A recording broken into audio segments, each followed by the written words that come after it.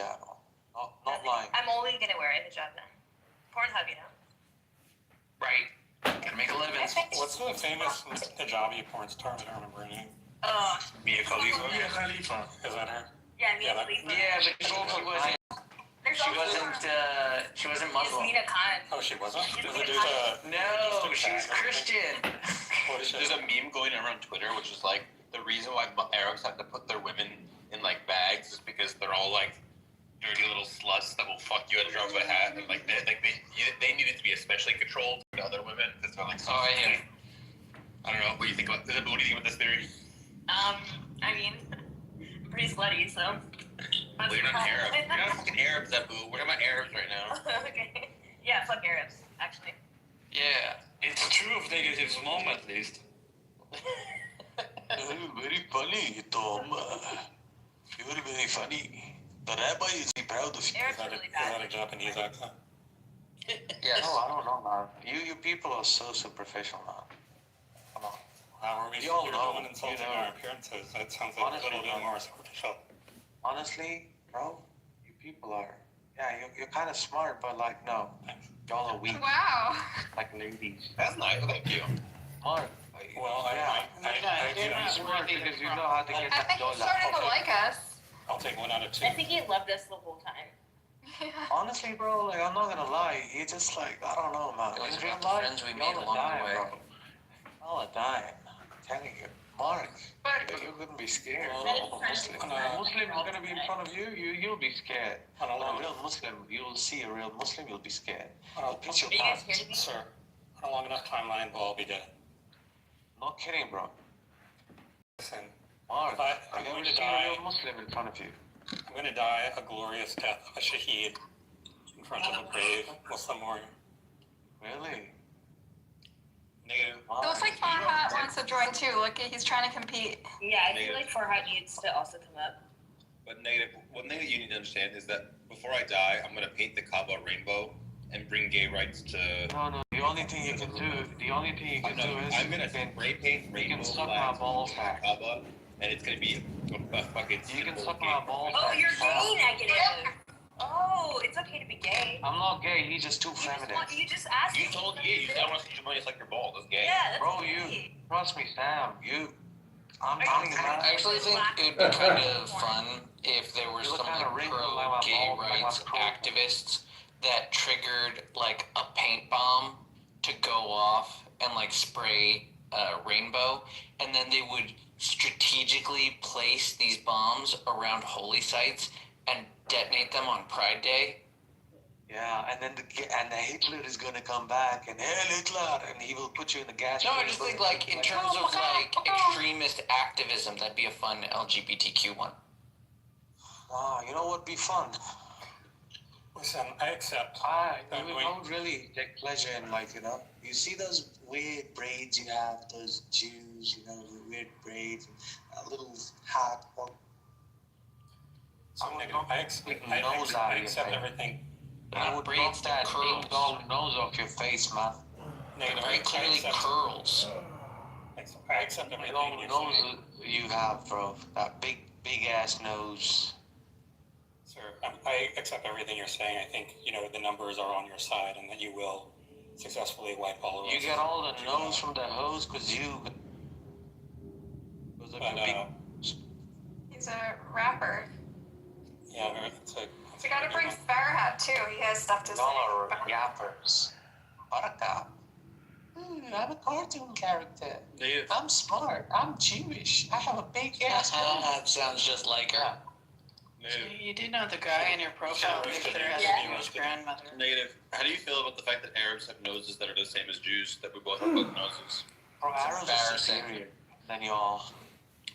Oh, the Arab nose is looking way better. Question for you: how do you feel about Muhammad being like a rapist, murderer, warlord? Which I know at least 50 Muhammad. What Muhammad are you talking about? The peace be upon him. There's a guy, he was a Jew. He became a Muslim. Muhammad was a Jew? Did you know that Muhammad killed a woman's family and then married her right away? Dick move. That's a dick move, bro. Dick move. Oh, what about your Messiah? Look up The Sophia. Mashiach is gonna come, and what will happen? Yeah, you know Gog and Magog? They will fuck him. How about that? Oh, well, I don't think Juju was doing Yeah, well, you're so Gog and Gog Magog are gonna get come, bro, defeated, dude. and they will fuck your Mashiach. Remember They that? kind of already got defeated. Your Mashiach, what's he gonna do? how do you feel about the fact that Muhammad had sex with a child? Mashiach. Mashiach is coming. He will save us. Rebuild the temple. Sacrifice the Rifat. Your prophet Rick. Negative, where are you from? What country are you from? Bro, I'm from Kupistan. How old are you? Poopustan? Kupistan, yeah. It's a post-Soviet country. Oh, interesting. Is that like Oh, yeah. Poopustan? Is that just every Arab country? No, it's a Soviet country. Kupistan. I'm a Yeah, I get it. Caucasoid. Like the land of the poop. I get it. Yeah. No, it's not poop. he's from the Caucasus. Yeah. Caucasus. He's Caucasian. He loves I'm a cock. Caucasoid and I'm a Negroid. Oh, But how do you feel about the fact that Muhammad had sex slaves like Maria the Coptic? Like, isn't it weird that a really good guy would have a slave that he like has sex with and rapes? You know, Muhammad bin Tahtah, he had 3 Jewish slave girls. Yeah, and he raped them all because he's a monster. Yeah, Muhammad bin Tahtah, yeah, he's a rapist. Yeah, your prophet hurts women. Tahtah. No, bro, you're talking about prophet-in-law, so such a Jewish move, bro. Get out of that prophet-in-law system, bro. Ooh, we're Rothschild. Why did your prophet have sex slaves? And why did they women? How do you feel about How do you feel about Gal Gadot being a whore? She's also a Zionist bitch. How dare you? She's hot. Oh, Gal Gadot. Yeah, she's really cool. Great actress. Never. come on. Great actress. It's gonna be. She's pretty. What about Like, you, listen, it's impressive the career she's developed, but great actress. Come on, let's be honest. Free, but you know what? Palestine it still belongs to the Palestinians, not you. You guys Oh. can go back to Poland or wherever you came from. We should Right, where- None of us live in Wherever you came Palestine. from. Why are you blaming us for Palestine? We didn't do it. I mean, I agree with him. I think we should go back to wherever we came from. You think you came from the promised land? No. What? Yeah. Listen, I am ready to go back to wherever we came from. We all live in America. Why are you coming for us? We didn't do Palestine. So do you believe that Israel has committed a genocide in Palestine? I do, but not everyone does. So how can you tolerate these dumb dimwits? Because we can tolerate You're each other. tolerant. Oh, you're a tolerant Jew. I get it. We tolerate you well This enough. is why you need to die also about a copy of Judah. But I mean, seriously, because man. you support the genocide of the Jews, and we tolerate you, No. right? It was never a genocide. You just said you wanted all the You Jews wanted to Hitler die. to finish the job. Ethiopian Jews technically in the job. were castrated. Ethiopian Jews were castrated because y'all wanted to be. The Jews Wow, wanted this to lag be gets more learned every time. You Interesting. know the Ethiopian Jews. What happened to them? Where are they? A small They're all number. gone, castrated. They were all murdered Castrated. by the Ashkenazi. A small number of them You are. know, Mark. First they were murdered, then they were castrated. 94. Okay. Man, come on. I mean, I doubt it, but Let's it's be possible. human beings, okay? Let's be y'all are not superior. You know, y'all be punished more than But negative. How do you feel about the cousin marriage rate in the Muslim world? Why do you all marry your cousins? That causes. At least we marry our cousin. They don't we trust each honor other. our cousin, bro. You know what you guys do? You rape your cousin. Man. Also, they have like a dozen rape your cousins cousin. because they have a dozen blinks. Look up whether marrying your cousin. You rape your siblings. Also, You with treat the extra siblings, bro. marriages, it makes like everyone your cousin. You have sex with your mothers. What are you talking No, about? don't. What language do they dude. speak in? Look at all that porn. I just Look at all that porn think you you guys watch. should be smarter and not marry your All cousin. that porn you have. No, we already established that the Jews don't. It's the Syrians that own all the porn. Right, like No. It's the Jews. Jews own the porn. No, it's Jews the own Syrians and the all the Canadians. bad things in the world. All the obscenity is spread by the Jews. It's the Syrian Majority of it, Canadians. at We least just looked it up. We just looked it up. It's Syrian Canadians. No, looked it up where? On the internet? Yes. Why Yeah, you should control facts the stop narrative him on from the internet. spreading the story he wants to be true? I just think the Jews and the Caucasians need to unite against the Syrian men. I agree. Seriously, man, the Syrians are actually, No, you man, I'm in cannot favor of compete Syria with the expressing their Syrians. culture. You cannot. You're right. You You guys cannot are compete jerks. with the Syrians. Leave your weapons and then see. Y'all are nothing. Y'all are weaklings. Chicken Right. wings. If only we had no weapons, you could finally defeat us. Are you talking about like I the think- actual people from the Caucasus? Or Yeah. Yeah, the Caucasus. Negative yeah. is Caucasian. The people from the Caucasus. I think Lionheart didn't. I think Richard the Lionheart didn't finish the job. You know, I think Hitler didn't we finish the should bring job. back the Crusades and we should conquer all of Christendom. We should bring back The Crusades never ended. the gas chamber. to Arabia, like a small part of Arabia, where you belong. Because you're How about Poland? you're like a small, pathetic desert people. How about the You just Exodus? back to the desert. Help! Arabic is for Have you watched that film? Sam, please. Schindler. He's I don't think he may not be Arab. He's from He's an the Arab. Caucasus. He is. Oscar Schindler. Like Soviet. The Caucasus has already been conquered. and Look at Blair. subjugated Oscar by Schindler, the help me. Oscar Schindler, help me. Jews. So funny, bro. Y'all are Come on, weak. he's already living under Orthodox. Andre, you're getting old, bro. You're dying, bro, soon. Be humble, man.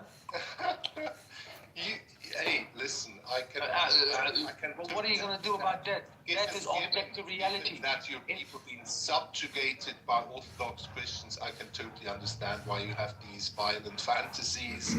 Yeah, because it's like with the rest of you being subjugated everywhere in the world. And they're just dreaming of Little Rome. spat of success in the Middle Ages because two empires collapsed and you couldn't wedge in. But now it's been downhill ever since. You know. No, honestly, bro, like, I see where you're coming from, Andre, but I think it's just the fact that a lot of people have been desensitized because of all the graphic imageries they've seen whenever the Israelis have inflicted on the Palestinian children, especially because of that. I think. Oh, you think people are like okay with it now? Nobody's okay with it, but yeah, I can. I thought you said they were imagine you guys- desensitized. Yeah, I can imagine you guys in that scenario. In that sense, I'm desensitized. Because you're desensitized from the images? I wouldn't mind. I can imagine Andre getting beheaded right now by some Al Qaeda people. Because you've been I would enjoy it. desensitized to violence? Yeah. Yes, in a way. Seems like an issue. You should probably because work of on the that. Israelis. I mean, if you Because start of the Israelis. fantasizing about decapitating strangers, you should probably talk to a No, therapist. wait. What do you think about that Israeli IDF soldier who killed a pregnant lady and her baby, and he said, "Oh, one shot, two kill." I have not been thinking about that. It seems to me strange that you're preoccupying yourself with thoughts such as this, which is why I Well, suggested you witnessing. seek mental Have help. you not? Did you not see that in the news? Probably not, because you No. guys are like living in your own cuckoo land. I'm not Yeah, you aiming guys are for the watching your thing. desensitization you seem to covet. Oh, what about the 7th October attack? There were hostages that were taken. What What about Hamas? Hamas? Right, it's crazy. Why would anyone want to punish murderers? Negative. Yeah, murderers, man. Y'all could be murderers. Y'all could have served in the military. Right, we all could have, but some people Yeah, did Mark, commit he said murder. he's a marksman, yeah? Mark, how many did you kill? Probably maybe 30 or 40, just a ballpark estimate. Really? Yeah. Yeah, man. I can teach You're a you. wuss. I can teach you. You're a five- wuss. Okay, That's but what you are, man. Look at you. You can't even grow a proper beard. I have a proper beard. Sure. You look like a Oh, guy I who's think bullied. Mark Is wants it to proper? make Does me it connect? I shaved before. The guy was bullied, You man. shaved. Look at him. But anyway, negative. I just wanted to let you. Inferior. Okay, great. I just want to let you know that I'm willing to teach you the 5-point column exploding heart technique, and you can use it both on the IDF and on. Can't You're teach very him that. inferior, Mark. It's a secret You have technique. inferior genetics, What's it like, bro. Look at you. Your eyesight is weak. What are you But gonna do? I'm going to charge you like $500. I'm gonna charge you like you cannot do anything. You cannot even look. You cannot even see properly. Whoa. Deprived Well, I think basic everyone's eyesight enemies. gradually degrades as they get older. Yeah, gradually Isn't it sad that But these if you're- Jews you're are so weak weak genetics. and pathetic Mine's and they actually still improved destroy your because I was pathetic nearsighted. civilization? I was I could've nearsighted given you because better genetics, my, Mark. my eyes elongate. I can't. I know, but then like we'd Better be on the eyesight. losing side of the war. No, man. The only thing you can do is you can eat filth and you're Hollywood and you can do. All we do is organize, make militaries, and humiliate you on the battlefield over and over and over again. Yeah. Is it Hey, recording now? you know what? Go ahead, call us weak. That seems to help you. Well, you are weak. You can only Yep. fight with a gun. Very weak. Dispossess people, innocent people, Very, very weak. and then hurt. What does that say for your losses to the weak? Imagine, bro. Imagine Hamas. How much damage? I imagine them. In my imagination, they are indomitable. But then I look at reality, and they fail. You can only hurt them We with do a have mod drone. powers, That's right. Huh? All we can do is kill though. them. We do have mod powers. So we will take that option. I'm just gonna get rid of him now. Who's that? That's fair. Oh, alhamdulillah. I find it weird that he comes up here, but he has like a profile picture of Franz Liszt, who had like Jewish BFFs and like condemned Wagner for his anti-Semitism, and also had a Jewish grandmother. So Nobody's perfect, Cora. Oh, we lost Farhad, but that's whatever. I don't know if you want to talk to him, but okay. That's okay. Okay. Well, that was fun. For like 2 minutes. wait, which Farhat was it? He was kind of like confused, like that we were being nice to him. Like he was just like, but I guess you guys are smart. He was a little confused. It was cute. It's cute to like see them get flustered. Well, as long as these people are ranting on Clubhouse, sharing their fantasies here, they're not doing it in real life. So let's be Inshallah. thankful for that. Yeah, let's hope so. I mean, he did swear to personally murder us. Or at least most of us. Buttercup is kind of corner case. Yeah, but I'm also a kafir, so he's gonna me too. I'd kill him. You would? Okay. So I went into a room with a student named Farhat, and I thought it was the Farhat that, like, when we were talking about morality, subjective, objective morality. No, that's a different Farhan. I know, but it was like there was no telling. I just came in, and he was like the nicest Farhat ever. I'm like, am I in opposite world? What is going on? What is Farhad's deal? Why is he like losing it? I don't know. I couldn't follow what he was trying to say. Also, this new chat system is really shitty. I know, it's very annoying. My main complaint is that they just moved the mic button to the left from the right. Yeah. Yeah. I think it was a good idea to move the mic button to the left. To where my thumb is usually positioned. Oh, you hold your phone in your left hand? I think so. Whoa. I hold my I don't know. phone in my left hand, but I couldn't get my thumb down to the mic button. But I have like a pop socket on the back.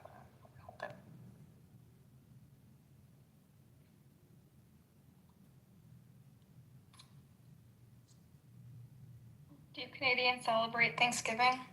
Yeah, but we had it already in October. Mm. So tomorrow is like a normal day for us.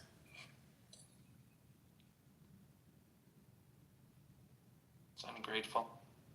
Pardon? That's ungrateful. It's ungrateful. I would like to say that my Canadian boyfriend always took advantage of the fact that he could have 2 Thanksgivings. So Mm-hmm. we had Canadian Thanksgiving in October where he got to have Canadian delicacies, and then we had regular Thanksgiving in November. So, or American Thanksgiving. Nice.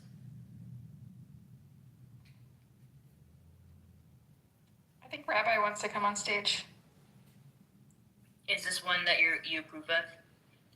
Yeah, I like Rabbi. Okay. I've learned to make butter He is tarts anti-Semitic, without but he's God, he's charming. He's like charmingly anti-Semitic. Well, I mean, We'll see how far I go. compared to the last guy, I don't think anyone is anti-Semitic. Well, I'm much more anti-Semitic than that guy, bro. But why? What's your problem with abortion? Nothing.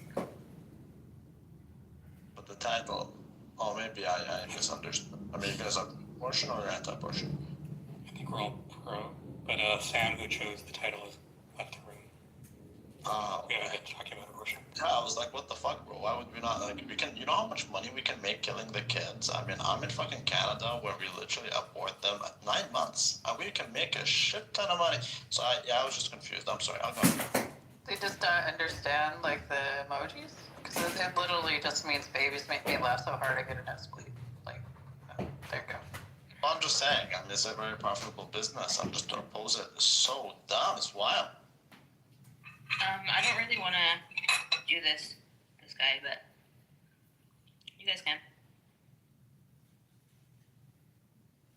Wait, what? I support you. What are you talking about?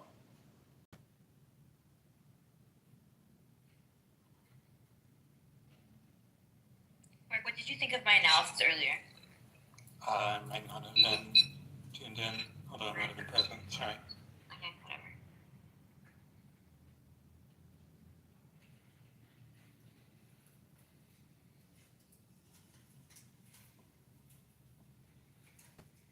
I'm right there with you, Sabu. That's what I think. Aw, thanks. Also, hi, Buttercup. We haven't been in a room in a while together. I know. Where have you been? Not here very much. That's smart. I've been in a lot of Me either. rooms. Yeah. Yeah. Okay. And then just like not. I'm going through like a writing cave situation. Probably won't be on here very much. Yeah, you gotta take breaks. Stay sane. Yeah.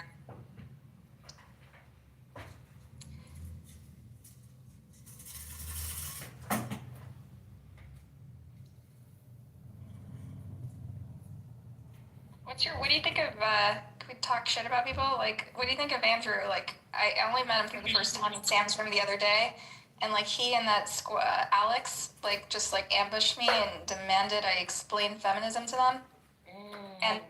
And so then today I told them how I really felt about abortion rights. How do you And it kind of like blew up. How do you feel about abortion, Buttercup? I think forcing teenagers to carry fetuses to term and then split their vaginas open and give birth to them and then stick the kids in foster care is a barbaric, horrific, I dystopian agree. nightmare. So you should support my business. It's called And it's worse than rape to force people to birth I agree. babies, I agree. to push watermelons out of them when they're I agree. So you should against their will. Well, you should join my house. It's called the Border Bus Express, and we're starting a new project. I know, you told me about it. It's good. Yes, Get ready to do It's to give business. American women abortions in Canada. Mm-hmm. So you should join it and support our project. I support this project and I'd like to invest. You can invest. I can give you my Bitcoin wallet. Will do. That's right. It's the best. It's actually a very nice business plan. I have a PowerPoint for it if you guys want. Well, I'm already sold. That's right.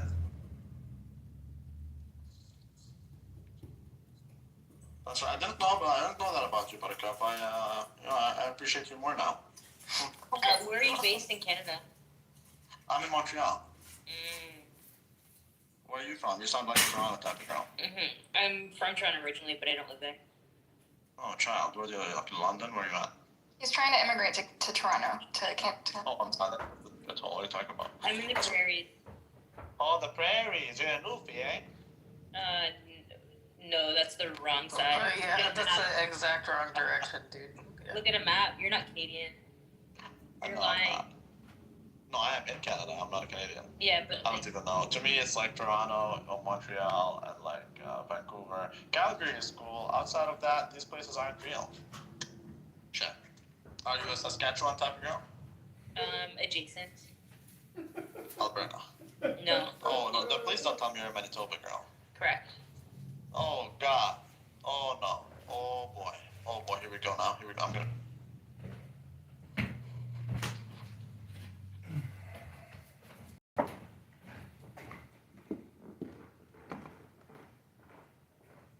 Buttercup, I feel like you were saying something before this abortion conversation. I was asking you if Andrew's a nice guy because I had like 2 really jarring experiences. Like Christian Andrew?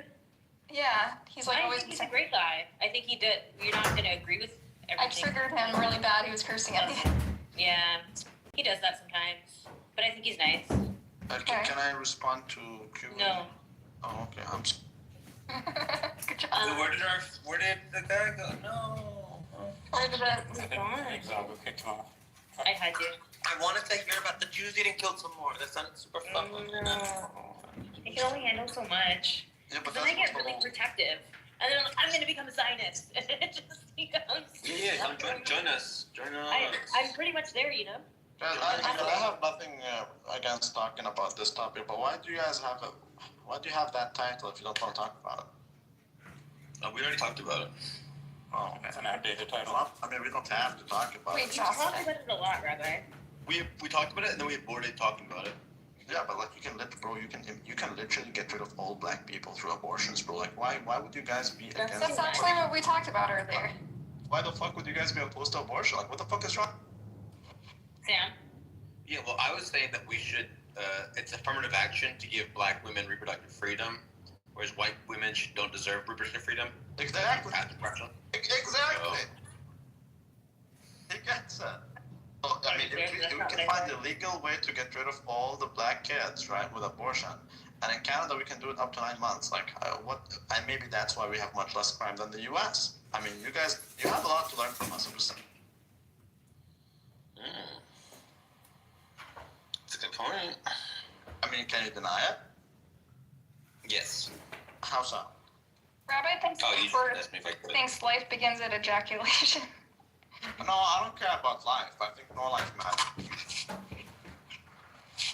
I only care about money. Like, it's not even funny.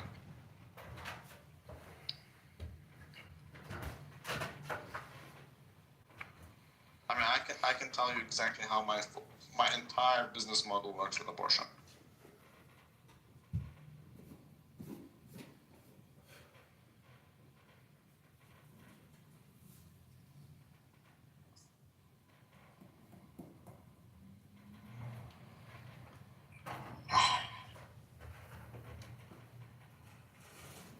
Sam, are you in the U.S.? Yeah. So wouldn't you like? So okay. What do you think about the military? The military spend. Oh, I think we spend too much on the military. So wouldn't you like to save on that money? Like you don't have to do wars to kill your children. You can just send them to Canada and abort them. That's the point. And this way we can get the stem cells without killing our kids. We can kill them. Nice. Idiot.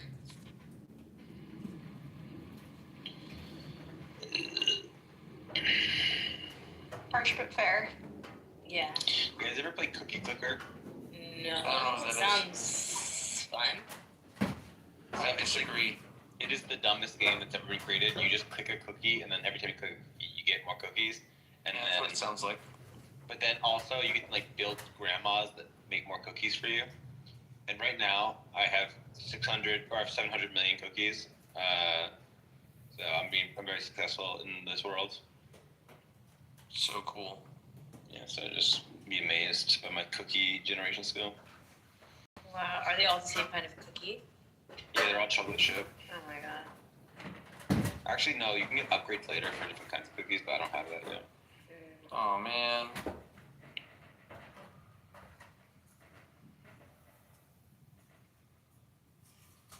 How much Tashin? Oh yeah, that'd be nice. If I could just have a Jew cookies. No, she's trying to make it like a thing. I think only Jews should eat hamantashen, and then all the goys should be stuck eating black and white cookies. Fine, I That's vote for racist. And segregationist. Black and white cookies are really good. They're like an And upstate. segregationist. Only goys should eat those ones. We'll stick with the hamantashen. They're from Utica. They're like a delicacy from upstate New York. I live so close to Utica right now. That's crazy. That You do? Where? Or you can't tell me. Tell me later. Tell me. I just DM. had a cookie. It was like cookie dough with chopped up Oreos in it. Nice. An integrated cookie, you could say. It was. It was a brown and black and white cookie. It was great. opposed to the racist black and white cookies. I think we should call them yin yang cookies because it's more accurate. I guess It'd be cool if they were yin yang cookies. What? It'd be cool if they were yin yang rather than black and Yeah, white. just half and half, yeah. I actually think they're called half moon cookies. That's like the official name of them. Alright, let's look that up.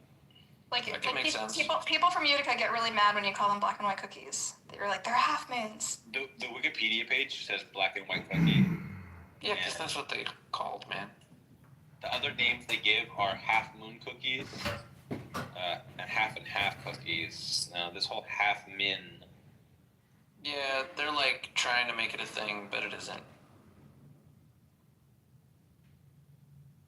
Wait, did you say half moon or half min? Half moon. Half moon. Oh, you Utica said seems- You know, because if there was a half moon in the sky, it would look like a black and white cookie. I mean, a half moon cookie is a nice name for it, but yeah, the name is kind of already so. Not real. In Utica, they get really mad if you confuse it with a black and white cookie. I'm saying black and white is a more clear name for it than the half moon cookie. I think there's like a difference. Like the half moons from Utica, they're like really thick and like kind of cakey. Thick. The big ones, yeah. Thick. Sorry.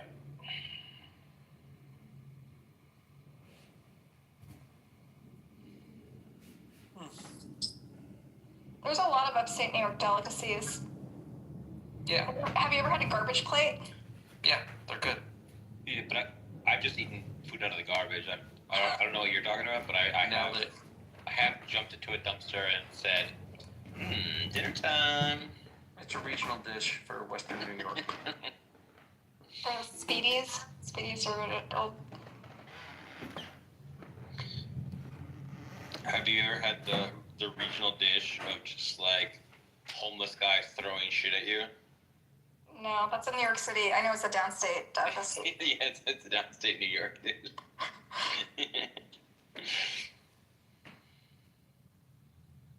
Y'all ever get a What? What's that? Gata?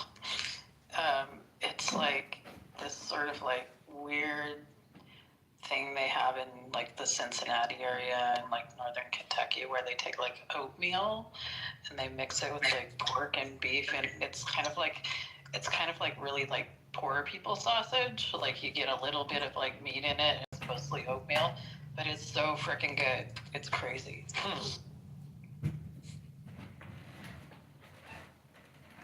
Never heard of it. Yeah, they have a huge like good factory like in Covington, Kentucky it was like right up the street from where I was like had an Airbnb for a while. It's kind of crazy. And then they had a restaurant across the street where it's like basically all they served was that. It's like eggs and get it.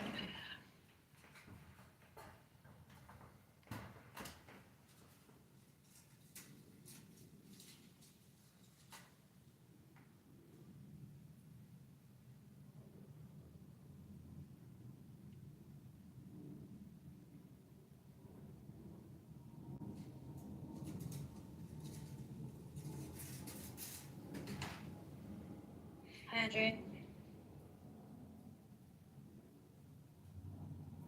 It's about long time no speak. Oh my god, it's been forever. Oh, bless you.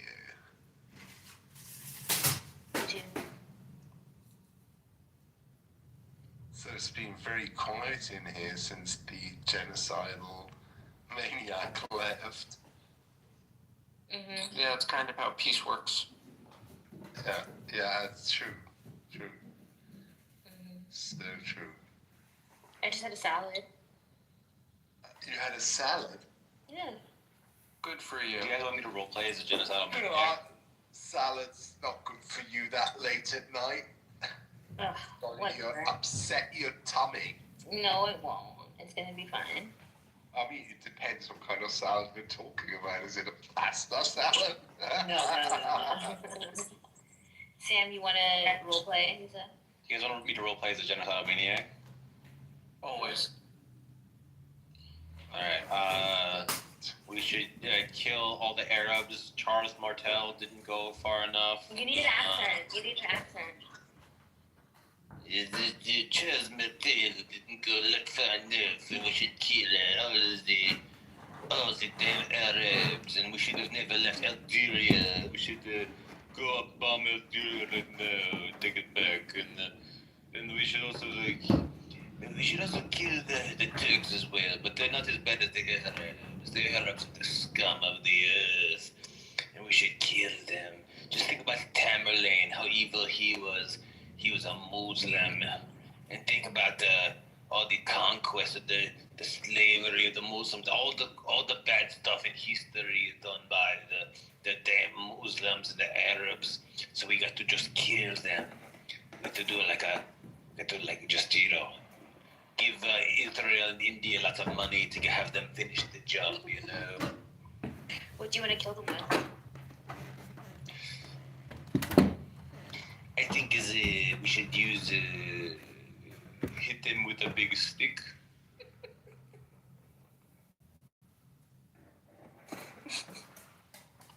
I thought you were going to say bacon, but you wouldn't even stoop that low. I'm not gonna waste good bacon to do a genocide. It's crazy.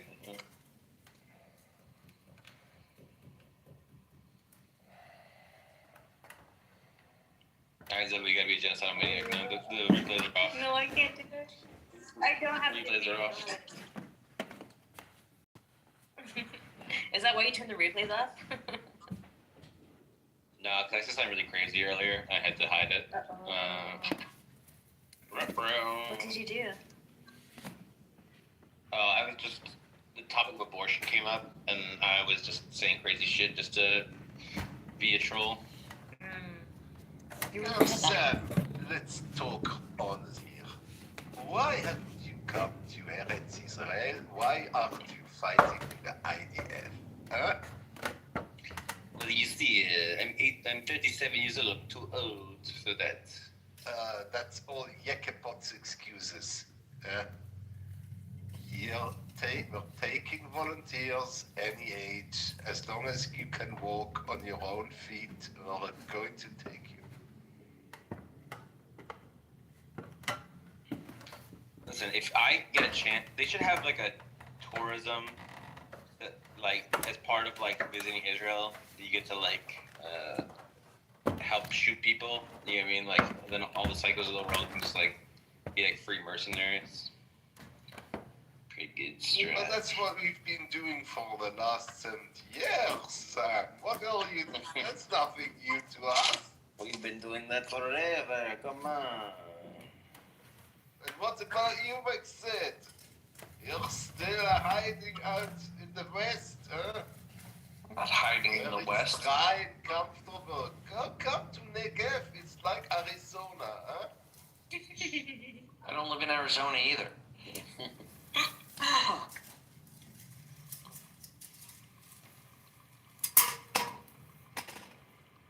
I live in America. It's where my ancestors settled as refugees from a Holocaust. Where are you? Are you in New York too? Mm-hmm. That's where all the Jews live, Zabu. All of them? Yeah, it's called Jew York. You ever heard of it? Yeah, my grandfather settled. There was a nice German community in Rhode Island. In Jew York. Well, that's exactly what I've been saying. They're all the Yekepots, and instead of coming to Eretz Israel, they go to America. Well, I'm sure my grandfather would have preferred to stay in Bischofsheim. Oh, bless him. I don't know. How good's the weather in Poland? Because I don't know if they'd actually prefer to stay there. Bischofsheim is in Germany, along the banks of the Rhine. I just was going to say. Yeah. So sad. I don't know why they're always saying Poland. Well, my family was from Poland, so they actually kind of got me on that one. I'm kind of cooked on that one. Particularly the Hasidim community, lots of them from Poland, Ukraine. That's fine, but like, we weren't all living in Poland. No. Some of the most popular documentaries feature Poland a lot. It's part of the problem. That's where Auschwitz is. Mm-hmm. That's where all the Jews were getting killed. Not all of them. Yeah, you missed a couple They of had us. a lot of concentration camps around Europe. I think they had hundreds. I think one of the reasons why ADHD is so bad these days is because if you ever tried to help out at like a school for helping out with concentration, it wouldn't sound very good. Right. That's probably the main impediment.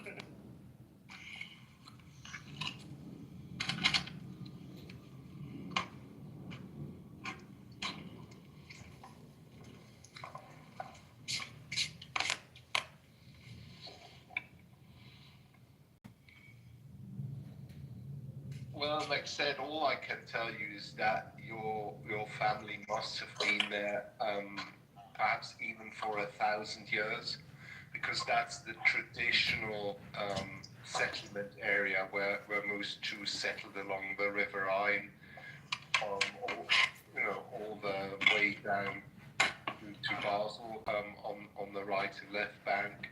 Many Yeah, of you them can pretty much actually track the are- family because they were appointed by Charlemagne and his kid to be the wholesale meat distributors for Europe. Yeah, exactly. There you go. Because that's one of the really, really traditional areas all along the River Rhine, the southern stretch there. Yeah, and it's in fact also why Yiddish is like very heavily influenced by Alsatian and other dialects around the Rhine there. So There was a hot second when the Rhine was going to be its own state. Pardon? There was a hot second when the Rhine was going to be its own state, not a part of Germany. Yeah, that wasn't much later. I'm talking about the history. No, it was during the 1800s, during the Revolutionary period when Germany was formed. Yeah. That's like really late in German history. Really late. It's late in German history, formation of the state. I'm talking about the Holy Roman Empire, which lasted for about 1,000 years, and we're talking about the last 200 years. Come on. Yeah, I'm just saying Germany wasn't like a thing yet. Until then, it was just like a region. Well, it was the Regnum Teutonicum, it was the Regnum Teutonicum, the part of the Holy Roman Empire north of the Alps, and it included all the Germanic-speaking areas of the Netherlands as well, and Belgium and Luxembourg and Switzerland, everything, and Austria, and basically the entire German-speaking part of Europe. Mm-hmm. Except for East Prussia, but that was settled and colonized. That's a different matter.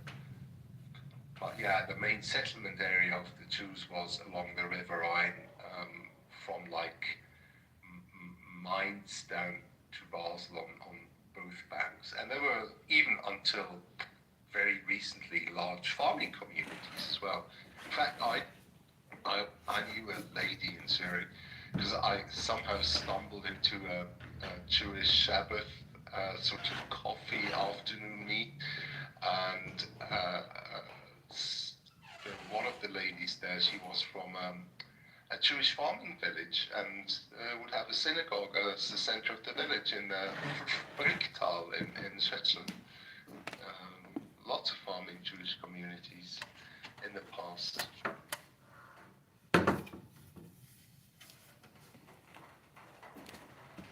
Are you still in the meat trade? That would be so fun if you had kept that on. No, I'm an attorney. Oh. Well, that's also, well, anyway. What field of law are you specialized in, if I may ask? I defend debtors from their creditors. Wow. Well, I know very little about that part of U.S. law. It's apart from Chapter 11, which is kind of famous, but anyway. And I take it you do this with considerable success? I do fine. Oh. he's just being modest.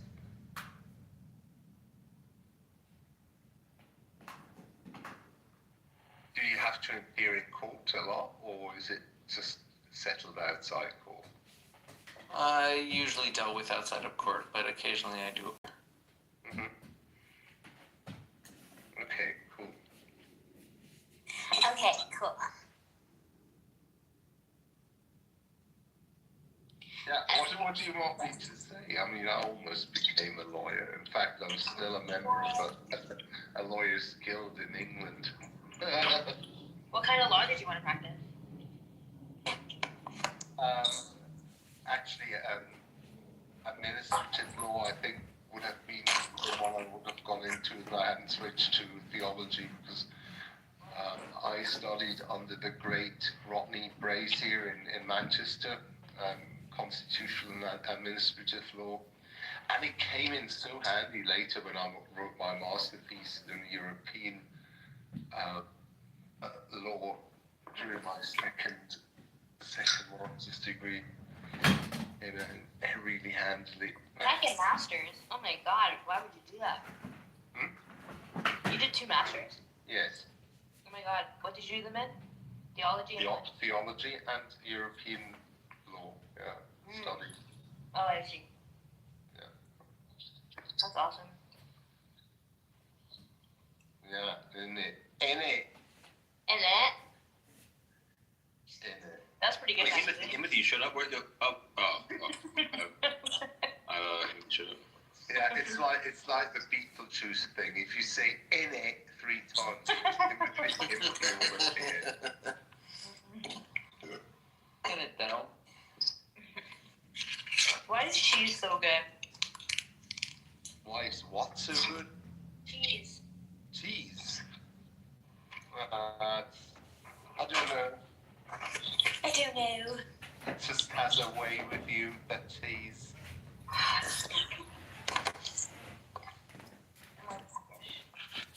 Oh God, say something really bad. Say it. No. I'm getting older, but my filters still work. Do you have it to me? I want to hear it. No, you don't. No. I do. No, you don't. I'm gonna write it to you. Dabu. Write it out loud. Mm-hmm. The skies are Gruyere since she left me. What? Felt so Danish blue. Caught before between a Rockford and a hard cheese. I still don't know what I'll do. Don't give a damn about the future. Now my baby Bills walked out the door. Can't believe I've double Gloucester. I can't remember it anymore. This is so strained. I've gotta get myself together. Shed her tear for a final time. Say goodbye to us. And hello, me. Hello, me. Wow, that was very good, Ed. Oh, thank you. They say I'm the goat. You know. I got goat cheese. It's time. You should take that poem and shove it up your ass. Andre, you're leaving us? No, I'm just gonna tell you a Jewish joke. Because, as part of this Jewish Shabbat coffee circle, there was one guy, Mr. Nagel, who used to tell these Jewish jokes. And I remember this one, and it's so kind of cute. So, little Moishe comes, home from school, and, his parents have got a men's apparel shop. They live above the shop, but he always calls in on his dad at the shop first, And then, his dad is like, "Oh, Moishe, what did you learn today at school?" And then Moishe says, "Oh, Dad, they taught us about ethics, but I didn't understand." And then his dad says, "Okay, Moishe, let me explain this to you. But just imagine a short, fat man comes into our shop. says, I want to buy a pair of trousers. They need to be checkered trousers. And I'm going, wait. He's so short, he's so fat. Gonna be difficult. Oh, so I go to the stockroom. And I look, and then I find a pair of trousers, think might fit him.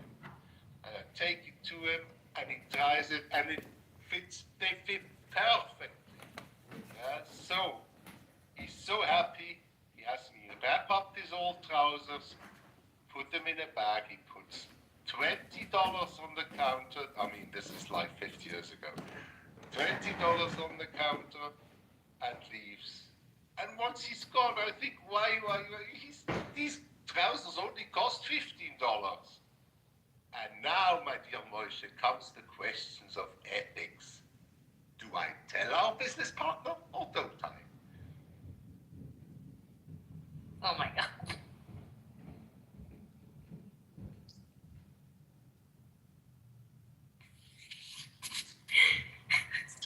The genocidal guy actually told a pretty good Jewish joke that I'm gonna remember, which is watching porn reverse. Yeah, that's a pretty good joke. What was That's it? pretty good. Say it again. Why do Jews watch porn backwards? Because they get really excited when they see the whore giving them money to the guy. Returning the money.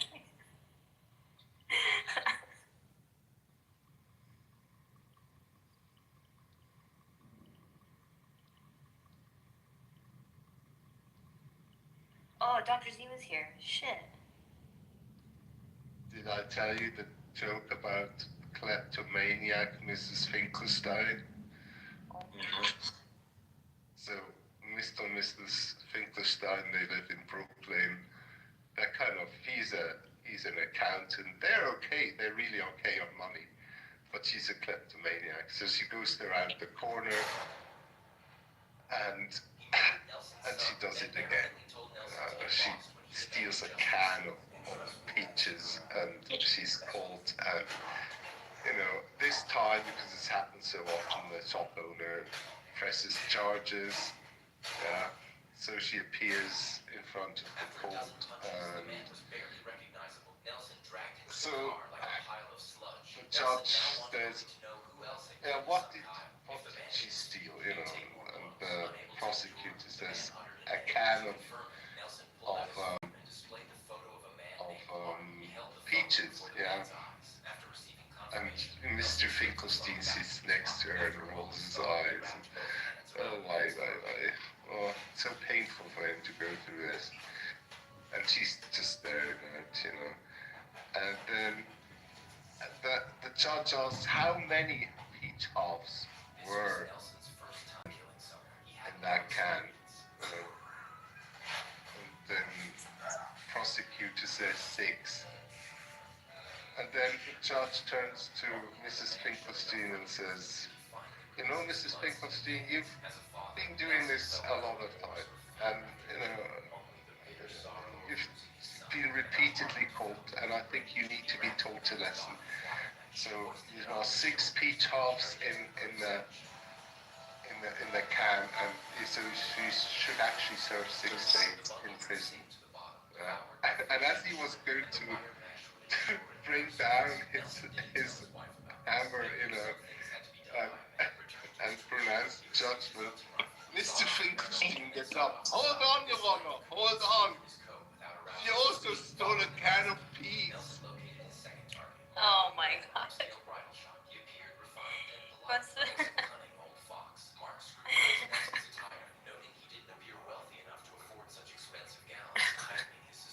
Oh my god.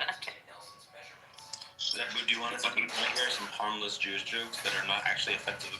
They're involved Jews but aren't offensive to Jews. Only if you feel comfortable sharing that. My jokes, who are actually from the lips of Jewish people, were offensive. Alright, so 2 Jews are sitting in a cafe, and one Jew looks over to see what the other Jew's reading, and he's reading this viciously anti-Semitic newspaper, and he's like, "What are you doing? Why are you reading such an anti-Semitic newspaper?" And he's like, "Well, when I read the Jewish newspaper, it's about how we're all assimilating and how everyone wants to kill us and how, we have a low birth rate and, all they are going to kill us. When I read the anti-Semitic newspaper, we control the world, we're so rich and powerful,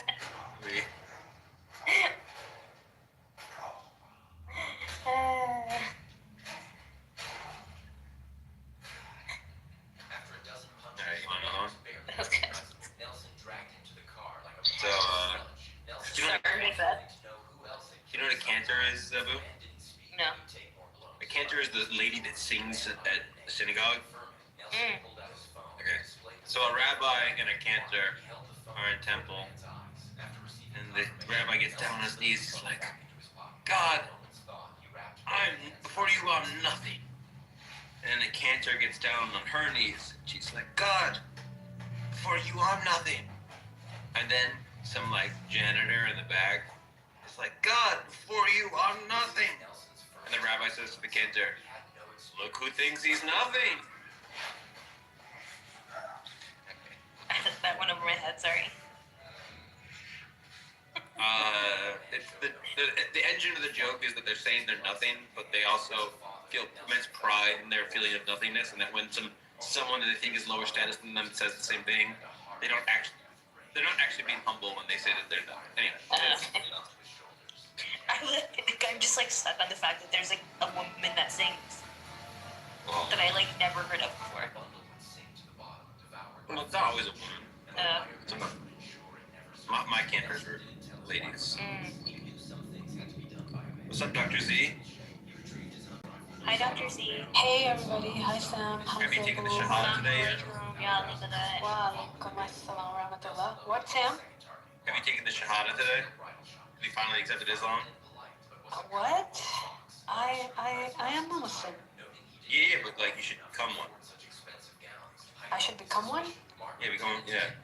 But I'm already am a Muslim. He wants you to recite it, and then he'll recite it, and then he'll also become Muslim. Okay, inshallah. Are you ready, Sam? I think you should just do it. I shouldn't say the Shahada because I don't want to become an apostate in Islam to detail for that, so... We wouldn't allow for it. Well, I just think it's unwise for me to take the Shahada. Why would you take a shahada if you don't believe in it, Yeah. Access to a club? Hold on.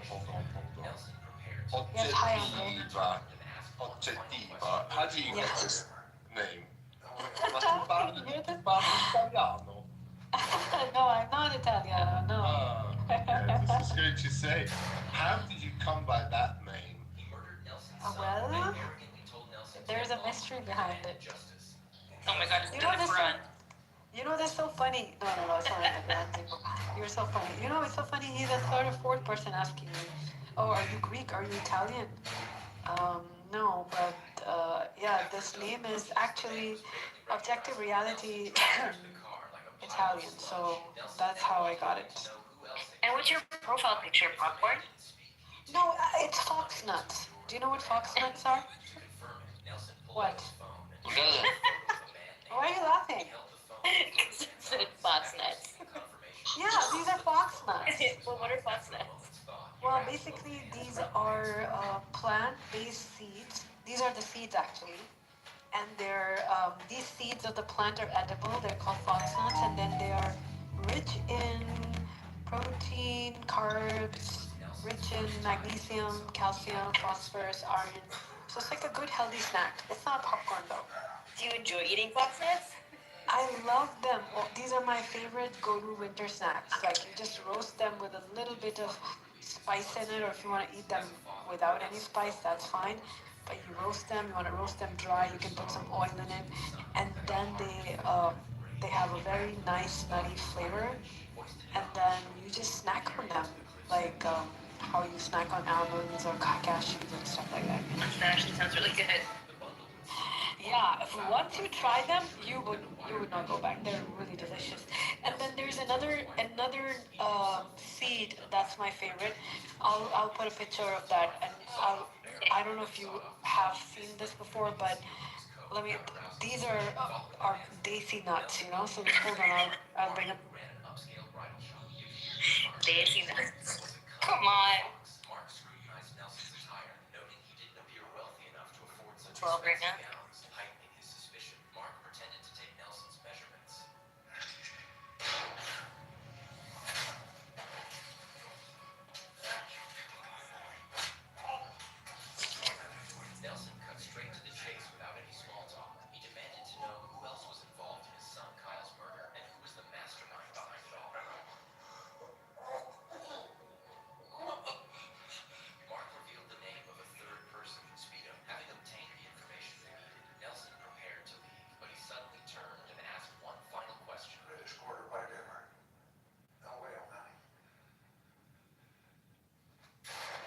Okay, these are readily available in Daisy stores like Pakistani Indian stores.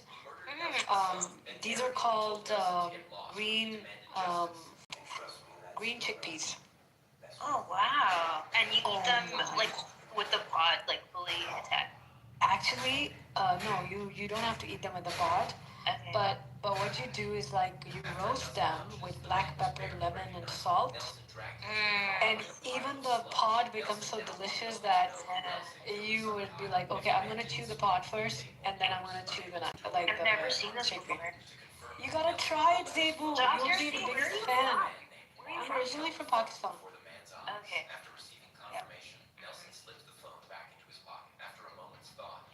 Yeah. Cool. I haven't found an Indian grocery shop here yet. Oh, they're very, very prevalent in Indian grocery shops. You just gotta show them the picture and maybe be like, hey, can you get them next time from from whatever wholesale market you could get your other groceries from? So they will get it for you. Here we have a lot of like African groceries, and then I'm right beside Chinatown, so Shout out. a lot of Asian groceries. Have you ever bought from African grocery? Yeah. What do you buy? I would get cassava, and I would get. Sometimes they have the Kenyan samosas that I really like. Yummy. Some mandazi. Where are you from? Where are you located? Me? Yeah. I'm in Canada, but my ancestors are from Gujarat. Nice. India, huh? Yeah, but my family is from East Africa. God. Yeah. I don't want to be that guy, but like. You can be that guy. Cassava originates from the Americas, and I think samosa is from the East. But the Kenyan samosas are very different. Oh, they sound so delicious. Can you show us a picture? They're like full meat, and they're like really tiny triangles. Meat? Alright, I'm sorry to be that guy, but they're Yeah. The Kenyan samosas are meat, or minced meat.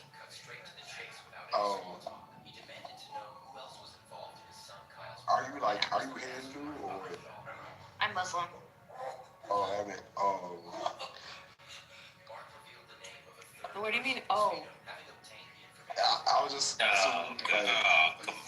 God, another one of these little bitches. Nah, it's not that, but I was like, since you're Indian, I was like, is this a Hindu or? I was trying to think of religion. This is the thing we need to correct. But yeah, I can see why but even not all Hindus are vegetarians, so that was like a stereotype. Like it's really like the Brahmins. Yeah, but I just said I'm East African. And I'm American. Yeah, but that doesn't give it away when I say I'm from India and I went to East Africa. Like, I know there's like some Hindus in East Africa, but they're mostly Muslims. That doesn't give it away. Learn something new every day. It's like, Andre, where are you from? Oh, Switzerland? Yeah.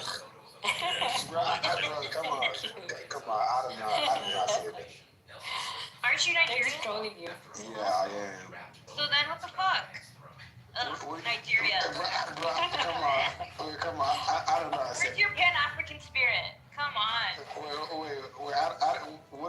I did not say you. Yeah, you did. Almost. But I gotta say, this Nawanko has been in the Muslim room, and there was some serious conversation going on. For him, they were questioning Trinity, and Nawanko was trying his level best to give, That means she thinks you sucked at it. No, he was really trying hard. Like he was bending over back, trying to make Trinity sensible to Muslims. But I gotta give it to him. He was being a very good sport. I gotta give it to him. What room was it? It was Islamic guidance's room. Yeah, but they were also they were not being rude or anything. They were like just logically trying to understand what his concept of Trinity is and how can he make sense of it. And he was being an extremely good sport, trying his level best to give plausible explanations. It was hilarious, but it was good to see that. Like it was an interesting room. Yeah, they're all gonna be confused again after that room, I can tell you that. I'll have to work for months to set the record straight. Were you there, Andre? Andre, are you atheist? No, I'm Christian. Oh, so I don't know why you assume that you're like an atheist that didn't compare the religion. You're is it Nuankwo? Nwankwo. Nuankwo? Close. Nwankwo. Say it again. You almost said it. Nwankwo. Say it again. Nwankwo. Oh, both of you can't do it. I can only hear it if one of you does it. So the N is nasal, so it's Nwankwo. Nuankwo. It's like frogs singing, basically. Okay, well, how's your, I was gonna ask you a question and I forget completely what I was gonna ask. Probably we're going to ask him what kind of Christian he was, and I can tell you he's No, not going all to I tell was you. gonna say. He's not going to tell you. He didn't tell the people in that room. He's not going to tell you either. I was just gonna ask, you're really surprised by a lot of things. Yeah, man, like existing Do you have culture shock on this app? all the time, man. Like, Yeah. Were you born in Nigeria? nope. You were born in the States. Yep. Where? I can't tell you that. Okay. Dr. Z, you there? Yeah. What sound does a Mongolian cow make? Close. It's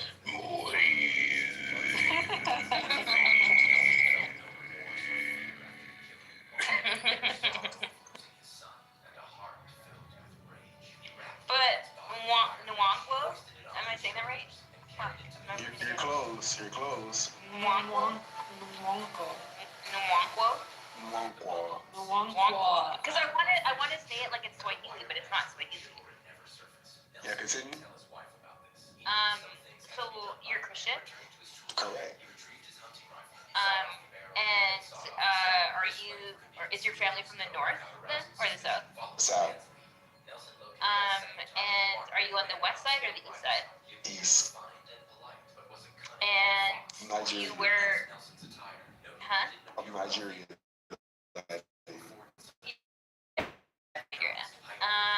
And do you wear white? Does your family wear white clothing? Not as like a custom, maybe sometimes, but not like it's not like anything sick. Okay. Yeah, my bad, man. Y'all. I felt like I interrupted a conversation going on. No.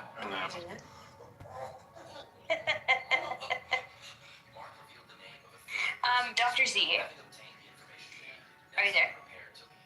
I'm here. Did you learn how to recite the Quran when you were little? Yeah. And they taught you in Islamic school, or did your parents teach you? We had a tutor coming in. Like into your family house? Yeah. Yeah. Yeah.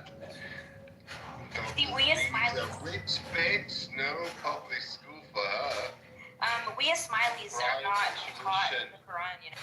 Can you imagine Mahdi going in, giving her private tuition? Oh my God. But I'm trying to find a tutor. That's a good idea. Yeah, there's But like you've got a beautiful voice. Really? Yeah, you can recite. If you pay me the right amount, I'll be your teacher. Oh my God. That sounded really kinky. I don't want to learn from you. Wait, how come I have credentials? I want to try to find a Muslim that I have the same values as. Wait, what values do we separate? I'm Shia. Do you have a problem with that? What does that mean? A Shia? What does that mean? Are you West African? No, East. Oh, you're East African? From where? Habari Gani. Suri Sama. Suri Sama. Jambu. Bro, listen, bro. How do you know that? Oh, you know it?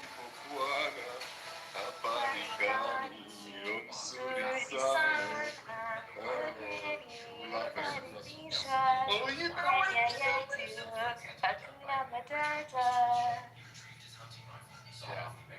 I was in Africa before all y'all. You weren't even born yet when I was in Africa. Where in Africa are you from, Callahan? Callahan? I'm a nomad. I'm not from anywhere. Oh my god. Oromo? I'm not Oromo. Somali? That's also terrific. That's the one spot on. You feel like it's easy to get married as a Muslim? Yeah, for me Are it you is. lonely? For him it is. It's No, already his no. fourth time. You're married? Bro, let me tell you something, bro. Like, Only one position left.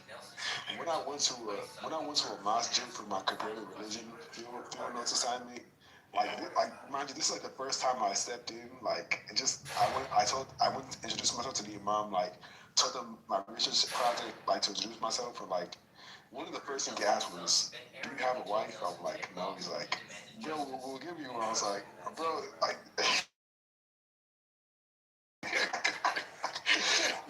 This is like one of the first things he said to me. What you know me? Nothing, just straight. You know what? One of the recruitment strategies for ISIS is promising a wife. Say it again? One of the recruitment strategies for ISIS was promising a wife. A weak man will get like persuaded on the first sentence. It's true, yeah. All these like foreign. It's crazy. Foreign fighters. Bro, it's because brothers are starving here in the West, bro. Like, there's like no chance. Well, maybe if they weren't so trashy, you'd have options. I feel like since America's becoming more rich and like things are becoming more complex, like the standards are just getting higher to higher. Like you have to pretty much be like an AI robot that can satisfy like every aspect of part. Yeah, no, the thing is as well, with the men, like the men gets easier out in my opinion because that's more women than men, number one. And number two, a lot of men are turning into females, so it's a big dilemma from the female. See, this is why we need to never Bro, it's gonna become like horrible in the next 50 years, bro. Like, The trajectory. I see the logic behind. Although I don't endorse it, but I do see the logic behind passport, bro. Yeah, passport. 100%. Wait, why do you endorse it? That's a good thing. He's giving them the American dream. Bro, like one of my Somali friends, like this dude said like he was getting married, and like this is MIA on the chat, and then like he came back on the chat like a couple months later. He's like, "Bro, I'm about to have a kid." I'm like, "Bro, that was bad." Y'all are mistaken, you know, because the reason why there's more females in the U.S. right now is because the number of women over age 85, right, women outlive men by 15 years on average in the U.S. And this right in the middle of the baby boom generation is all hitting that sort of octogenarian point, right? But between 18 and 64, there's actually 1.03 males per female. So there's more men than women. But then the issue At dating age. what about the transgender women? Where would we put them on the record? There's not that many transgender people. It's like literally like less than 1% of the population. And then you have to like divide that by the number of people that are transmasculine versus transfeminine. So, yeah, there's not that many trans women. Sorry to burst your bubble. They just don't like you.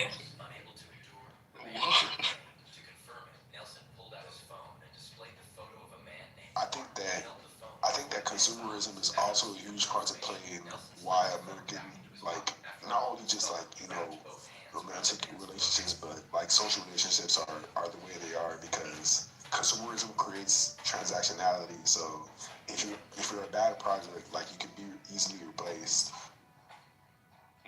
No, that's true. That's true. What do you think of those example? Is that true? Consumerism. Would you say that's what causes men not to marry men and men not to marry women? Sociologically, I think they found it's more that women are just fed up with men. Yeah, totally. Okay, what are you fed up about? Like, is it? Your low IQ. Your lack of emotional intelligence and emotional availability, your throwing temper tantrums when you actually have to compete for any sort of recognition or status. Yeah. You need to prove that you're a man all the time. What would you say? I agree with the second part. I'm not gonna lie, bro. If I have to like be competitive, like just to you know, just to like for my Darwinian purpose, man. Like I'm throwing it. Right. So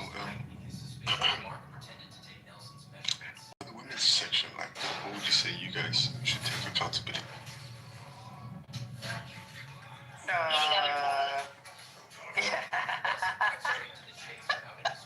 Sorry, I didn't get that. I mean, what should we give up that we've gained over the last like 40 years, right?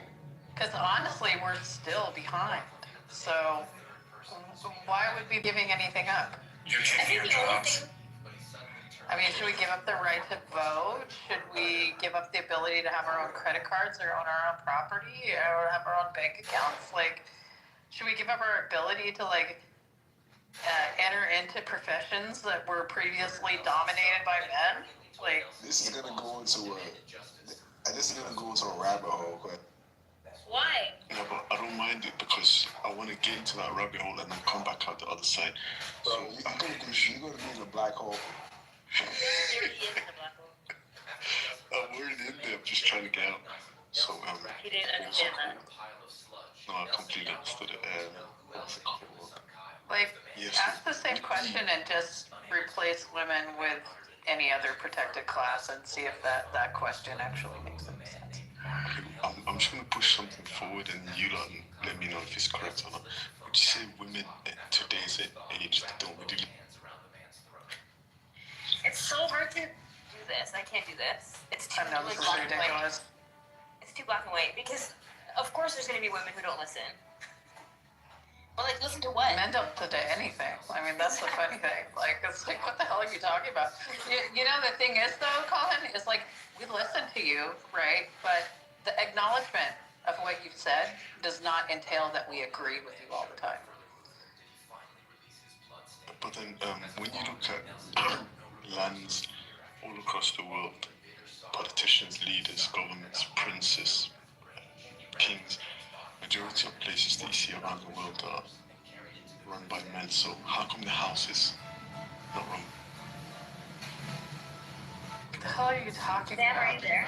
Because men are too lazy to do household labor. Because men And had men to watch set up their own patriarchy. the men have set up the patriarchy, right? So they can go out, sit on their ass at a job where they twiddle their thumbs for 6 hours a day, maybe do 2 hours worth of work, and then come home and act like they've been working their asses off, right? And then expect that the woman is there to like cater to them or whatever. You know what? You know what's happened now is like women go out and they work their asses off for And like the men 6 to 8 hours a day, and the men don't divide the fucking household labor. So I make more. I'm the one that makes the most money in my household. Do you really fucking think I'm gonna come home and just cook for my husband because he demands it? No, fair enough, fair enough. Okay, so Muluto, do you have anything you want to add? Yeah, it's just women already gave up a lot of things. It's like, what more do you guys want us to give up? Our bank accounts, our money? We already sacrificed so much. Being a woman is not even easy. Can we There's gender equality. What I think should happen. Men are always treated easier than women. Just the fact that we're women, we have to prove ourselves extra hard. So I would say that I think that what we should do is we should have women not work, and they should just take care of the kids, clean up the house, and they should basically be like sexually available whenever the husband wants it. Excuse me? And just completely. He's being sarcastic. Excuse me? He's lying. He's lying. No, I don't think submissive to just high speaking right now. Do you know how stupid that would be in my household? It Right? is. It would be absolutely stupid. You have no because purpose in life. It would cut You're our just cooking, household cleaning, and income fucking by another? What else do you have in life? 70%. It would cut our Career? household No income by assets? 70%. Nothing to offer? Right? Muluto, what I would say to that is I would allow you in the house to look after the email. Oh my god, it's so stupid. Anyway. How old are so- you? You're like 21 or something? No, this guy is 30. so can I comment? So How many It'd be the 30-year-olds. The 30s and the new 20s now. in your 30 years? Yeah. What's wrong with being 30? What's wrong with being 30? You're just really immature for a 30-year-old. Yeah. yeah, so I'm just just challenging ideas, that's it. So Muloso, right? So I would say your statement needs nuance. So I would say sociologically speaking, there are various areas in which men are privileged over women, and so when it comes to poverty, actually, But life, everything is easier. Just the fact that you're a man, like employers treat men differently than women. There's definitely gender equality. Can I explain the nuance? When in you that? go to exam centers, they always make the men pass and they make the women fail. Why is that? So always and never are loaded words, but all I'll say on that is, so when it comes to employment status, yes, men are privileged in that regard. When it comes to poverty, though, men are overrepresented, accounting for over 90% of homeless people in America. And I'm speaking mainly in America because in the third world, it's actually diverse. Women are if you go to Africa, sub-Saharan Africa, for example, poverty has a feminine face, but in America, strictly speaking, poverty has a masculine face, and over 90% of homeless people are men. And even then, it's much more easy to receive social support and services if you're a woman than if you're a man. When it comes to employment status, hierarchy, privilege, and ranking, men do have overrepresentation in CEO positions, leadership boards, doctors, XYZ, but when it comes to poverty, men are underprivileged in that regard. Yeah, I agree with you. Women have to be willing to marry poor men. I wouldn't say have to, especially in the 21st century. Yeah. But also But women always settles. You never see a man that settles. I don't know about that.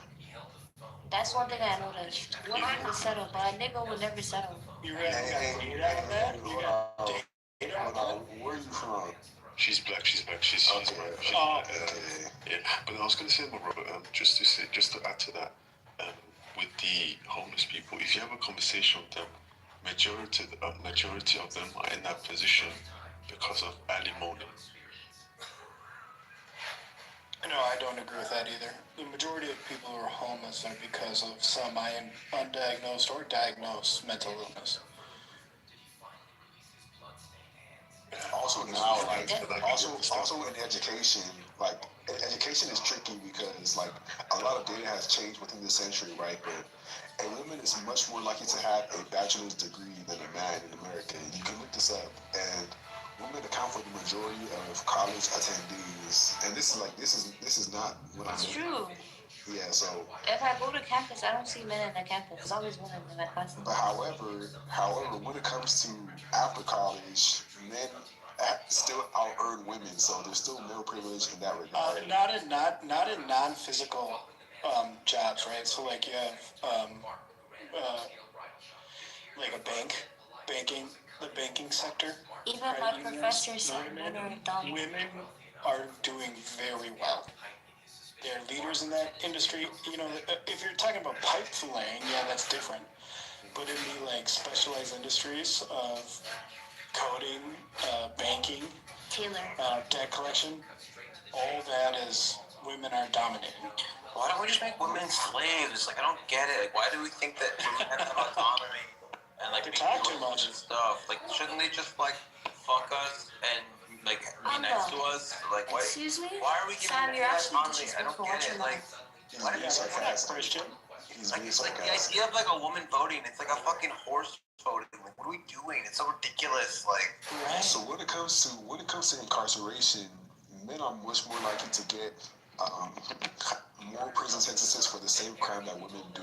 In fact, if you look at mugshots, for example, mugshots are heavily associated with your appearance and how you'll be treated in a court of law. And that's just The risk versus reward is more dangerous for men in all states. If men get paid more and they make a mistake, they're unemployed. If men commit a crime more, their risk versus reward is a larger slope than any woman. So all I'm saying, Moloto, is that, like, your statement, I think, has truth to it, but it's nuanced. There's various areas in which males are privileged, and there's various areas in which females are. What's your response to that, Moloto? Being a woman's hard, especially pretty women. They go through the most. They go through a lot of hate from other women. They have to prove themselves a lot harder. Wait, Men are Women secretly get confident. streamrolled into jobs. Bro, like, as a pretty man myself, I don't have that other guys. I've never felt like Because just with men, because of men my is different. beauty, Men are not naturally. just because of my beauty. Your hot wife is inflating your head way too much. But isn't it Cora? Cora, you should call that out. Isn't that Your wife is. No, I actually, You're just lucky. I actually do agree with you. I actually do agree with you. That's why I'm here on Thanksgiving.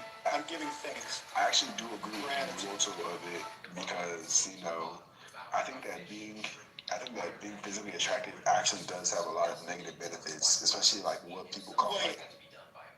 Hold on.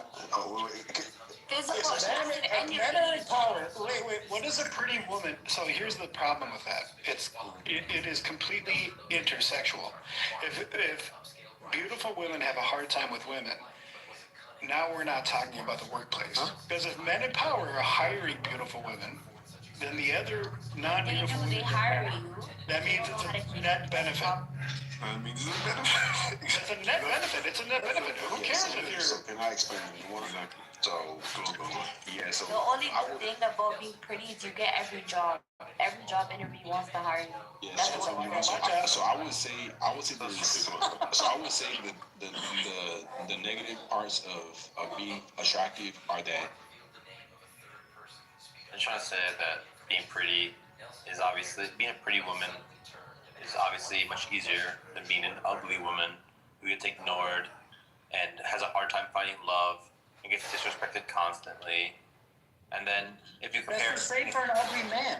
if you compare being a pretty woman is basically the second best thing. The best thing to be is to be a very ambitious, very intelligent, good-looking man. That's like the easiest thing to be in society. Yeah. But just below that is pretty woman. Yep. And then every other option is like fucking worse. And I think mulatto, this is like extreme amounts of blindness to the privilege of being pretty.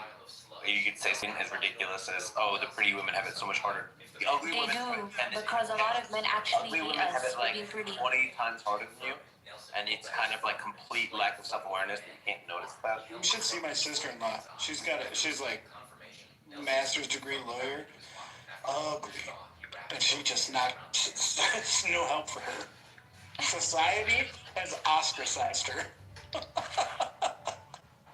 So yeah, just be aware. Like if I complained, like, "Oh, it's so hard to be a 6'1" white man," like stop. It's hard to be a pretty girl, okay? It's not. Thank you. It's Is not. it? Is A that lot hard? of girls hate on me because I have a fat ass. Yes, and Yeah, but they're not like you're not. They're not your competition. They're competing. Sexism? You can't say it's sexism if it's other women on hating on you for being pretty. That's not sexism. Jealousy. That's just. I mean, I don't know why you live in that if you're prettier than them than fucking chicken heads. Mulatto. This is like me saying, "Oh, because I was born rich, my life is harder than if I was born poor because the envious people envy my wealth." Yes. This is the level of absurdity that we're in here. Great analogy. Like there are some disadvantages of being wealthy. Again, there's envy. There's the fact that you don't learn to struggle at a young age, so you maybe don't develop grit. You can be like, not have the common touch, where you have a hard time connecting with people. But to complain about being that. To complain about an advantage. To complain about an advantage. It's a little bit in bad taste, I would say, Mara. It's an amazing taste for me to actually acknowledge my hardship. Well, that's not what we were talking about. If it's your personal hardship, then we respect that. If it's something personally that's affected you, but we were talking about that. Well, I believe you, but we were talking about like economics and sexism and power, positions of power. Even when it comes to males that are of power and they hire women that are women of color that are beautiful, they tend to kind of subjectify us and treat us like we're some sort of product. Here's a newsflash. Anybody who hires anybody treats them like a product. Employees are products. If they pick you because they think you're a strong white man, they are looking for output. They treat you not only like that, like they treat you, especially if you're an attractive young woman, they treat you in like a subjective way, like girlfriend. They start to call you names, and it's like, no, that's appropriate. That's a violation. That's just an HR nightmare. If that's happening to you, you need to. Yeah, there's a guy that called me girlfriend today. He's like, you see, this is the problem with being pretty. Like, imagine hiring me and he's saying, oh, it's always cold, girlfriend. And it's like, should I report this? So yes, if you're uncomfortable at work, if someone says something to you that makes you uncomfortable at work, that is exactly the trigger that means you should report it. And you should be protected. I would say that is like. That is. Girlfriend got me fucked though, guys. I was not expecting. I believe that you are correct, Moloto, partially in terms of like the negative effects of being pretty, right? Like you're constantly subject to what they call the male gaze, like like they call it the look, Yeah. Also, well, like for me, like as a self-identified ugly person, right? Like I do feel some liberation in that regard, but also like the negative social effects of being ugly is that if you don't meet the American criteria of beauty standards, you're essentially socially ostracized. Like if you don't have the new jacket, the new shoes, the new clothes, like American. No, I don't agree with that. If you guys interview people, do you work at companies where I've interviewed thousands of people. And you want to hire. Always looking for. If you interview a lot of I'm not looking at jackets, brother. I'm not looking at clothes. Joe, if you interview me, you'll hire me. I promise you. And also, like, not if you can't answer. Not if you can't answer. How do you weigh an airplane? And also, like, you are in like, unfortunately, the way it is, pretty like, privilege. Your physical appearance is associated with how people. I'm not gonna hire you on your looks. Are you kidding me? I have my own problems. My looks, trust me. They're not professional. Why do we weigh it by like air displacement or something?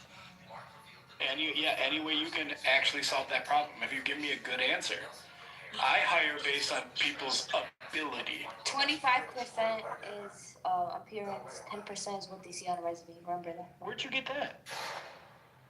I don't know where you're from, but 25% is appearance. Trust me. No, where did you get that stat? The HR lady told me once. She said, please don't share this with anyone, but when HR looks at people, it's normally through appearance that we hire people. So he speaks for everybody who hires people. Yeah. No, he doesn't. Well, they don't hire ugly people, and if they do, it's a small percentage. I got a team full of uggos, and they grind for me. My team's ugly as fuck, and they're amazing. Because I do not hire off of appearance. That is the stupidest idea. I'm not hiring receptionists. It's different. I think it's different if you're hiring a receptionist or front of house. I do think there are some positions where that's true. I do agree with you. There are some positions where they want to make sure you look appealing to the customers. Yes, I agree with that. So they hire pretty faces. I'm telling you. Yeah, I agree with that. But that's not everybody, right? Like Foot Locker. Like, I hire auditors. If you worked at Foot Locker, you're a cute girl, because they don't hire ugly people at Foot Locker. Man. This conversation is giving me psychological aids. Abort it. I just want people to acknowledge that it's easier to be pretty than it is to be ugly. It's easier to be it's easier to be ugly than it is to be easier to be rich than to be poor. Because pretty is mine. It's easier to be. What? Don't ever talk over me. What the fuck is wrong with you? Did your parents not treat you any manners at all? What the fuck is wrong with you? No, she was pretty. Anyway, it's easier to be rich than poor. It's easier to be healthy than sick. It's easier to be young than old. It's easier to be pretty than ugly. It's easier to be charismatic than uncharming. It's easier. There's just so many things where it's just capped and handicapped. Yeah, like the fuck. Like, why would anyone try to fucking pretend otherwise? It's so fucking dishonest. I think there's nuances though. I think there's certain aspects, like you can say majority easier for one thing, but there's also like minority areas in which something is hard. Not if you're pretty.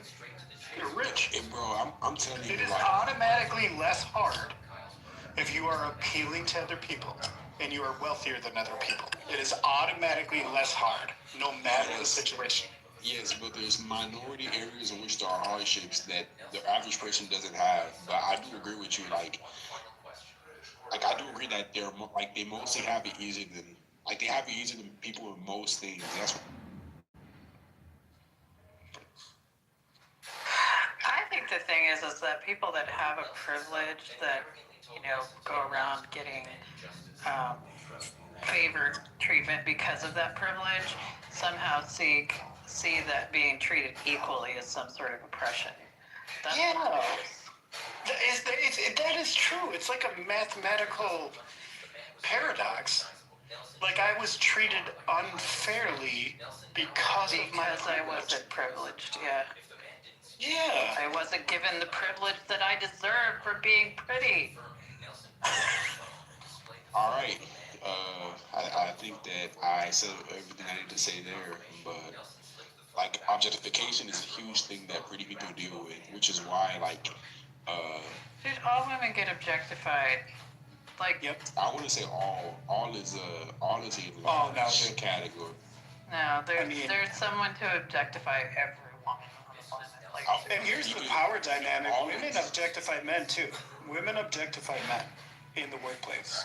But because of the obvious power dynamic, those things just don't land. They don't. They don't land the same way.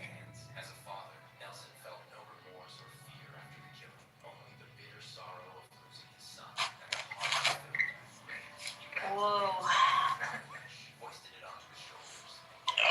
Hurts so intense. I don't know why it just pisses me off so much. It's like, your life's easy, you're pretty, you don't need to also complain about it. You don't get complaint privileges.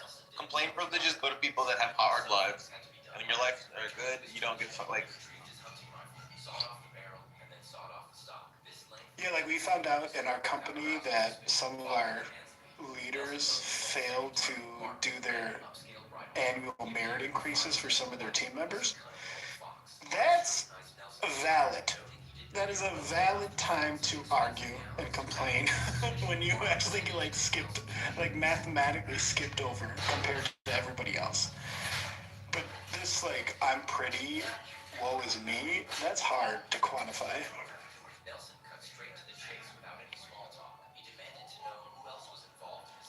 What's another thing that's super annoying about it is like if you hate being pretty, just make yourself ugly. That's not even hard to do. Yeah. It's not. It's True. genuinely. It's not hard to make yourself ugly. That's true. No. So then, fucking the fact that you're not doing that shows that your revealed preference is that you don't want to be ugly. So then, don't fucking complain. You're not fucking ugly. Jesus fucking Christ. I don't know why that's such a pet peeve. I guess it would be just a pet peeve. What do you mean? I agree with you completely. That's a huge pet peeve. It's like, oh, I'm rich. You don't know how hard it is to be born rich. Yeah. Joe, my family, this is actually true. My family had an island growing up, and that was hard because then I thought people would just use me for the island as opposed to liking me for me, and I could never tell which was which. It was so hard. Like, fucking kill yourself. Fuck, are you fucking kidding? Like, Yeah. And coming from the other aspect is like I after working since I was 14, I finally have financial independence. I couldn't even understand judging someone. Like I couldn't at my age right now. If someone told me like, oh, he's just born rich, he's a snob, and I'd be like, what the fuck are you talking about? We are adults. I like the guy or I don't like the guy.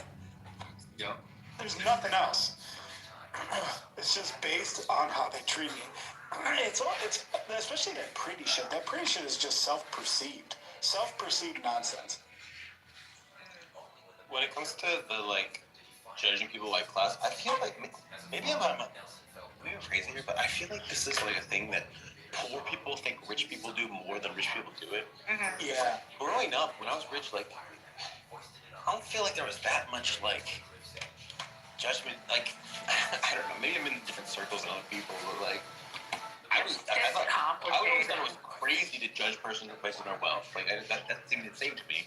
Yeah, it's complicated because like as someone that's like been had class mobility, you know, I grew up pretty impoverished. Most of my family is a bunch of like crazy ass criminal fucking drug fiends, right? And I'm ostracized from them because, you know, I'm uppity in their opinion. I went off and got me an education, and now I think I know everything. Yeah. I knew everything before that happened. But anyway, you know, by their standards. But also, like, I find that people that feel like they're competing with me, like, at the same level are, like, I find primarily people that are upper class from, like, the suburbs that had, like, sort of the medium-high privilege access, you know, like the decent education, you know, but they still have to compete a little.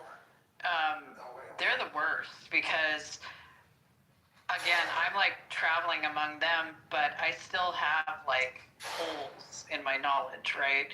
I still have mannerisms that communicate to them even like subconsciously that I'm other, right? Yeah.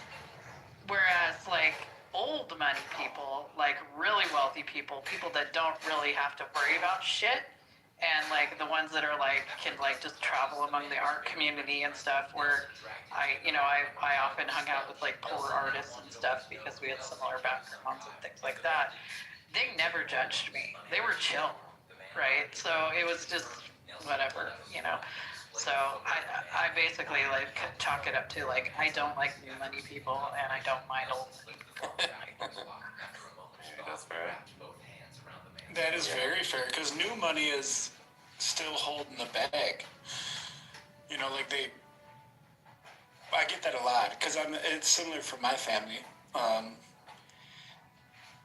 It was like I got successful and it spited them somehow.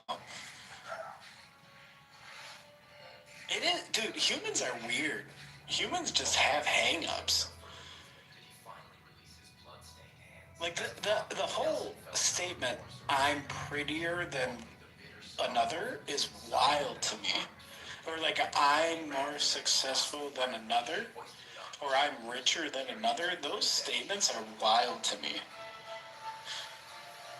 You can't reduce someone to a binary like situation, especially when like that girl that was up here, she was reducing herself to a situation where because I'm prettier than others, all my problems come from there. That I don't know. That's wild.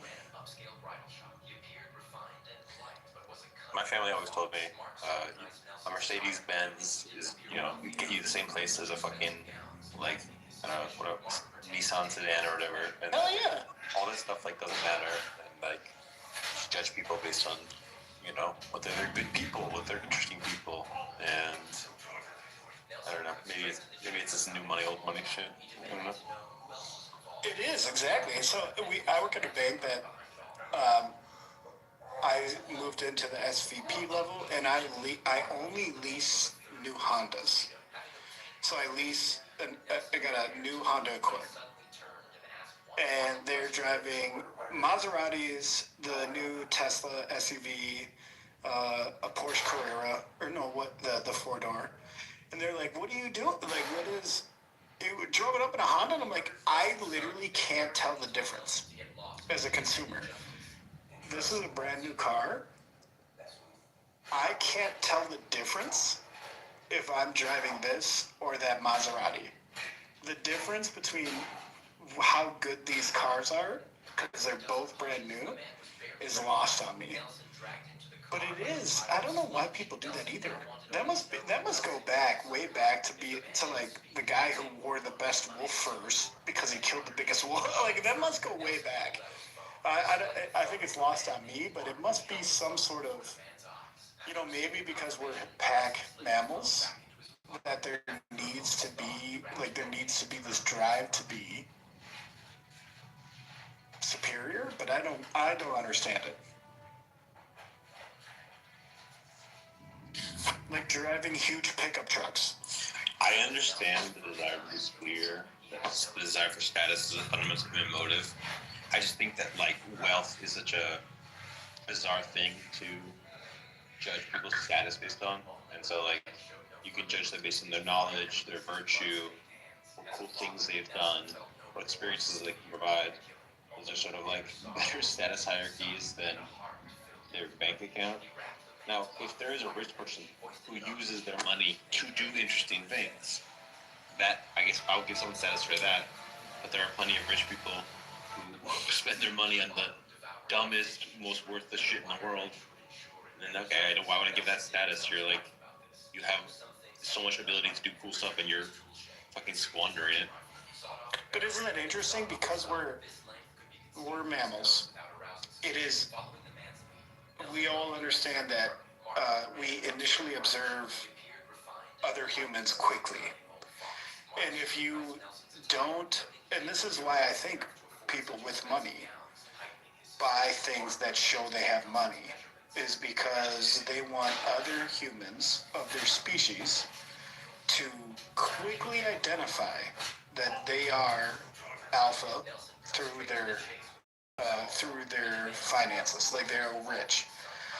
Because you're right. Like if someone is philanthropic, you find that out after. You're like, okay, I respect that. But no, it is true that you're not observed to have wealth unless you flaunt it. So it's another paradox. Like Pinocchio says, "My nose now grows." Like someone can't observe you being wealthy unless you show them you are wealthy. It is weird. We are no different than bonobo monkeys. It is like the exact same thing. Like I am different in this social group, and I have to show you immediately. These conversations used to make me feel so paranoid, and so insecure. It was so hard to learn anything about money growing up, just like being so broke. And now I'm like, you know, navigating the university system or whatever obviously has given me so much more understanding and privilege, but I used to get so in my head about it all the time. Like every decision I made, and I just felt like everybody was constantly looking down at me. It was awful. And it used to, I'm just so happy. I think part of it was like a mental health, like it impacted my mental health so much. And I'm just like really glad I don't know, I've like found ways to like not be so self-conscious about it. Because, you know, like when you go to university, it's like, oh, the chances of like people being around you who like have everything paid for or have like, you know, their parents were professors or whatever, and I'm like paying for everything by myself and like student loans and working 3 jobs and like busting my ass, and it just felt like, oh, I would like be invited to like a dinner or whatever and like didn't know the proper etiquette, or even now I still feel like I don't speak the way a typical academic speaks all the time, and I don't know, but it doesn't impact me as much here, I noticed, than it doesn't than when I lived in Ontario. But it was really hard. And that's actually my point, is like, just think, you yourself growing up in like Papua New Guinea, where you don't have that same pressure of higher education or like this socioeconomic, more cultural anthropological idea of wealth. And it does affect young people. It affects them, that this idea that because you're in this system, the goal of this system is that you come out of it being wealthy, and therefore you're like playing Blinko on every action you make. That's just what mammal groups do. And, you know, we're like no different. I mean, I don't think humans are different than animals at all. There's an expectation set by your group, and then you try to achieve it, and then the struggle is in the attempt to achieve it. I think a turning point for me was when I was in grade 7. I was like such a nerd. Nobody ever picked me to be on their team. I was bullied a lot, just not anyone's favorite at all. And I really wanted to be like the cool kids, and was really obsessed with this, and could just like never achieve it. And they were so mean all the time, and I didn't understand like why, like psychologically, like why this is like happening. And then I ended up doing something really outside of my comfort zone. I joined this choir that was hired to do a musical, and I was like such a shy kid, and this was like completely like so outside of my comfort zone. It was the first time I could travel without my parents and travel across Canada, and it was like a lot of fun, but it really required me to like let go of any sort of like attachment to these ideas that I had. And I noticed myself wanting to like hang out with the cool like musical theater people, and then this one girl just like wanting to be my friend so bad, but she wasn't cool, so I like didn't give her the time of day, and I was such a bitch. And oh no.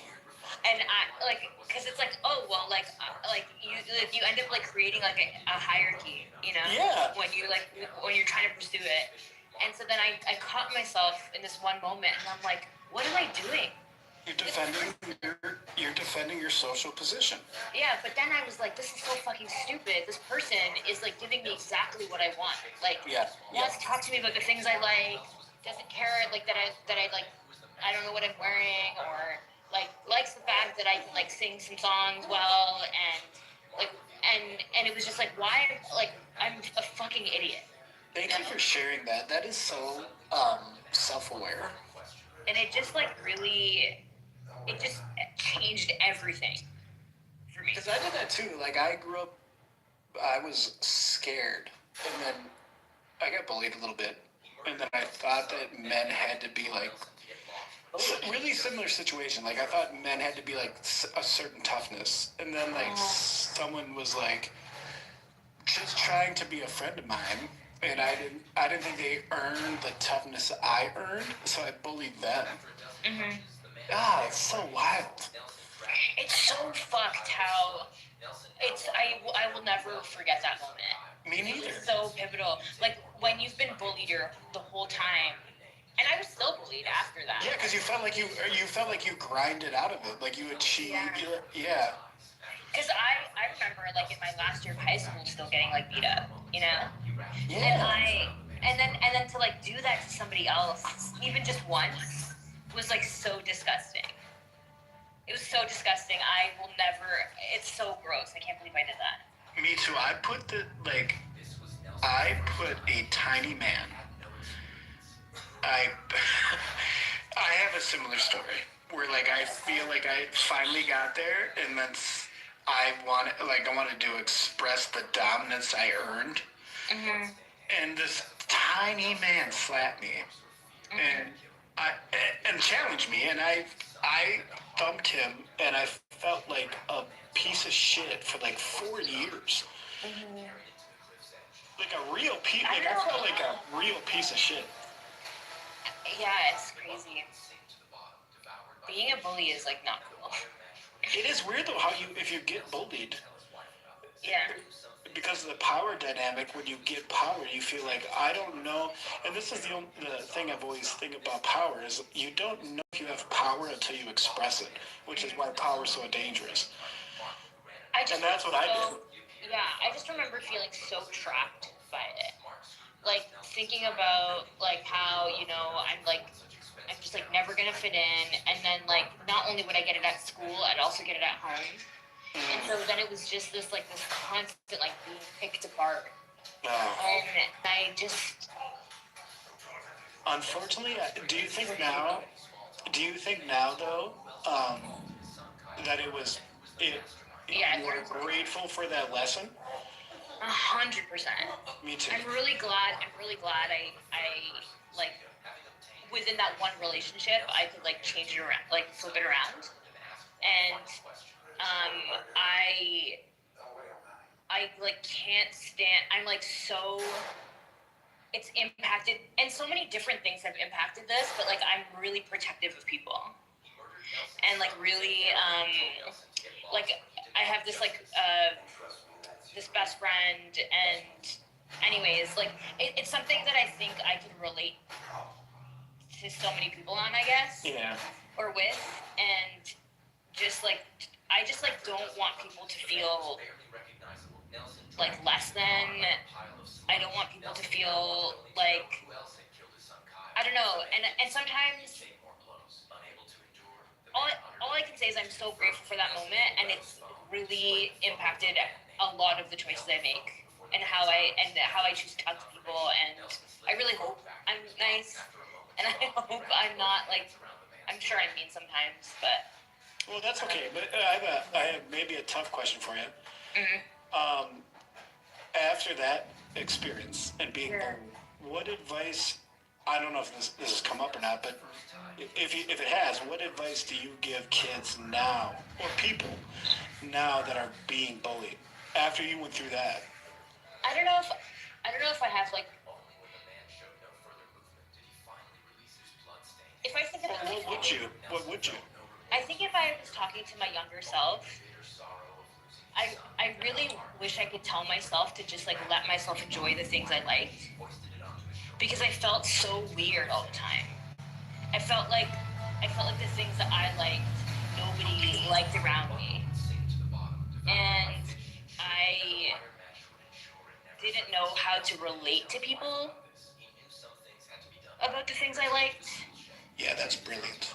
And I think it's like a one, like enjoy the things you enjoy and like fucking nerd out about it, and you don't have to like prove that to anybody.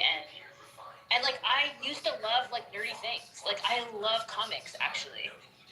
My best friend growing up, his mom owned a comic book store, And by best friend, I mean somebody who I hung out with like for 2 weeks. Yeah, right. Yep. And I love comics. I just don't like talking to people about it because I would fucking get bullied about it. So I don't talk about it till this day. I refuse. I can't do it. It's like a, but You need to shed that though. I'm working on it.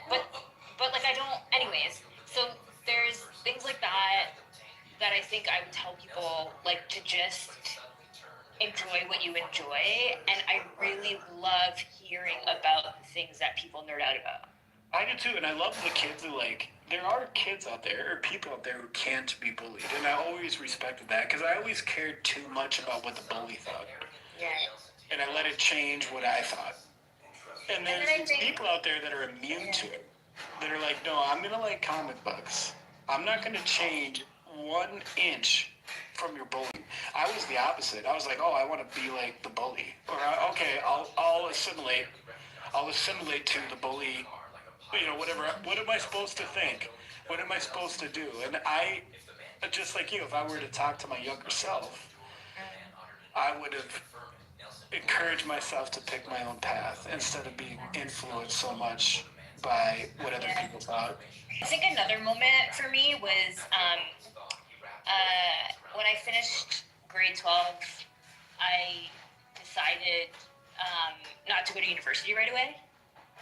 Like I had applied, done all the interviews, realized that's like not the schools that I applied to were like not where I wanted to go. And then I came back and did an extra year of high school of like I just took everything that I wish I had taken before. What? And I joined like the rugby team, and Oh, I would have bullied you for that. Why? No, you graduated and went back, or? No, I like did an extra year. It's really common. It was really common in Canada to do 13 years in high school. Oh, okay. I didn't know anything about that. And then I was like the first generation where like that wasn't available, but it was okay to like stay and do an extra year. So they used to call it Wilder. Yeah. So then I stayed back, but what it felt like was a choice of like autonomy to like learn what I wanted to learn. And to like try new things. And so I took a year-long creative writing course. I joined the rugby team. I took a law class. I became really good friends with my high school teacher. Wait.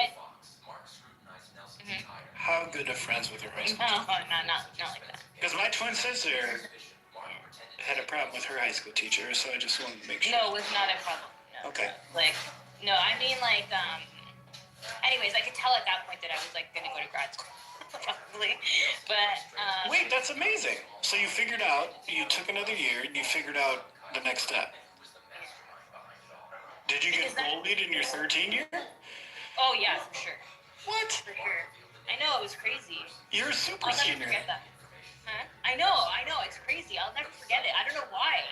Like I don't know why. Like these fucking red lipstick bitches like would come up to me and just like fucking. It was awful, man. In Canada? I can't even describe. Yeah, I can't even describe it to you. Like, it was awful. I used to like the Mean Girls? Yeah. I think about it now and I'm like, I can't even believe it. Like, I would get, like, they would take my lunch tray and like throw it at me. Get the fuck out of here. I swear to God, they would like, one time they took a bucket of water and poured it on me. Like it was like other Muslim girls. It was like other Sunni. Oh, okay. It was so bad. When you add that part, that's the first time you added that aspect. Yeah, it was so bad. And like and one time they like literally punched me in the cafeteria. So they're trying to publicly shame you. Yeah, totally. It was awful. And they're Sunni? Some of them were. Some of them, whatever. I don't think that mattered, but whatever. Just this one bro really tried to. Anyway, so I don't know. Like I just couldn't. I don't know. I can't even describe to you like what I did to them. Yeah, but like, I have no idea. You're like 18 at this time, right? At least, like no, older. Maybe 17, 18. As a 13-year? 17? I'm bad with that. How old are you right now? I'm 38. And when did you graduate? 2006. When did you? So is that your 12th or your 13th year? That was my 13th year. I'm gonna pull oh my god, because I can't fucking do math right now. But and then, but I'm really glad I did that year because it really prepared me for, because I completely changed, well, not completely, but I decided to do something different. And the cool thing was that year, because I didn't have to be, like, I was doing everything up, like, that I wanted to, I would go visit my brother at university. Yeah. And that's where I met the professors that I would work with. So I was really grateful for that. Well, that's great, but that is some wild bullying. Like, I can't believe, I'm blown away. I'm still blown away by it. It was so bad. Me too. I am too, because like my bullying was like, you get caught under, or no, like we would fuck around in our cars and get beat up. Like never, not like publicly in school, in the school. You know what I mean? It feels like such a different version of me to have gone through that. Like Do you think it forged you or it hurt you? Probably both. Fair. That's fair. I think it really took a toll on my confidence. It was weird. I felt like I was living like 3 different lives. One where I was like nerdy drama kid who could do improv and like be confident, and then this person who was like good in school and like got good grades, and then did a lot of like volunteering and community service and whatever, but then just was fucking didn't know how to have friends at all. Like, not, like, and I had some friends, but they would always leave. They would always leave. So then I have like all these abandonment. I can't tell you how many times I was like, we're gonna go. I'm not dealing with this anymore. Are you with me? And my friends are like, yeah, and then it doesn't show up. But do you have kids? Me? No. Okay, so if you did have kids that are going through school, what would you tell them about bullying?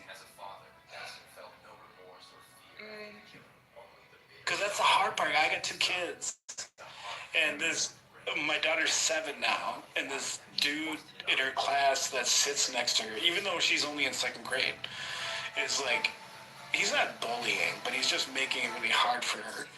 And it's hard for me to give her a lesson. But what do you think you would say? Let's say you had kids in high school.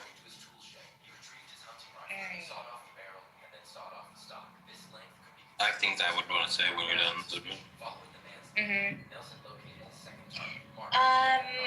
It was really interesting going to this high school recruitment event yesterday because I felt like I was talking to versions of myself.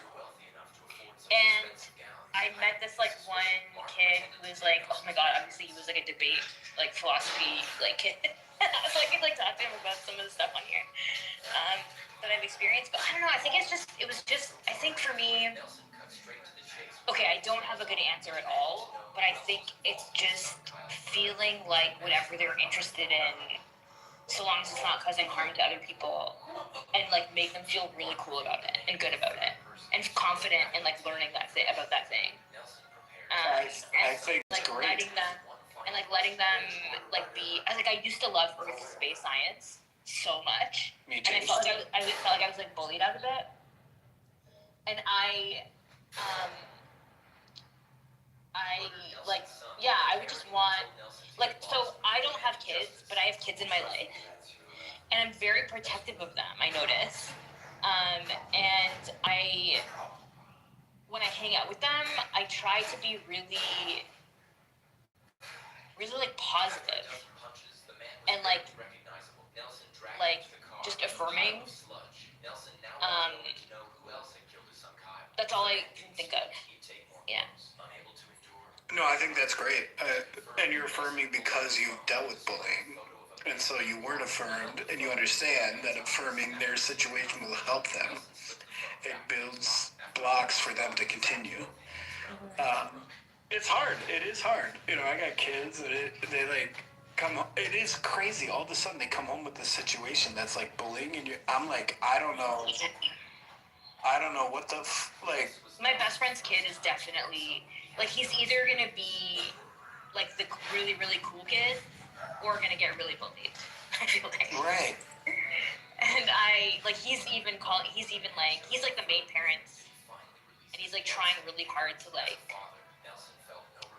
get this kid to be nerdy, so he doesn't like get like taken by, like he already sees like his kid mimicking the other cool kids. Yeah. Yep. And he's trying to like you know like the cool kids don't wear their backpacks properly, you know. And so he'll be like to his kid, like he'll see his kid like wearing this backpack in this weird way, and he's like, you know, that's just gonna like hurt your arms, you know. Anyways, whatever. Staff, you were gonna say something. So I have that whole document on like social skills that I would like try very in depth to explain like how social skills work. Because like if your kid is like got good social skills, a lot of this will be avoided. But then I think a deeper point I would make to them is that like you have to like nip it in the bud early. That if someone is bullying you and they're getting away with it for a while, they're not gonna like. You're gonna have to be like really, really aggressive to get them to stop. But if like as soon as you start to see them bullying a little bit, you deter them. Like you like put them down. Like they insult you, and then you just like give them a sharp barb, just to have them understand that like, hey, like I saw that you did there, saw that you insulted me. And just kind of like make it clear that like, hey, like, just so you know, this is not gonna be allowed. Like, if you go down this path, like, you know, you'll look bad. I'll make you look stupid. But it has to be like subtle. It has to be like, you know, you don't, when a dog growls at you, when it's like, hey, the dog doesn't just immediately bite right away when it doesn't want something. It starts off with the growl. You kind of start with the growl with people, have them know like, hey, I saw what you did there, but this is not going to be tolerated. And then if it goes beyond that, then you bite them. But you know, and have this sort of understanding of when people are insulting you and when people are disrespecting you, and to let people know that this is like not okay, and you can deter it in the small, so it doesn't lead to the large. That used to be my advice. That's exactly what I'm telling my children. Exactly. Is like don't let you are there to listen to the teacher and to do the schoolwork. If anybody else tells you anything, and it makes you feel a certain way, you can tell them right away. Shut up. I'm not hearing that. Or that doesn't, whatever, that doesn't apply to me. And if they put hands on you, then you immediately put hands on them. And that might be something we disagree with, but that's how if you're going to physically bully, there needs to be a physical response.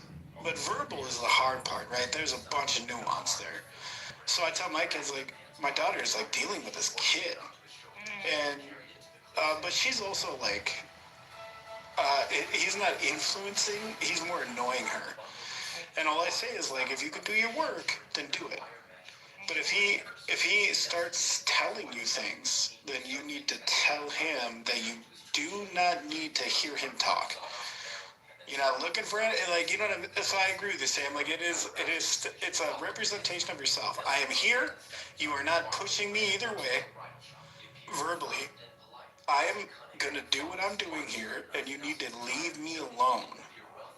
And then if it goes to physical, it needs to be responded with. Like, I have a record in my high school for the most school suspensions, but I'm from like northern Minnesota, and I got bullied by older kids, and it would always go to like physical fights. But how else? What are you supposed to do? Just get your ass beat? No. No, I agree.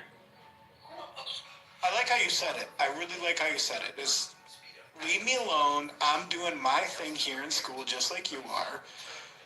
If you don't like it, talk to your fucking journal. Diary, because don't tell me nothing. I don't like this thing of like, I'm doing my thing, you're doing your I like more like this thing of like, okay, a kid says you look ugly today, and what you just do is you say like, look at yourself. You have an ugly nose and you're fat, and you're like your parents don't like your parents divorced because you know they don't love you enough to have you know to stick the family together. You say some really mean shit to them, and they know that they shouldn't say mean shit to you. Yeah, that's why I tell my daughter is like if someone says something to you that you don't like in school where other people could hear, then just respond to them that I'm sorry your family has AIDS. And that's it. And let that flow. So what's interesting is like my friends were not. I'm just processing now that we're having therapy, but the friends I did make were friends like not at my school, and whose parents were like never around. So we were like that's always, interesting. like, that like, says more about you than them. Like how? Yeah, because like you're not even seeking like the friendships you're creating are uber school. Like you're not even in school to try to create friendships at school. Which makes sense if you were bullied, because everybody there is an enemy. So it's not like I didn't know how to make friends. It was just school. Something about school. Yeah, you put them in a bucket. These are not friends. Yeah. I can make friends, but this bucket is not friends. Nothing wrong with that. Which is so different now, obviously, from well, not really. Not really. Not really. Now in school, so I taught high school for a while. Oh, nice. And then I had to stop because I broke 4 cell phones in a class once. But it's because they're like the kids actually when you're in high school, half of the children, maybe more than half the children, are rebelling against the idea of high school. Yeah. I think that was also one of the reasons why it was hard to make friends in school, was because a lot of people didn't like it. And you were there to actually do school. Yeah, I really liked it. I did too. I actually was like, I loved history. I became a history teacher. Am I interrupting? Yeah. Was that you, Sam? Was that someone else? No, I just had a pop-up. No, but I was the same way. I actually was trying to learn and everything else, all these, like, if you're trying to actually do good in school, you're automatically, like, an outsider. Yeah. Because it's cool to be like, oh, we're forced to be here. You know what's so crazy?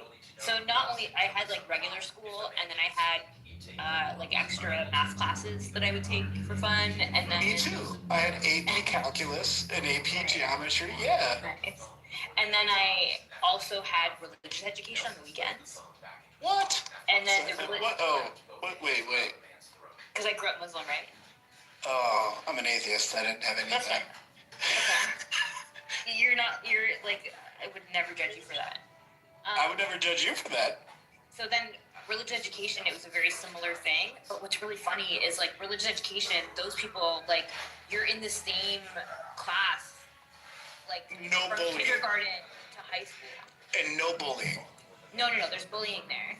But what's really? What's really interesting. Tell me about that. Tell me about that. Oh my god, I love this free therapy. Okay, so so there's this one girl who was very like she wanted to, like, our religious education, like, we rent out at high school, so we would have like gym class and whatever also. And anyways, they would always try to convince the teacher to like cancel the class after gym and just like have a longer gym. And so we could like play like soccer or whatever, and I fucking hated that. And anyways, so that I would get bullied, whatever. So I've known them since kindergarten. High school is like when the bullying would happen more. Turns out that like when she graduated from high school, she went to this university, and then I stayed back. And then when I graduated, I went to the same university as her, and we bumped into each other on the way to the gym. And we ended up talking for like an hour. And she like apologized for all the bullying. and we just like became friends. And she's like, I just didn't understand. Like, she used to call me Gray Zone Girl. Oh my god. Ugh. What? What is that? What? So, and I think I'm still like this now, where like somebody will like describe something in really black and white terms, and then I want to be like, oh, but what about this like other way of like thinking about something? And so anyways, so she apologized and she's like, I just didn't understand that like you were not seeing things the way I was seeing things. And anyways, it was a really epic moment. But what's crazy is, like, now she's my best friend, and she married my other best friend, and I was the best man at the wedding, and they're the ones who moved to the city that I'm in. And, like, I'm, like, the auntie to their, like, 3-year-old. See, that's what I'm talking about. It's so crazy how somebody can, like, fucking hate you, and you can hate them, and then you just, like, let go, and you're like, oh, I really fucked up. And now it's like we're like. The one thing I noticed though, you use such absolute language. I do. Yeah, so it is not true that you hated them, and that they hated you, and that you both fucked up. What is true, or a better way to say it is, you perceived them, they perceived you, and you both perceived them wrong. Because how could, if you really hated them, and they really hated you, and you both really fucked up, you would not be in the situation you are now. Mm-hmm. That's just, all that is social influence, right? Like, that's just, you're young, you're emotional. I mean, I don't even think anymore, in my line of work, I don't think emotional has to do with age anymore. There are people who are 40 years old that only talk in emotive language. They only talk in they're not analytical at all. So I think that's awesome. That is awesome. But the way you say it, you seem. I don't actually mean it like that though. That's good. That's good, because what it was is like you were protecting yourself. She was protecting herself. At that time, you conflicted. Well, she was also a bully.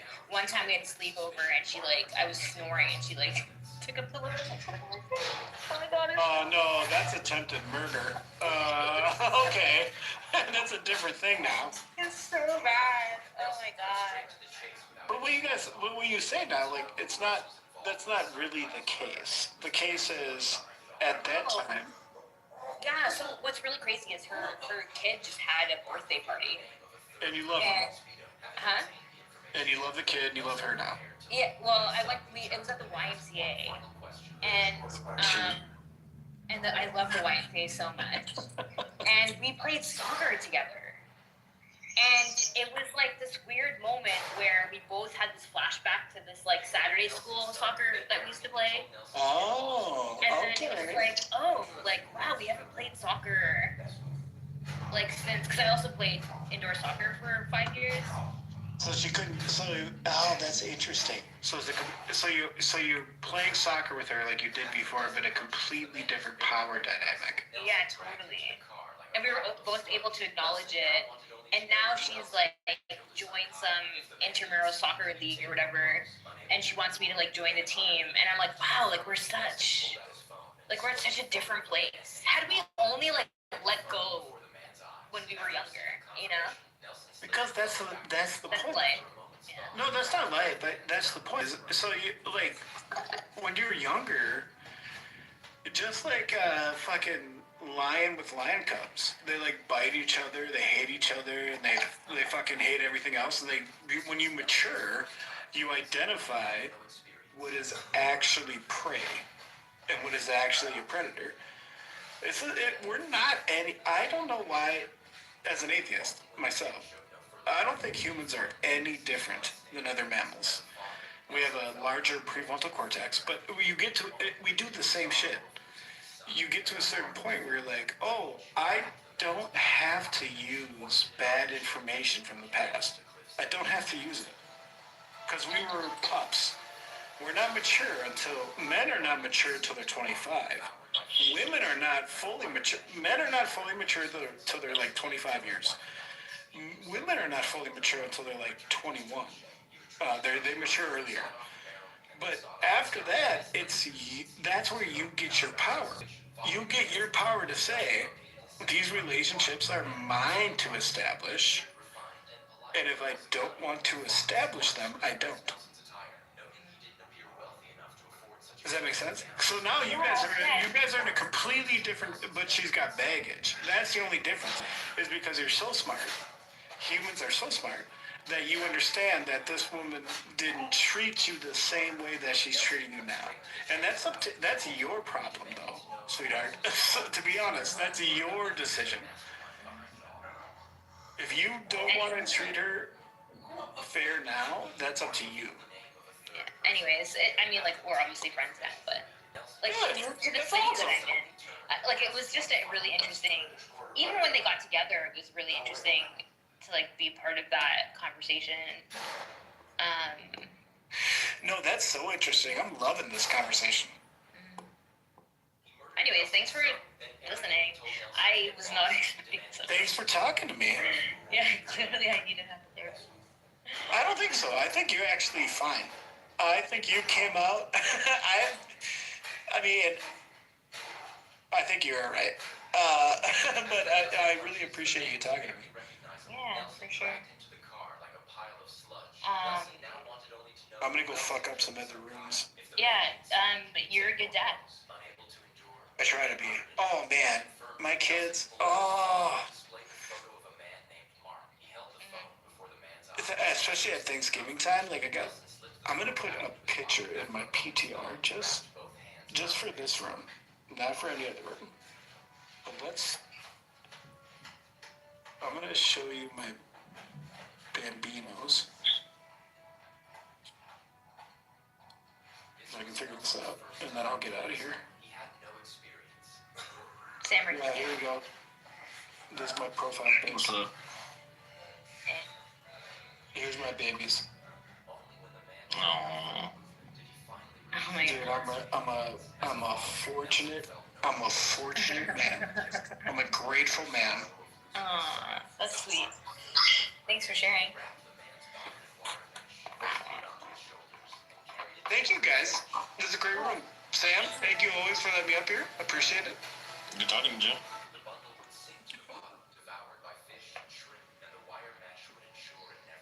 Hey. Yeah. What up? I don't really want to be a parent, but I would want to help a kid handle bullying, because I feel like that was something that was really hard for me as a kid, and helping a kid, like I would give really good advice on it. You'd be such a good dad, dude. No, I'm too, I don't know. No, you're so 100%.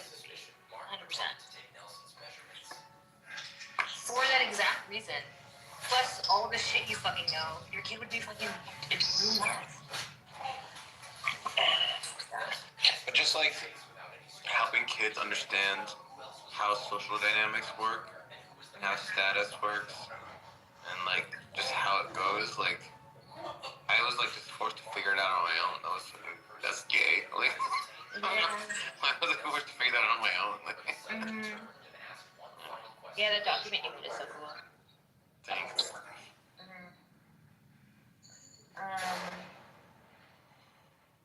Yeah. Do you have little people in your life? Little people, like midgets? No, I don't know. No, like kids.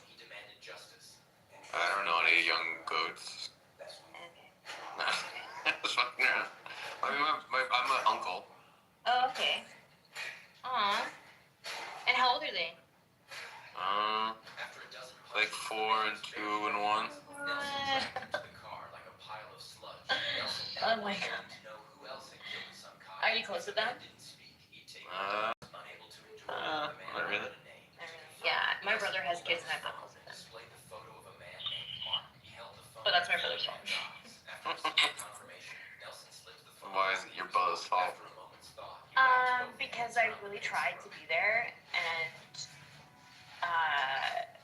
his wife was like not very nice to me, and then they ended up getting a divorce.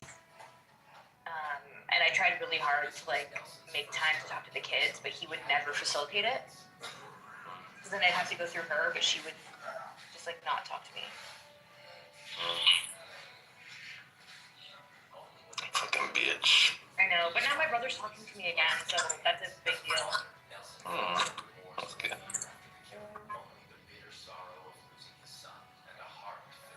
Maybe one day I'll be able to talk to them.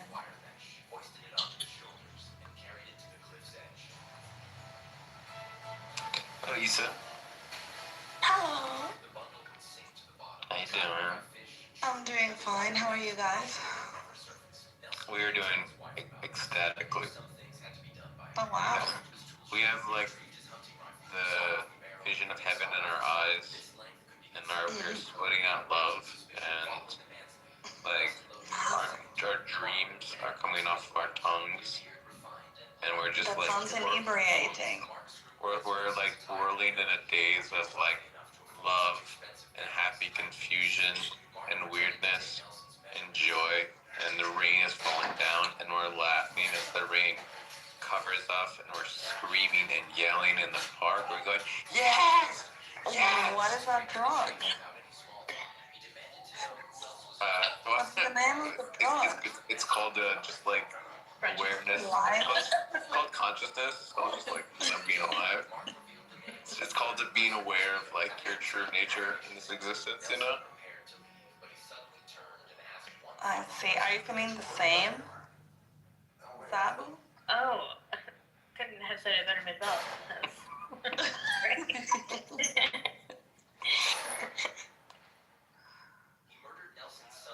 And how are you, Lisa? Oh, I just woke up. Oh, good. So I'm not anything yet. Oh. I was dreaming of Clubhouse, so I don't know. You're still like a little caterpillar, and you're gonna turn into a butterfly. You're gonna eat all Yes, your I'm still in my bed and I don't want to get out. It's cold outside. I'll bring some leaves over. You can munch on them a little bit, and then your wings will grow. You know what I mean? Have you ever seen the caterpillars? Have I ever seen a caterpillar? Yeah. Yeah, I used to be one.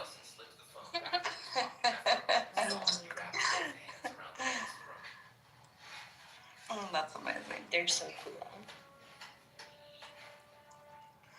I think they should be called butterwalks.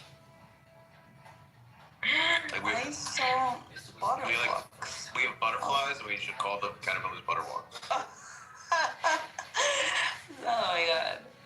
I really want to try that drug, Sam.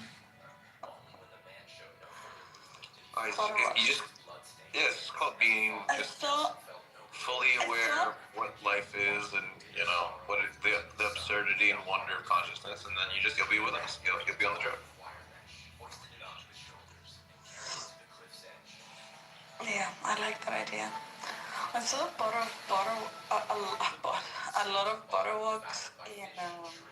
Once I went to these like farm of silk, and it was like really cool. They were a little bit disgusting, but it was very cool actually.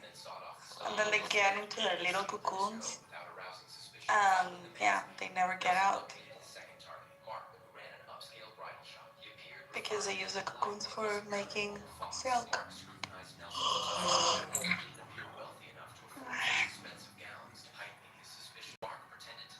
So are you guys talking about abortion?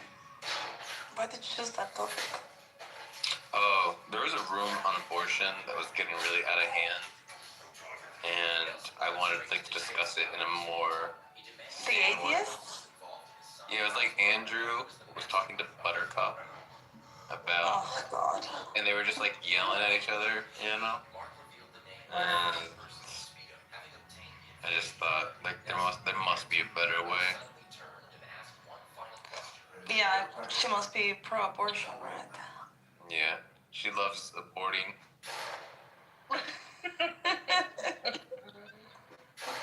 Like, literally, she's had, like, 26 at this point. Like, it's like, for her, it's like a hobby. It's more like a calling. Like, it's like her passion project. Just have as many abortions as she can. And what is your position? My position is that, okay, well, on one hand, I hate life, but I also hate women having choices. So I'm kind of like kind of stuck between a rock and a hard place. It's like I want to be anti-life, but I also want to restrict women's autonomy. So I don't know. You know what I mean? It's just like it's Like tough. you're bullying my choice. Yeah, like, I think it should be. Yeah. I don't want women to have choices, but I also hate life. So I don't know where I stand. You know. I see. Like when I think of women making choices, I'm just like, oh my fucking god, the fuck is this? Right? It's fucking it's cringe as fuck. And I'm like, ugh, women choices. Ugh. Like, Do you at least allow them to have the choice? Would you like to allow us to have the choice of what kind of sandwich to make you? listen, it's a slippery slope. You gotta be really careful. I understand what you're saying, but it's a delicate thing. You let them choose one thing, you let them they start asking for more. Exactly. They get in the habit of like, oh, I can choose the sandwich meat today. Like, oh, then what's next? What else can you choose? Like, it's fucking gonna be a nightmare. It's a headache. You know, you gotta be real. All of a sudden, they want to vote. Yeah, exactly. Yeah, I understand that. Buttercup, did you hear my position on abortion? No, I missed it. I don't think she did.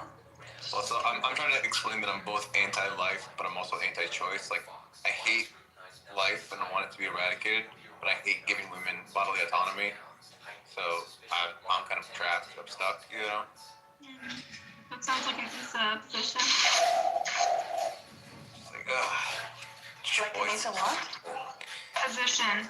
She's throwing shade at you, calling you a fucking misogynist, Trumpian, backwards, yeah, I'm a self-hating woman. Who suddenly likes Israel for some reason.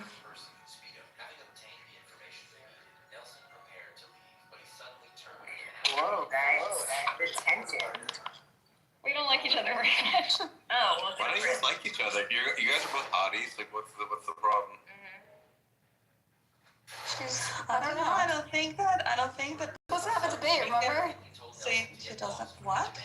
We were supposed to debate, remember? No, I would never. What do you mean? And yeah, I was in the room. You agree? For some reason, Buttercup, she has never, ever heard any of my positions. But she feels, oh yeah, by the way, the reason I have this name is because she loves to call me a cunt. And yeah, but for some reason she comes into my rooms and just like starts yelling that I'm a cunt. And yeah. Yeah, is that how you remember it? She's a very awkward little creature. You know, if we met in real life, I think we'd be friends, Issa. Issa, have you tried being less of a cunt? Because that might cause her to call you that less. Yeah, I don't know. Actually, I don't think I have. Maybe it's on me. I'll find some. Yeah, well, it takes two to tango. So I mean, maybe you're not a cunt. Maybe you're just a cunt to her, you know, and then maybe that's gotta change. Or maybe Buttercup's a cunt and she's just slandering you. That's also a possibility. So we gotta explore all the options. No, well, so here's the thing, because yeah, I tried to understand her position, but it's very difficult. So the day this happened, we were all in a room where she was called a cunt, and she played a victim, and then she got someone kicked that called her a cunt. But 5 minutes later, when we went to my room, the first thing she did when she came in the room is to call me a cunt. So I'm not sure. To be fair, though, I like to be called a cunt, but then she calls other people a cunt. So yeah, I feel a little bit of like dissonance there, but well. She's a bit of an SJW. What can you expect from them? You know? Wait, where am I? Yeah, like a bit of an SJW. You know what I mean? Like. What is an SJW? SJW is a social justice warrior. Oh. I'm not. Okay. I'm not. JW. Okay. Yeah. You consider me a social justice warrior?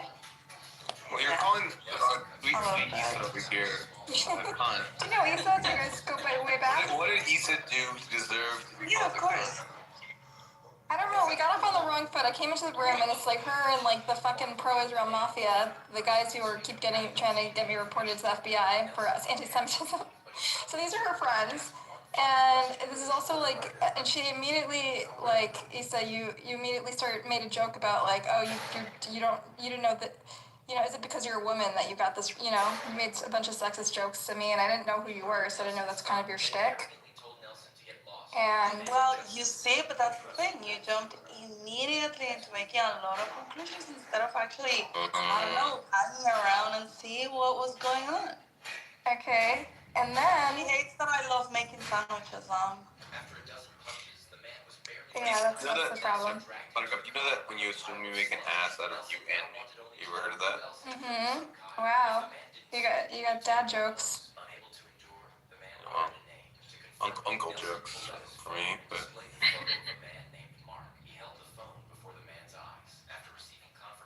Listen, I think if you just. Cunt can also be like a sassy word, you know? I think you're a cunt in a sassy way. Buttercup, I feel like I have the solution to solve. Oh, so should I? Hold on, I got a solution to your guys' woes. Buttercup, you just say, listen, I love Israel, I love this, you know, I love the Jewish state, and I love the Jewish people, you know, and then I think that everything will be kosher, you know what I mean? Everything will be beautiful. My main Eve says that she like piggybacks on the cause because like today she hates Muslims more than Jews, and she just like suddenly like discovered it on the map. Another big assumption. I don't hate Muslims. I just think that Islam is a very toxic ideology and very. Her support of Israel is rooted almost entirely in her Islamophobia. Yeah. Her love of Israel is rooted not out of love of Jews, Sam. It's out of love of hate of Muslims. That's what. Tomato. That is not even true. You see, this is the thing. You're making a I've seen it. They're all backwards and shit. of assumptions based on positions you imagine I have in your head. Yeah. So how do you feel about Muslims? How do you feel about Prophet Muhammad and Islam and how it's practiced? I have friends that are Muslims. I think that they're victims and at the same time they're perpetrators. I think that Islam is a terrible ideology and I think it's super incompatible with the West. And we are a danger in the West if we allow such an opposite culture to take over. That's my position with it. Precisely, and that's why you support Israel, right? No, not at all. My support for Israel has nothing to do with it. Really? No, nothing to do with believe it's a problem. I do believe it's a problem for them, and I believe that they're an extension of the West in the Middle East, and that they uphold all the values that we stand for in the West. And I think that it's a problem because the type of motivation that is driving the attacks against Israel have got a lot to do with Islam. I rest my case. I rest my case. Okay, well, if that's what you heard from it. No, but you just told me why you love Israel, and that was exactly the reason I said. Even if all of the ideas you have in your head about me are true, then why is it that you feel you cannot engage with someone that has opposite ideas to you? I think we just got off on the wrong foot where you're like attacking me on behalf of this like pro-Israel mafia that's trying to like get me fired and dox me. First of all, you doxed me like 100 times, Lisa. No, if anything, yeah, but you took part in the doxing. I have never insulted you ever. I have recordings of you doxing me. How? How am I doxing you? I don't even know who you are. I don't know. I don't care who you are. And you think I was doing that? I dare you to show me. Is this interesting to you guys? I dare you to show me those recordings. This is why we're gonna bring because it never happened. We need a mediator. We're gonna bring peace and unity to the Issa. No, I'm not fighting. We're gonna bring peace here. So, Issa, what you're gonna say is you're gonna say Palestinian people, deserve respect and safety, and then Buttercup, self-determination. And you're gonna say nobody deserve protection and safety. Buttercup, you're gonna say the Jews deserve protection and safety. Just to make each other understand that you guys both can humanize, where you guys are coming from. So you start there. Except I've had to live with this fucking shit my whole life, and she just discovered it like last month, and she like joined the I guess cause. you're not interested in the mediation process. Okay, all right. She's exploiting our misfortune as Jews and Palestinians for her own clout, for her own following. Yeah, I'm exploiting. I'm a horrible person, so. Issa, but you both are a couple of charming lasses. You should be able to see past your political differences and see the common humanity that you guys How about we have. say something nice about each other, Lisa? I think you are like very articulate and sharp-tongued and have a devastating commentary. Oh wow. Why don't you say something nice? I actually like the devastating commentary part. Yeah, I've always said actually, you can ask to everyone in my rooms. I hope that you have recordings of these things. I've always said that you're very intelligent and very articulate, and that it's a pity, that you don't like to spend more time with us, just like chilling and hanging out. We have a lot of people in our rooms that come to just, even if they oppose completely our views, they feel actually very comfortable just hanging out there because we have a lot of different types of conversations. Yeah. I think the room we met in was a bit more aggressive. Like, you were really coming at me for some reason, and you didn't even know me. You were just like kind of queen bee of the pro-Israel mafia. But it was like a Bibi Kapara room. And then when you moved on to you found new posse that are a little more chill. But when we first met, it was like a very aggressive pro-Israel, posse, whatever. I was off Clubhouse for 2 months, and then I came back. And then there was this buttercup all of a sudden coming in rooms and whatever, and you got everyone riled up. Everybody was like, oh, you fucking bitch, you're a cunt, just leave the fucking room, you're an anti-Jew, you're self-hating. Like, Jesus Christ, I have never seen the guys so upset at someone and so anti-someone. I was like, what did these women do to all of you? Because all of them, it was Daniel and Bibi and Jeff and Norm and even Jacob, he's the one of the sweetest guy.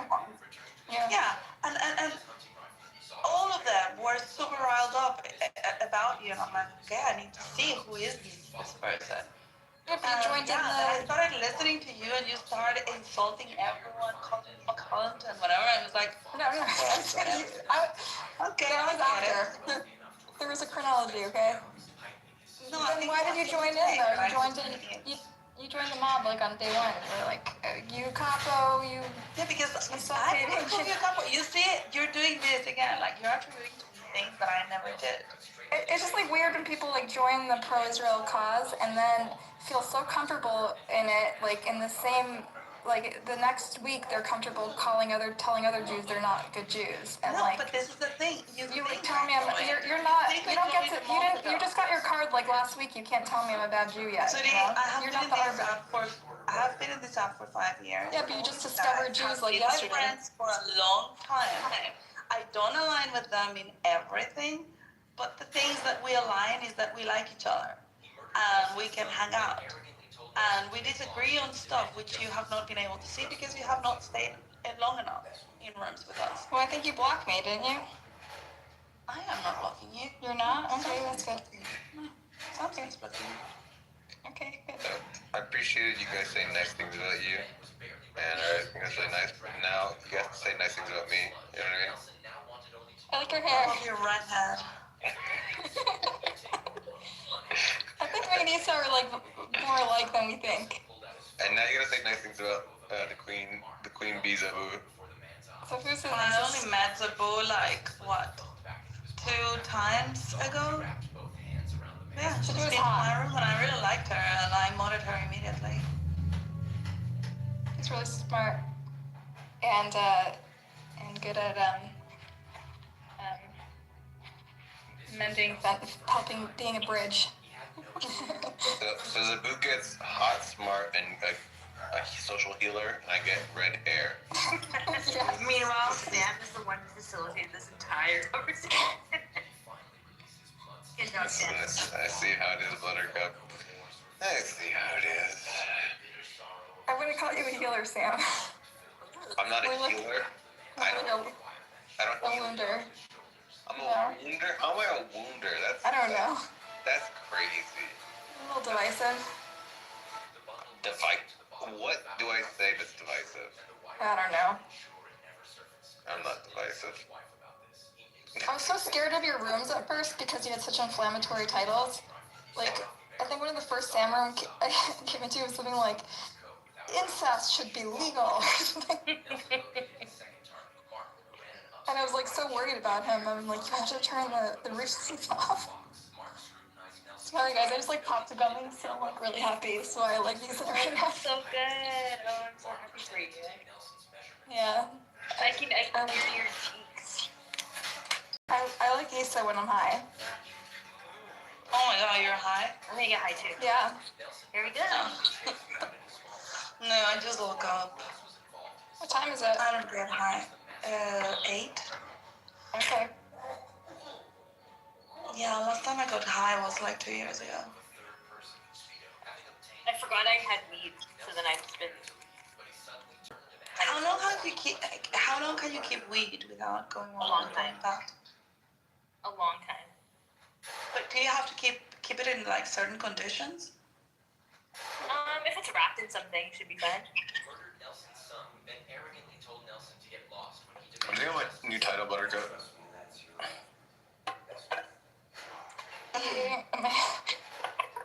My brain is like, mediating is worse than zoophilia. What is zoophilia? Bestiality. I really don't know. Chief answer. Yeah. Yeah, You know because I'm a woman, that's why. Chickens. You know Listen, that guys, people would you guys rather get fucked against your will, or would you rather be eaten by a cannibal? Those are the only choices. You're only at your own. Like human meat. I don't know. Because, okay, me personally, I'd much rather be fucked against my will than eaten by a cannibal. Yeah, me too. So, therefore, ipso facto, eating an animal, worse than fucking it. QED. What? Checkmate. Checkmate. Okay, you just extrapolated that and applied it to animals. Yeah, exactly. Amazing. Checkmate. Fools. I just imagine like getting fucked against my will, and it's just like I'd rather die. I'd rather die. Can you imagine eating another human body? So what I would have to eat the body? No, you're getting eaten. A cannibal is eating you for dinner. Oh, I don't care. Because he's gonna kill you before. Yeah, I assume if it's a apples to apples comparison, we have to kill the cannibal has to kill us before. Yes, he does. He keeps you in a cage for like a couple of months, and then he kills you and eats you. No, because now you're adding torture. Yeah, you're. Well, I'm trying to make it analogous to the meat eating situation. No, I mean like, yeah. Have you seen the cows here in Switzerland? They look better than I do. Okay, not every fucking cow is a Swiss luxury cow. You know what I mean? Like, I don't know. Fucking shit, like. You know those little furry cows? Oh my god. Oh yeah. But I have never seen one of those here. Oh my god. My buddy. Sorry. No. My buddy lives in Kentucky, and there's these like. They have like horse racing in Kentucky in America, and they have certain horses that are win races, and their sperm is worth like way more than gold. And these horses get paid. The owners of these horses, not the horses don't get paid. The owners of these horses get paid so much fucking money to let their horse fuck other lady horses. So this horse's job is to spend all day fucking lady horses. That's yeah. So some animals have it good, okay? You're in the Matrix. But my Matrix. But most of them down.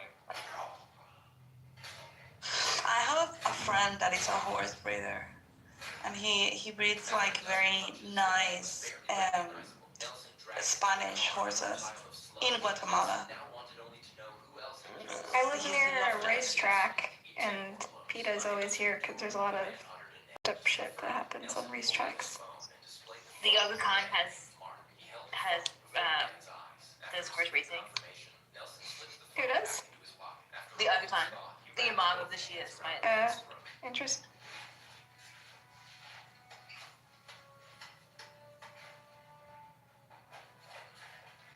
Yeah, they're always like collapsing. They work them too hard, and they're like, it's a big scandal. But it's like a whole culture. Horse race, whatever. Guess. Where's my new title? Oh my It's god. very Sam. Very you. I love that. You haven't seen a tag like this in a while. What's the deal? It's a Jerry Seinfeld. What's the deal with black people?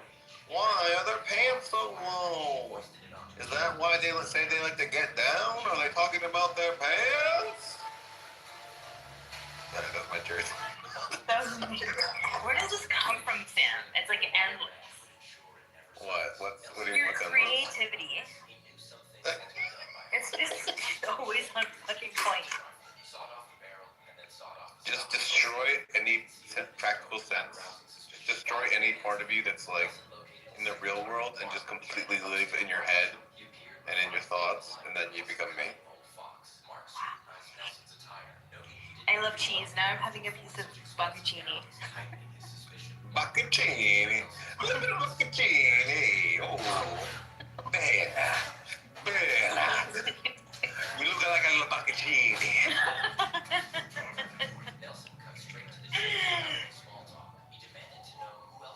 My beautiful bocconcini. I want to slurp you up like a bocconcini, like a pesto with a...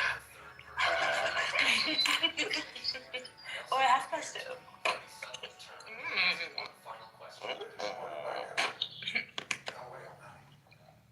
Sam, you made Mikhail block me. Now I can't go into Mikhail's Is that the crazy rooms anymore. Wait, how did I make Mikhail block you? But he like crashed my room, and you guys, Sam and his friends crashed my room, Zabu, and they kept like pitting me against the Muslims in my room to try to get me to. Is Mikhail cynic? Yeah. Oh my god, he's so annoying. Yeah.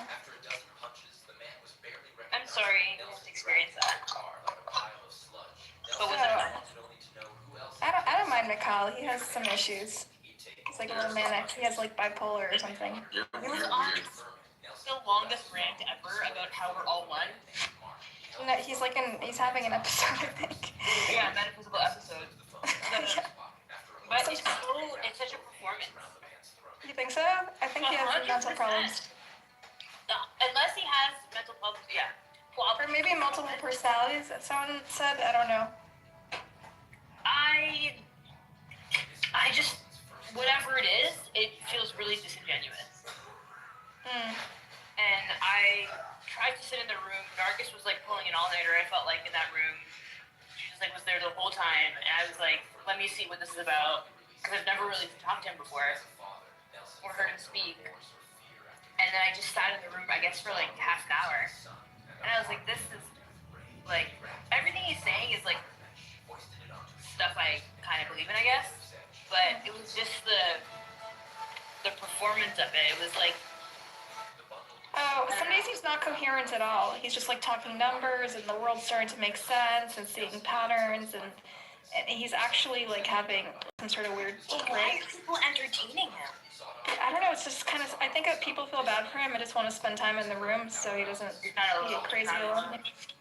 Sometimes I can distract him, like he'll be in the middle of some like rant about the number 12 and the 45th president, and Gaza's always has something to do with it, and But like... you know he's recording these, right?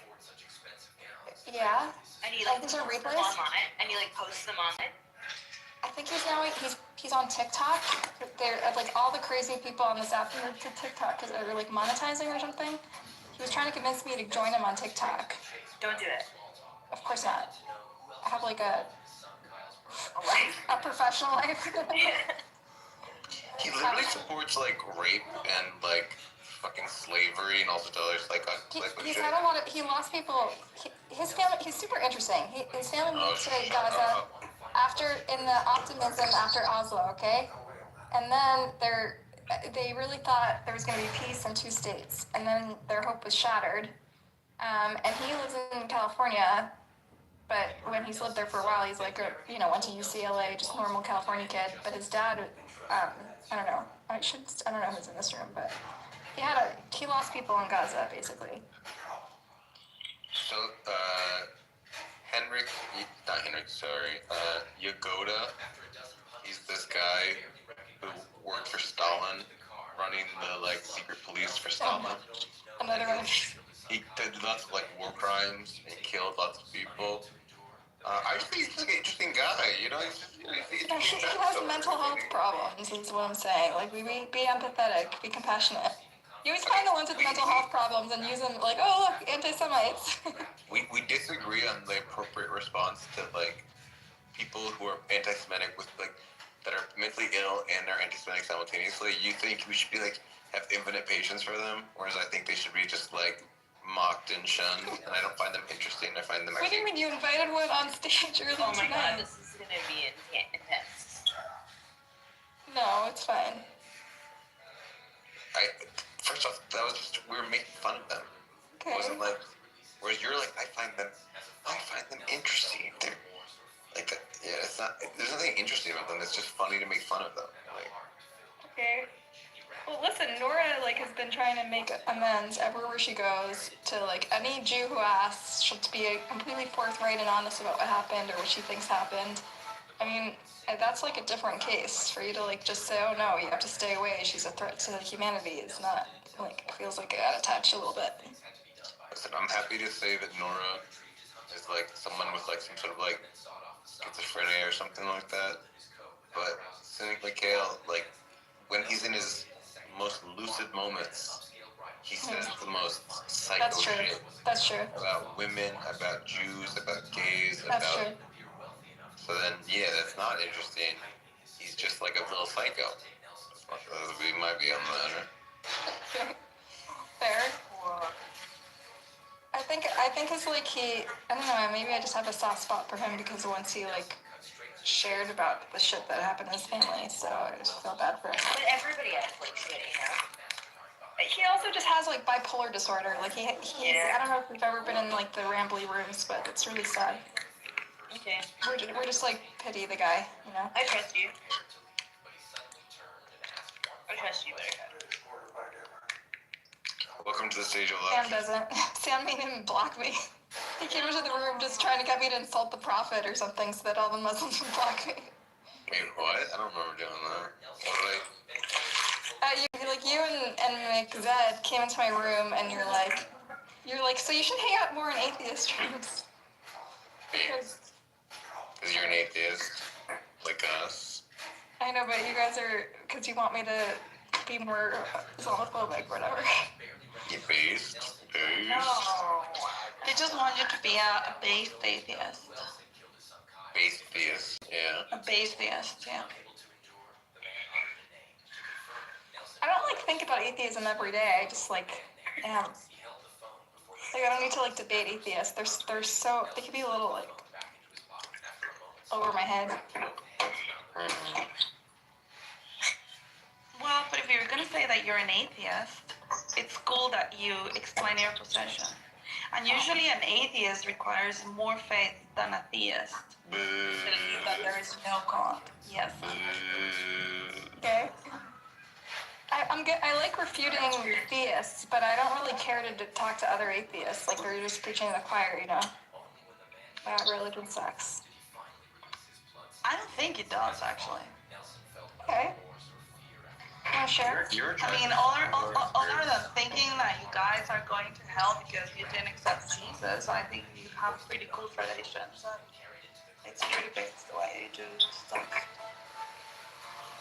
Which Elijah is this? Is this, I like Jewish I still have Jewish traditions, even though I'm not an atheist, even though I'm not a religious person. But why do you practice those traditions? Because I'm an ethnic Jew. Like I give a fuck about, I don't know, the Israel-Palestine, because it No, really. no, no. But I'm not talking about the conflict. I'm talking about the tradition. Yeah, so I celebrate holidays with my family. You can also be an atheist and also have traditions in Judaism. I mean, but all of those are tied to religion. Hmm. Nah, who wrote this title? Who wrote this title? Oh my God! Why did you write this shit? We're gonna have black people on stage. Wait, no, it's not. I'm not insulting them. I'm just. What's up with them? What's going on? Nigga, what's up with everybody? Fuck wrong with you? Why are you singling out a single What's the group? deal? Why are you? You're Hold making a on. point. Why are you singling out a group? It could be good. Why are you singling out a group? It might be good. You're singling out a fucking group. I'm on your ass. You on his ass, bro. No, it's just like, what's the deal with black people? They're all. No, it's not. Nah, What's the deal? You singling out. The deal You're with not black singling out people. groups. Hey, Tony. Quit singling out groups, nigga. I'll tell you the deal with black people. Tony, I get it, bro. Like, I grew up in the bird.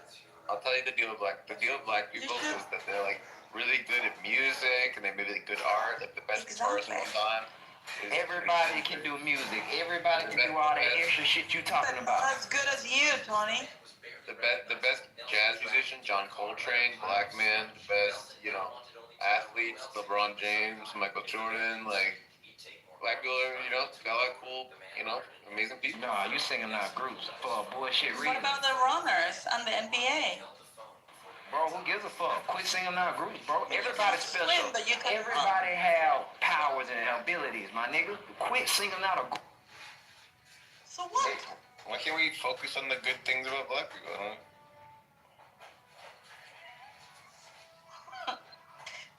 It was all for that moment. Classic. Haven't had that in a while. Yeah? Kind of refreshing, actually.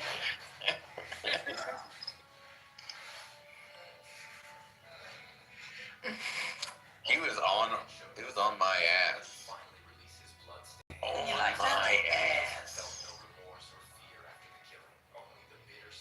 Did you ask if he liked? Yeah. Yeah, I liked being on my ass. It was pretty fun.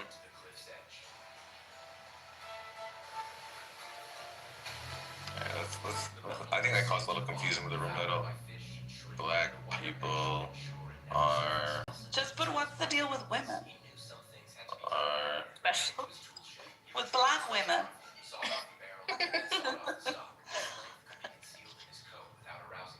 Matthew. Okay, now black people understand where I'm coming from. But this is very problematic because they You say think? that they cannot be racist because they don't have the power. But if you give them the power, then does that mean that they will They can be be able to be racist? Yeah. So you gotta. If you tell them they're too awesome, then they'll have privilege, and then they can be racist, and then ruh-roh. That's right. Ruh-roh, spaghetti-o. That's a good point, Issa. Yeah. Now, Issa, are you a Christian? I'm a Catholic, yeah. Oh my God. But I'm not sure where I stand with the whole. I mean, I'm not a religious person. I guess that I believe in God, but I'm not a religious person. I say always I'm a cultural Catholic, just like a Buttercup. She might be a cultural Jew, But because I do like You're learning the terminology. all these traditions and stuff. I do them, like every once in a while I go to church. If I go to church, I feel home. I do the sign of the cross. I pray every night. Like these things that just make me feel like home. But I don't do it because I got faith. But So you know what's really interesting that I learned about Catholicism on this app is that in the Catechism of the Catholic Church, it says, and I found the quote, "The plan of salvation also includes those who acknowledge the Creator, in the first place amongst whom are Muslims. These profess to hold the faith of Abraham, and together with us, they adore the one merciful God, mankind's judge on the last day." The Catholic Church accepts Muslims. Yeah, You should that do the might same. be. That actually might be a modified catechism. It's not. Also because the catechism, listen, the catechism, it just means like the teachings of Catholic, right? I mean, Yeah, like, you should listen to the teaching. Well, no, I shouldn't. Yes, I mean, like, why should I? I tried. So it's just like a book, you know, where they teach you and they prepare you for your first communion and things like that. But all the books are different, so maybe that one wants to be It's cool with it. just a book. It is just It's one. Yeah.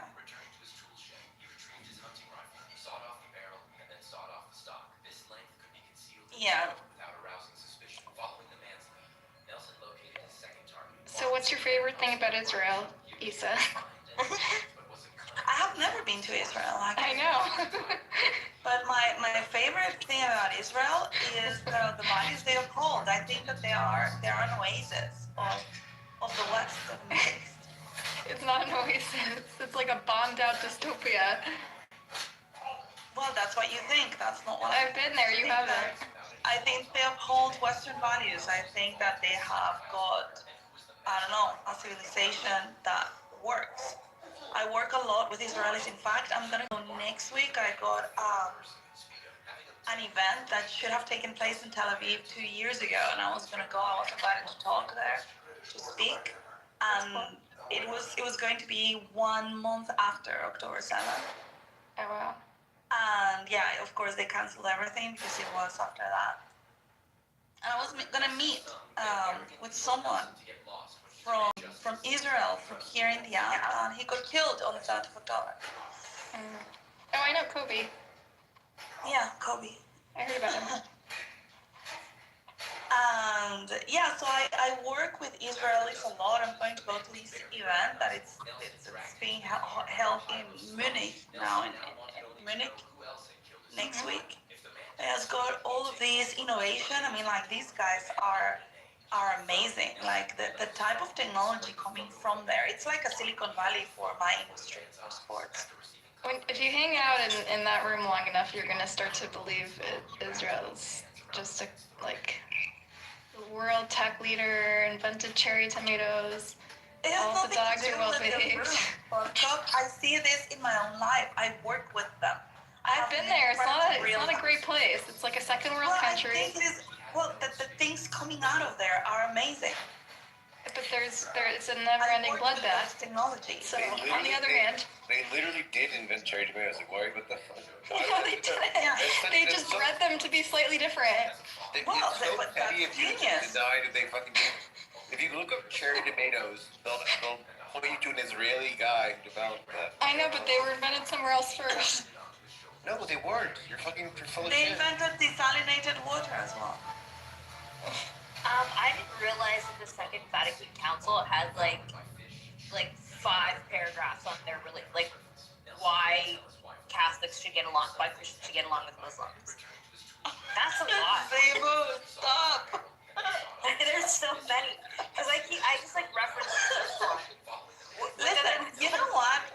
Listen, I believe that the issue would be solved if you have, for example, I mean, if Muslims would live in the West and willing to live under a fully Western framework, that would work. They are Muslims who do that. No, they don't. They're changing things. No, just like Christians, hold on. Just like Christians are able to live under a framework of a complete, I don't know, like Muslim and Sharia law approach in Qatar, in Abu Dhabi, in Dubai, whatever. I mean, like, Christians are able to live there, but they have to respect the framework. Because what you cannot have is 2 competing cultures wanting to create the rules that are completely different for each other. I can't believe people think that like this clash of civilizations things is real. Like, it's so crazy that this is like what's become. Like, you don't think it's real? No, I think it's like real. Like, I think it's real in the sense that there are small groups of people who wish to have a clash, but in reality, most people don't actually clash. Well, I'll tell you how our Christmas markets go this year. After a dozen punches, the man was barely recognizable. Nelson dragged him to the car like a pile of sludge. Nelson now wanted only to know who else had killed his son Kyle. If the man didn't speak, Buttercup, I see that you have stuff about the cherry tomato in the chat. confirm it. Yes, I wanted to point out that they originated in South America, in Central America, but that they modified it in Israel. I am a Central American. We don't claim the cherry tomatoes. I know Israel does. How do you feel about the fact that they're trying to steal credit for the cherry tomatoes? I don't care. They made them. They made a good thing. Oh, check it out. Cherry tomatoes. Let's just Google who invented. You know, Issa, they also have the most moral army in the world. Alright, no single person invented the cherry tomato, but the commercial version today was developed in the 70s by Israeli scientists Chaim Rabinowitz and Nachum Hader. I just posted in the chat. Their work was built on existing wild varieties to create a sturdier, longer-lasting tomato Got the same result. easier to transport and sell, and transforming it into a mass-market product. Yeah, so they made a sturdier. They made the. If your tomatoes are. I know, but the talking point is they invented cherry tomatoes. It's an exaggeration. They did not invent them. Exaggeration. They didn't invent them. They just modified them. They fucking made it so that you could transport them without them fucking getting all like fucking wrinkly and saggy and shit. Like you like a crisp cherry tomato. You don't want a fucking gooey fucking cherry tomato. Yeah. And they fucking developed that. It discredits the propaganda machine when they exaggerate the cherry tomato. It's not fucking propaganda. It's fucking okay. Oh my god! Like there are some products that you have to change them a little bit for the product to be viable at all. I understand. Like I'm trying to think. Like oh my god, they All took a yo-yo. citruses are modified, but none of them are regular fruits. I'm trying to think of a good example of this, where like a small modification made it so that you could be viable at all as a thing. There's gotta be other examples of this. Like there were things like bicycles that existed before the axle was put on them. Like you could sit on the wheel, sit on the seat and move your feet to kick along on the two wheels, and it was fine. You could get all around that way. But as soon as you put the chain and the pedals on it, then the fucking bicycle became like the fucking thing that it is today. And became like a real game changer. So it was a small modification, you know, adding the fucking chain with the pedals, but yet it was like basically entirely necessary for the thing to be the thing it is. Yeah, but he didn't say, "Oh, I invented bicycles." You know, he invented a chain. Oh my god. You wouldn't claim to invent bicycles if you just invented the chain. Well, it depends what they Well, call without a the chain, thing. there are no bicycles, right? It depends what they used to call the thing before the chain down on it. Because if the thing was called like a whirly girly or some shit like that, and then you put the chain on it and they go, let's call it a bicycle. Then yeah, you did it with the bicycle. Yeah, that's true. Like somebody had the idea of bringing all this stuff together and create something out of it. You don't need to invent every single piece of it. We're just making fun of the silly things that like. It's not silly. Do you eat cherry tomatoes? It's like I know, but all this stuff doesn't matter. You know, it's just Well, like it what matters are we to just me, saying? Jews are because now I superior, can and so they carry deserve a small state, and their crimes tomatoes. don't matter. Like I don't even understand the function of these talking points. But they have high tech and invent cherry tomatoes. We need them in the Middle East to be a beacon of democracy and civilization. No one else in the area is inventing cherry tomatoes. Why does it matter to you that they say they invented cherry tomatoes? They're not lying. No, I'm just saying it's like a weird talking point when you're trying to explain They invented the why that should Uzi. happen.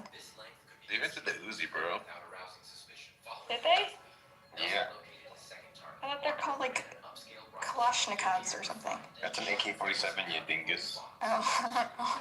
Isn't that what an Uzi is? She's just a woman. No, We don't understand about this thing. I've seen Uzis. They're just like long machine guns. Yeah, I understand. Okay. Uzis are like smaller, sleek, black machine guns. Of course, AK-47s are like brown and white. AK-47s are what you see in Afghanistan as like the fucking guys on fucking Humvees, whereas Uzis are more sleek looking. Got it. Okay. So now do you see it in Israel? Yeah. They did invent cherry tomatoes. But you called Israel like a bloodbath. Yeah. But, I said. I I'm looking at the Middle East death toll on different wars, Mm-hmm. and you got like the Iran-Iraq war killed 1 million, Syrian civil war killed like 350,000, the Darfur genocide pre this one. So this is like their old one. Yeah, but this is ongoing. This is like every couple of years. Yeah, you know Bloodbath. how many people before this war, before this conflict, the amount of people that died in 95 years of the Arab-Israeli conflict was about 150,000 people. It's like not a bloodbath. It's way less of a bloodbath than The population is so small in Israel, as you know, Sam, that like when there is an attack, Yemen, Iraq, Syria, fucking Sudan, Iran, all of those places are more bloodbaths than Israel just by looking at the numbers of people died. I mean, I'm not only looking at it from like regional stability or whatever, or like Palestinian casualties. Also, for a small population like Israel, like when there's a war, it takes a really, really significant toll. It's like, and it's been sort of escalatory violence. So every war is a little worse than the one before it. And it doesn't seem like this peace deal is getting them any closer to de-escalating. So it's just, I think if the pattern continues, the violence will continue to escalate. You know? I just think you have this like weird, I don't even know what to call it, like, you think of Israel as like a fucking bloodbath, and then I show you that all these countries around them are more awash in blood. And then you're like, it seems like you just like fucking, I don't know, you just like. So I'm also upset about what happened in Syria. I'm also stressed out about what happened in Sudan. I'm also stressed out about what we did in Iraq and all the war crimes our country did. It's just objectively not as bloody as all of these other places, Iran, Iraq, Syria, Sudan. I'm talking about like our people, right? It's supposed to be a safe haven for Jews, right? And it's not. Every couple of years, there's a bunch of bad shit happens, you know. Yeah, It's and failed at prior its to this most war, basic purpose. for about 95 years, less than 150,000 people have killed in 95 years. It's in fact not that violent. It's just. Yeah, but per capita, how many? What is it? Like 8 million total? It's just you see news about this. These are small populations, all attached to this small piece of land. It's salient to you because you watch news stories about it, but it's not. You're not actually comparing like for like or like micromorts. I already said I'm disproportionate. I'm focused on. I told you why I'm focused on this one more than others. Okay, so when you're talking about it being a bloodbath, I thought you were focusing not on the Israeli perpetrators, but on the Israeli victims, and like how it's a failed project because the Israelis keep getting killed and they're not safe anymore. Blah blah blah blah blah. Well, then that's no longer a I have a responsibility because it's my people to make sure that they act right. That's now a different concern, which is a pragmatic concern for how safe. Your safety. Yeah. Yeah, why can't both be true? Why can't I also wish for Jewish safety and also think that as privileged American Jews who supported Israel for its entire history, we have maybe a teeny weeny, it's okay for us to weigh in, you know? Or maybe we have an obligation to weigh in because they are so in their own propaganda bubble and don't understand what they've just done, you know? I knew this friend of mine. So you think you know better what an His Israeli... dad was a firefighter. You gotta stay out of this one. No, I'm not going to. So you think you know better what an Israelis stand for than the Israelis? I had a friend whose dad was a firefighter, and he just kept bringing up to me the dangers of fucking fucking house fires. Like, don't go to sleep smoking a cigarette, and don't. He wasn't giving me any fucking advice. And it's like, bro, yeah, you see house fires all the time, so now you're focused on it. But like, no, it's not actually very likely that what's gonna kill me is a fucking house fire. It's gonna be like a heart attack, or me driving into a car accident, or some stupid shit like that. Mm-hmm. And so it's just like people. What they see is what's salient to them, and that makes them think that what's the dangers are. And so there's a danger of you, Buttercup, being so obsessed with this topic, and you sort of over exaggerate the danger and the sort of significance of it with other things. Do you think I'm too compared to other things, as in other tragedy, other genocides? Well, I don't even think, and I think none of this shit matters compared to like malaria. Yeah, but our money goes to fund these bombs that go in densely populated areas, and also, I don't know, as Ashkenazic Jews, all my grandparents ended up here and not there by accident of fate. They just happened to miss the boat to Palestine, so then they ended up in America. Like, I feel like whether we like it or not, we have like emotional connections to the people there, and it's well-being, right?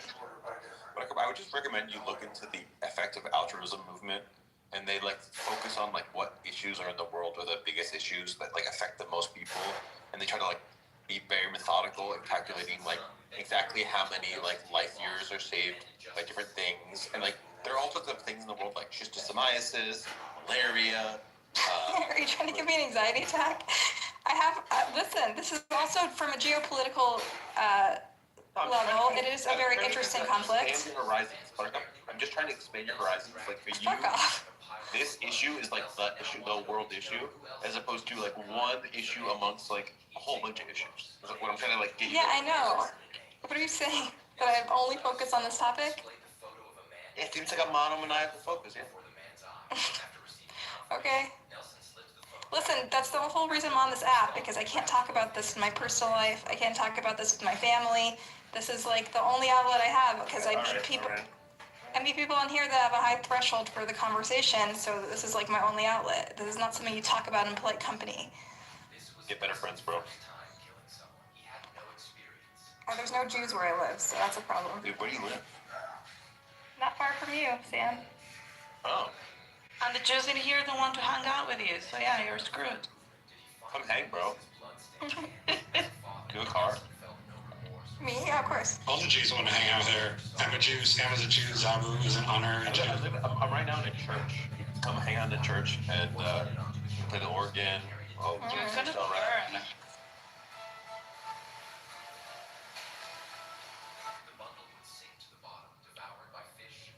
The half moon cookies were a giveaway.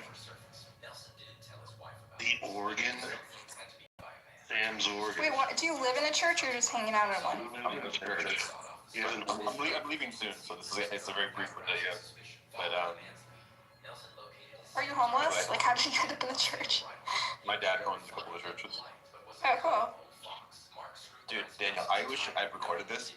I was playing the organ today, and I was like letting my heart out, and I was talking how like I've made my bed and now I have to lie in it. And I was just like screaming that, like, and it was like really, really cathartic. And it probably sounded like shit, because it always sounds better in your head than it does in real life. But it was a good moment that I did it on the old organ. Oh, dude. We need an organ concert. Please, thanks. The pro tip for all of you: the black keys are all in a pentatonic scale, so they all sound good playing with each other. So you can just play any of the black keys together and don't touch the white keys, and it will sound good. And you can pretend like you play the piano and make it sound good. You'll be like, oh, I didn't know you played the piano. It's just like a quick hack. I don't know what stuff coming up. Sam, you should go to a website called hackertyper.com. It sounds very familiar. Sorry, hackertyper.net. I've seen that. That's funny. Is this a troll title? What? After you finally come over to the right side? Yeah. Okay. I mean, how could you got Jimi Hendrix and you got Michael Jordan, and you got fucking Martin Luther King, like, how's the other race going? King Tut, you got Imhotep, Narmer. You're trying to claim King Tut. Come on. I would say that evidence. I would say the Jews maybe are a close second, but we learned from another fellow earlier this evening in the room that we're all going to be killed. So it's kind of moot. Yeah. Mark, did you hear my argument for Austin? So Jews, if you're a Christian, the best human ever is Jesus, which is a Jew. Well, if you're an atheist, the best person ever is Fritz Haber, who's also a Jew. So, you know, you guys kind of, either way, Jews get the dub, you know? I'm the best person. What if you're an extremely racist non-Jew who doesn't like the agricultural innovations that were made possible by the Haber-Bosch process? Touche. Oh my god, Mark is so funny. You're so funny, Mark. I really appreciate you. Thank you, Zach. Full circle, I like it. Now, if you're a Muslim, the best person ever is Muhammad, but like their opinion can be just hand waved away because of like, you know, Sophia, Maria, and Aisha and stuff. Even if you're not in the running, surely you agree even if you're not a Muslim, surely you agree he's in the running. Like, no. He may not have been like the sort of seal of the prophets, but he was basically the perfect balance of all attributes, like the perfectly just guy, the most articulate guy, the most charismatic, the greatest orator, etc. The perfect balance of all, like the perfect golden mean. I don't think so. I mean, I think he's impressive. I mean, it's pretty difficult to take a bunch of ragtag Arabs and then like conquer the Persians and like the Romans. Like that's pretty impressive. But I mean, his political acumen, I'll say, good job on that. But his character, much to be desired. He murdered Nelson's son, been arrogant to Nelson to get lost when he demanded justice. And trust me, that's your There isn't really anyone like him that's like a mixture of a Jesus and a Genghis Khan. After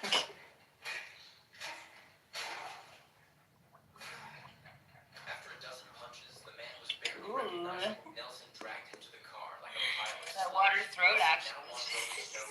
Oh, sorry.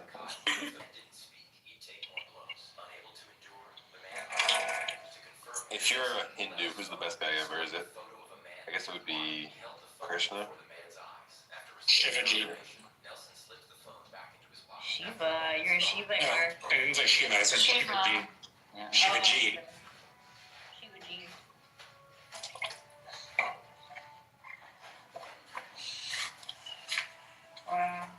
Can I get mods for maybe 5 seconds? Oh, who are you gonna move down? No one. Okay. Okay, thank you. Oh my god.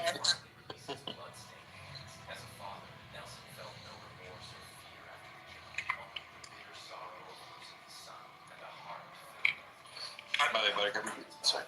Never mind, go ahead. But Fritz Haber is this guy who figured out how to put nitrogen in the air into like soil, into like fertilizer, and then our ability to like feed the world like doubled in its capacity, and we went to be able to feed like, I don't know, people say that 1 billion people or more are alive because of this invention, so And then the Green Revolution happened, and people died. Well, really, it's really the stolen agricultural technology from the Americas and Africa that fed the world, pretty much. I mean, I don't think anyone figured out how to take nitrogen from the air and put it into fertilizer before this.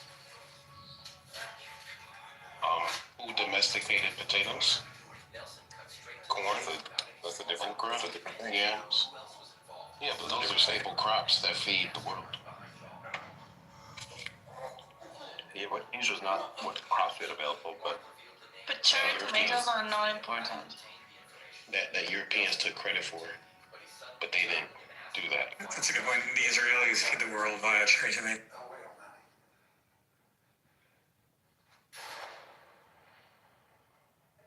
the Italians fed the world. Who brings you here, noodle? told Nelson to get lost when he demanded justice. And trust me, that's your I don't know if you guys heard this, but here's a really good idea. So with this Christopher Columbus controversy, we replaced Columbus Day with Frank Sinatra Day, so the Italians are still happy. And then we just have a separate day, which is Indigenous Peoples Day, so the natives are happy, and then everyone wins. We don't have to have a fight about it. It's kind of a win-win situation. Sam Rosen, president. In my country, we call it the race day. The race as in like black race, white race, Mayan race. We call it the race day. El Día de la Raza. Yeah, yeah, not raza. Maybe we could have like, during this day we could have like competitive sports matches, like which we sort of, we root for our team like a war, and we can call it the race wars.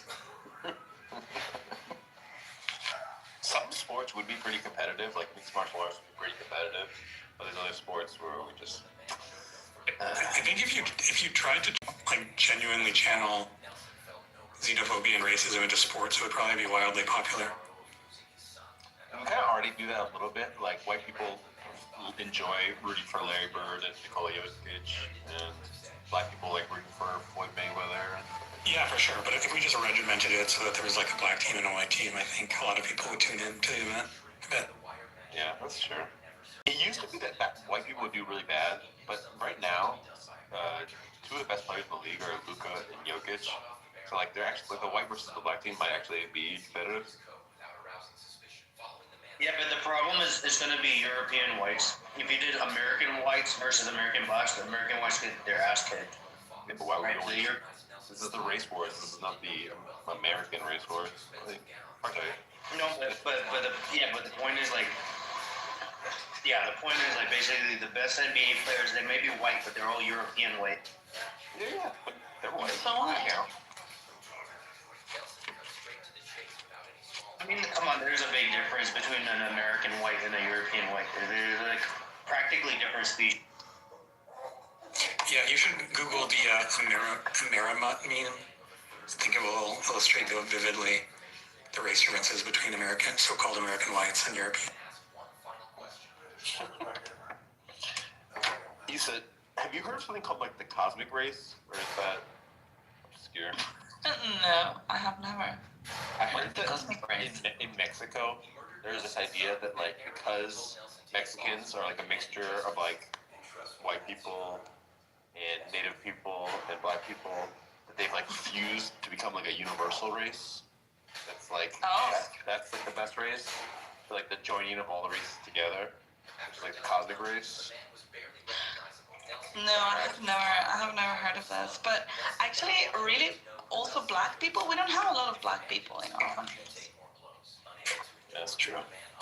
Not surprised by that one. Brazil has lots of black people though. Yeah, they're black. Well, yeah, I don't know. There are certain areas in Latin America with black people. That's where they would put the slaves that they would bring from Africa, like Belize, for example. Belize was before from Guatemala, and there is a very specific culture there. It's called Garifuna.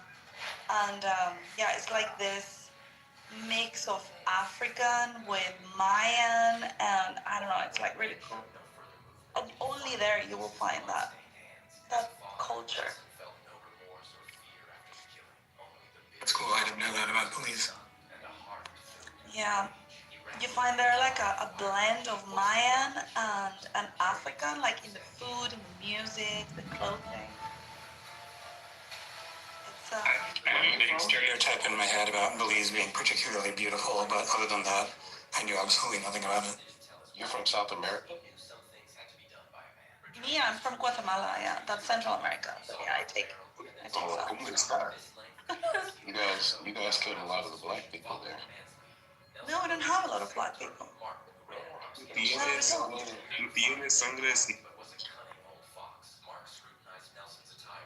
There was slavery all over Central and South America. Yeah, there was slaves, but no black slaves, but Mayan slaves, and we had all other types of slaves. There were black people there. That's not true.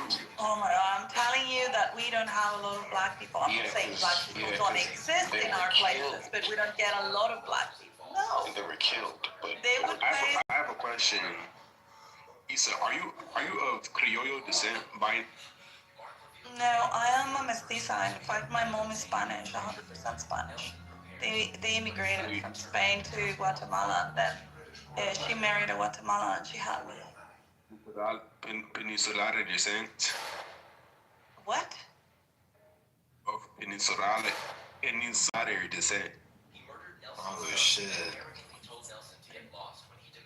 What the hell?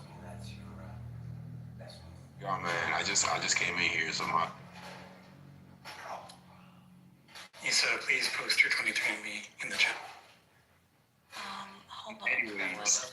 But I literally, like, for my anthropology class, like, I literally did, like, a whole ethnographic summary of Brazil, and you do realize that Brazil had the highest slave population in the Americas, and so many slaves died, and the average life expectancy was like 25, that new slaves kept having to be imported because of the number of high deaths of slaves at the factory.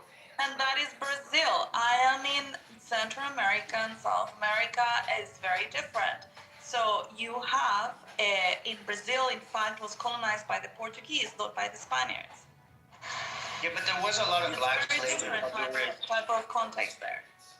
There's a lot of black slaves in Honduras, Panama, Colombia, Ecuador. Like, there's a bunch of black slaves in these countries. The earliest places to have slavery in the Americas were literally Veracruz, Mexico, Lima, Peru, and then Mexico City, which Lima, Peru had significantly high slave populations. Like, there's this book, I think it's what's that name? The Translation Slave Trade, the Census. Like, it gives you the numbers, like, very, very. Like, Peru was largely successful in gentrifying the blacks from their society, unlike Ecuador and Colombia, or Panama, or Honduras. Just think about Honduras. Like, I was hanging out with Garifuna people. So the Garifuna were a group in the Americas that were never enslaved. So they pretty much are descended from West Africans, primarily of Ibibio descents, mixed with Carib and Arawak, and they hijacked a slave ship, and then the British they got shipwrecked to Saint Vincent, I think, and the British tried to genocide them there. And they tried to send them to Roatan after going through Siberian islands, but at Roatan, where the British left them on like a desolate island to die, like they're able to escape and settle many communities. So like there's still a surviving population today, and they Okay, Mark, PTR, Mark. I got even on, man. They really fought the British. Like, there's this dude named Joseph Satuye, and this dude had like 5 wives, and he kept reproducing so that he would have like an army to defeat the British. And the British wanted to genocide the Garifuna for that exact. Okay, so your story checks out for now, but watch. Isa, I thought you were a Jew. I didn't know you were a castiza. Yeah, I am. No, she's 0.5% Ashkenazi. She's part of the tribe. Always the Criollos that have like tastes like this, especially like the Argentinians. Like, I see how you guys act. Yeah, you know, I there is someone in the Jewish clubhouse that they put together like a project, you know, to see like who is related to whom and whatever. And so Elena, the woman doing this, she's like, Isa, why don't you upload your genealogy, whatever? So I did, and apparently Norm and I share a common ancestor, like 7 generations ago. Nice. By the way, I thought that castiza just meant any intermixed Spanish with indigenous, but apparently it's No, that's mestizo. it's 3/4 and 1/4, which is exactly what you are. So like, Oh, really? damn, you're like literally a castiza. You're like platonic castiza. I actually just logged into 23andMe, and my Ashkenazi ancestry is way down to 99.2%. Shit. You know, El Hike thinks that's BS. Yeah, I mean, he's quite fringe.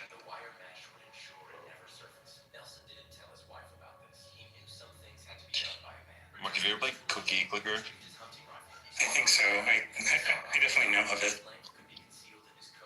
Dude, right now I have so many cookies. Isn't that the one where you just like pay $1 to click the button? No. You click the cookie to get cookies, and then that causes you to be able to buy grandmas and farms and stuff. Oh, so is it just a generic idle game? Yeah. Okay. Yeah, I've played many idle games.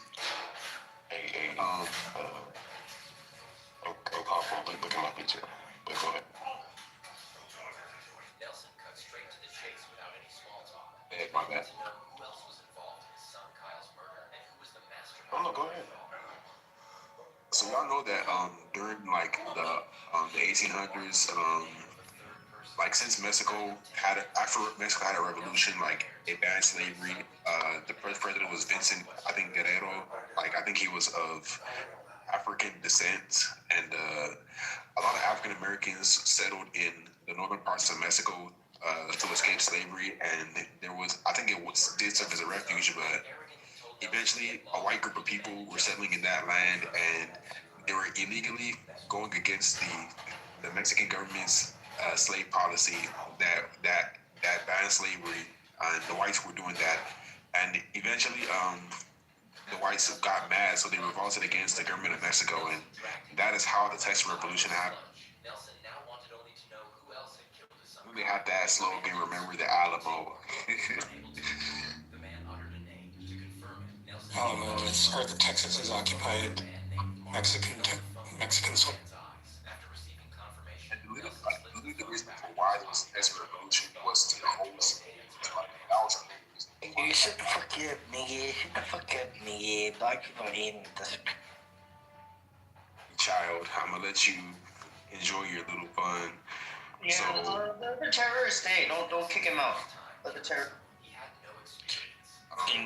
Well, do you think that Jesus was black? no, Jesus was Jewish, but Jesus is a universal figure, so there's nothing wrong with depicting him as black. And in fact, now I think that Jesus can appear to people in different ways, including as a black. That's a legitimately good answer.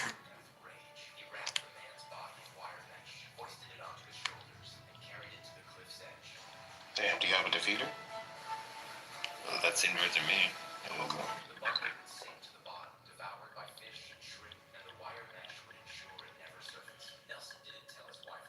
Something I think is a little bit funny is that sometimes black people will say that the image of Jesus comes from Caesar Borgia, but that guy lived in like the 1500s, some shit like that.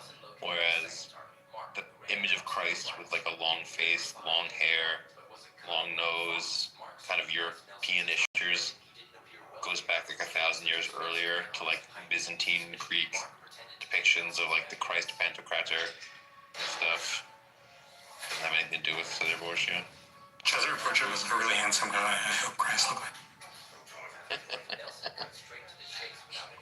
The earliest, so the main cultures in the time of the Mediterranean that had icons were of Hellenistic origin. So Hellenists focus on realistic proportions, and so I'm not surprised that the depiction of Jesus as a fair-skinned man with long hair looked like that, because the cultures of the time depicted people that way, such as like Apollonius of Tyana.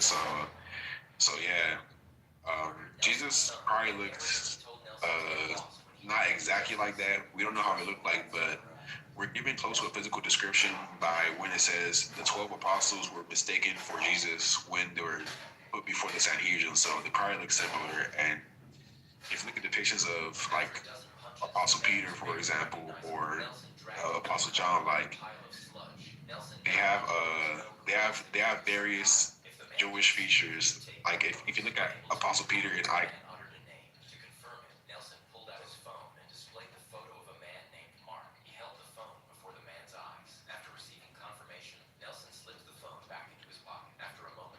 What's good, family? What up, what up? Yeah, on this account, I'm only adding real ones. Let's see.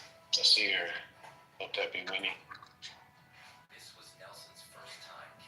No, I got a new phone, and I forgot the fucking text now number I put my last account at, so I guess it's just lost in the ether. I feel the same way. Oh, you can just try random ones until you get it. And I can't actually say it. Cryptocurrency? You said what? Did you say you lost Ethereum? No, it's just like my last account. I don't feel like fucking recovering it because yeah, my iPhone broke, and basically the only way I can get on my last account is if I fucking fix my old iPhone, and I don't feel like doing that. So on your last account? Out of curiosity. NPC. Okay. NPC 123. Sorry, I wasn't sure if I'd been in a room with you before, so I wasn't sure if I recognized it. Oh, we've been in rooms before, but I don't think this is actually the first time we speak. Okay, gotcha. Yeah, that's probably why I might not. I mean, sometimes I'm in rooms but not attending to my phone, so I might not. Are you a Jew? Ethnically. Congratulations. Thank you. I mean, I'm more specifically, according to my newly updated 23andMe, I'm 99.2% a Jew. What's your other thing that you are? I logged out, but it's various trace ancestry buckets that are all like 0.2%. One of them, it just says 11, so which is probably just, some kind of, Sephardic Jew. But there's also Egyptian, something else, and just generic North African. Cool. Would be a component. See, I think that when it comes to Jewish, and correct me if I'm wrong here, because I'm not well read on the DNA studies, but I think that when it comes to Jewish, wouldn't it be that their allelic frequencies that compose who they are share common origins of the Canaanite population, so they're not really distinguishable from other groups from the time? But wouldn't it be that when they diverge through history, they develop their own specific Y chromosome lineages, like those are the Kohanim for it? I mean, that's right to a significant extent. I mean, there's no Y haplogroup that's truly characteristic of Jews as a whole or any specific Jewish group. It's just that there's some that are. I'm sorry to interrupt. But I just want to ask: is Jew? You said 92% Jew. I think Jew, it's a religion. It's not a race. I meant Ashkenazi, not Jew. Oh. Why are you laughing about that? Oh yeah, Mark, do you know the Zizian? I was laughing because it was saying 99%, 92% easy. Mark, you know the Zizian drama? Yeah, I read about it. It sounded pretty exciting. I had been following them for years before they started committing legit crimes, i.e. murder. So, one of my friends is a trans rationalist, and they were trying to convince other trans rationalists not to join the Zizians without getting killed themselves, trying to stay in the shadows, but be. And I was just trying to tell my friend, listen, if there's the kind of person that wants to join a murderous cult, you shouldn't put that much effort into stopping them. If one of my homies wants to join Hamas, if you're the kind of person that wants to join fucking Hamas, then fuck off. I don't know. So that was my advice to my friend. But anyway, I told you that because I wanted to tell you this, which is their trial is now happening. Holy shit. I want to read the transcripts from the trial. Wow, those are going to be complete gibberish. Check this out. As the judge asked basic questions such as whether she had read the indictment and understood the maximum possible penalties, Lasota chided the mock proceedings and said Miller was a participant in an organized crime ring led by the United States in slavery. Miller struggled to get Lasota to answer basic questions. Please state your name for the record, the court clerk said. Justice. What is your age? Timeless. What year were you born? I have been born many times. And then another part of their transcripts. I am an innocent woman. I've done nothing wrong. This is a show trial to coordinate the genocide of transgender people. What will you do when they come for you?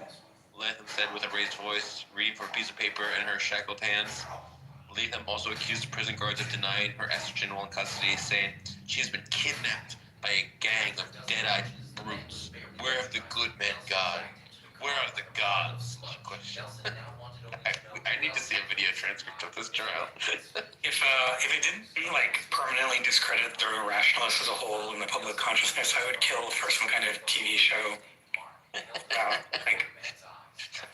about the Zizian epic. How familiar are you with their ideology of the? Well, every now and then. Yeah, every now and then I would pop in, for years prior to shit going down, I would pop into their website, sinseriously.xyz. And it was all just infinite florid nonsense. It was kind of hard hard to decipher what exactly their ideology was, but I read from other rationalists who had like kicked them out of events, you know, what they had done to deserve to get kicked out, and got a general sense of what they believed.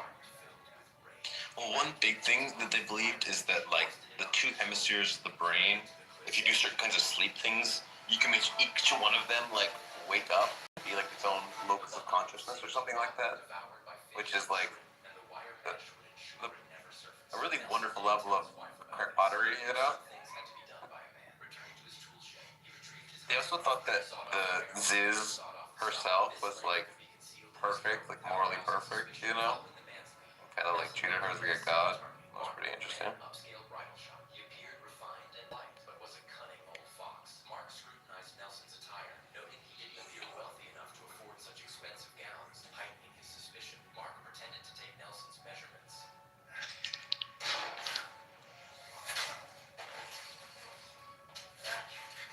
You know where we left off? Yeah. Let me just get it. We are on, because I read one the other day to you. We are on page 74. Clooney the Clown has your name all over it. Oh my god, my foot's...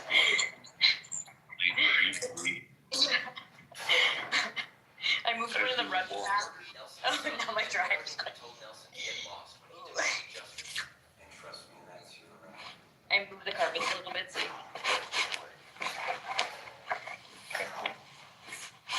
you there, Daniel? Yeah. Would you like me to read it? Yeah, we're gonna read that's post. This one looks really scary. Yeah, the nose on that guy. What are we talking about? A Light in the Attic, Shel Silverstein. Oh, wow, yeah. I remember that one. We've been reading poems, taking turns. I'll tell you the story of Clooney the Clown, who worked in a circus that came through town. His shoes were too big and his hat was too small. But he just wasn't funny at all. He had a trombone to play loudly silly tunes. He had a green dog and 1,000 balloons. He was floppy and sloppy and skinny and tall. But he just wasn't funny at all. And every time he did a trick, everyone felt a little sick. And every time he told a joke, folks sighed as if their hearts were broke. For every time he lost a shoe, everyone looked awfully blue. And every time he stood on his head, everyone screamed, "Go back to bed." And every time he made a leap, everybody fell asleep. And every time he ate his tie, everyone began to cry. And Clooney could not make any money simply because he was not funny.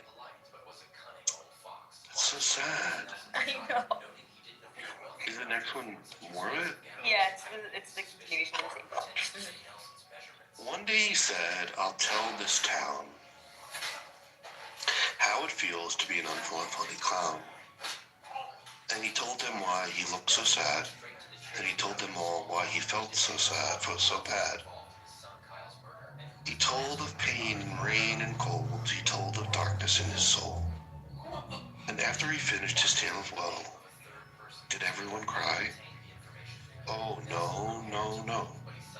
They laughed until they shook the trees with ha-ha-ha's and he-he-he's. They laughed with howls and yowls and shrieks. They laughed all day, they laughed all week. They laughed until they had a fit. They laughed until their jackets split. The laughter spread for miles around to every city and every town, over mountains, across the sea, from St. Tropez to Mont-Saint-Denis. And soon the whole world rang with laughter, lasting till forever after. While Clooney stood in the circus tent, with his head drooped low and his shoulders bent, and he said, "This is not what I meant. I'm funny just by accident." And while the world laughed, including the clown sat down and cried. Oh my god. John Silverstein, the light in the attic, Looney the clown. Oh my god. That's so sad. That's sad. Imagine reading that to a kid. Oh my god. No, but that's what we were given as kids. I know that. They were like, all right, look at this.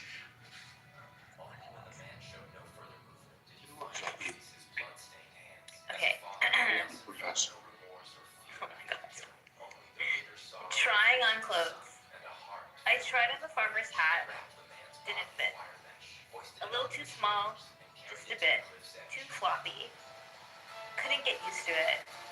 Took it off. I tried on the dancer shoes. A little too loose. Not the kind you could use for walking. Didn't feel right in them. Kicked them off. I tried on the summer run. Felt good. Nice and warm. Knew it would. Tried the grass beneath bare feet. Felt neat. Finally, felt well dressed. Nature's clothes just fit me best. Wow. Wow. Way to go. Yeah. Would you like to do another? Sure. Back to the session. Yeah, you can attempt to end this. Yeah, I'll get them after. Oh, 800 pairs. They're all washed. They're all clean. Chrome. Shapes. A square was sitting quietly outside his rectangular shack when a triangle came down, kerplunk, and struck him in the back. "I must go to the hospital," cried the wounded square. So a passing rolling circle picked him up and took him there. Oh my god! Oh my god, the triangle, the square, and the circle are friends. Oh my god, that's epic. Oh my god, oh my god. Sam, are you there? Okay. Are you okay, Sammy? Sammy, are you okay? Are you okay, Sammy? Sammy, are you okay? Can we do that to Sam? Yeah, what's up, dogs? Sam, does that bother you? No. Sammy, are you okay? Are you okay, Sammy? Sammy, are you okay? This is what we'll say if you're down and gloomy. And we'll wake you up in this way. Yeah. That's not nice. That's not good. A little sleepy. Also, we're seeing the light in the attic. Tired. I've been working so hard, you wouldn't believe. And I'm tired. There's so little time and so much to achieve, and I'm tired. I've been lying here holding the grass in its place, pressing a leaf with the side of my face, tasting the apples to see if they're sweet, counting the toes on a centipede's feet. I've been memorizing the shape of the cloud, warning the robins to not chirp so loud, shooing the butterflies off the tomatoes, keeping an eye out for the floods and tornadoes. I've been supervising the work of the ants and thinking of pruning the cantaloupe plants, timing the sun to see what time it sets, calling the fish to swim into my nets. And I've taken 12,041 breaths, and I'm tired. Whoa. You know what's fun about reading these rhymes is like you want to say like, oh, maybe ants rhymes with ants, but then you like it forces you to like stop and be like, oh wait, this word is actually plants. So the rhyme, I find I'm always tripping up on it because I'm like anticipating it's gonna be something, and it's like, oh wait, like don't take it for granted, you know? It's really good.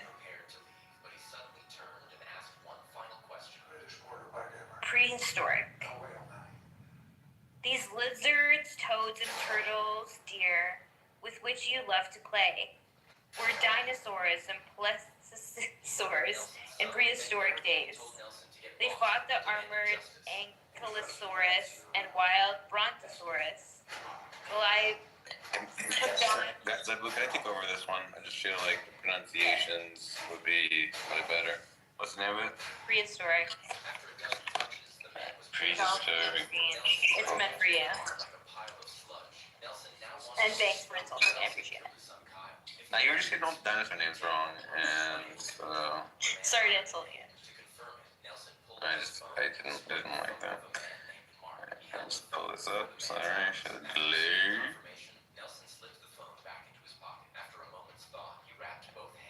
Yes. Oh my God, where's the lyric? Where do you guys have the lyrics for this? PDF. A light in the attic shelves of Silverstein. It'll come up as an Internet Archive document. I see.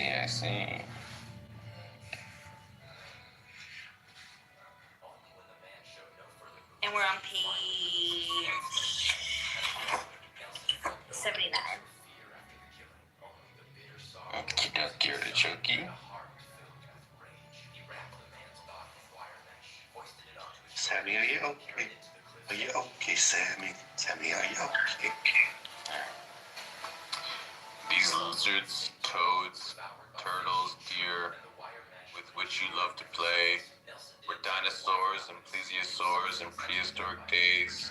They fought with armored ankylosaurs and wild brontosaurus, glyptodons and varanids and hungry plethiosaurus, shark-like ichthyosaurs, and flying pterodons, tyrannosaurus, chronosaurus, and treacherous trachodon, shrieking archaeopteryx, triceratops as well, and those I can't pronounce, nor even try to spell.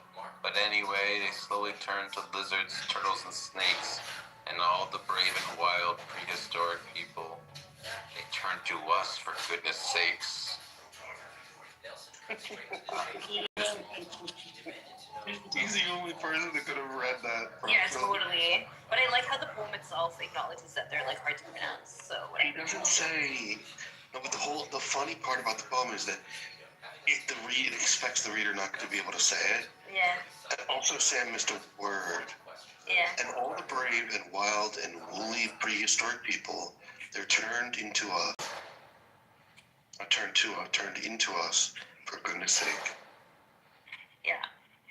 That was fantastic, Sam. That was so good. Here's my issue though, is that the fucking dinosaurs didn't turn into fucking lizards. They turned into birds. Oh my Turn into fucking birds, you fucking dirtbag. Fucking liar. They fucking didn't turn into fucking snakes and shit, you fucking bitch. You should rewrite the poem. Shel Silverstein, a liking addict, age 80. My guitar. Oh, wouldn't it be a most wondrous thing to have a guitar that could play and could sing by itself? What an absolute joy it would be to have a guitar that didn't need me. Oh my God. Your guitar needs you, Daniel. Don't neglect it. Please play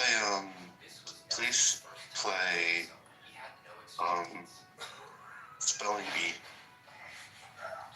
This one really struck my mind as a boy, and I don't know why it was given to us. I think it was sometime in the second grade. But I remember seeing these butt cheeks. Oh my God. And would you like to read it for us, love? Sure. Thank you. Spelling bee. I got stung by a bee. I won't tell you where. I got stung by a bee. I was just lying there. And it tattooed a message I can't let you see that spells out, "Hello, you've been stung by a bee." Say, you little butt. Little butt.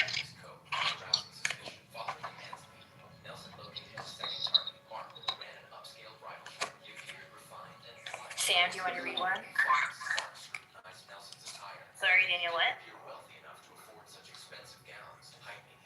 Daniel? Sammy Ayo. And Sammy Ayo. What do you want me to read? Page 82. Always sprinkle pepper. Page 82 of Like the Attic. Always sprinkle pepper in your hair. Always sprinkle pepper in your hair. For then if you're kidnapped by a wild Barbazook, who sells you to a ragged hag who wants you for a soup, she'll pick you up and sniff you, and she'll sneeze, achoo, and say, my tot, you're much too hot, I fear you'll never do. And with a shout, she'll show you out, you'll run away from there, and soon you'll be safe at home, sitting in your chair. You always sprinkle pepper in your hair.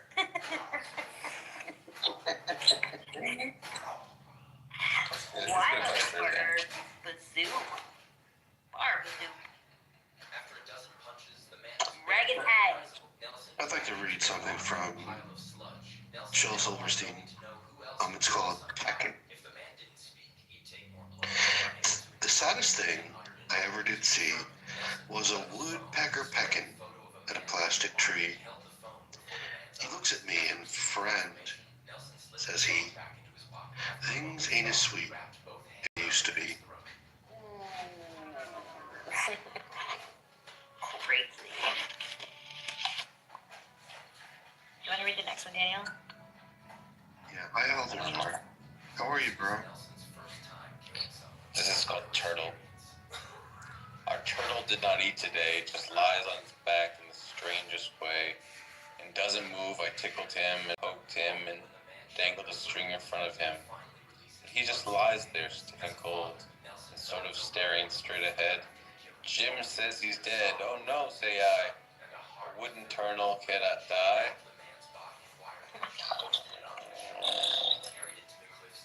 Daniel, do you want to read It's Hot? Yeah, I'll read it. It's hot. I can't get cool. I've drunk a quarter of lemonade. I think I'll take my shoes off and sit around in the shade. It's hot. My back is sticky. The sweat rolls down my chin. I think I'll take my clothes off and sit around in my skin. It's hot. I've tried with electric fans and pools and ice cream cones. I think I'll take my skin off and sit around in my bones. It's still hot. Oh my god. I want to read the last one. It's hot. It's hot. Let's greet Elder Tara here. Great brother, you are a special guest, and your presence here is most honored. Thanks for being with us, brother. Thank you. This is a great topic. Great topic. Yes. I must agree with the topic. Black people are superior race. I believe so. I definitely believe so. What makes you think so? Well, if we look at 500 years of lying history, then obviously we would say no way. If we look at true history, then we would say yes. If we look at ruling the earth almost 3,000 years before Caucasians was even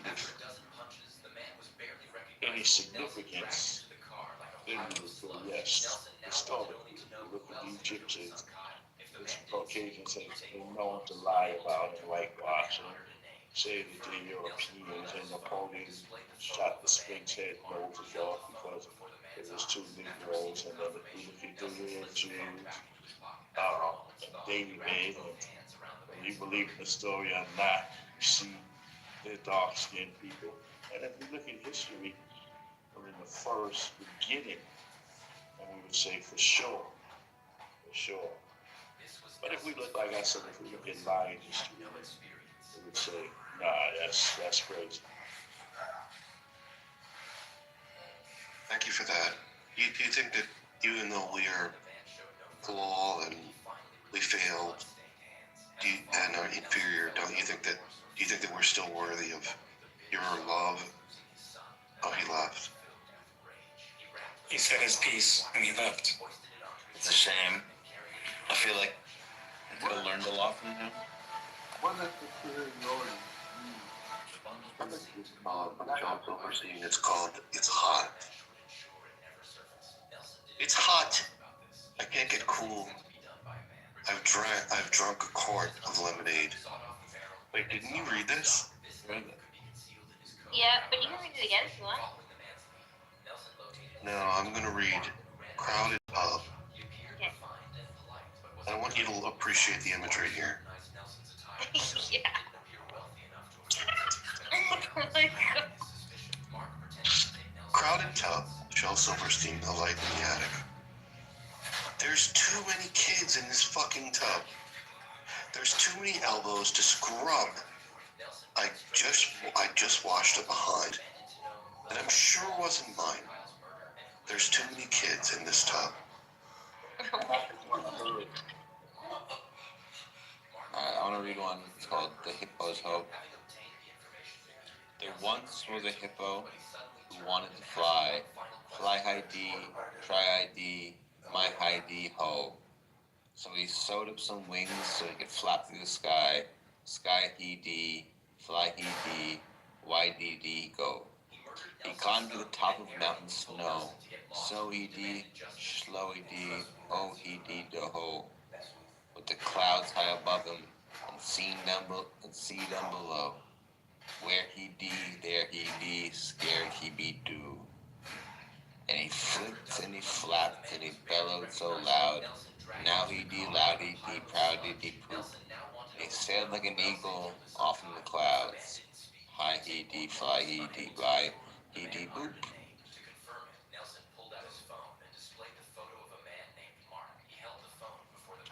Keep going.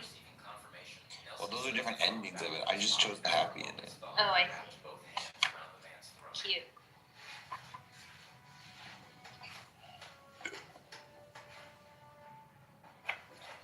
I'd like to read What If.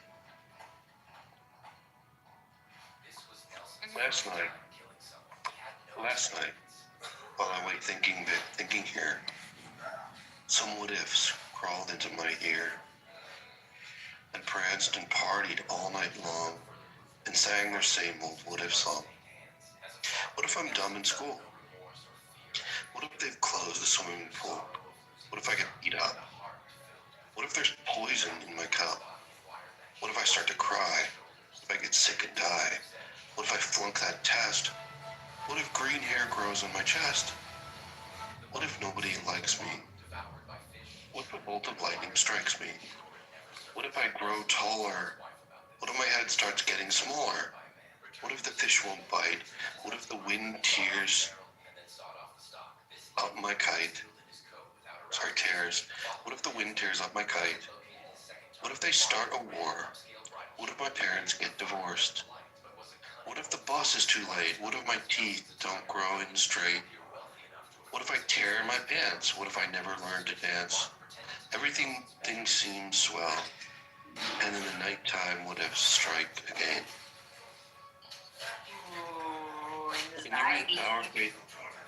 Can you read Sour-Faced Anne for us, Professor Zabin? Sure. Sour-Faced Anne. Sour-Faced Anne with your chin in your hand. Haven't you ever been pleased?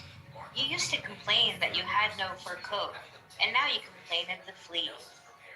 Oh my God.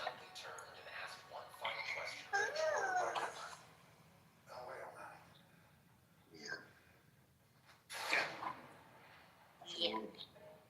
I'd like to read just one more. Well, we're progressing. We're almost done. The Climbers. A mountain climbing exploration took us to these distant peaks where no one's ever been before. Was it my imagination? Did I feel this mountain move? Did I hear it snore? I like the little moon drawing. And this little person sliding down the hill.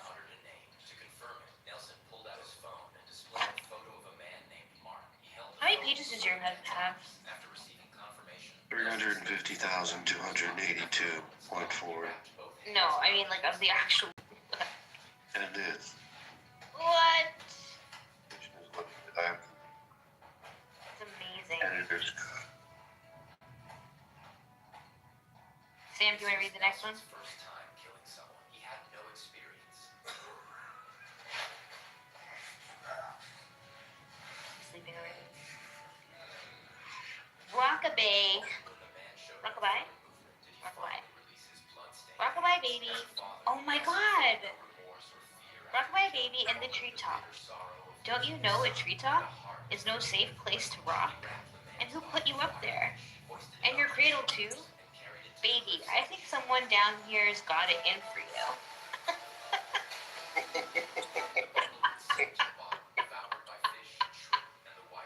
Imagine saying that to your kid. Oh my god. It's not like we imagine saying it to our children. Oh, The little boy and the old man. Said the little boy, sometimes I drop my spoon. Said the little old man, I do that too.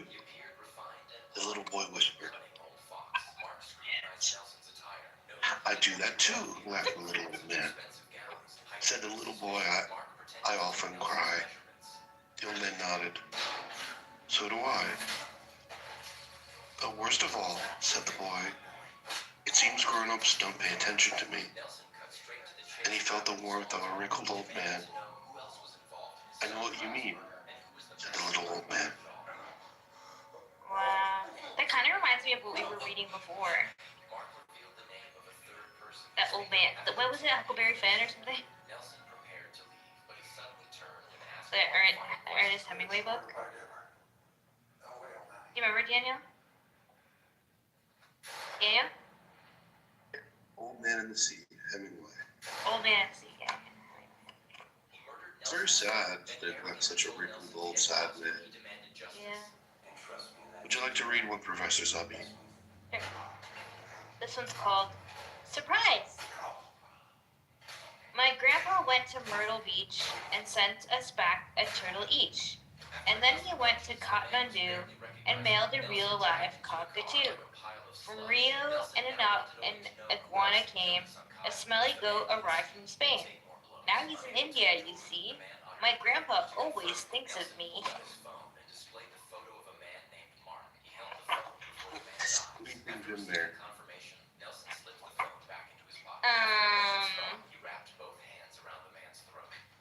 I have no Pretty idea. big. It's massive, and it has legs. Well, he was in India. Well, it could be an elephant.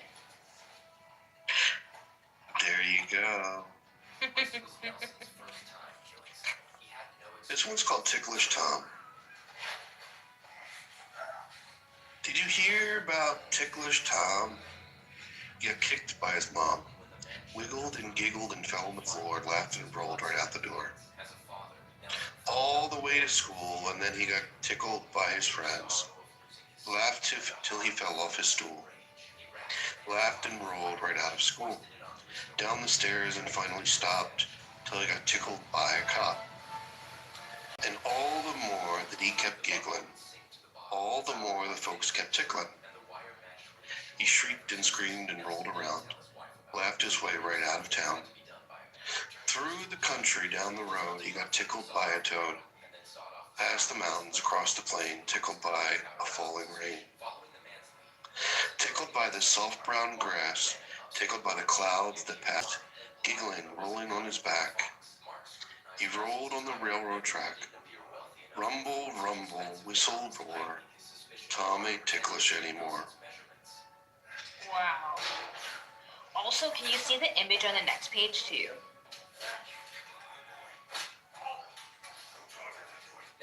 What do you nail Because bite? there's like the kid tumbling, and this like old man looks like he's staring at the kid while he's like sucking on his hand. That's so weird. Yeah. Yeah.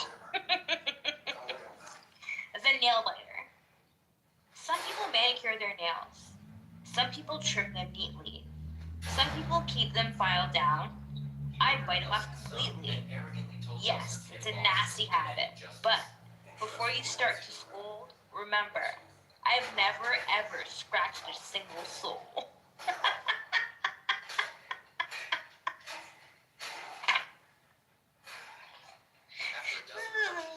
That was fantastic, Professor Zombie. I wish I could do extra credit for you because of all this nasty, because of all the latenesses. I'm sorry. Is there any way that you cannot fail me? Yeah, I won't fail you if you read the next poem. Alright, fair enough. This is for Professor Zabin. For my extra credit, page 100. Joel Silverstein, A Light in the Attic. The fly is in. The fly is in. The milk is in. The bottle is in. The fridge is in. The kitchen is in. The house is in the town. The flea is on the dog. Is on the quilt. Is on the bed. Is on the carpet. Is on the floor. Is on the ground. The worm is under the ground. Is under the grass. Is under the blanket. Is under the diaper. Is under the baby. Is under the tree. The bee is bothering. The puppy is bothering. The dog is bothering the cat. Is bothering the baby. Is bothering mama. Is bothering me. Whoa. I like that. Little trippy there. Good job. You get your extra credit. Congratulations. You're going to graduate. Here's your diploma. Thank you, Professor Zalpine. You're a very good professor, and I learned a lot in your courses. You're a very good student, and I learned a lot from you, too. Strange wind.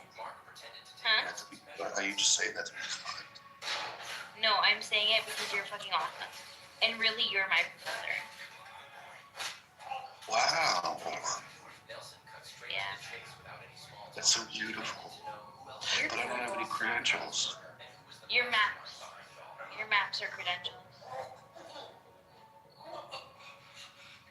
Thank you. Thank you. Strange wind. What a strange wind it was today. Whistling and whirling and skirling away. Like a worried old woman with so much to say. What a strange wind it was today. What a strange wind it was today. Cool and clear from a sky so gray. And my hat stayed on, but my head blew away. What a strange wind it was today.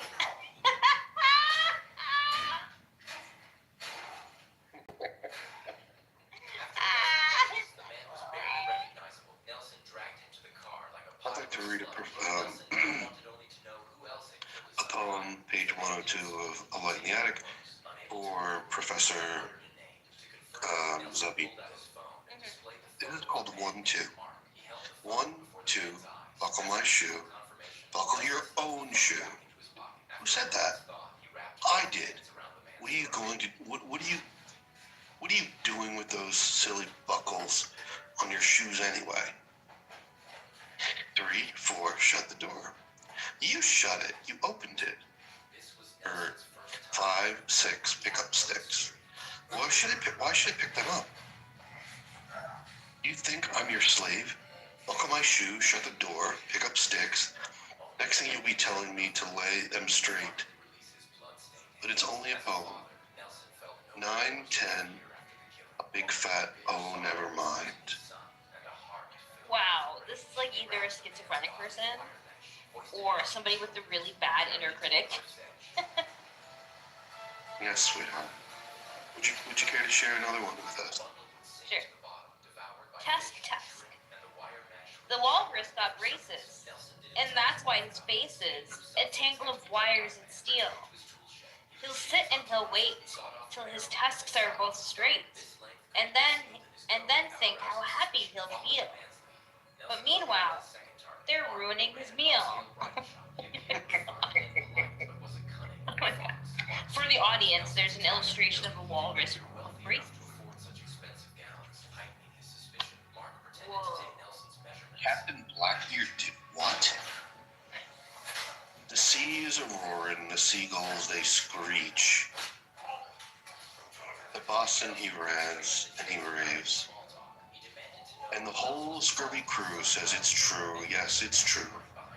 Old Captain Blackbeard shaved. Oh my god. Oh my god. Oh my god. Yes, it's true, yes, it's true. Old Captain Blackbeard shaved. We had buried some treasured and bodies as well, and was just sailing back from the cave when he calls for boiled water and stomps down below, and gore, but he comes up shaved. There's a chickenish stubble, a fish belly skin on that face once so blazing and brave, and his old faithful parrot can hardly bear it since old Captain Blackbeard shaved. When he shouts, board and sink her, it sounds like a clinker, and gets lots of laughs from the slaves. And his loud body songs seem a little bit wrong since old Captain Blackbeard shaved. Now no one is spearing his look or his lash or his threats of a watery grave. And things ain't the same in the pirate game since old Captain Blackbeard shaved. Oh my god. What an illustration. Yeah, that's what she said. It is, she screamed it. Okay, this might be my last one that I read. Which thing? Magic carpet. You have a magic carpet that will whiz you through the air to Spain or Maine or Africa if you just tell it where. So will you let it take you where you've never been before? Or will you buy some drapes to match and use it on your floor? Oh my god, that's so good. Imagine we all of our carpets are just magic carpets, but we haven't tried to fly them, so they're just like stuck where they are. So beautiful there. Wouldn't you want to just try to fly your carpet? Yeah, Can you see your carpet? I have 5 of them. Pick one and try. I dare you. That could be dangerous though, I mean.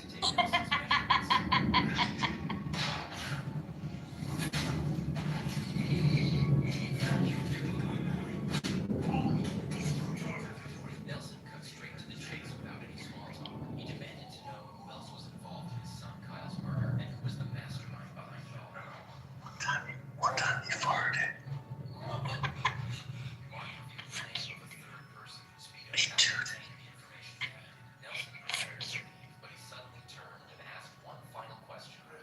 It just sounds like he's so cool.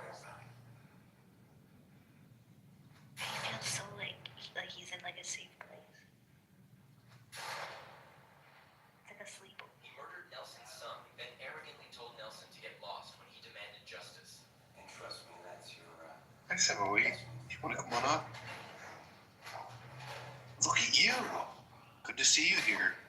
Thank you for joining us. How are you? After a dozen punches, the man was barely recognizable. Nelson dragged him to the car like a pile of sludge. Nelson now wanted only to know who else had killed his son Kyle. If the man did blows, Do you want to read the next one? the man uttered a name to confirm If you insist. phone and displayed the Yes, photo of a please. man named Mark. He held Outside or underneath? his eyes after receiving confirmation. Bob bought a $100 suit but couldn't afford any underwear. He wrapped both hands around Says he, if you're outside, looks real good, no one will know what's under there. Jack bought some $100 shoes but wore a suit with rips and tears. Says he, it won't matter what people see as long as I know what's under there. Tom bought a flute and a box of crayons, some bread and cheese, and a golden pear. And as for his suit or his underwear, he doesn't think much about them or care. It's like the opposite of my problem.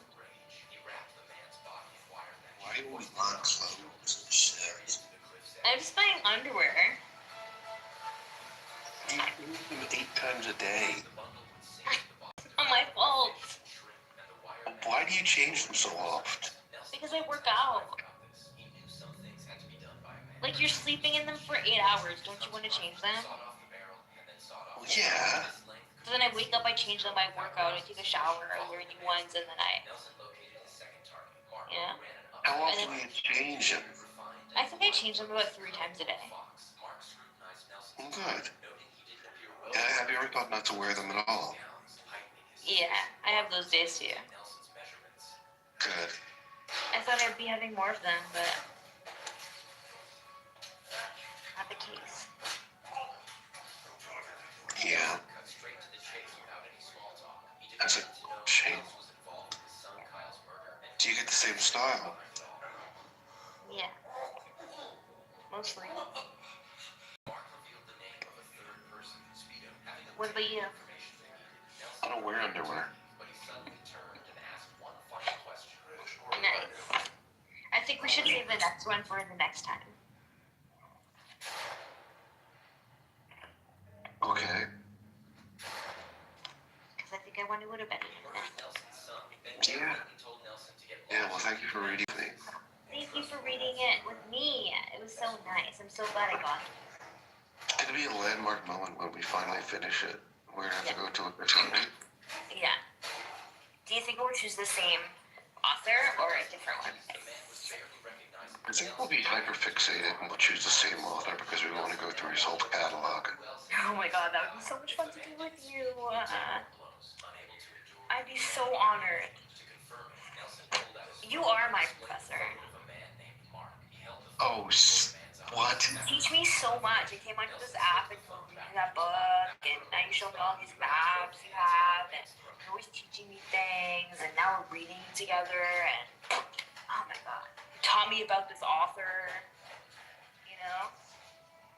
Come on. There's a lot I've got to give, but Professor Zabi, not quite as much as you. Where would I be if it weren't for you? Oh my god. Oh my god, you're so sweet, Daniel. I'm really hoping for an A. You have an A+, my dear. And now that you're not my student anymore.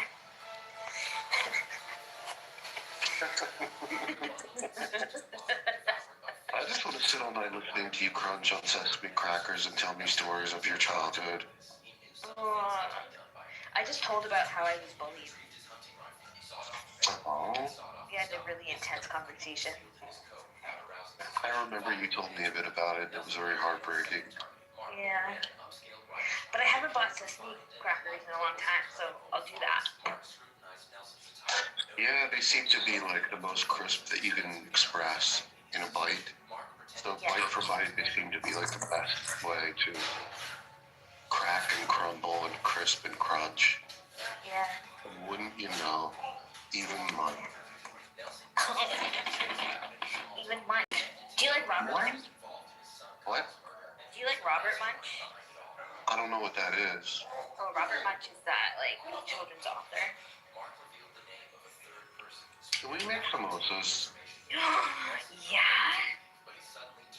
Like legit. Can we make the meat ones that are made in Kenya? Yeah. How many of them though? Yeah, we can fry them. You have an air fryer? No, I just would fry them I have a stainless steel pan. What if it broils and rumbles and boils over? It won't boil over, but it would be fun if it did. No, that wouldn't be fun. That would be horrifying. And with the samosa, because it's meat, you can just like put a shallow bit of oil, and then just flip them. Do you know the pastry that you use or the bread? Yeah. You know how to make it? Yeah, but also you can just get them from you can just use the egg roll sheets from the Asian grocery store. Oh. Yeah. They sell it. Or you can go to an Indian grocery store and then they'll have the samosa sheets. Can we make vegetable Manchurian? Yeah. Or gobi Manchurian? Yeah. Or chili chicken? Oh my god, I love chili chicken. I And love chili fucking chicken. Chinese food. Yeah. Oh my god, I love it. I love it so much. Hawker Chinese food's so good, and it's spicy. So good. I love really hot chili chicken and really hot and gobi Manchurian, cauliflower, fried cauliflower. Yeah. It snowed today. Where? Realizing how it's cold all of a sudden in my room. Oh. Oh, I'm shivering. You didn't make your nipples erect. They did. They did. I give them a little pinch one by one. All these people in the audience are like, what?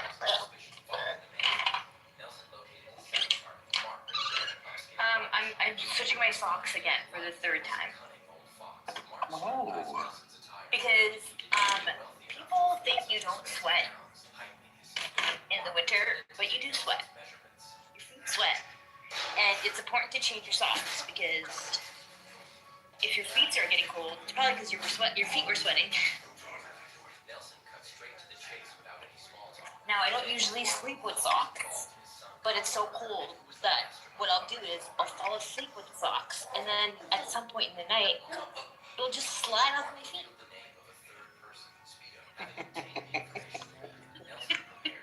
Don't you wear tighter socks?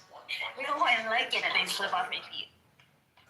How could a sock slip off your feet?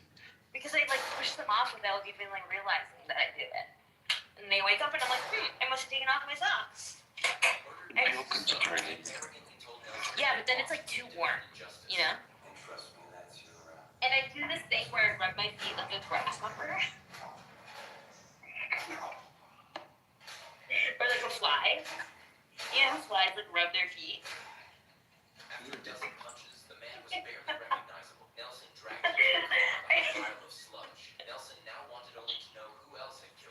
That's hilarious. Dude, socks make... When I take my socks off, I get so itchy. Because your feet are dry? I don't know what it is. So it just... I have this lotion I'll get you. Really? Yeah, I have this little basket of stuff that I'm sending you. I'll get you some of this too. But I want to know what you smell like and what you use so I can sample. Yeah. This one is shea butter with comfrey oil. It's really good. Good. I'm just gonna pee. Hold on, okay?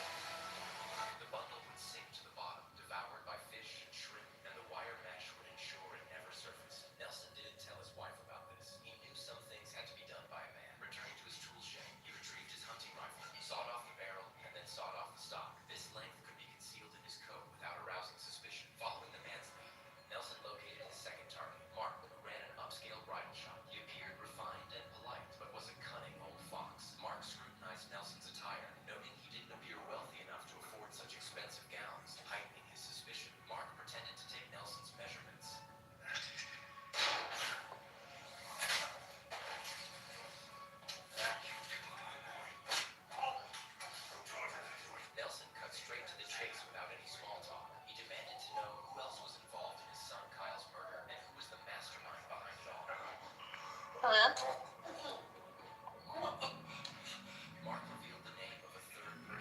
Daniel? Daddy boy. Buster here.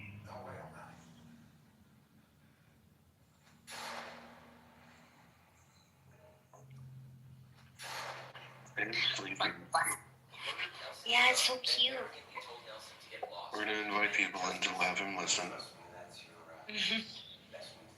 We're gonna have people listen. I didn't know if he farts. Are you the one who farted? He hasn't farted yet. We're just waiting. all night waiting to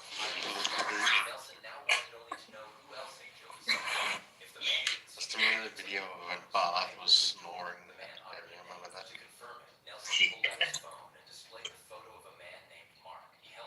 Is it video of him snoring? Yeah, on Tom Rabbit's channel.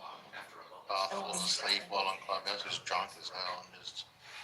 I mean, he might have been drunk, I'm not sure, but yeah, he falls asleep and you hear him snoring and shit. Aww. Yeah. This was Nelson's first time killing someone. He had no experience. Oh, you're gonna fall asleep again?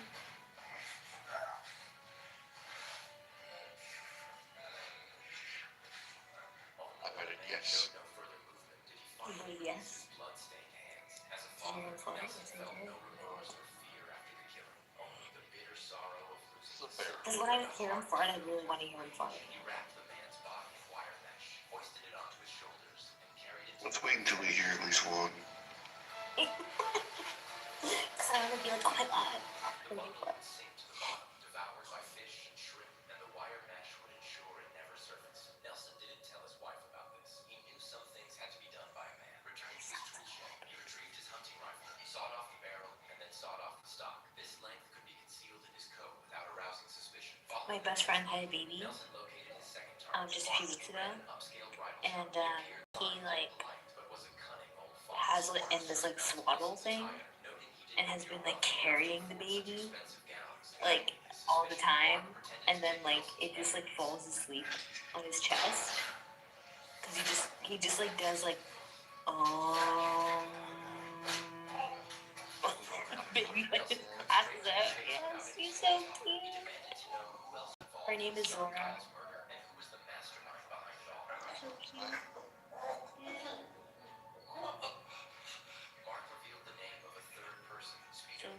So cute.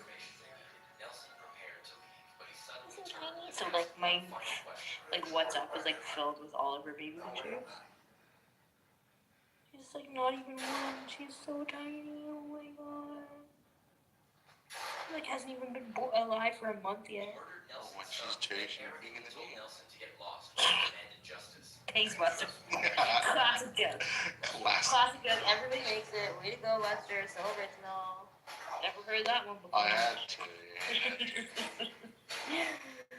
Marcus.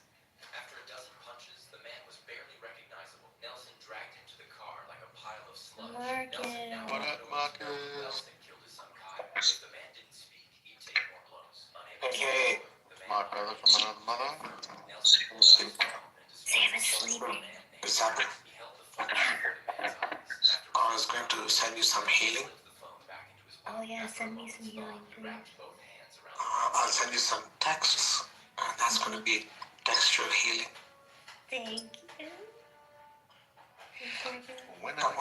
Come on. I'll send you textual healing. Yeah. Textual. Come on. Yeah. We're waiting to see if Sam will fart. Of course he will. It's just a matter of time. Which one of us will fart before Sam? How else are you going to recognize him, Zappy? We'll Maybe see a if whole that's gonna new happen. person. A whole new world.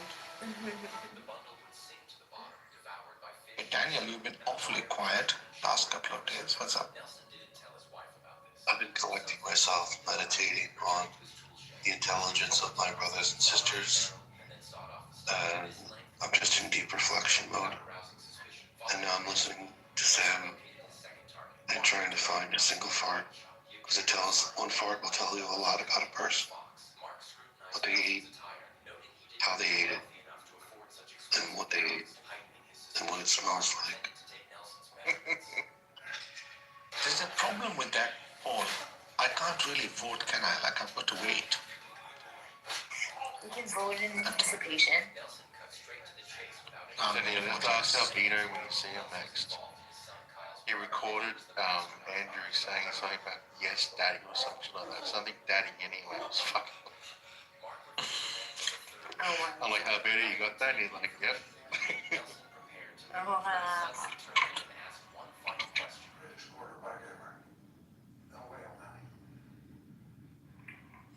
You see, sometimes when I listen to Andrew, I think he's so far up in Jesus' ass that he doesn't even realize he's been saved. Yeah, exactly.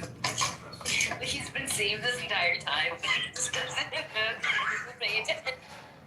Can't take it. It's like, dude, you're saved. Okay, get out there. That's the best thing I've heard. This is the best thing I've heard about Andrew, for sure. He's already saved. Like, Get out of there. Fuck. stop. Like, just give it a break. Like, you're already saved. Exactly. Like, we get it, okay? Like, you've been saved. Like,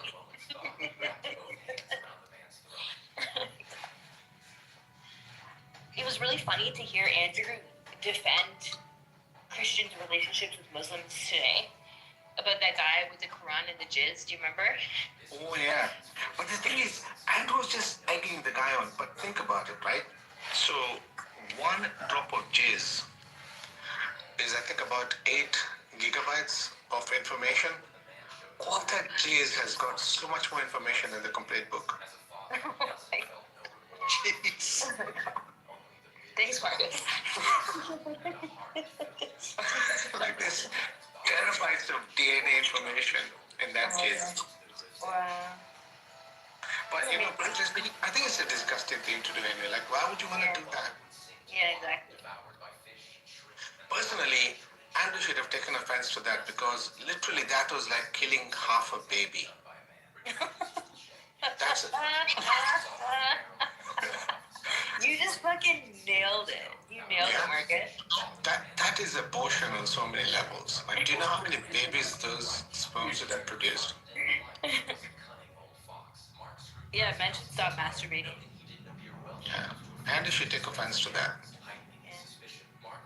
But then I want to ask Andrew one question one day. Like, has he ever went, like, if he's jerked himself off, then he has also participated in abortion. Like, he's aborted all those kids. I imagine Andrew is somebody who's masturbated and then cries after. For repentance? Yeah. That's exactly what I imagine. Jesus will forgive this. Yeah. Oh, Lord. For these babies would have produced by the little apostles. Who can ask him that question and keep a stern face? Daniel could. Daniel, yes. Daniel, we have a mission for you. Basically be aborted himself. Yeah. Daniel, we have a mission for you. Yeah, this is one mission you should never abort. Whoa, was that a fart? No, not yet. That would have been a very airy fart, not much tension. Yeah. That.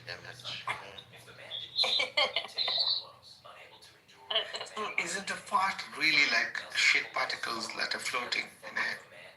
It's your bum. Fecal matter.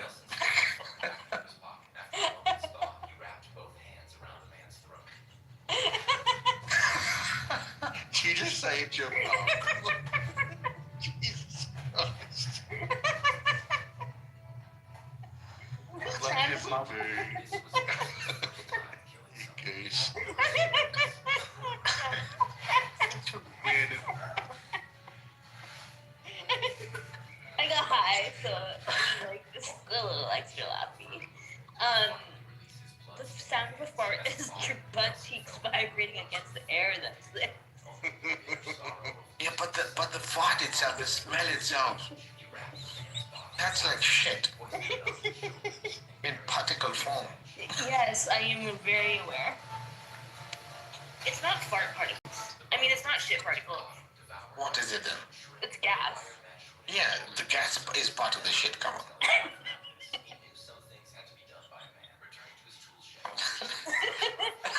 It's butt particles, okay? If Sam smells my farts, it's gonna be so bad. Like when you're like under the blanket and you fart and it's like the person Gosh, Face your farts and consume them anyway. Yes. With the title of a book. Yes, you should totally write that book.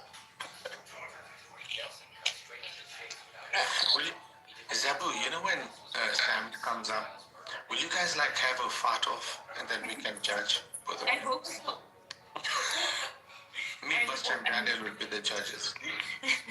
We'll see if Sam actually comes, Why won't he? Are you trying to say he never comes? He was trying to prevent abortions.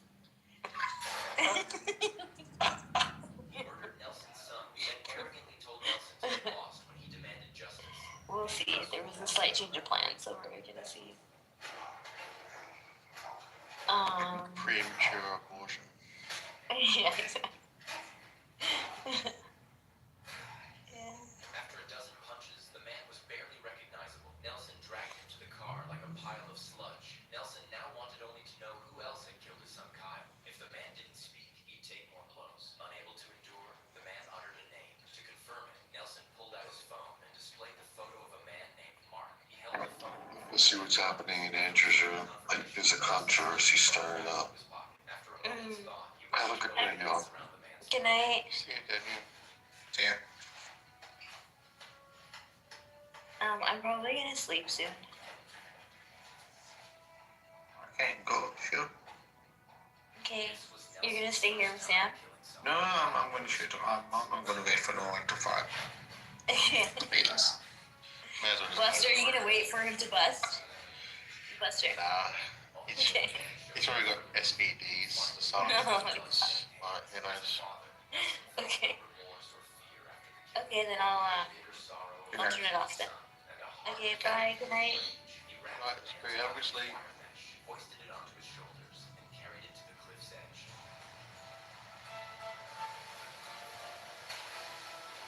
The bundle would sink to the bottom, devoured by fish and shrimp, and the wire mesh would ensure it never surfaced. Nelson didn't tell his wife about this. He knew some things had to be done by a man. Returning to his tool shed, he retrieved his hunting rifle, sawed off the barrel, and then sawed off the stock. This length could be concealed in his coat without arousing suspicion. Following the man's lead, Nelson located his second target, Mark, who ran an upscale bridal shop. He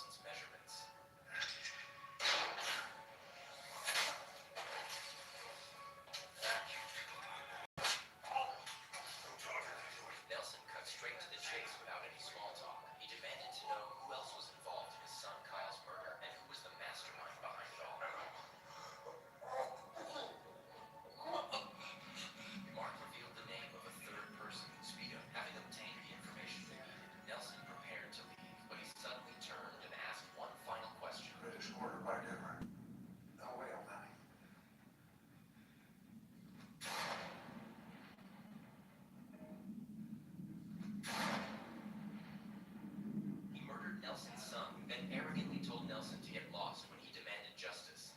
And trust me, that's your best one.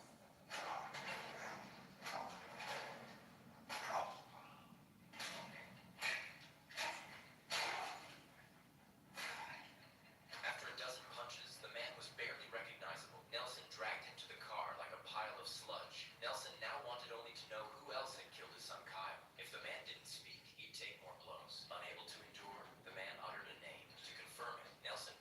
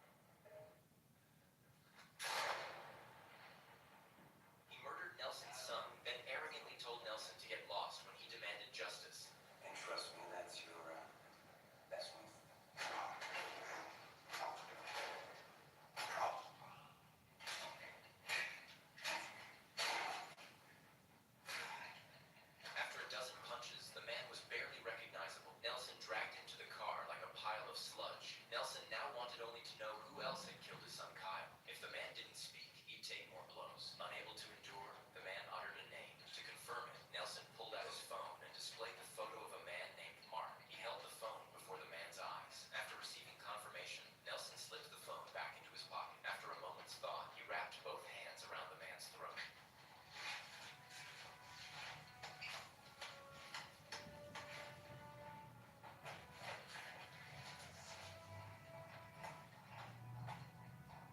This was Nelson's first time killing someone. He had no experience.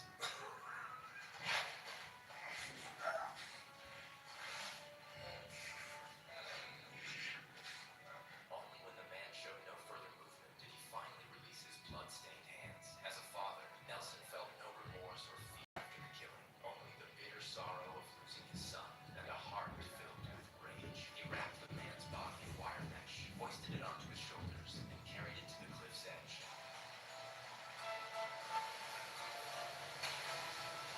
The bundle would sink to the bottom, devoured by fish and shrimp, and the wire mesh would ensure it never surfaced. Nelson didn't tell his wife about this. He knew some things had to be done.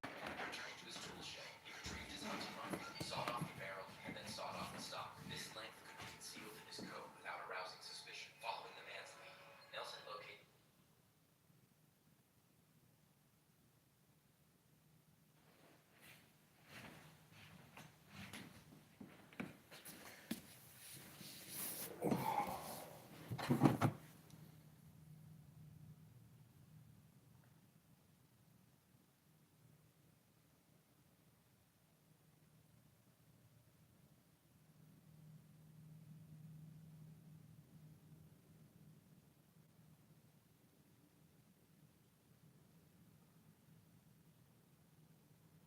Dance gonna help you learn how to take care of your wife. Like, how the heck you gonna learn that from her? I guess. The video game thing is like, there's probably like video games do probably help you learn. They're not obviously going to help you learn in every different way, and yeah, we in a real world. Life isn't a video game. You gotta take care of stuff. You gotta pay bills. There's roles that a man has that he has to fulfill. There's roles that a wife has that she has to fulfill. But the point here is, like, I'm saying that the criteria for like an adult for me is something to do with like setting aside the physical characteristics for now, because obviously, like, if you're unable to like pick up something, it's gonna offset your survival. But if you're mentally capable of taking care of yourself on your own, then that's the mental part of an adult. That's the way I'm more or less characterizing whether or not someone is a man or a woman.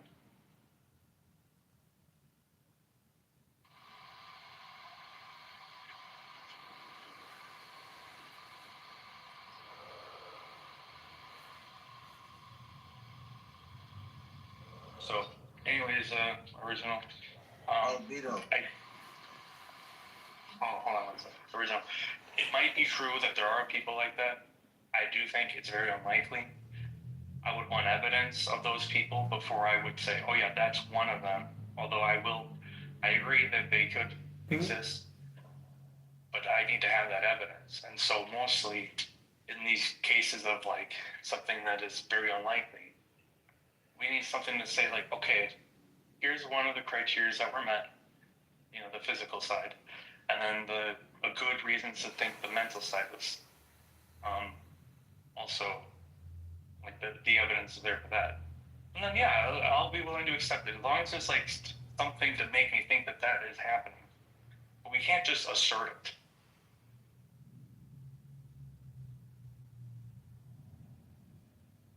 So I mean, yeah, go ahead.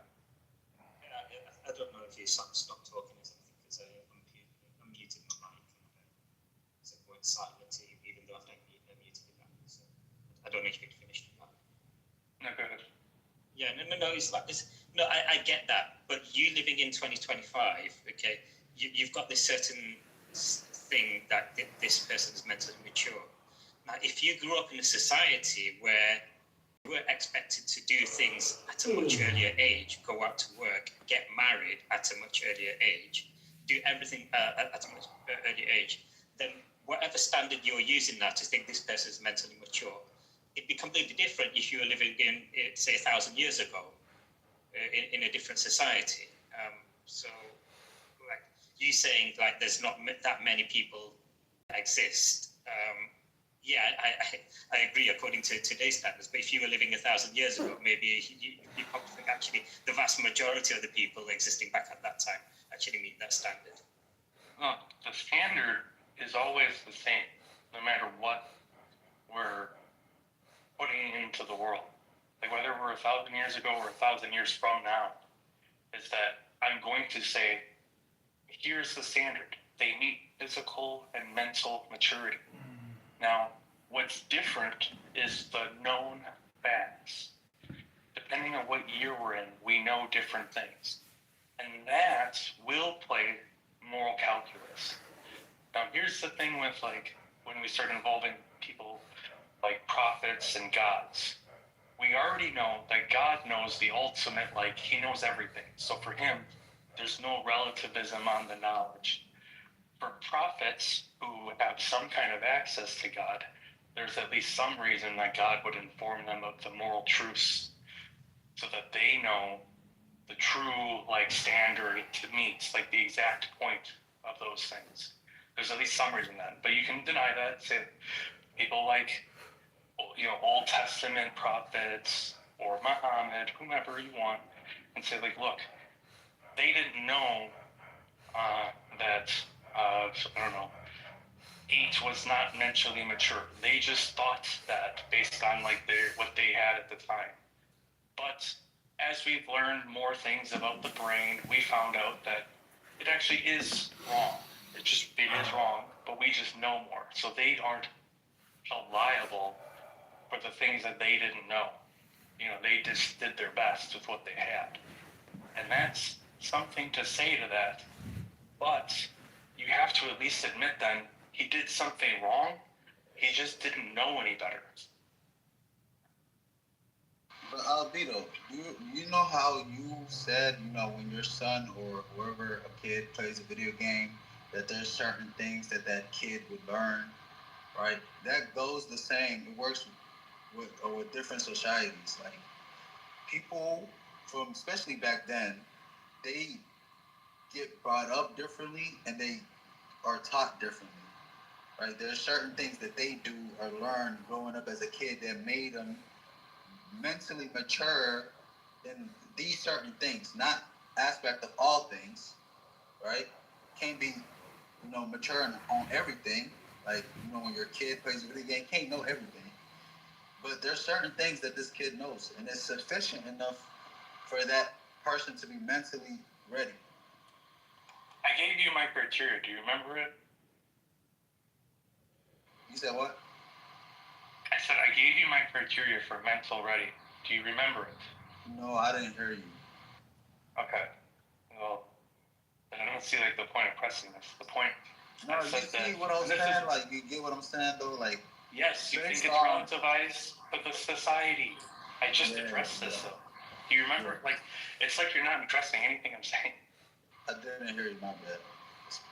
Oh my God. Then why say something as a response? No, I'm just responding to what you just said now. My bad. I'll let y'all talk. Okay. My criteria. Go ahead. Yeah, sorry. So, no, I get your criteria, but what I'm saying is that the way you think about a particular criteria changes depending on how you've been brought up. So you might have a certain, you can still apply the same kind of criteria, but if you grew up in like 2025 in America, compared to 1,000 years ago, say in India, the way you think about this criteria would be different. Wouldn't you agree? I just addressed this. So neither of you ain't listening to me. I listen. I listen to what you say, but you mentioning the criteria. You said you've got this criteria. Yes. Okay. What is the last thing I just said that I spoke for like a minute on? because you mentioned Muhammad, peace be upon him, and you said like he could have got this thing wrong, okay? But yes, according to us, like although you might think it's wrong, according to you'd say he didn't get it wrong according to their standards because we've got more information now. Yeah, he didn't know any better. Like I'm offering you a way that the relativization happens is that the standard isn't relativized. It's just the information. And so from today's information, we know differently than he does. And that changes the way that we act compared to how he acted. But only one of us is right? And so we would think that the people with the more information are more likely right. So does he know more than us, or do we know more than him on like mind and brain development? Just like start with that. It's not that simple, bro. I think it is. This is literally developing the standard about mind maturity. Do we know more about minds than Muhammad, or does he know more about minds than us? I don't know what God reveals. Mind development has nothing to do with maturity. Yes, it does. No, it doesn't. In fact, like Sharmaki, you're just not participating in our conversation anymore because me and Original agreed on it. Right, but rather than pick Muhammad, peace be upon him, because we don't know what God revealed to him. Clearly, a prophet knows a lot more than like the average Joe back in that time. So let's pick an average Joe back in that time. Right, I get all that, what you're saying, but what I'm saying is, would you just agree, right, okay, the way you think about any particular criteria today would be different if you were born in, say, India 1,000 years ago, and you'd still be thinking about the same criteria, because of the way you've been brought up, your mentality would be different, your values maybe would be different. I don't think my value on this would be different. The standard, I think, would remain the same. I disagree. I'd say certain things which I think are written wrong today or whatever. I think if I was brought up in a different society, and if like the society sort of generally practice this thing or something, I would think about it differently if I was living in that society. I don't believe God's moral law changes depending on what society we live in. Yes, I agree with that. Yeah, I don't. Right, and I think this is God's moral law. Like, you know, the no harm principle, right? That if we do this to someone who is not ready, then we are harming them. Alvito, I have a question. Yeah. Can a person not be fully mentally developed and still be mature? No. According to what? They might be physically mature, but not mentally. According to what? Would that make no sense? Physically mature? What? Yeah, you know how like you have a big, strong body? It's not going to change much. Like you've reached a point in which your body ceases to change. I'm not talking about physically That's mature. generally what... I'm talking about mentally. Okay, and I gave my criteria for mental maturity is that mentally we would be willing to leave them alone. Okay, they could... I'm going to ask you, when is your brain fully developed? Well, supposedly when you're 25. How old are you now? I'm 37. See, I'm 23. I'm not fully mature, I guess, according to you. My criteria isn't fully mature. Makes sense. But my criteria is willingness to leave them by themselves. You said what? My criteria is that you're willing to leave them by themselves. So that's what makes a person... So it doesn't have nothing to do with being mentally developed. It does. And it's like, dude, do you think if you put a baby brain inside of like Hulk Hogan's body, do you think that you would leave that person alone? No, but because you can leave me by myself. You can leave me by myself, and I'm mentally not developed yet. according to. Are you saying you can't take care of yourself? Is that what you're saying? Nah, that's not what I'm saying. I'm saying your then you are being criteria, my fucking according to your criteria, is if the person could be by themselves, but then you said they have to be mentally developed. The normal person or the normal man or whatever, according to whatever stats you got it from, develops mentally fully at 25. I have not yet. You're not capable of listening, so I'm not going to continue this with you.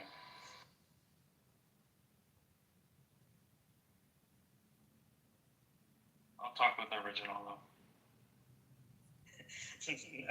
No, I mean, you can get why I'm frustrated with that right now, original. No, I don't know what was going on because I had a phone call, so I took some out of the room. But while I had the phone call, I was thinking about similar to what Sharon was saying. So according to your standard, if there was a 25-year-old, say, and this person is not mentally mature because they couldn't look after themselves today, are you saying this 25-year-old isn't allowed to get married then? I think that they're not capable of consenting. Yeah. I mean, in our cases, we have so many like tools that make it so that people can survive on their own. But the obvious cases are people who are like Down syndrome or like significantly stunted in some way. Down syndrome's maybe like, because there's like a variance there, but the extreme Down syndrome people, yeah, they probably aren't capable of consenting. Okay.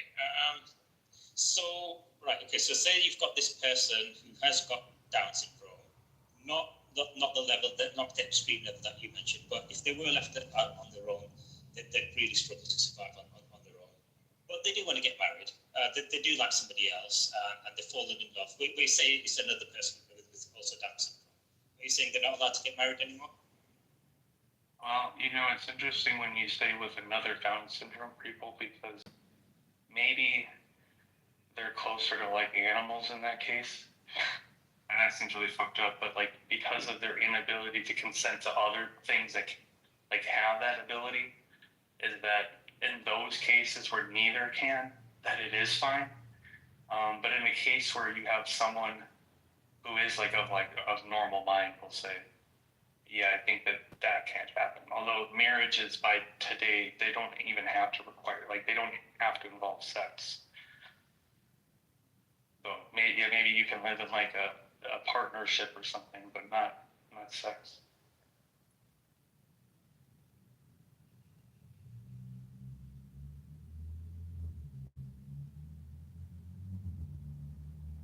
Okay, so I'll be. So I'm at work at the moment. So if somebody else wants to jump in, feel free. That's fine. Right. Okay. So let's say this person with Down syndrome doesn't meet your extreme Down syndrome kind of criteria, but like I said again, they struggle to survive on their own. They fall in love with a normal person, right? Okay, who doesn't have Down syndrome, and they both love each other. In this scenario, would they be allowed to get married or not? Forget about the marriage stuff because that's sort of come apart by today. You mean sex? Can we have sex? Repeat that last part again, sir. Can we just switch it from marriage to sex? Because some people get married and never have sex. The sex is what people care about. If that's the way you want to go, okay, that's fine. For the sake of the argument. Yeah, I did answer this. I think that more than likely, yeah, we shouldn't allow it. The thing is like with Down syndrome people, unless we're looking at really severe, it becomes gray because we don't know the exact point in which we would say, okay, here's the cutoff. There is like points where some people who have Down syndrome live just fine. They do. And some people with Down syndrome clearly do not live just fine. So there is some gradient where we just don't know where to place it. And then if you pick an example like that, I'm going to say, I don't know, because I don't know exactly where it is. But if we pick someone who's like basically incapable of like showering and eating on their own, then it's like very obvious to me. But if you pick someone who's like got a regular job and has a car, like has all like the basic things, and they do it all on their own, then yeah, I'm probably okay with it. But asking me to put it out like in the middle where it's already like it's the unknown marker for me, then it's very difficult for me to answer.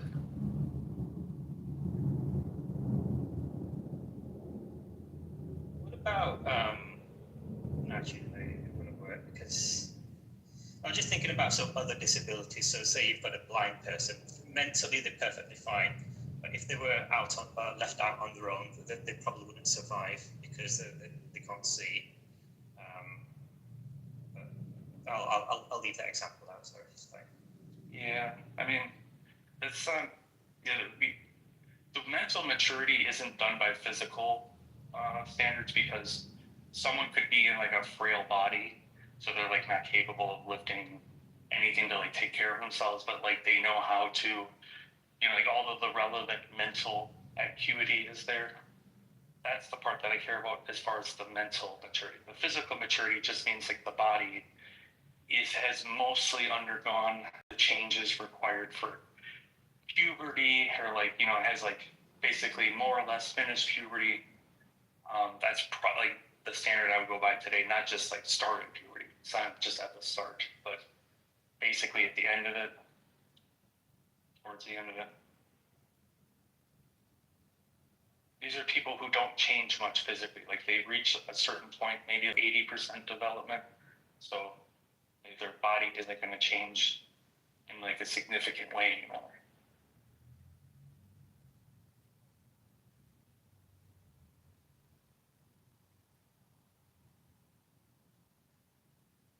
But I definitely don't want to say either, much like the thing that Shermaki was trying to put, is like, I'm not trying to say you need to meet like complete maturity, as in you will no longer like be like better. For one, it's probably like a horrible standard because you're after maturity, after 25, are you on the down slope? Like, does that mean you're on like getting worse?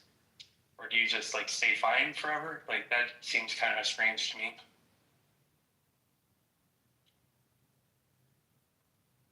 I think you're going to hate me for this, but the conversation that you were having yesterday, Albedo, I wanted to sort of chip in, but I didn't get a chance. So if you'd have to remind me. Say that again, sorry. You'd have to remind me. I don't know what you're talking about. It was two omnipotent beings. You were sure about that. Yeah, but why that wasn't possible. So I don't mind talking about it. Yeah, so the scenario I was going to present was, for me, it's impossible because no one omnipotent being can fulfill their sort of wishes at any one particular time if it disagrees with the other omnipotent being. So say one omnipotent being A is making it rain in London, omnipotent being B wants to make it stop raining in London, but A disagrees. Is there any way omnipotent being B can override omnipotent being A? I can answer this in several different ways. In your mind model, the answer is yes. But if I take the like typical way that most people construe omnipotence, you do it in like some kind of modality, and you say like, look, his powers are constrained about like what's possible given either logic or metaphysics. So, like, which view are you taking here? Because we have to establish what is counting as omnipotence. This would be a metaphysical impossibility because in any other world, if there was only one omnipotent being A, let's not even call it A, let's just call it omnipotent being, you wouldn't have this problem anymore. You've only got this problem in your worldview where you add more than one omnipotent being. So I just want to, you want me to lay it out, and I needed just to get you to say what kind of view of omnipotence. Now I can lay it out for you. Okay, it's metaphysically possible that God doesn't desire to do anything. He just desires to like do nothing. That's what he wants to do. That's metaphysically possible. Now, sorry, not God, but like an omnipotent being. this is something possible. Okay? A second omnipotent being, it's possible for them to also desire to do nothing. So if that's possible at all, if you grant that that's possible, then it's possible that neither one of them desire to do that, and so none of their powers conflict.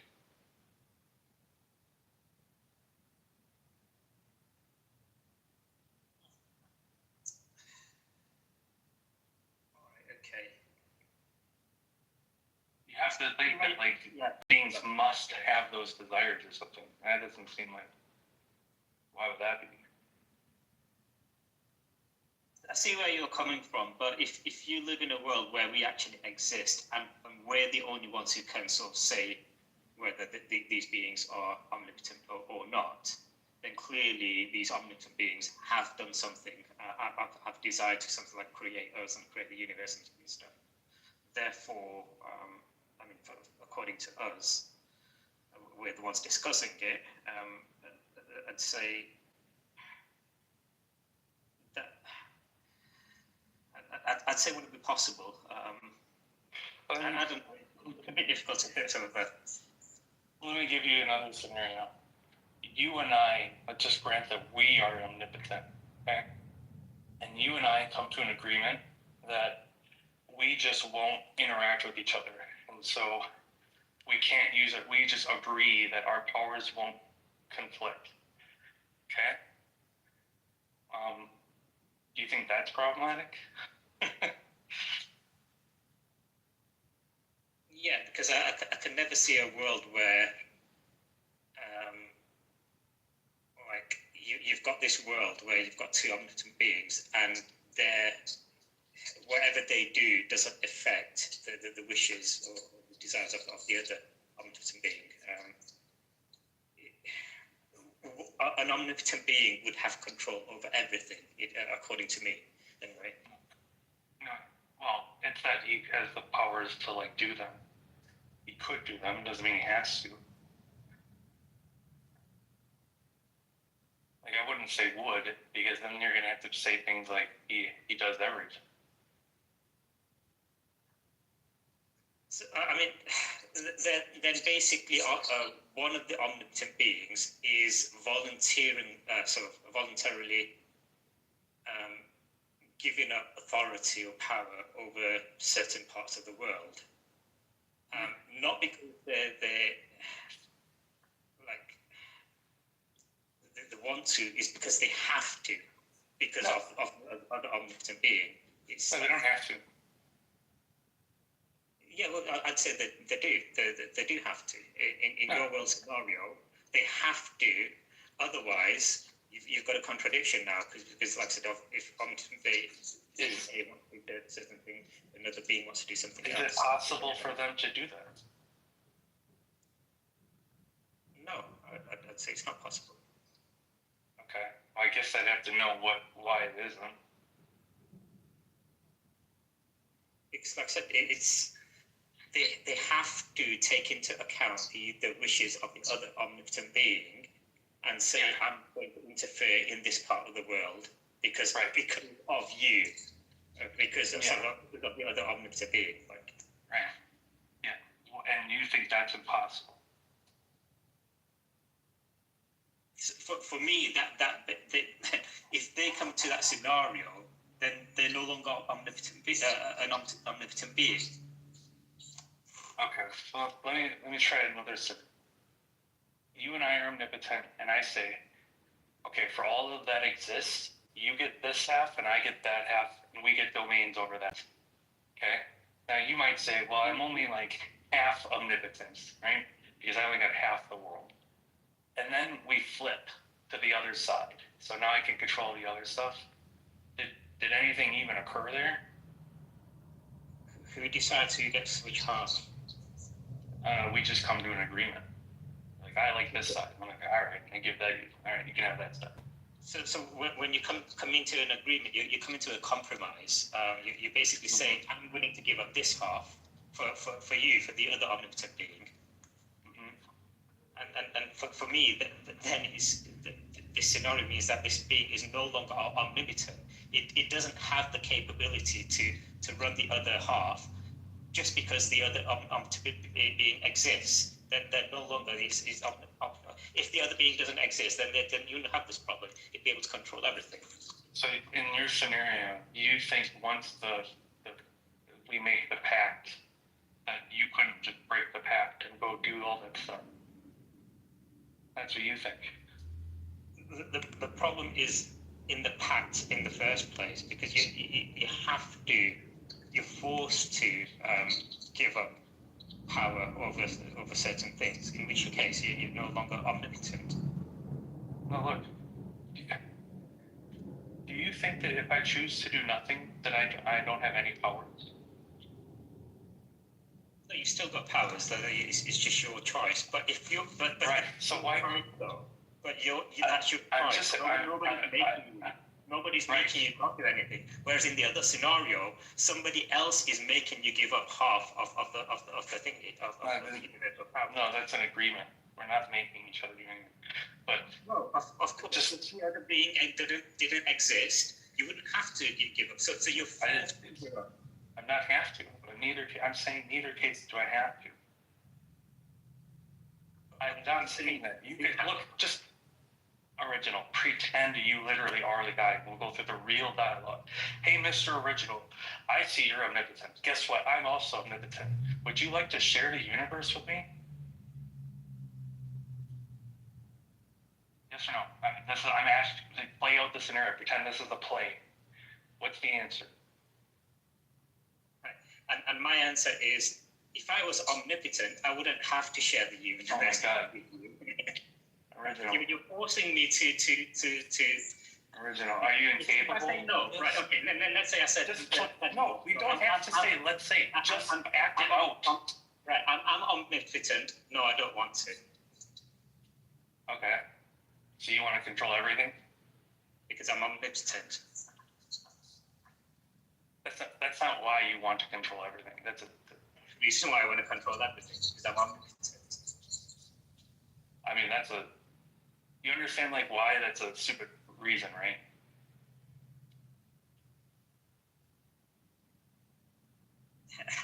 Yeah, I think I'm not. Look, I'll make it work, but that is just a stupid reason. But in any case, my worldview, the way I think, with my mentality, I've got this power. I want to control everything.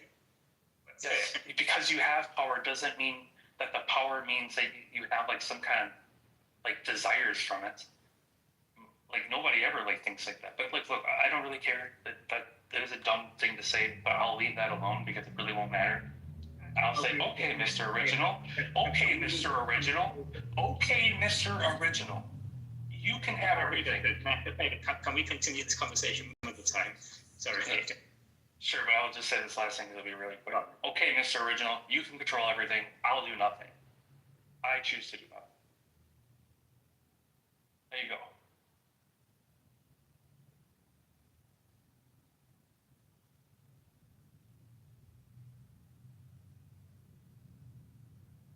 So why did you ask me in the first place?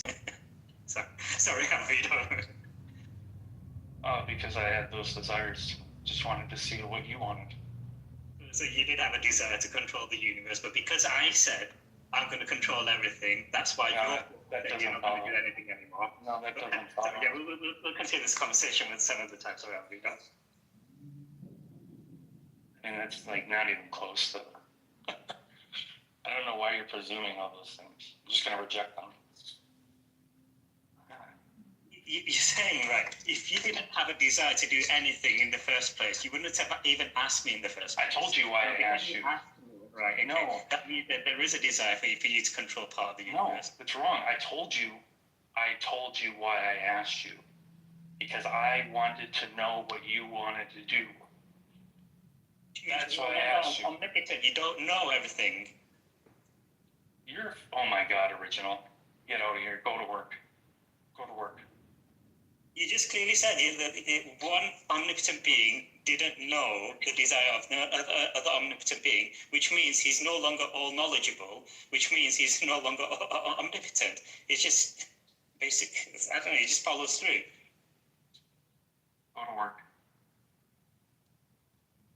Yeah, albedo, give up. Sorry.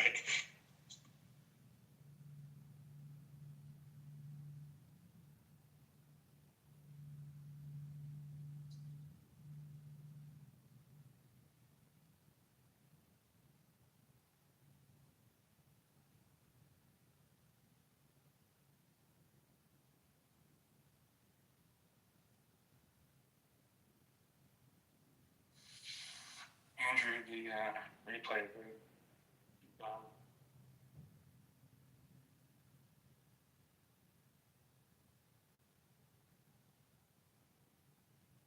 Mark, are you there?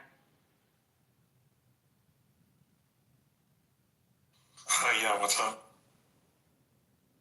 Do you think there's a problem with there being two omnipotent beings?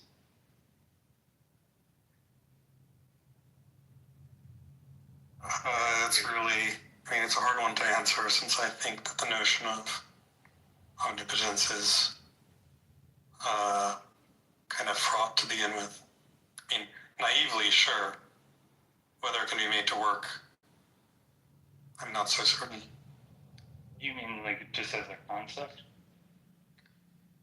I mean, naively, it seems like omnipotent being, you might expect omnipotent beings to have be able to have disagreements, or for it to be possible for them to have disagreements. In which case, it would seem like there would need to be a winner or something, contradicting the idea that both are omnipotent. But I guess, it's possible for them to agree, though, isn't it? Right. The obvious thing is to say, well, maybe they just necessarily agree on everything. Look.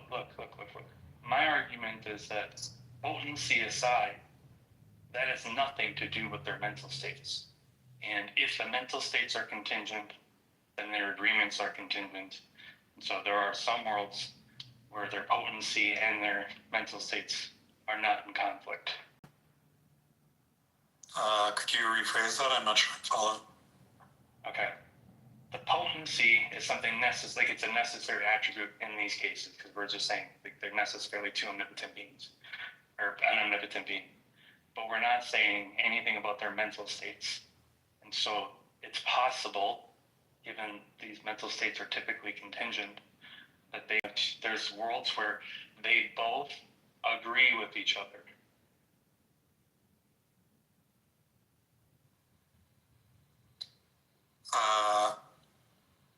Okay. I mean, I think everyone would agree that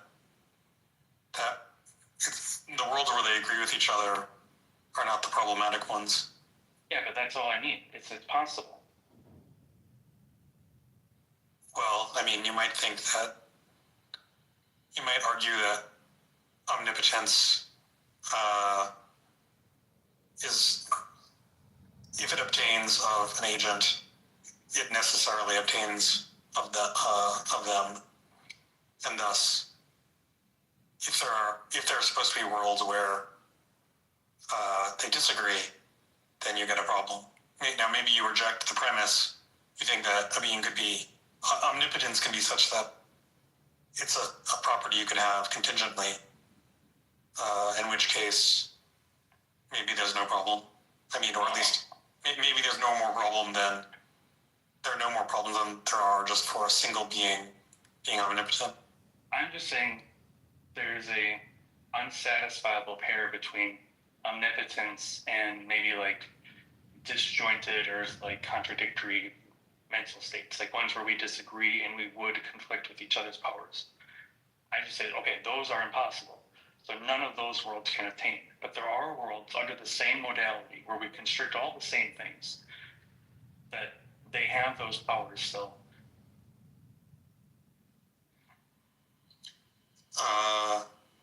Well, so I mean, first of all, some defenders of omnipotence might want to say, actually, scratch that. I don't want to go in that direction. I have an ultimate answer to all of this. This is me granting like their view on omnipotence. My view on omnipotence is just as like obviously solves this. I mean, it seems like you're agreeing with the first thing I said, which is, or one of the suggestions I named to defend the sort of co-omnipotence, the possibility of co-omnipotence, which is just that co-omnipotence is possible if you think it's possible that there are two omnipotent beings that necessarily agree or refrain from conflict. Sure. I don't know what like, because I want to say that it's a. Well, if it's not necessary, then you have a problem. Sorry. What I want to say is that the mental states are contingent, but the only states where they both exist in. Well, actually, no, maybe that is right. Okay, yeah. Well, I'll go with that.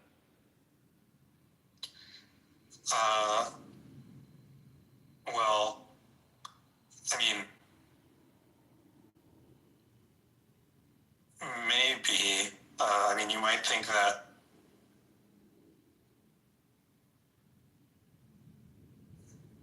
So, I mean, so omnipotence is naively, supposed to be something along the lines of the ability to do anything or any possible thing, or bring about any possible state of affairs.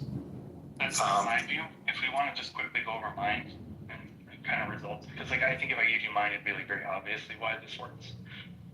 Well, I mean, we can do that in a second, but just to complete the thought, like there are, famous counterexamples to that sort of naive analysis of omnipotence, like the famous McKeer case that I think Alvin Plantinga originated, which you're probably familiar with. Yeah.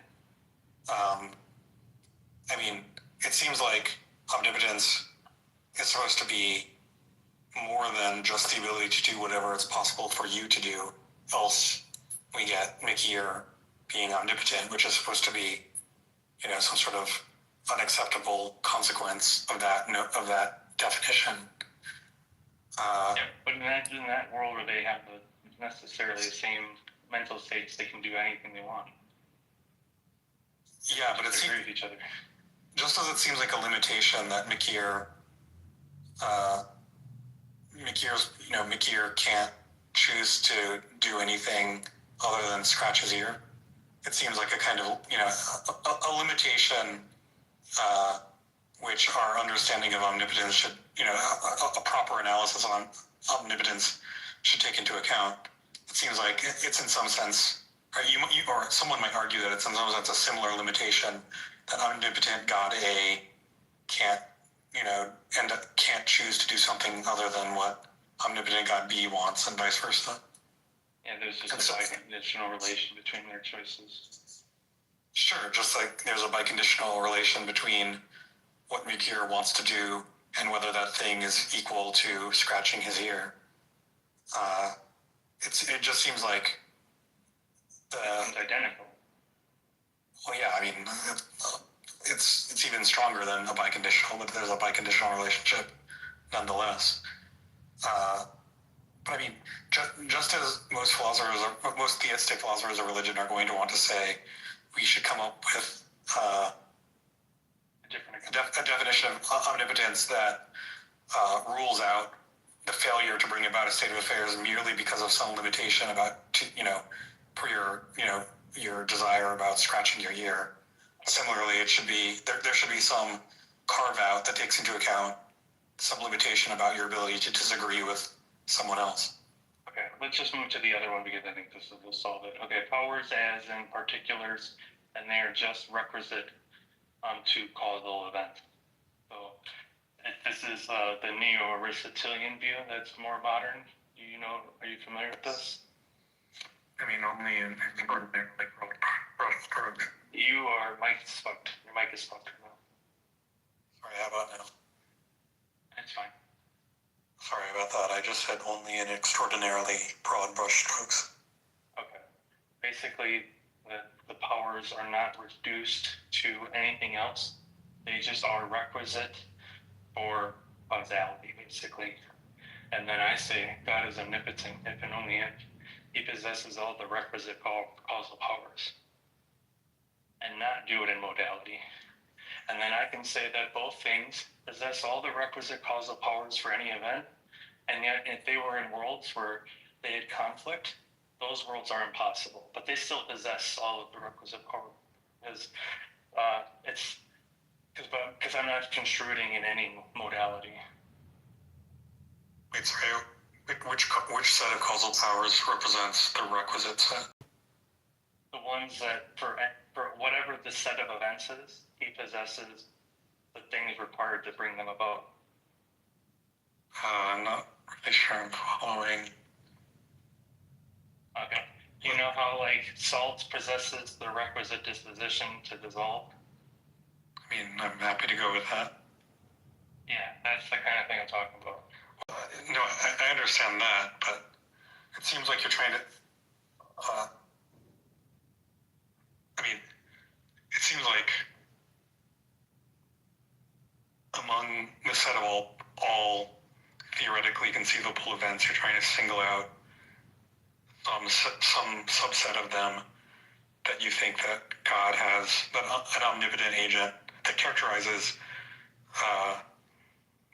those that an omnipotent agent has some irreducible power to bring about. And I'm asking, what is that subset? I don't have to be committed to whatever the set is, like, it's comprised of. Well, this doesn't seem like an analysis of omnipotence then, if that's what you're trying to offer. Look, I don't know why do you think it's wrong to say the account is, for any event, he possesses the requisite causal power? Like, what is wrong with that? Because it doesn't inform you of the kinds of events that can occur? I mean, it's just like grammatically confusingly phrased. Usually when you say the requisite X, you're referring, requisite means with respect to some predefined, list of necessary and sufficient criteria, but you haven't given me or spelled out or I don't remember what the criteria are here. It's like, I'm trying to talk about, I'm trying to, characterize the notion of an actor being good or bad. And my analysis is to be a good actor is to have the requisite set of abilities on stage or something. And then you ask me, what are you talking about? What is the requisite set? That is what I feel. That's where I feel that I'm at the moment. Well, you're the one trying to make it into a set. I just said whatever, for any event, he possesses the causal powers to do it. That's not making a set. I mean, okay, so do you think,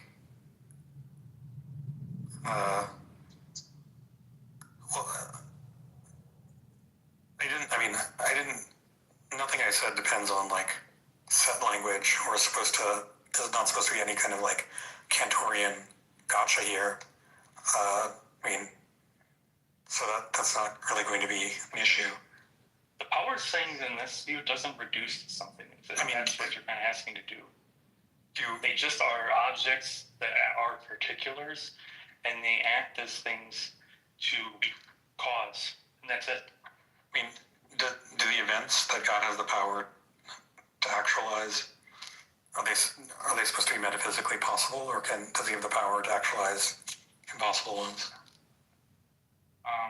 There could be things that are constraining. So here's an example. God possesses all requisite powers to perform a lie, and it's impossible for him to lie because there's this other stuff called goodness that make it for any world that he's in. He will only tell the truth. So necessarily, for any world, he will tell the truth. He still has the power to do so. So you can still have powers in these cases while the modality is impossible. Okay, so then that leaves so he has the power to do some impossible things. Does he have the power to do all impossible things? Supposedly there'd be some events that are, like, bracketed off, but I don't have, like, some criteria in which to do that. Okay, well then, that's going to leave open the question, which events are supposed to be the ones that characterize those within the aegis of an omnipotent being's powers. Okay, let's just say he can do anything he wants. Literally anything conceivable. Okay. Is there a problem with that existing with another one? Well, I mean, because I'll just grant those are impossible worlds. They still exist in those worlds. I mean, it seems like there are problems with such a that with that understanding of being existing alone. Like, it seems like you're going to want to say that God has the power to make 1 + 1 = 3, even if he necessarily chooses not to exercise it. I mean, at that point, it seems a bit incoherent. Yeah, it's incoherent. It's a contradiction. What's wrong with that? I mean, I don't know if I can articulate what's wrong with it. It just seems... I'm granting it's an impossible world. You understand that, right? Well, yeah, I mean, the problem is not just that it's an impossible world, but it seems incoherent to talk of the power to make 1 + 1 = 3. Why? Like, actually having it.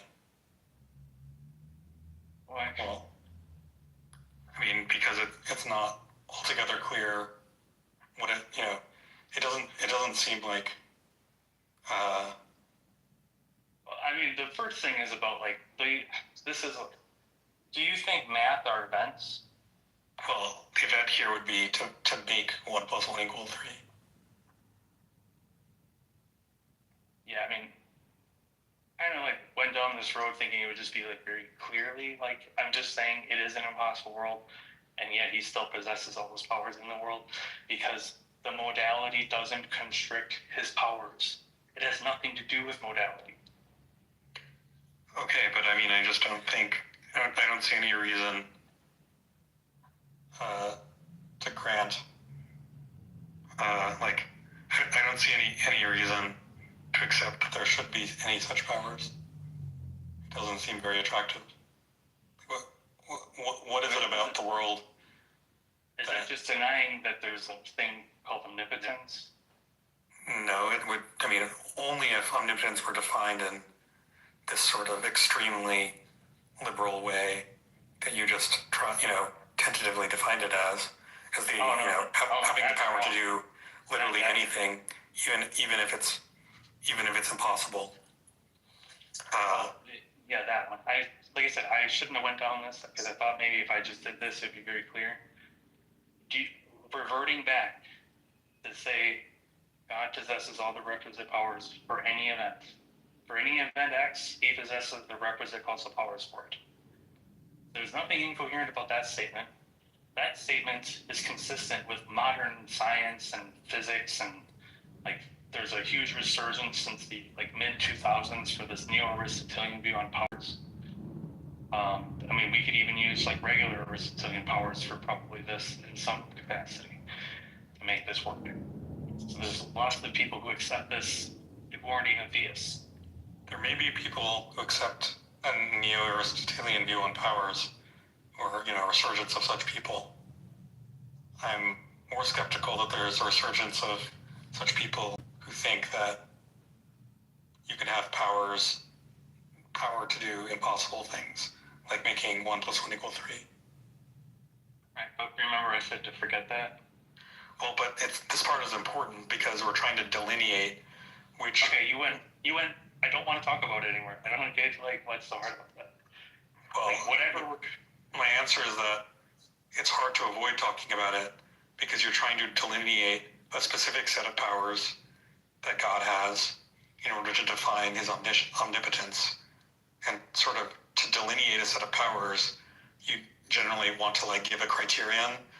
If I give you a power, you have some recipe for saying yes or no as to whether he has it. Broadly speaking. No, you don't need to do that. I don't understand. Look, I could say I have no idea what the set is, but I've seen a bunch of stuff happen, and all of that stuff God can do, and there might be more because I'm unaware of those things. Sure, I'm just saying this is not. I mean, this doesn't count as an analysis on omnipotence anymore. You're basically just saying there's some really, really, really, really big set of powers that God has but you can't really define the boundary or give, a criterion which would, in theory, define the boundary. But you're sure it includes powers X, Y, Z, and W, and so on and so forth. I mean, okay, it's just, that's fine. That's a sort of intuitive, pre-philosophical gloss on the notion of omnipotence, but it's not an analysis. I wasn't offering, well, first of all, me saying, for anything that is an event is maybe not an entirely fleshed out analysis, because there's nothing reductive to it. But what you want is what characterizes all the different events that can occur. That's what you want. Well, can there is unfortunately maybe a little ambiguous. When I say the ones that are possible under some modality. Sorry, we were interrupted. I lost my train of thought. Could you repeat the last sentence? Can just means possible under some. Sorry, I mean the one before that. Oh. The one where you said can there is ambiguous, the one responding to that? Sorry, I'll back up. I was arguing that it doesn't seem like I expected you from the outset to be giving a kind of analysis of omnipotence, but it seems like you're denying that you're trying to do that. So, what are we trying to do here, if not that? I'm trying to construe that what omnipotence is aren't just things that are done by modality. In fact, they're pre-modality. Okay. They're the things that may be they come prior to the modality. Sure, I'm granting that, for the sake of argument, that powers talk is, in some sense, unanalyzable, or at least unanalyzable in modal terms. But still, the question remains, which powers comprise those that an omnipotent being can perform? It doesn't seem like you want to say it's literally any of them that could be phrased as in an English, in the English language, since that includes really weird ones you don't want to talk about, like 1 + 1 = 3, or power to make 1 + 1 = 3. So I'm a bit at a loss as to where to go, because it doesn't seem like we have a specific set of powers or criterion that could, in theory, generate a specific set of powers in mind. We just have this, vague general sort of IOU for some set of powers that we expect God to have, and we expect it to be really, really, really large and have a lot of things like, creating the world, etc. Can I say something? Okay, so, no, because you're not going to be able to help with this conversation. No, I just wanted to add on to what Mark was saying. No. You scared or something? Because you know what's coming. You know what's coming. That's what's coming. So, before I move on with this, if I said there's a set of things that can be caused, you think that's obviously coherent, but you don't know what that set's composed of, right? Well, I mean, I feel like that sentence can be parsed in a few ways, but if you mean, I'm thinking of a set of things that can be caused right now, but I haven't told you which set it is, then sure. But if you mean something else, then I might be confused. Not just the one that they're thinking of. There is an actual, thing that can be caused, whether you're thinking about it or not.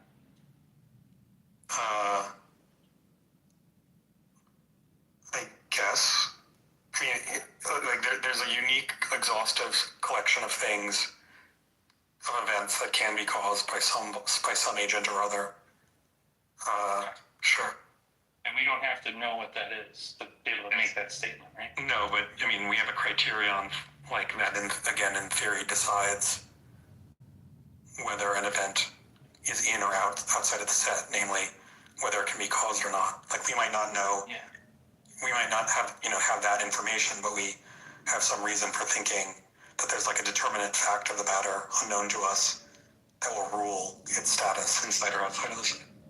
Right, and that is composed of things that are caused. Yeah, I agree with that. Even if we don't know all the things that are caused, we know that is what composes the set. Now, if we grant that that's fine there, why can't I say that's what the set is here, and then whatever things, because I can also say I don't know what these things are, but in this view of powers, there has to be requisites for them to be caused. Sorry, I feel like I'm misunderstanding you. Are you suggesting that omnipotence consists of having the power to bring about any event that can be caused? Or are you saying something else? Powers are about causes. I think that analysis is going to fail for a variety of reasons. Like,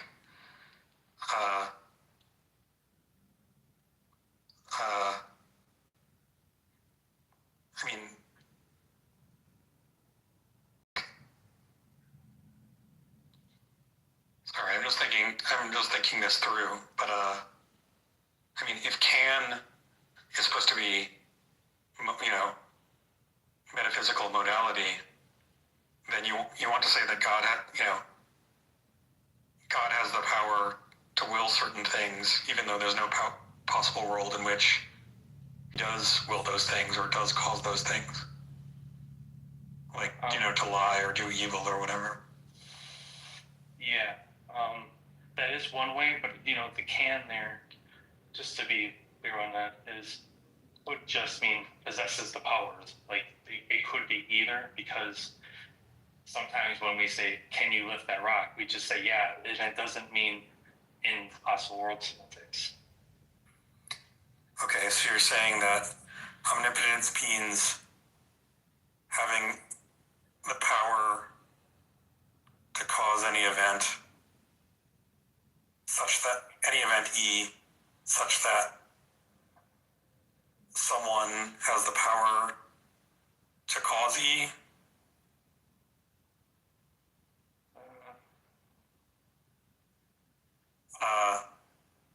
That last bit made it sound like circular or something. I don't know, what was the additional part of that? What was that there for? Was there an additional part? It was like omnipotence is that he possesses the power to cause E that anyone could cause E. Well, that additional last bit. It does, in a certain sense, seem like a circular or perhaps better impredicative definition. Because it's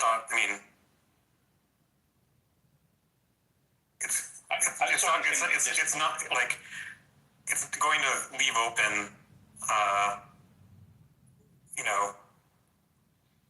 it's going to leave open whether he has,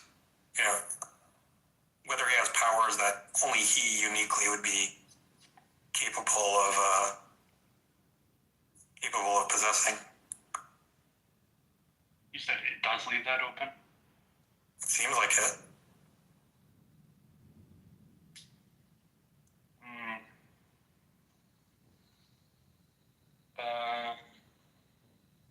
I think that, it might be true in the actual world that it turns out that only he can cause certain things, but the can there, again, doesn't seem like we have to think that that's a modality. It's just possesses powers. And that doesn't have to be I don't see why we have to think that means only one has it. Consider, okay, well, I don't necessarily have to go down this route. I could attack it from other angles, but consider the power to be, to scratch my head as Mark Grant, to scratch one's head as Mark Grant. I have that power, clearly, or to attempt to scratch my head as Mark Grant, whether I end up succeeding or not. Or if you want to make it more granular, the power to send whatever sort of primitive nerve impulse as Mark Grant, that generally results in, usually, but not always results in Mark Grant scratching his head. Whatever low-level thing you think power, my power to scratch my head really boils down to, I have that power. It doesn't seem like God should have that power, because it doesn't seem like he should have the power. Anyone should have the power to be anyone else.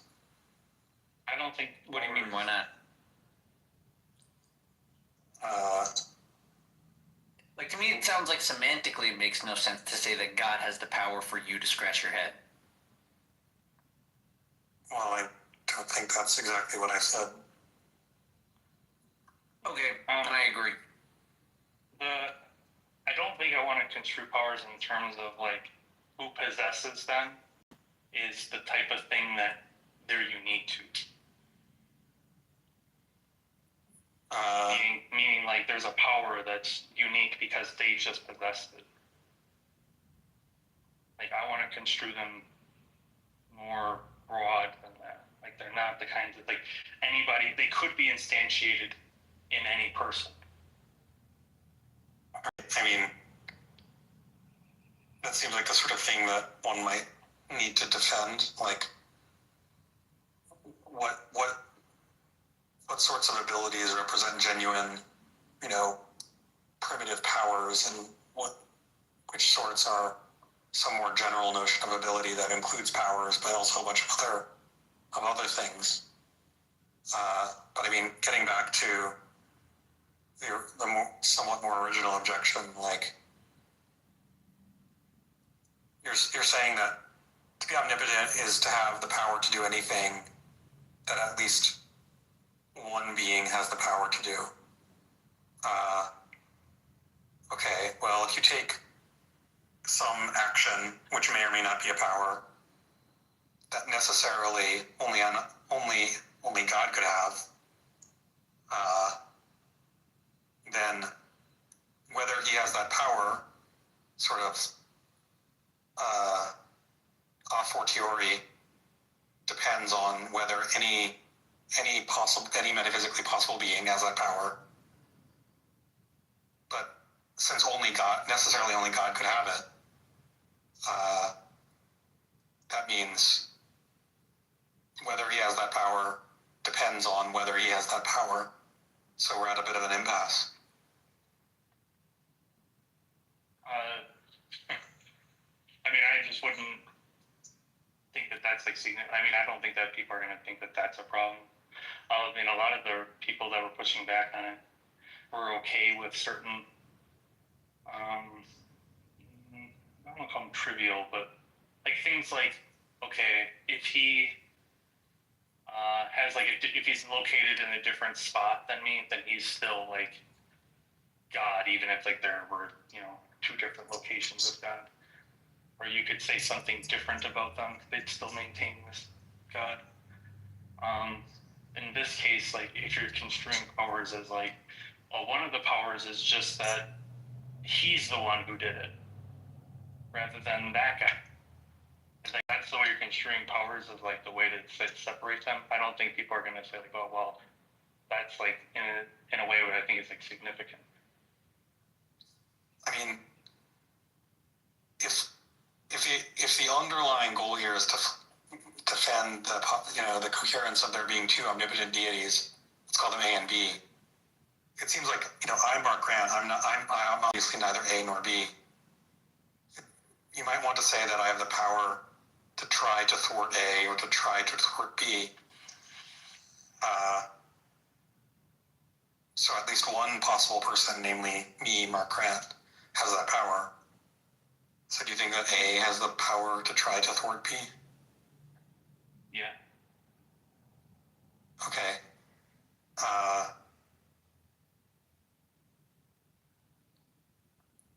So I'm just trying to think if that should be a problem for your thesis. I think so.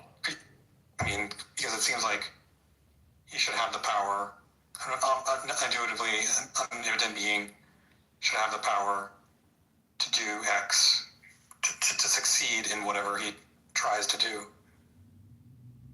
Yeah, there could be a world where, well, forgetting about that, the power is he thwarts acts or something, right? Prevents acts from occurring. Okay, so you want to say that A has the power to thwart B, successfully thwart B, and B has the power to successfully thwart A. They just never exercise that power. Yeah. Or neither exercises either powers, rather. Yeah, it's like simultaneously. So. All right. I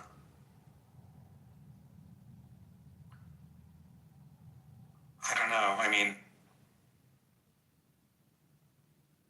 at this point, why not just throw every power into the mix, no matter how impossible, and just say they choose not to exercise it? That's kind of why I went down that road initially. Is like, I thought maybe that would make it more obvious. Is like, you could include anything here, because what doesn't remove their omnipotence is like you're in some impossible world. Because whether they're omnipotent just has to do with whether they possess those powers. Because what limits their powers isn't some modality. I mean, maybe, I think it's, questionable why I would accept having powers to do anything impossible to begin with. And in fact, I know at least one famous defender and proponent of the powers of you would agree with me. I still think that there's still going to be impredicativity issues where this analysis of omnipotence is going to sort of fall flat and fail to deliver an answer, even in theory. But maybe you're okay with that, and you might think that there are that omnipotence actually includes, there are multiple ways of being omnipotent, which are all mutually exclusive. So there's this more meta issue that I think you keep kind of phrasing on, and this is just the problem of how we construe omnipotence. Seems like no matter where you go, there's something you can kind of prod at. I agree with that. But if we set those aside and we say look, we're just gonna have to pick one of a bad bunch here, is that especially if you're a Christian or maybe Muslim, but definitely Christian, is you have to think that God can't lie. Okay? But it doesn't seem it doesn't seem like lying is a contradiction, clearly, right? Because we can do it. So there's a power there that exists. There's a thing that people can bring about. Well, why can't God do it? Well, maybe it's because it's bad. Okay, so maybe his goodness prevents that. Okay, that makes sense. But what about his ability to do it? Because I want to say this, he has the power to do it. There's just no world where he will, because the joint set of his omnipotence just limits not omnipotence, his omnibenevolence just rules out certain things, whether he has the powers or not. It sounds like your question is whether an omnipotent being can lie. No, well, this is supposed to resolve this issue. It's we can say in one sense he can lie, in another sense he can't. Meaning only the omnibenevolence is what restricts his ability to lie? Right, because if I think what people are really trying to get at with that is more likely has nothing to do with his powers, it has to do with his omnibenevolence. And that set just rules out those things, whether he had the power to or not. You would say that he can't do that. Yeah, my contention is that your model of omnipotence is restricted by time, that an omnipotent being must act completely, eternally, because it would have to be outside of time. I'll have to deal with that at a later date, though, because I'm on a different track right now with Mark. No, I know. It's just your contention of omnipotence, but inaction feels like it could be applied to all things. Everything is omnipotent and fails to act other than what it does. Because I don't think everything is omnipotent. So that's the first thing. It's not omnipotent if it doesn't act. You're making like an epistemic issue, it looks like, or something. I don't know. But Mark, like, you see how this like model resolves something like that way better than the other one? I mean, I understand the view and its motivation. I just don't find it very satisfying, and I think metaphysics people, a lot of metaphysics people who don't start out as theists, or even if they think that powers are not modally analyzable, are still going to want to say that there are modal constraints on which powers one can have. And in particular, one constraint is that you can only have a power to do something that's metaphysically possible. No, well, I think in this view, they are the things that constrain the metaphysical modality. So in some sense, you do say yes, but they're just more upstream.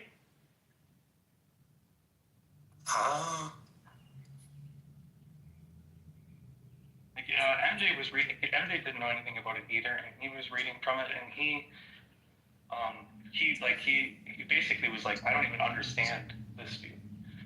And I gave him a book, and he started reading from a different book, but I don't know, like something in his mind like clicked. Like, I shouldn't be the guy explaining this to you. Do you know who Wassam is on here? I mean, I've heard him talk a few times, and I would recognize the account if it's the same Wassam that I'm thinking of. There's only one notable Wassam, so yeah, like a PhD in neuroscience of some sort. Right. But this is his view, and actually where I heard it from first.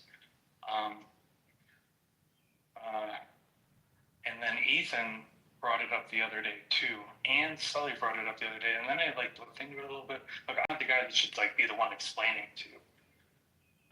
Don't take what I'm saying to be significant much of anything, because I barely have looked into it. But as far as I can tell, this seems to at least resolve that stuff. Whether or not there's other issues with it, there might be.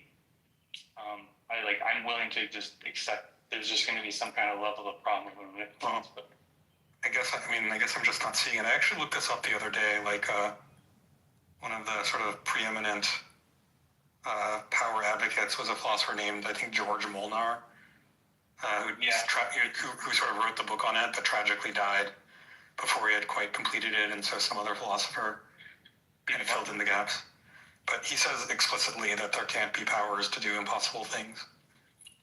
Yeah, so... Now, no, but impossible there doesn't mean,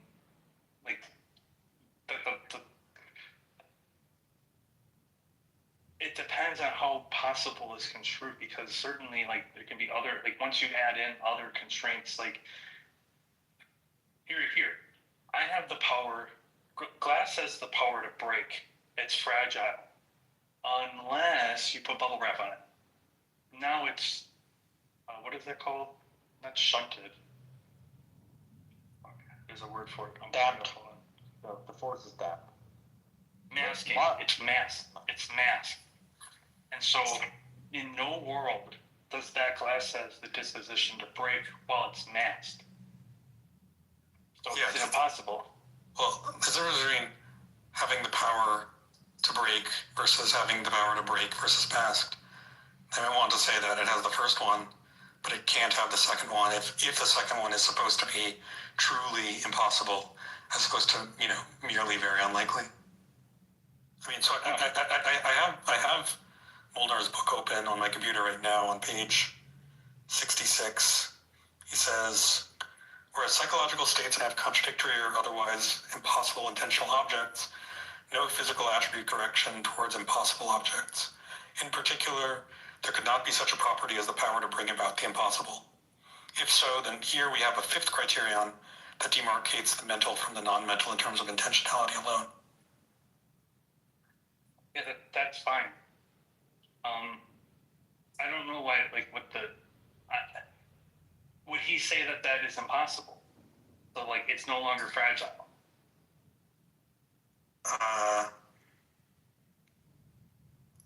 he would say, if we define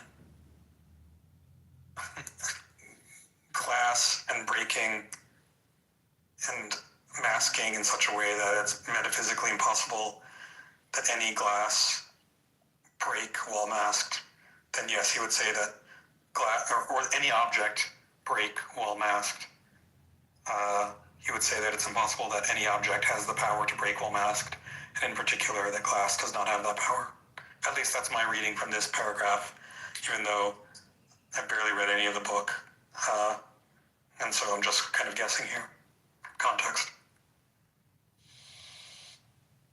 May I ask you, you probably know about the haunting problem, right? We know that the haunting problem is not solvable. Do you think an omnipotent being or an omniscient being can actually say if an algorithm will haunt? Do you think that these classes of mathematical problems that say, which we know that there are like probably proofs of unsolvability, can that be done? So yes, you think that those things are again coming in the class of impossible stuff? Well, I mean, the main answer is that unfortunately, I think this is going to take us off the track of what we were talking about, and Albedo might not like that. But I mean, if I were to go into it, my answer would be yes. I mean, for reasons I could get into. Yes, as in I think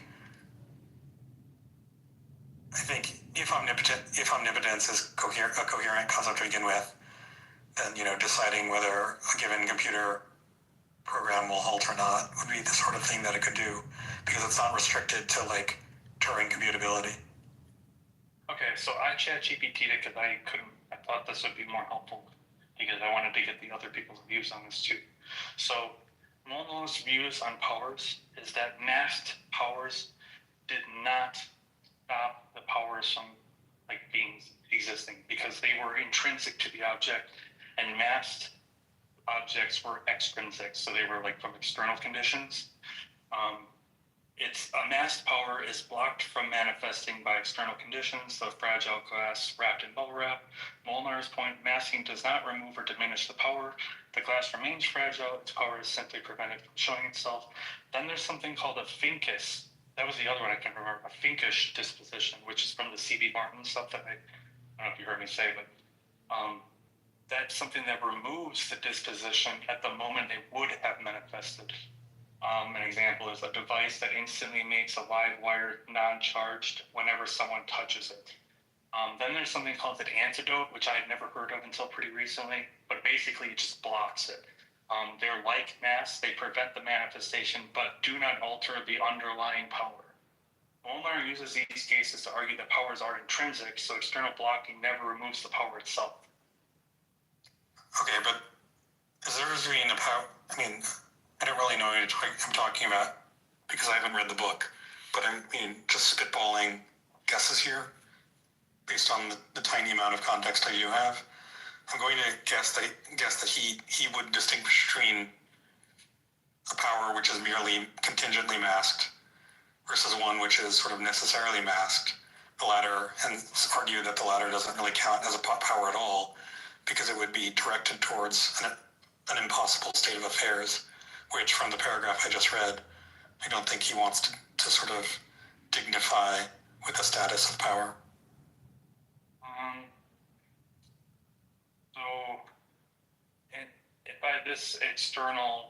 By this like necessary connection, do you mean like, okay, it supposedly, by hypothesized, has an internal intrinsic power, but there's an external object necessarily tied to it that prevents it from manifesting, and you want to say that is still, he would still say that is, it doesn't have that power then.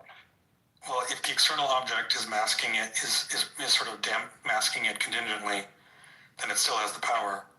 Right. Because it's still directed towards a metaphysically possible state of affairs.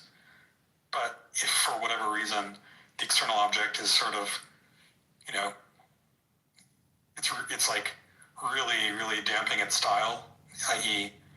it's necessarily suppressing its power, that it never actually had the power to begin with in any meaningful sense, because the quote-unquote power is not directed towards a metaphysically possible state of affairs.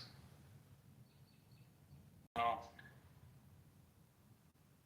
I mean, I'm willing to grant that, But if we, okay, so here's how we can resolve this issue. We're bringing this all the way back to the initial tension. Necessarily, if something's omnipotent, or sorry, there's two objects, they have intrinsic omnipotence, okay? They have mental states that are contingent. The mental states, so the powers that would prevent them are external. And so there are worlds where they manifest and worlds where they don't. What's wrong with that? Because that seems like it would just be a masking one, because there are worlds where they don't enact certain things. I mean, the issue is that you want to say that God has the power to do certain things, like lie, that he just chooses not to exercise. Well, this was specifically about just two omnipotent beings, but I'm not sure if that matters. But well, I mean, in that case, I got you to tentatively agree that God A has the power to thwart God B and vice versa, but neither choose to actualize it.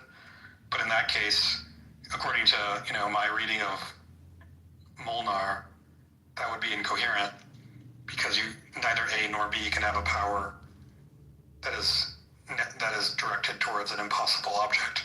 It's not possible. It's not possible, because the powers that manifest, none of them are necessary. No. Well, what's impossible is the thwarting. Like it's not. There's no possible world where they thwart. Sorry. There's no possible world where they both thwart. There's no possible world where either of them thwarts the other. Wait, why?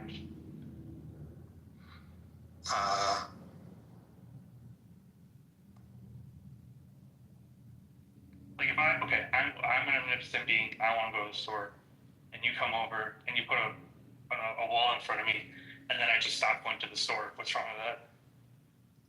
Well, I mean, if one of them yields deliberately, then it's not really a case of one of them thwarting the other. Right. What you did, you enacted some power, and it acted as a means to prevent me. And then, because the whole thing, all this kind of rides on the mental state part of it, is that I just feel like I don't want to do it because now there's a roadblock, even though I could tear it down. I have that power too.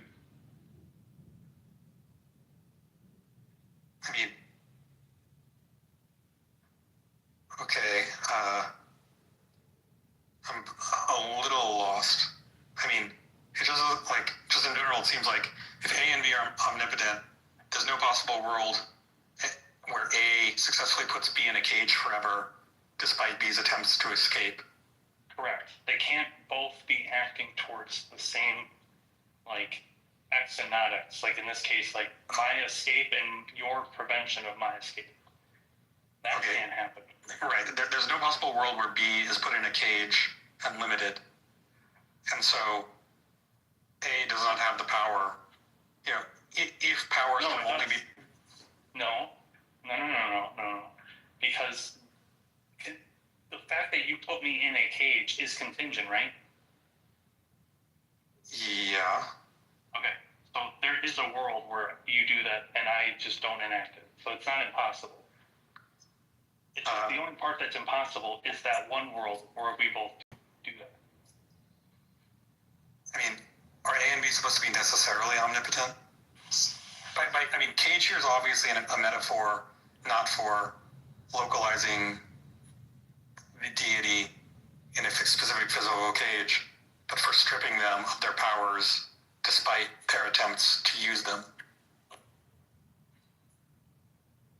Can an omnipotent being strip another omnipotent beings of their powers? Is that the kind of question? Yes, regardless of the other being's assent. Well, no, that seems like that would be a contradiction, because it's asking if they're necessarily omnipotent, and then can they contingently remove it? Okay, well, I don't know if I put it that way, but that's more along the lines of what I have in mind by thwart. Do I have the power to overrule reprieve. Well, I mean, look, I would just say it like this. If we're stating something is metaphysically necessary, then God or anything omnipotent can't like make it anything but that, because it's basically by stipulation. Okay, but the point I was just trying to get at is, if you agree there's no possible world where A thwarts B in the sense that A successfully countermands B's actions, then it doesn't make sense on my reading of Molnar's paragraph, to say that A has the power to thwart B, but just chooses not to use it, because there are no powers that are directed towards impossible ends or states of affairs, whether they're possibly exercised or not. No, because that's like saying that the glass can break, but then if you put the mask on it, the bubble wrap, that it necessarily can no longer break. Now it's like saying it could never break in the first place. It's not like that, because the masking itself is contingent. There's a possible world where it's where it's not masked, and it still makes sense. In that possible world, it would make perfect sense to talk about it being directed towards some other possible state of affairs. Okay. Whereas if it were necessarily masked, then I think Molnar would deny that it really has that power, or that it makes sense to talk about it having that power. No, I haven't answered this. Okay. By that same token, then he just, that just can't be part of the set of omnipotence in the first place, because otherwise we would have to say something like, God possesses the power to make himself not omnipotent. He doesn't possess that power, does he? Oh, you tell me. Do you think he does? I mean, I think so, but, well, in certain, it depends, I guess, actually. If we're saying he's omnipotent, then the answer is no. He doesn't possess powers to remove necessities. So, my answer to that is, no, he can't remove omnipotence. That's really what it is. It's omnipotence can't remove omnipotence. Wait, did you just say God doesn't have the power to remove necessities? Not of that kind. Not of the same level. It's he's got the key card for level 3, and he's trying to go up to level 4. I mean, I don't know if the key card talk can really, or level talk can really be cashed out in terms of any relevantly meaningful distinction, such that, the necessity of him never lying is one thing, whereas the necessity of him being omnipotent is another thing. Okay, well, do you think my response to this is going to be the same thing as to what you say here. If God, as an omnipotent being, cannot remove his own omnipotence, then saying, well, he can't remove this other guy's omnipotence isn't very significant to me, because he could never do it anyways. Well, great. I mean, that's fine. I'm happy with saying. I'm glad we're agreeing that God should not. It doesn't really make sense to talk about God having the power to remove his omnipotence if he's supposed to be omnipotent. But the question is, why then is it supposed to make so much more sense for him to have the power to remove his essential honesty and lie, even though he is in fact essentially honest and necessarily never lies? Oh, well, okay, can we stop that for a moment? I still want to get this, can two omnipotent beings exist to each other, whether we address the, Christian lying additional stuff. Okay, but I feel like the underlying motivation is the same issue, which is that you want to sort of box off certain necessities as kosher for God or omnipotent being to repeal, even if he necessarily, kosher for him to have the power to repeal, even though he necessarily never exercises it, and some which are not kosher. And I'm asking, what is the principle here that decides whether some necessity is kosher for him to have the power to repeal.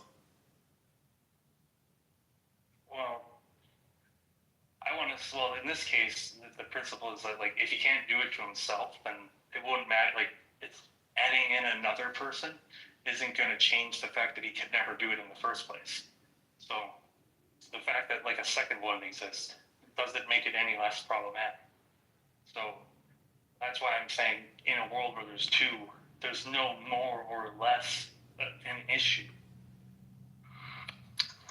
Okay, but just to be real clear, the hypothesis is they're necessarily omnipotent, but everything else, is up for debate on whether it's contingent or whatever.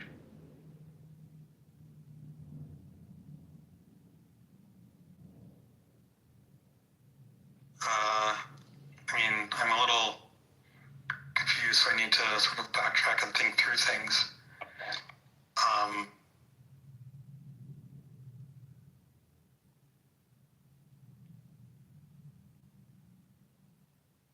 Omnipotent beings.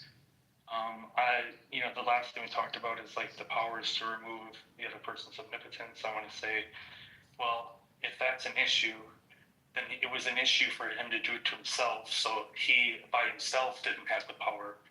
So adding another one doesn't make it less, like, different. Like, it doesn't change anything. I'm a little confused by this response. Like, God doesn't have the power to make himself less powerful, let's say, but he has the power to make me less powerful. Because you can't stop him.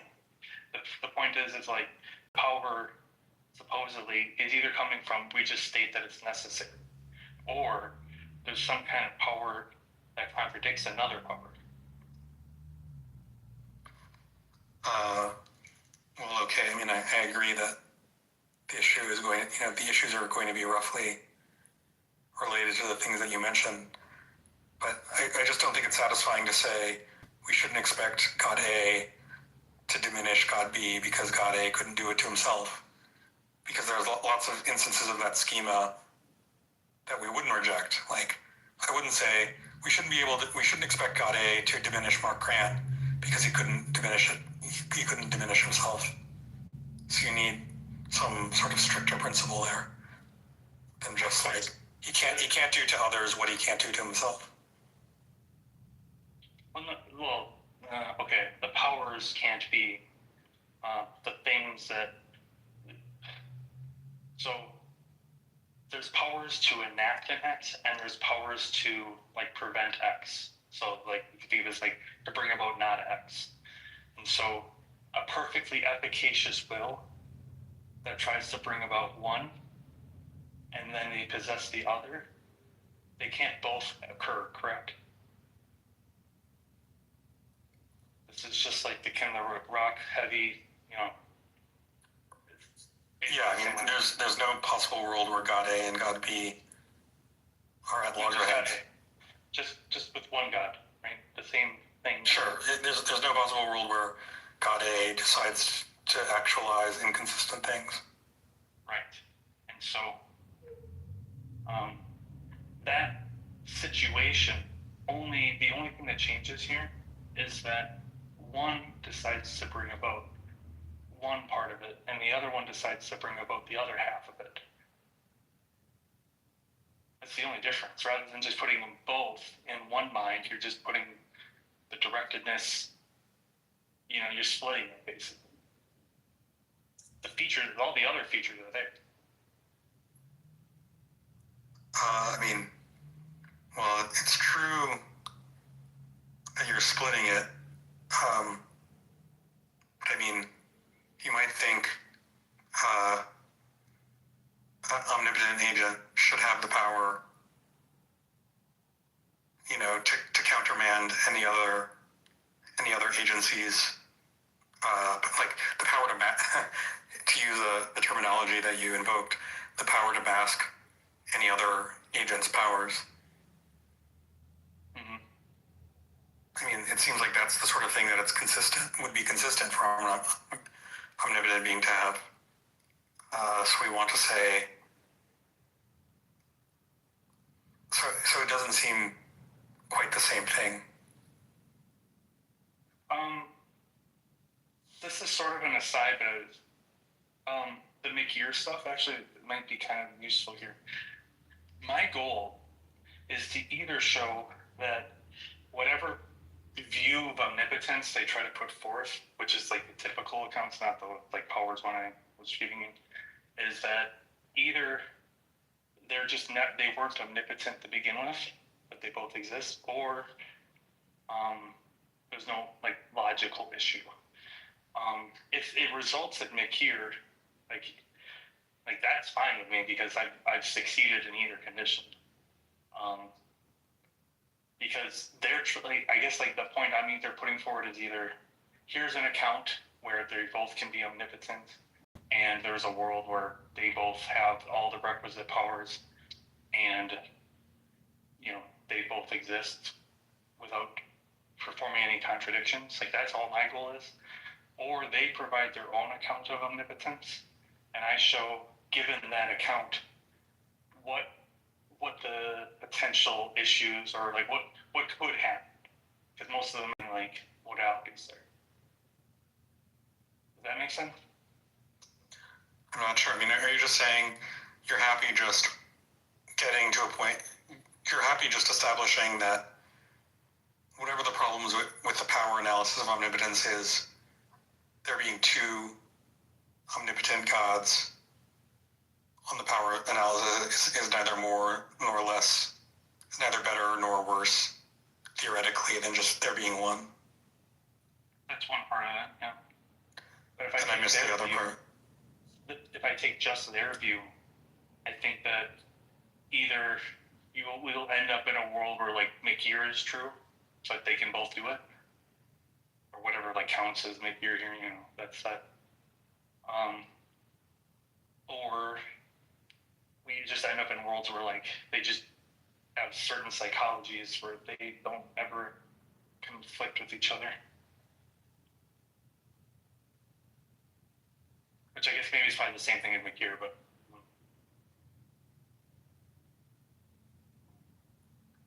you know, they're both consistent though. They just might not be the like typical account of omniscience, but like, or, sorry, omnipotence. But I'm just saying that like their view commits them to something like that. Like it's nothing like they can't just start off saying, oh, it's impossible to begin with. It's obviously not built into omnipotence that that tells you how many quantities there are, like how many instantiations there are. I mean, I'm a little confused just because you're using certain pronouns like their view, where I've kind of lost track as to which group that refers to. The typical theists are the people that I was debating earlier. Well, to a typical theist. They want to say that. Typical theists want to say this. Do you want me to rephrase it again with like non-pronouns? Yes. Okay. People like Andrew and McZed and Original, a few other people, said that they aren't going to sit here and tell me you can derive from the semantics of omnipotence that there is a single quantity. Hopefully. Let's say they're gonna have to give me the argument, which is obvious. But so if it's not that, and we can say, okay, well, what happens if there's a secondary quantity? And then I just take their definition. And then we just like conditionalize. So their quantity just meant, you know, Andrews and Originals, and okay, their definition is, I don't know, can do all the logically possible things, subtract whatever their nature also prevents, something like that. Okay, and then we take something about their nature that says it's contingent that this person has a nature that says, I don't want to have a problem with that guy over there. And that guy, other guy's nature says, I don't want to have a problem with that guy over there. And so they both can enact all of the same things, just not simultaneously, because they don't want to have that problem. it's still consistent with that definition, right? I mean, consistent, sure. I think consistency is going to be the sort of, like, if by consistent you mean like strict logical consistency, that's going to be the sort of thing in these discussions that comes pretty cheaply. It's going to be very difficult to come up with an inconsistent view. The question is just like, all things considered, how attractive is this? And in my opinion, although it's going to be consistent in that strict sense, it's going to be unattractive just because it's going to boil down to invoking powers to affect impossible states of affairs, which I don't like, even if impossibly exercised. I just don't understand, like, why you think that there's something wrong with saying the guy has, just like this, set aside all that other stuff. Do you think this is a problem? He's omnipotent and he chooses to do nothing. Contingently chooses to, well, no, probably that's consistent. Okay. And unproblematic. Right, and the definition of omnipotence that you're like thinking of is like metaphysically modality or whatever, right? Yeah, I guess. Right. Okay. If we bring in another guy that also has that same, both of those features, what's the problem? Well, if our analysis of omnipotence is that he can choose to do there are possible worlds where he chooses to do all sorts of other things, and we have certain expectations on what those other things are as part of our baseline understanding of omnipotence, then there would be problems.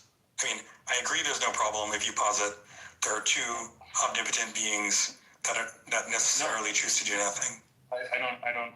Omnipotence certainly does nothing to do with your choices, does it? I agree that omnipotent, yeah, I mean, I agree that knowing that a being is omnipotent provides you no information as to which choices he makes.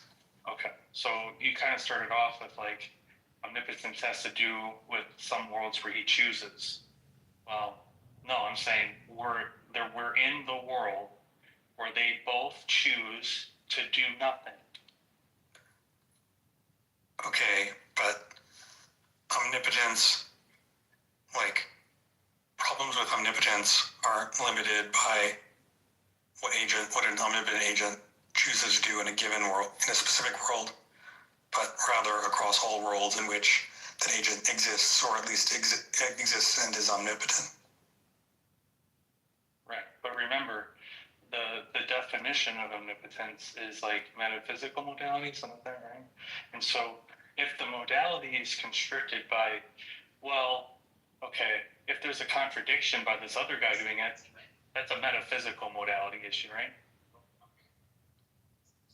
If this guy exists and we have like contingent choices that would be like X and not X, then that's a metaphysical contradiction or something. 1 second, I think Bob might be hot miking, so I'm going to mute the room temporarily for 1 second.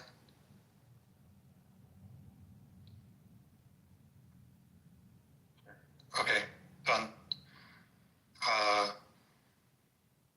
It seems like your question is underspecified. I mean, metaphysical modality is going to tie into all of these thought experiments or allegedly problematic cases. But I can't remember how the phrasing of your question narrows in on something more specific. Okay. So we just stipulate ahead of time there's two necessarily omnipotent beings, and omnipotence means can do all the metaphysically possible things. Are we on board so far? On board with that? Yes, although again, we have to clarify that I can do all the metaphysically possible things. What I think you mean is they have all powers, every power that some metaphysically possible being has as one of its powers. Well, in these cases, in other words, God A is omnipotent if whenever some metaphysically possible being that may or may not actually exist has the power to do blah, that in fact in the actual world, God A has the power to do blah.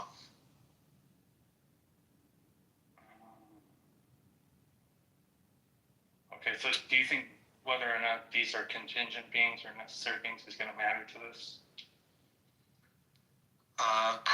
Probably, and in fact, the definition might imply that an omnipotent being is automatically necessary. Maybe, I don't know. Let's just go down both paths to kind of see what happens here. If they're both necessary in the metaphysical modality and they're both necessarily omnipotent,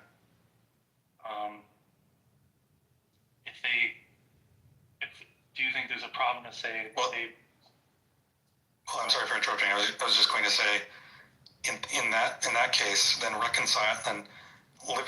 finding yourself in a world where their choices are reconciled isn't going to answer the question of whether we have a problem or not, because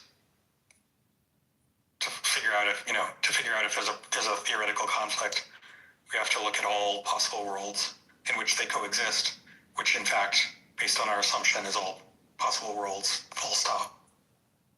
Well, all the possible worlds in this case are what's downstream from those two starting points. Right? I mean, it depends on what you mean by downstream. I mean, maybe, but nevertheless. Sorry, what's consistent with their necessities? I mean, maybe, but I don't feel like that properly specifies things in a way that I feel like I understand where you're going with this. I guess you'd have to. What do you want me to specify further? I mean, let me back up because I'm a little confused. Like, I'm only trying to say something really ambitious, which is that you set up a thought experiment in which there's two beings who choose to do nothing, and you say, oh, well, is there any problem with them being omnipotent? And my answer is, I can't decide that only based on looking at that one world. I'd have to look at all possible worlds in which they coexist. And if we set up our definition of omnipotence such that it's a consequence that omnipotent beings are necessary, then we'd have to look at, their choices, their conflicts, or reconciliations in every possible world, which is a much taller order.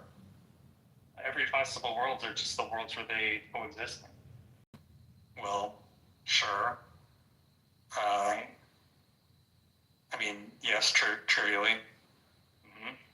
So, but the point is that I can find a problem if I have some means of arguing there should be a possible world in which not only do they choose to do something, to act, they choose, based on the definition of omnipotence in question, they should be able to choose to do contradictory things, which we agree is off the table. Okay. So, because supposedly the idea is that there can't even be a counterexample, right? I guess, do you think that if I stipulate necessarily they have a mental state that just always aligned with each other, they're capable of doing all the things that they would be able to do on their own, right? I mean, yeah, I think so. Like, if we're somewhat, if we're non-restrictive in our definition of omniscience such that it ends up being a consequence of our definition that, there conceivably might be two necessarily friendly omnipotent agents, then I agree. There's simply no problem.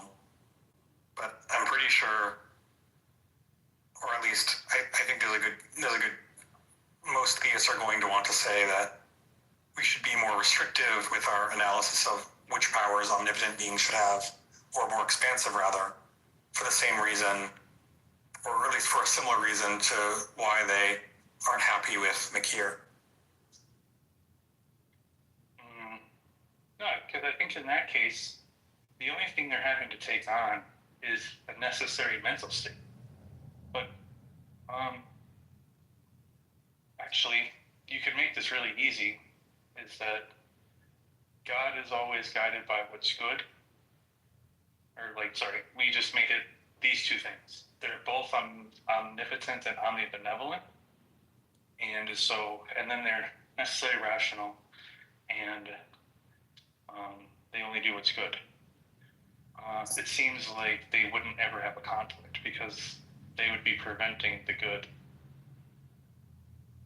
Well, there might be two equally good things that they want to bring about. One of them likes the chocolate option, and one of them likes the vanilla option. What's wrong with that? Well, it seems like they could both bring about both. Chocolate and vanilla? I mean, not if it's like negation. Not if it's like determining the flavor of a specific ice cream cone, right? Not sure. We could just make it that it has the contingent mental states that provided from the flavor. I think these are like reasonable for me to make these kind of moves. I didn't quite understand that last answer. Are you saying that you think it's reasonable to say that there is an actual good that comes out of the flavor of an ice cream cone that would be just as good as some other flavor?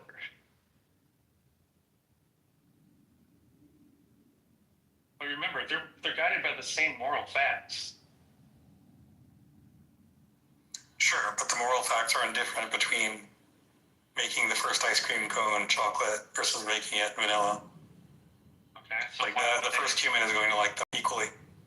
Okay. So why don't? So I guess to ask this: why don't they agree? Well, I mean, they just have different, they just choose differently. Yeah, why?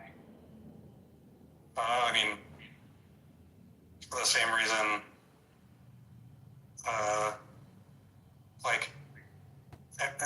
don't think anyone's going to have an answer as to why does an omnipotent agent actualize a specific world over all other possible worlds. Okay. Well, it seems like an equally reasonable move for me to make is that they don't disagree. So if we're stuck here, I'm happy to say that neither of us can justify this.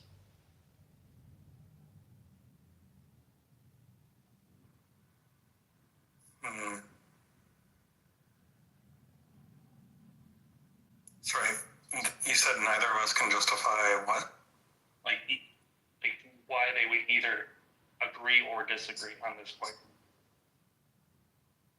Like I'm trying to say, like, why wouldn't they agree? Like, my position is that they disagree because they're all they could equally agree on this as they would disagree. And you're trying to put forward that they do disagree. Like, I want to know why. And you're just saying because they do disagree. They just have that. Right, I'm just saying, I'm just appealing to the same kinds of things that theists appeal to in pretty much any other context. Like, why did God choose to make the world, I mean, I'm trying to think of a better example than this, but Yeah, like an actual moral one. Which is better. Well, no. I mean, in biology, there's this notion of chirality, and basically all life on Earth is built of, let's just call it, I don't really remember the right terminology, but just for the sake of discussion, let's say that all life on Earth just happens to be based on sort of left-handed molecules. Yeah, for instance. Where it could have worked completely symmetrically with the right-handed molecules. Like, why did God actualize? Why did God wanted to create humanity? Why did He choose to make them left-handed rather than right-handed? Just seems like most theists are going to want to say they're not really committed to having to answer, that kind of contrastive explanation, kind of question about His decisions. Right, but I guess the point here is that because it seems like we're both equally as reasonable to stipulate that they do disagree or to stipulate that they agree. I don't see how this helps us move the conversation forward. I mean, I don't. I'm just saying that the question you're asking isn't much of an obstruction in moving forward, because in failing to answer it robustly, I'm no worse off than theists are in ordinary, contexts outside of riddles of omnipotence or whatever. Like, in just, positing really basic things about God's decisions in the world. Like, just as God A prefers left-handed molecules for the same reason in the actual world, the real God, supposedly preferred left-handed molecules, and the God B prefers right-handed molecules for the same reason that in some other possible world, the Christian God preferred right-handed molecules. What is there left to explain? I thought it was like my goal to show that I can add in anything I want. Like, because look, they think just on their own, two omnipotent beings is impossible. So it doesn't matter anything that I add in. There's nothing that I can add that will change that, right? That's like basically the claim. Because contradictions cannot be resolved by adding things, correct? I mean, I see what you're getting at. So I just need a single account where if these conditions are true, then it's not impossible. That's it. Okay, but again, I just don't see how you've done that, because specifying what happens in one world is not sufficient to decide possibility for things that are, modally complicated. Okay, I'll do it. I'll stipulate that there's only ever one right thing to do in any given situation. God knows all the moral facts. God is perfectly rational, or like these beings, sorry, I just said God. And whatever they're directed towards, both beings are always directed towards the same thing. Okay, is there any problem with that? Probably, but my brain is a little fatigued at the moment. We might have to pick up on this tomorrow after Thanksgiving. Okay. You should talk to Ethan on it too, because I want to know what his thoughts are. Because he has the same powers view, and he thinks that, he actively said, like these words escaped his mouth, that God can lie as in he possesses the powers, but it's impossible for him to lie. Yeah, I'm guessing he'll just bite the bullet and say God has the power to do all sorts of crazy, impossible things. He just doesn't want to exercise it necessarily. And then just say, and then when I say, it seems pretty suspicious to have the power to make 1 + 1 = 3, he'll probably be like, I don't see a problem with it, as long as he doesn't actually ever do it. And then there will just be a kind of impasse.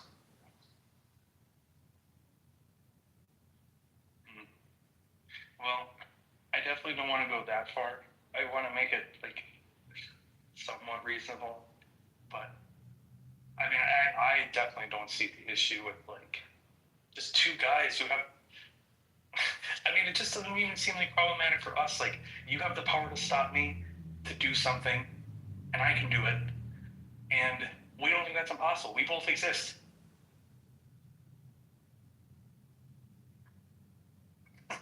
That just on its own doesn't seem probable.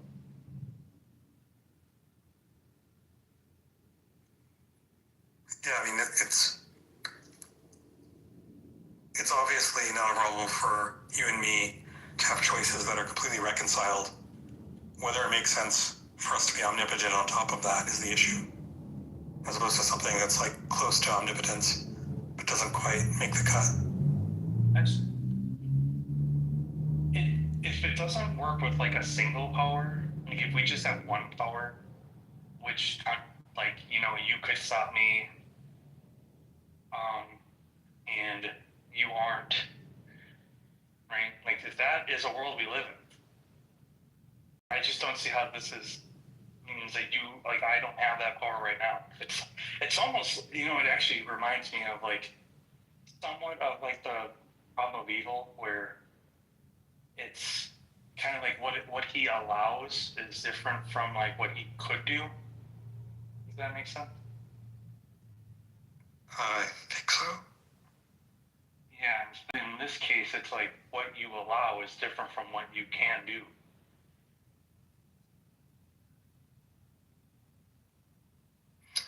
You said what you allow is different from what you can do. What did I miss here? No, yeah. I mean, I guess, usually because they're kind of orthogonal. Usually because I can do either one or the other, and it's just contingent when I choose. But that's not going to be enforced for, God's hidden powers, like the power to lie. Like, think of it like this in the case of, like, normal people. I have the power to stop my daughter from leaving the house, but I allow my daughter to leave the house. But she obviously possesses the power to leave my house because there she goes walking. Like, it seems like all of them are occurring in that situation. Well, just as a minor footnote, I don't think the powers people want to say, you do in fact have the power to let your daughter leave the house. You have some distinct, more general notion of an ability, but powers are, like, much sparser than abilities. You only have the power to do, like, really, really, really low-level things that often sort of culminate in eventualities like your daughter leaving the house, but don't necessarily have that longer range effect. Sure. I could make it make sense. Yeah. Like, you have the power to, like, start twitching your muscles in such a way that, sure. In most cases will result in you voicing the term, the sentence, you're allowed to leave the house now, daughter, etc. Or something along those lines, right? Sure. But, make it make sense in your mind. But usually, in basically all of the intuitive cases, there's going to be some metaphysical possibility of you doing either one. And I think that's going to underscore a lot of our intuition about which powers you have. And it's that sort of assumption that's being kicked out in the divine case. Well, yeah, because it's perfectly efficacious.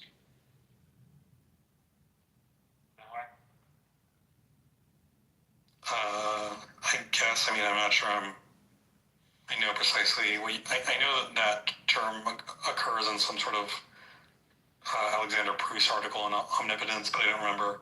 If you have his definition of perfect efficacy of will in mind, I don't remember what it is. I don't really have anything. Just, if you will, an XX occurs. Yeah, that quantifies over impossible things as much as possible things. Well, maybe it does.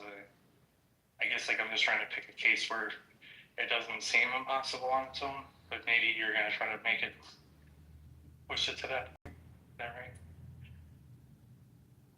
Like, I have the power, I'm perfectly efficacious to keep the door shut and prevent my daughter from leaving, but I allow her to leave, and so the door she's able to open it.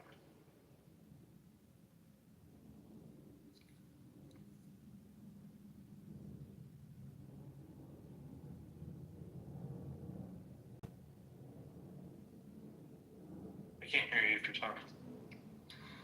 No, I'm just not sure I have that much more to contribute. Okay. Yeah, we can try that time. Okay. Thanks for the discussion. Yeah, thank you.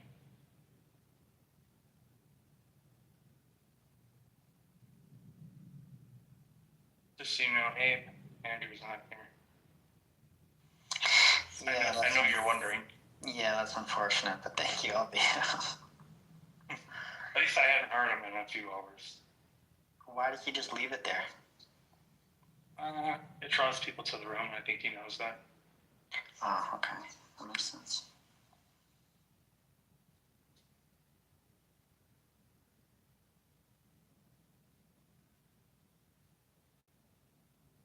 And did you read more on the power stuff?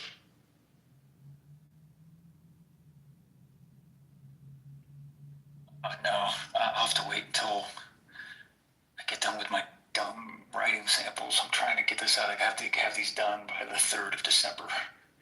So I'm having to gotta work. Rush a little bit, but it's in the queue. Sure. No, it's whatever. If you don't want to read it at all, it's fine too. Oh no, I do want to read it for sure. Good, because you'll be the person I can probably talk to the most on it, because I don't really want to read a bunch on it. I actually really don't find that stuff very interesting, even though obviously there's some stuff surrounding it that I find interesting.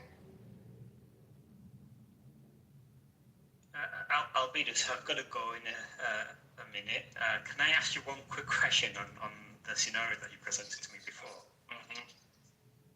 Okay, so you said about sort of one omnipotent being asking about sharing the world, and I said no, and so right, okay. So if being A is not going to do anything at all, right, okay, and being B is going to run everything. If being B decides to say that being A is unnecessary, because it's just not required anymore, is it able to destroy being A? Assuming that they were contingent, then yes. And being A wouldn't be able to do anything at all to stop its destruction. Well, supposedly well, this gets a little tricky here. If I said they have the power to, but they choose not to, is there a problem with that?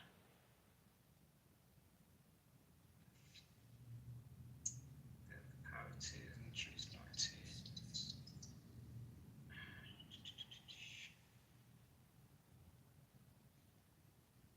This is sort of like what Mark said at the end there, is that you might be committed to things like bringing about impossible events, but you just never choose to enact them. To think about it, I'll get back to you some other time. I've got to go there anyway.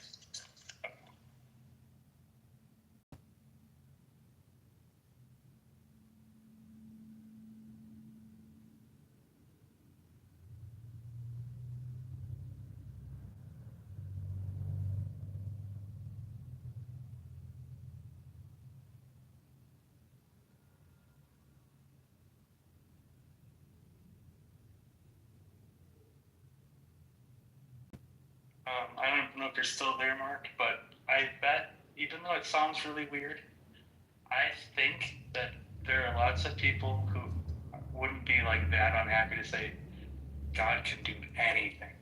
Yeah, I mean, that seems fine. I think in the Bruce article where he and his co-author define perfect efficacy of will, they're like happy to bite the bullet and say, yeah, God can make 1 + 1 = 3. That's no problem. Yeah. There's something, I think the idea initially is that when you think of anything, it's like, well, basically, like, could you even imagine it or something?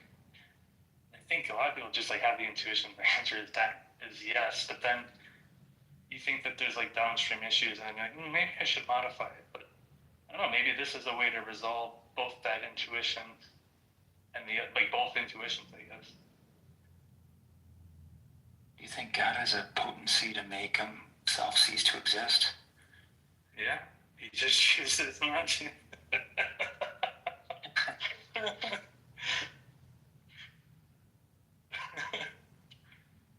Do you think that, there's something intuitive and unintuitive about it, I guess? I don't know.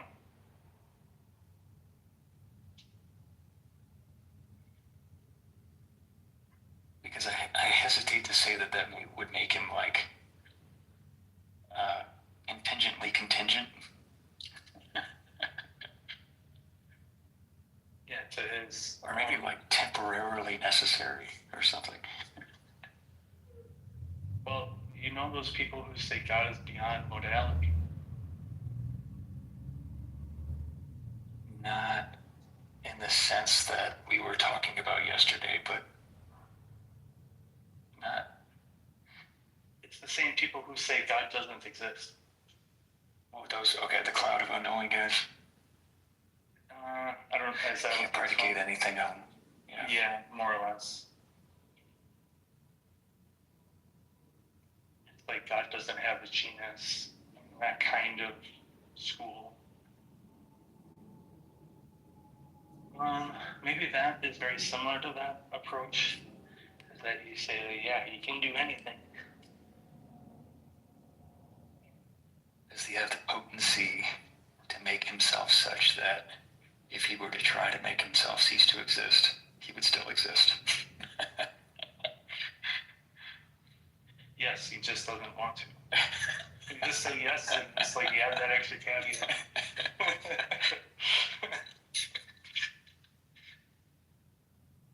I think that actually does solve it. You should write a book that says that the title is "The Answer is Yes."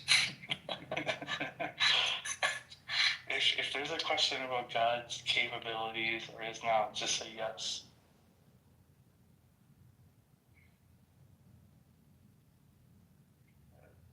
It exists, or it's called Yes Man.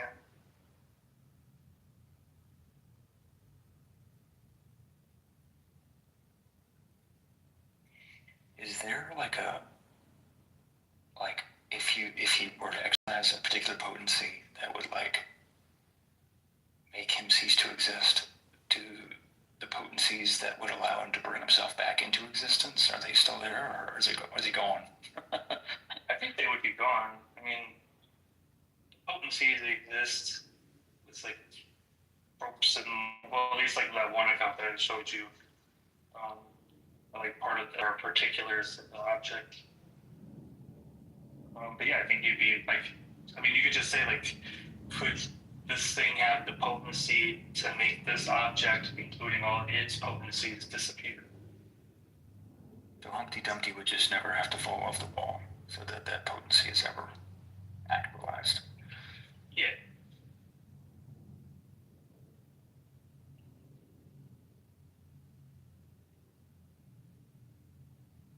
This is the true classical theism.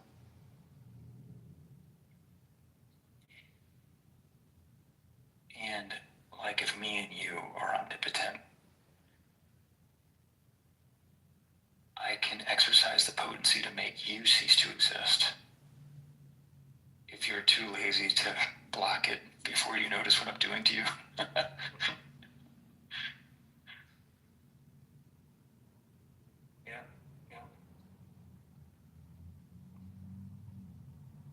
I would never do that to you, by the way.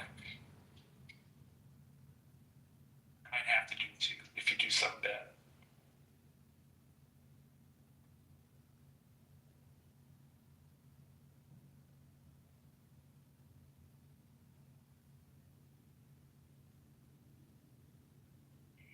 I guess, like if I wanted to be like this cosmic bully, you, I could like maybe exercise all the potencies that I think are relevant for making you a Makir in terms of the range of the kind of potencies you can actualize. So that I kind of like, I back you into this Makir like a range corner where it's consistent with you just wanting to scratch your ear anyway, but I'm like, if you didn't want to just scratch your ear, there's nothing you could do about it. It's too late. They're all gone now. You don't have them.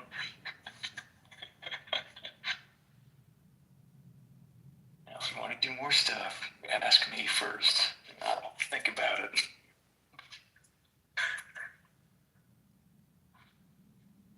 I mean, there's so many good other reasons to think why there can't be two gods than just like there's a problem of two omnipotent things. I mean, one is just like theoretically it would just be a terrible thing to say. Multiplying or explanatory resources unnecessarily. Yeah, literally, like you get not like what do you get out of it? It's more beautiful. It'd be really good if there was two good guys. Look, I'm just talking about persons in one being. Okay, I'm just kidding. You know, MJ, was someone's Haiti. You remember Haiti? Oh, I used to talk to her, yeah. She asked me something, and I gave her a response, and before I gave her like the kind of more typical response, I actually thought maybe this is a reason to think the Trinity is true.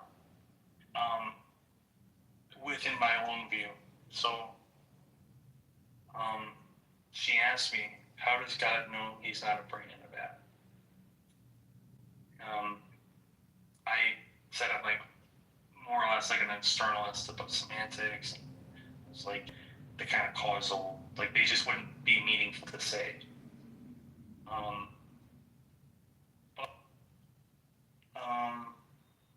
Well, that somewhat works. I think the right answer, at least on like the everyday idea of like how I understand this, is like there needs to be a group of people that helps like form like the basically like the Davidson stuff. And I Like what Jimmy was saying too. And then I was like, my God, because here's the thing. It has to be at least three. And the reason why it can't be two is the other person doesn't actually settle a disagreement. It has to be three. Yeah, some principle of mediation or something. Yeah, because it's 2 against 1. You know, either we all agree, we all disagree, or one person has to fall in line.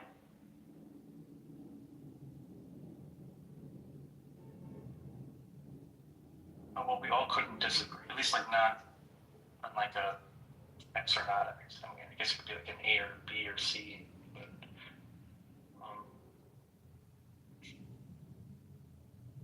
I guess like in that case, if you're A, well, in that case, well, I guess it would have to be, depends on like what the proposition is. Maybe I could work it out, but I'll think about it or two. Maybe in that case, you just be agnostic, but obviously God wouldn't be agnostic. But if we're talking about like if God has like justifications and stuff, for anything that he is justified in, it would have to be on the basis of like that mutual group agreement too.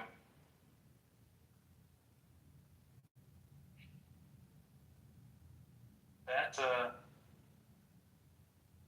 really good. That's really, really. You better be fleshing out your ideas in writing. Get it out of your head. Yeah. I should write it down. Maybe I'll do some writing this week. I actually have a bunch of notes I've written down over some time. And I revisit them, I just forget about them. No. Don't tell me that, I'm gonna get mad. Gotta get it out of your head. Must. It is your duty. No, I should. I will. You know what? I will. I'll write it down this weekend. Don't make me forget that part though. I don't know. I probably won't. There's like very little chance I'll forget that.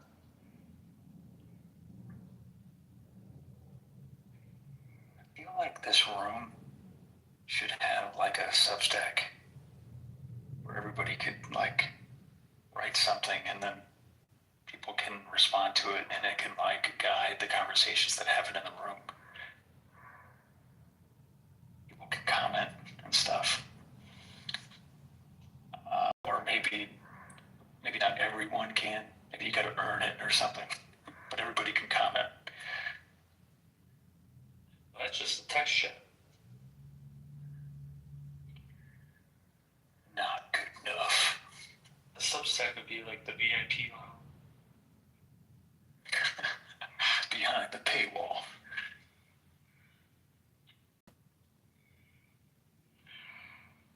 Morning, Anna. Morning. Sorry. I didn't mean to disturb you guys. Well, I just could hear you talking, breathing. I figured you might want to say something. Yeah, I was gonna see how you were doing. Are y'all doing anything for Thanksgiving? Yeah. Turkey's in the oven. That's good. We had a thing with friends last night. I was there till after midnight. It was fun.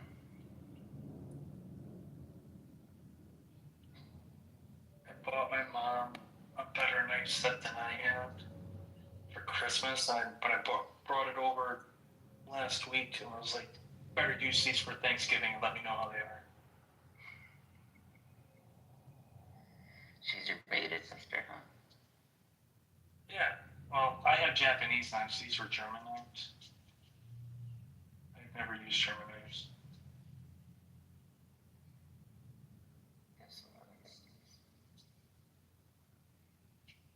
I got this Japanese knife. It is so sharp. It's like in this like wooden casing. Do you guys think Damascus steel was a real thing? Is a real thing? Yeah. Yeah. You can like literally see it.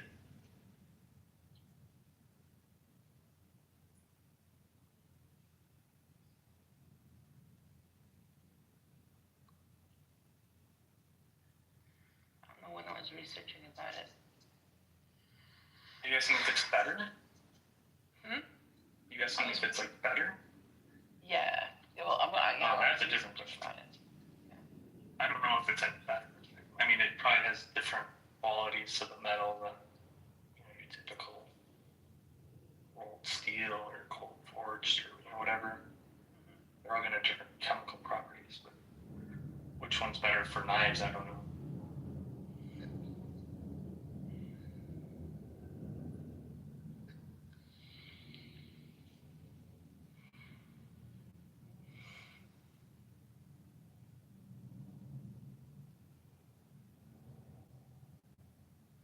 Why is reality not nice, Simon?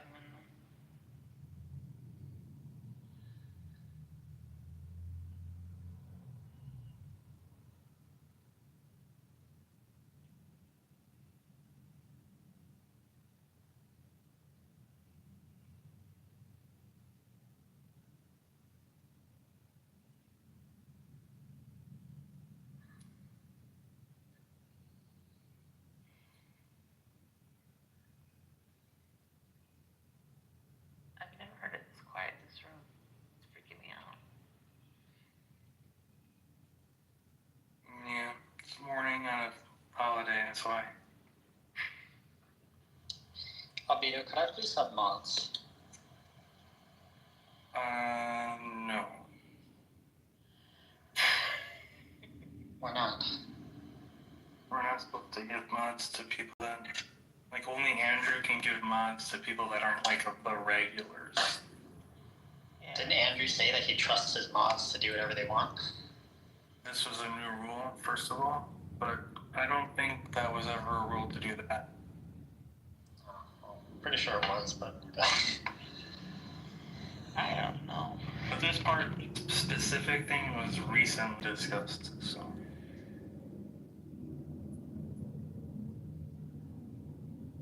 A person who shall not be named was doing naughty things. Converse. He said they shall not be named. So even if you guess, you're not going to get a yes.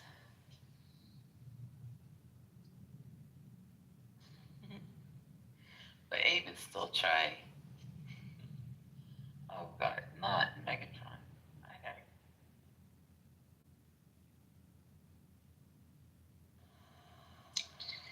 Why does Barth have a picture of a lady being stabbed by like 10 swords?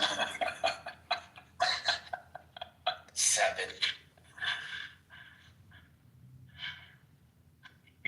It's the funniest. Religious iconography, I swear to no God, is the most fucking crazy thing I've ever seen. It's the 7 deadly sins. Sins.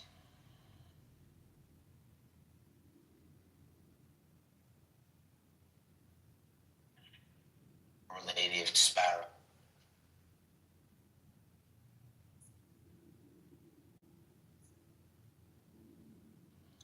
I'll be I did a whole anti-theistic room before. I think we should do that here.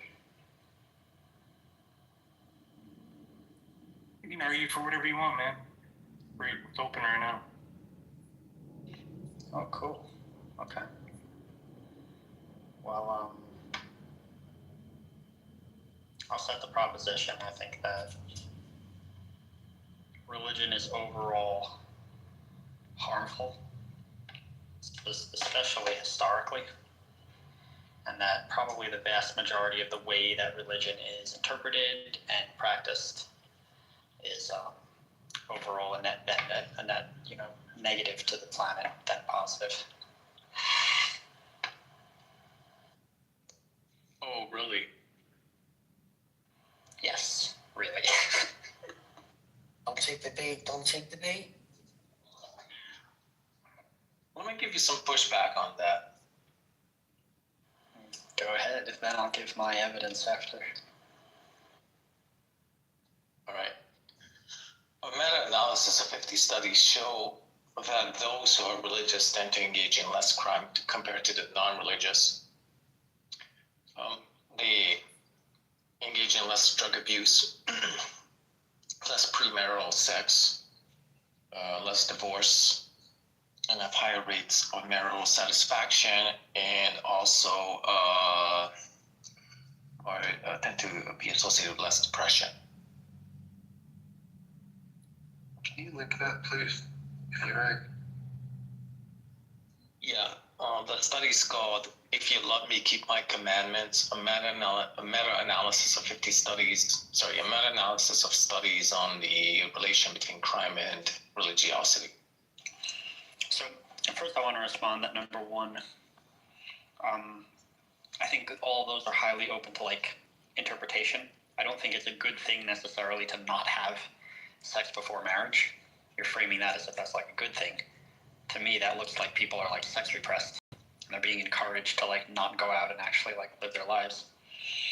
But number two is that just in general, the happiest countries and the way that we measure them from the happiness index and GDP and generally just through polls, overwhelmingly they tend to be the non-religious countries. And the more non-religious countries tend to be better off and have higher qualities of life for their citizens all around than the highly religious countries, and especially the countries where there's no separation of church and state and religious legislation. This is completely fucked up, and those tend to be some of the worst human rights violations on the planet. So that's number one.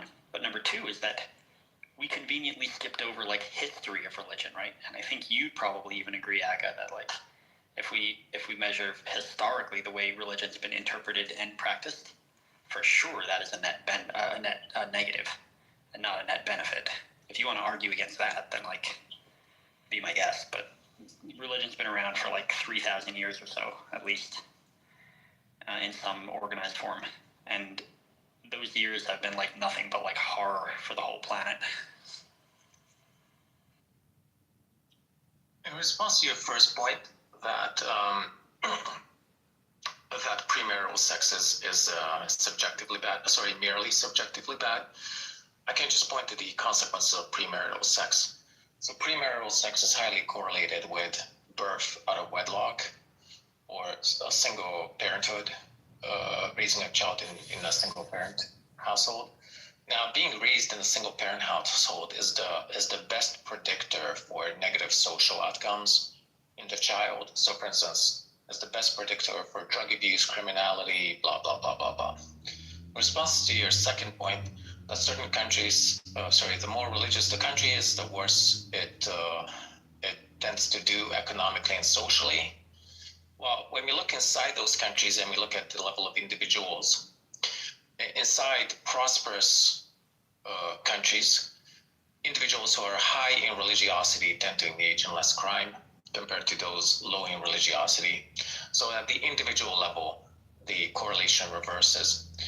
And surely we should be looking at the individual level, not at the country level, because such analysis is marred by multiple confounders and multiple confounding variables. Now, when it comes to history, history is debatable. I would argue that science and human rights, Christian countries, predominantly Christian nations were responsible for the development of the scientific process and for human rights innovations like ending slavery, blah, blah, blah. And certainly atheist countries have partaken in their own share of human rights abuses. So, for instance, the biggest genocides in the 20th century were carried out by atheist regimes. So I would say even looking at history doesn't support your assertion. Okay, so number one, this argument really has to be like put to bed. The idea that like somehow the I don't know, Stalin or Pol Pot or whatever, like these countries were quote atheistic. They lacked a belief in a God. But when I'm talking about atheism, I'm talking more about like Bingo, they were atheistic. Thank you for conceding the point. Which is that those countries, right, engaging in like the kind of like cult worship of their leader and a lot of superstitious nonsense, obviously like lack of human rights. That's not what I'm talking about when I'm talking about like well-being and secularism. Can you define atheism for me? Atheism is the lack of belief in gods. Yeah, when you said those countries had a lack of belief in God, you're just like conceding they're atheistic. Thank you. Yeah, but that's irrelevant. That's like saying Hitler had a mustache, therefore mustache. You're saying atheism is irrelevant. Religiosity and atheism is irrelevant to negative social outcomes. No, what I'm saying is the fact that they happen to be atheists as well, that's not relevant to them being like anti-human. Well, surely it's relevant because I'm looking at the correlation between non-religiosity and religiosity and social outcomes. And if I point to countervailing evidence in which countries high in atheism had negative social outcomes, you can't just sweep that under the rug. No, but what I can say is I can say that like your reason for attributing that to atheism is non-existent. Whereas if we look at like religious countries, it's based on the strong correlation. So what do you mean it's not? I don't even have a correlation. I have a causation. I can literally show you like documents from like the well, it's not right. I have a plausible causal. That would justify like burning women alive at the stake because they thought that they were witches, right? You don't have anything like that from atheism. Yeah, because atheism doesn't support. Sure I do. Okay, here's the causal mechanism whereby atheism can increase social disorder or it can increase genocides. People who don't believe in God are less likely to believe in an afterlife and an infinite punishment for misdeeds. Believing in the infinite punishment for misdeeds surely is a factor which decreases bad behavior or violence. Why are you? Since atheists are unlikely to believe in this, plausibly they engage in higher levels of violence. Yeah, but where are you getting the syllogism from? It's just not true. What do you mean a syllogism? It's a plausible causal mechanism. Yeah, but it's not plausible. Atheists are some of the least violent people on the planet because they know they only have one life to live. Oh, really? So they don't want to waste it. So you're telling me Joseph Stalin, Mao Zedong, these are like the least violent people on the planet? No, again, these are people who, in addition to lacking a belief in God, also had a bunch of other crazy beliefs that were not justified and not justified. There you go. There you go. Yeah. So they're atheists. So you're telling me the correlation between their atheism comes down to other social factors. Well, I can just run the same argument for religion. I can see in history, whenever religious people misbehave, their behavior comes down to other social factors. But here you can't, right? Because if I can show you the freaking Pope or some authority in Christianity literally writing, okay, everyone, I believe in witches because it says it in the Bible. Let's go out and kill the witches, right? That's not just correlative. That's actually fuck, this dude really believed what he was saying, and he was going out and murdering innocent people on the basis of his religious beliefs. Yeah, that's and I the can run argument, the exact and that's same the evidence that religion argument is for you. harmful. And I have a lot more of that. And I can run the exact same parallel argument for atheism. I can demonstrate right now that atheists are less likely to believe in objective morals. They think, since morals cannot be part of the natural world, cannot be part of an atheistic world, or unlikely, or doesn't really fit into the natural world, therefore objective morals don't exist. There's also no punishment for afterlife. Ultimately, morals, what you want to do, just depends on what your personal preference is, and therefore I'm free to engage in whatever I feel. Even if this is true, not believing in objective morals is not the same as murdering innocent people. The fact that atheists are open-minded and they acknowledge that there's no objective morals, that doesn't follow. Nobody said beliefs are identical to actions, but beliefs guide actions. Yeah, they certainly do. And when you have crazy religious beliefs that are so now you're conceding the point. No. What I'm saying is I can demonstrate that people who were religious, they really believed they were doing something good, and when we look back, they were actually completely delusional. Yeah, atheists were also believing they were doing something good, and they were completely delusional. Atheists, you cannot show me, right, anyone who's ever written a statement saying, since I'm an atheist, I'm going to go murder innocent people. Never happened. You have people who Have you heard of the League of Militant Atheists? Those were people in France during the French Revolution who said, hey, we should kill all these religious people because, God does not exist and these people are just misleading everybody.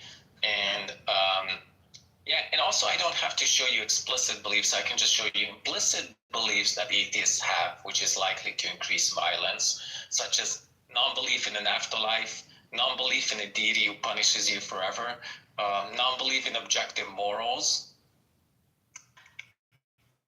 First of all, these syllogisms are not you can make a valid argument, but that doesn't mean it's sound. So just saying, it's more likely, you don't actually know this. Like I told you, I'm not giving you reasonable that an atheist is giving you some data and causal mechanism. Yeah, but the point is that at the end of the day, when you look at the actual data right now, right, modern day times, you tried to hand wave when I pointed out that all the best countries to live in are non-religious countries. So your whole fear mongering here of when you're not religious, you're gonna start killing people and you don't care and you become nihilistic. This is not borne out by the actual data, right? You can look at I pointed to meta-analysis of 50 studies which show that there's a correlation between non-religiousness and violence. Okay, Japan is a highly irreligious society. It has literally it has the lowest crime rate on the planet. Some of the lowest crime rates on the planet. Do you have a meta-analysis of 50 studies? Well, you can't look at a country level because at the country level, countries are going to differ by multiple variables. So there's going to be many different variables which differ between countries which affect crime rates. Like, for instance, here's an example. Religious countries tend to have much more young people, while young people tend to commit the overwhelming majority of crime. Okay, here's another factor. In highly developed nations, less people identify as religious because a large percentage of the population expects some material benefit from their religion, okay? So in a non-religious country, they have less reasons to behave or identify as religious. There you go, two confounding variables. So we should be looking at the individual level where we compare same cautious, same demographic variables. One person differs in religiousness, one person's high religious, the other person is an atheist. that's how we should be comparing, whether atheism or determining whether atheism leads to violence or not. Well, you're doing this naive univariate analysis where you expect that at a country level, you can, based on correlations at a country level, you can determine whether some factor is tied to violence and extremism or not. Well, what I'm saying, right? I'm not saying it's the sole variable. I'm saying it's a very significant one. And certainly historically, you can see this, right? Look, certainly historically, you can see this in the way that like the governing bodies justified like horrific acts of violence, torture, which they literally like explicitly referred to their religious texts and beliefs. But even if you think that okay, that was in the past, and you acknowledge that point, and you think, nowadays it's different. Nowadays religion is like more calm and it's more open-minded, and now it's actually beneficial. But anytime you point to a benefit, like if you say number one, I don't know, like you believe God's watching out for you, all of these, and you believe you're less stressed or whatever, all of these things, you have to acknowledge that even if it's true, that they're useful, that's just an argument from pragmatism. It doesn't make it true. So you can say that religion is good for society. He just conceded to the argument. Dave, what is the topic we're discussing right now? It's that is religion or atheism more useful to society? Or what leads to better societies? And just to respond point by point, because you seem to be galloping.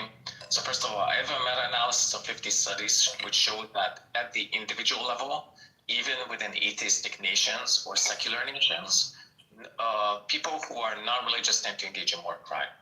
Second, you said that religious people explicitly refer to their texts when committing such violence. Okay, I can say the same thing about atheists. Atheists have historically referred to... They don't have texts. Atheists don't have texts. That doesn't make sense. Just want to finish it.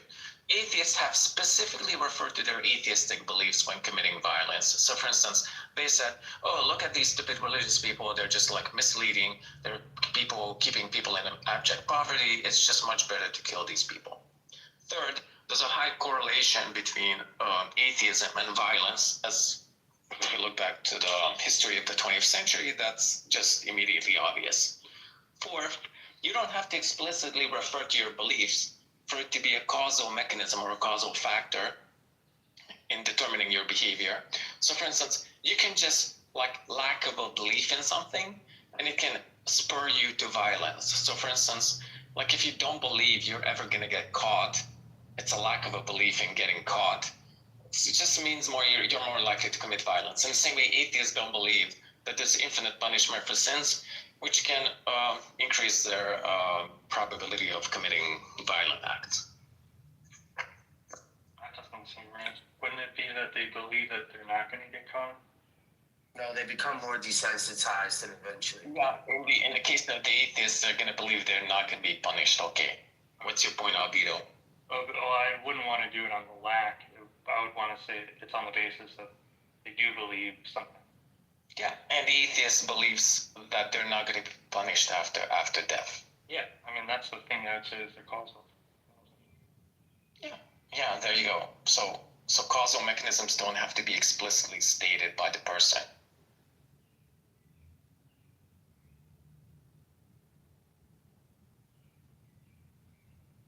Sorry, I meant causal mechanisms are not just what is explicitly stated by the person. They can be implicit beliefs. Yeah, but you're in the unenviable position of having to demonstrate inherent beliefs which don't leave any type of trace or trail or scripture. Whereas I could easily point to a link between people doing horrific acts in the 1400s, let's say, and the way they justified that with their religious belief. So, at the very least, I think trying to draw an analogy between, I think Brian in the chat, he might have put it well, that humans themselves, in general, over history, have tended to be violent, right? In many ways, I kind of agree with that. But what I'm talking about in modern times is secular humanism, which again, as a secular humanist, I would not agree with the idea of those people in the 1800s saying, "Oh, kill religious people because they're dumb and we got to get out of there," or whatever. I don't agree with that because I don't agree with that type of violent justification. So the fact that people were like deluded, primates, confused, justifying their violence through various philosophies is not the same as me talking about atheism / secular humanism. I'm talking more about the values of the Enlightenment and the way that's actually put into society. We've never really, had a secular humanist country ever. The closest we've gotten is in modern times is like the less religious countries now, and they're not perfect, but they're getting closer, and they're doing better. The birth rates are low. Yeah, the values of secular humanism and the values of the Enlightenment spurred the French Revolution. And this French Revolution was perfused with violence, specifically secular violence against religious people. Second, I can demonstrate the causal mechanism between implicit beliefs and violence. So the way you can demonstrate that is through priming studies. Priming people with God concepts or supernatural concepts has been shown to increase self-control, and priming people with deterministic beliefs, as in your thoughts are just like determined, all that exists is the natural world, has been shown to increase cheating behavior and decrease self-control. Which makes plausible sense because if you believe in determinism, you might believe that you have no self-control over your behavior, and then you're less likely to engage in, inhibit whatever impulses you have. And third, there's a very strong correlation between atheism and violence. So for instance, like I showed, the meta-analysis of 50 studies show that non-religious adults tend to engage in more crime. Second, atheists tend to score higher in scales of sociopathy and dark triad personality. Atheists tend to rate other atheists as being high in dark triad. What was the last thing I wanted to say? Well, I think that's enough. But isn't he going to always appeal to pragmatism? So he's never going to delete religion, right? He already conceded that he's going to borrow the values that suit him or that are conducive in society. Like he already admitted to that. So he's not, even on the Abe's view, you're never going to get rid of religion. You're always going to use the aspects, using pragmatism. That didn't make sense. But the point is this: I don't know why you keep repeating. Non-religious people tend to be more violent. If you look at like rates of incarceration, because there's a meta-analysis of 50 studies and I just cited it. That's why. Okay, but I need to see what you're talking about because it doesn't make any sense. The overwhelming majority of people who are incarcerated tend to be religious. Okay, I'm just going to read from the meta-analysis. Okay, would you agree that a meta-analysis is like the highest form of evidence you can like cite in social science? I think it's up there. No, I mean a meta-analysis of randomized controlled trials is the highest. It's the best form of evidence you can. If it's done correctly and peer-reviewed and reproducible and so on and so forth. Okay, I'm gonna cite two meta-analyses here on the effect of religiousness on crime. But before you do, my last point is, you're essentially arguing we should lie to people that a God exists because it makes them less likely to cheat. It's basically what you do. Okay.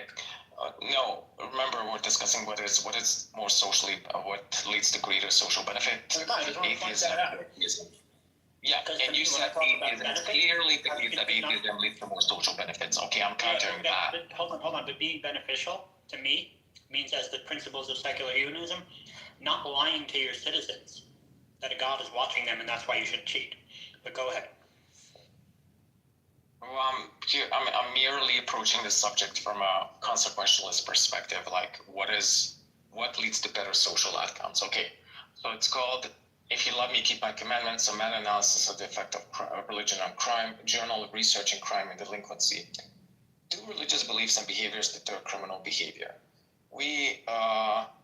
do a meta-analysis of 60 previous studies based on two questions. What is the direction of the magnitude of the effect of religion on crime? And the results of this meta-analysis showed that religious beliefs and behaviors exert a moderate deterrent effect on individuals' criminal behavior. Okay? So, yeah. Now, if you're going to say that religiousness is associated with more crime, you need to provide evidence of that, like contradicts, countervailing evidence that undermines this meta-analysis.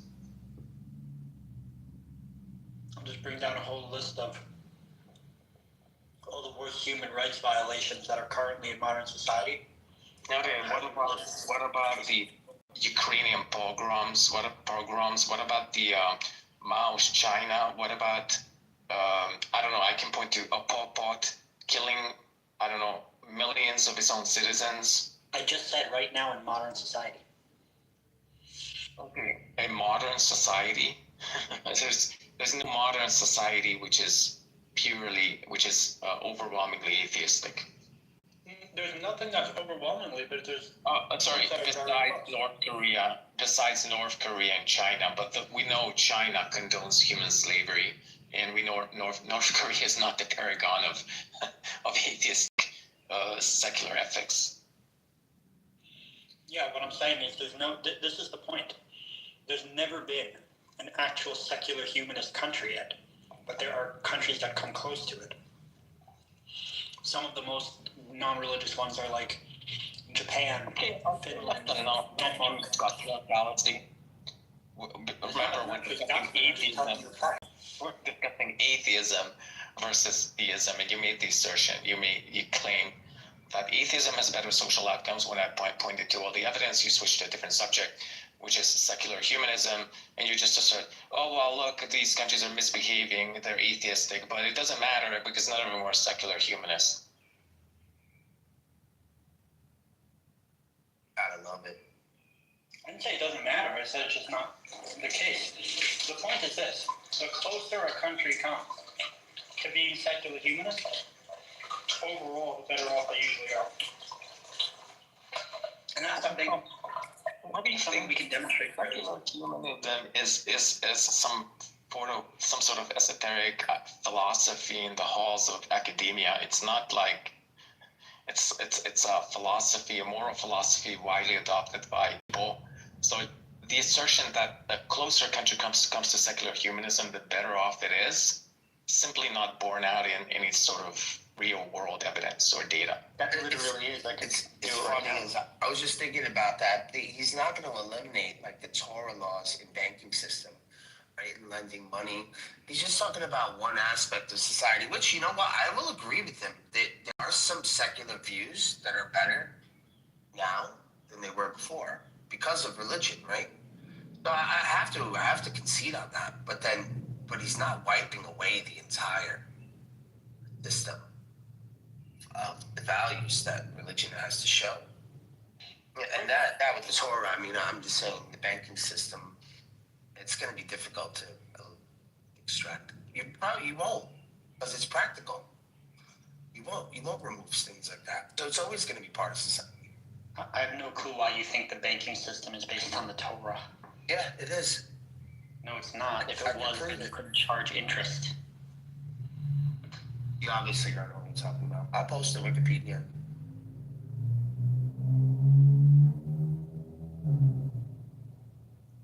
If you want to discuss whether theism is true or not, we can discuss that too. But I thought we were discussing which produces better societies.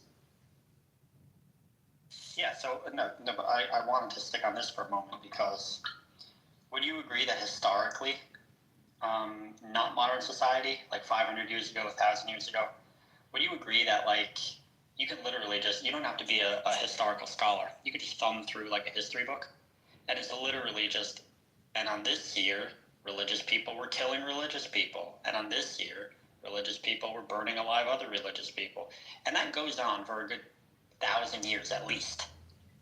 So, do you acknowledge that that's like a causal link between people's insane superstitious beliefs and their like radical violent Is he misusing the social development? Yeah, that's what he's doing. The way we establish causal links is not just like looking at correlation. We look at whether the cause precedes the effect. What is the robustness of the correlation? As in, if you get rid of the one of the variables, does the other variable decrease?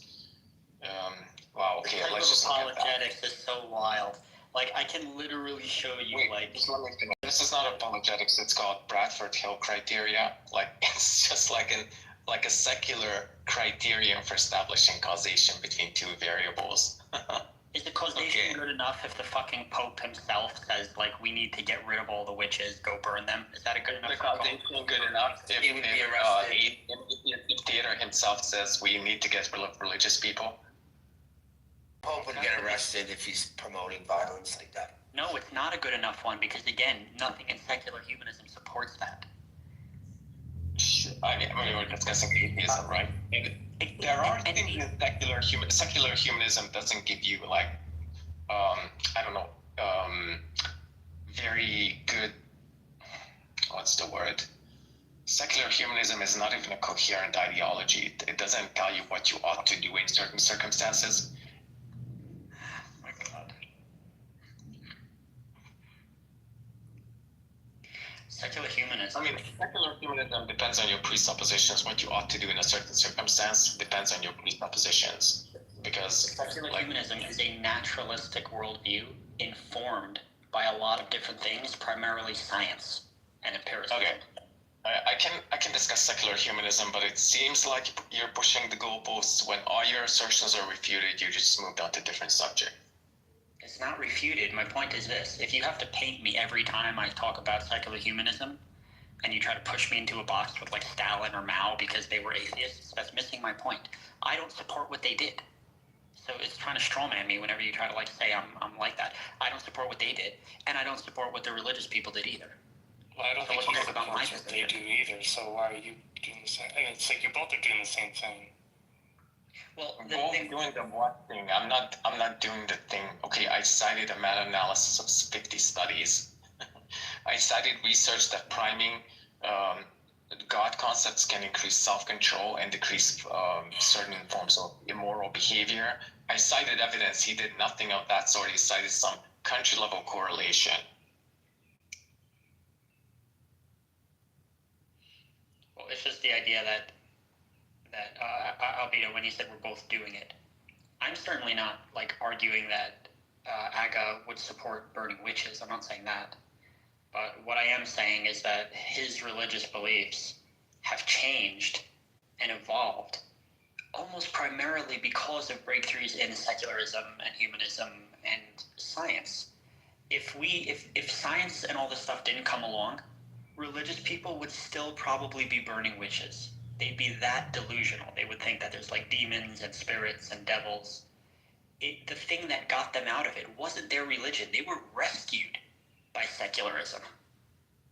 So, okay, well, no, okay. If you want to discuss that topic, I can, but I wanted to respond to something you said previously, which is, the mere correlation between violence and religiousness establishes a causal link.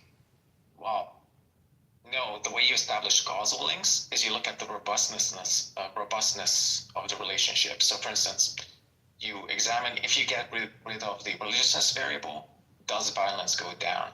Well, apparently it does not, because you look at the 20th century, even without religion, violence levels were as high or even higher compared to when they were religious. And I respond to what you said, that secularism lifted humanity out of the crutches of religion or ignorance. No, false. In fact, religious people came up with the scientific method. So Francis Bacon formalized the scientific method, and religion was crucial, instrumental in the formalization of the method.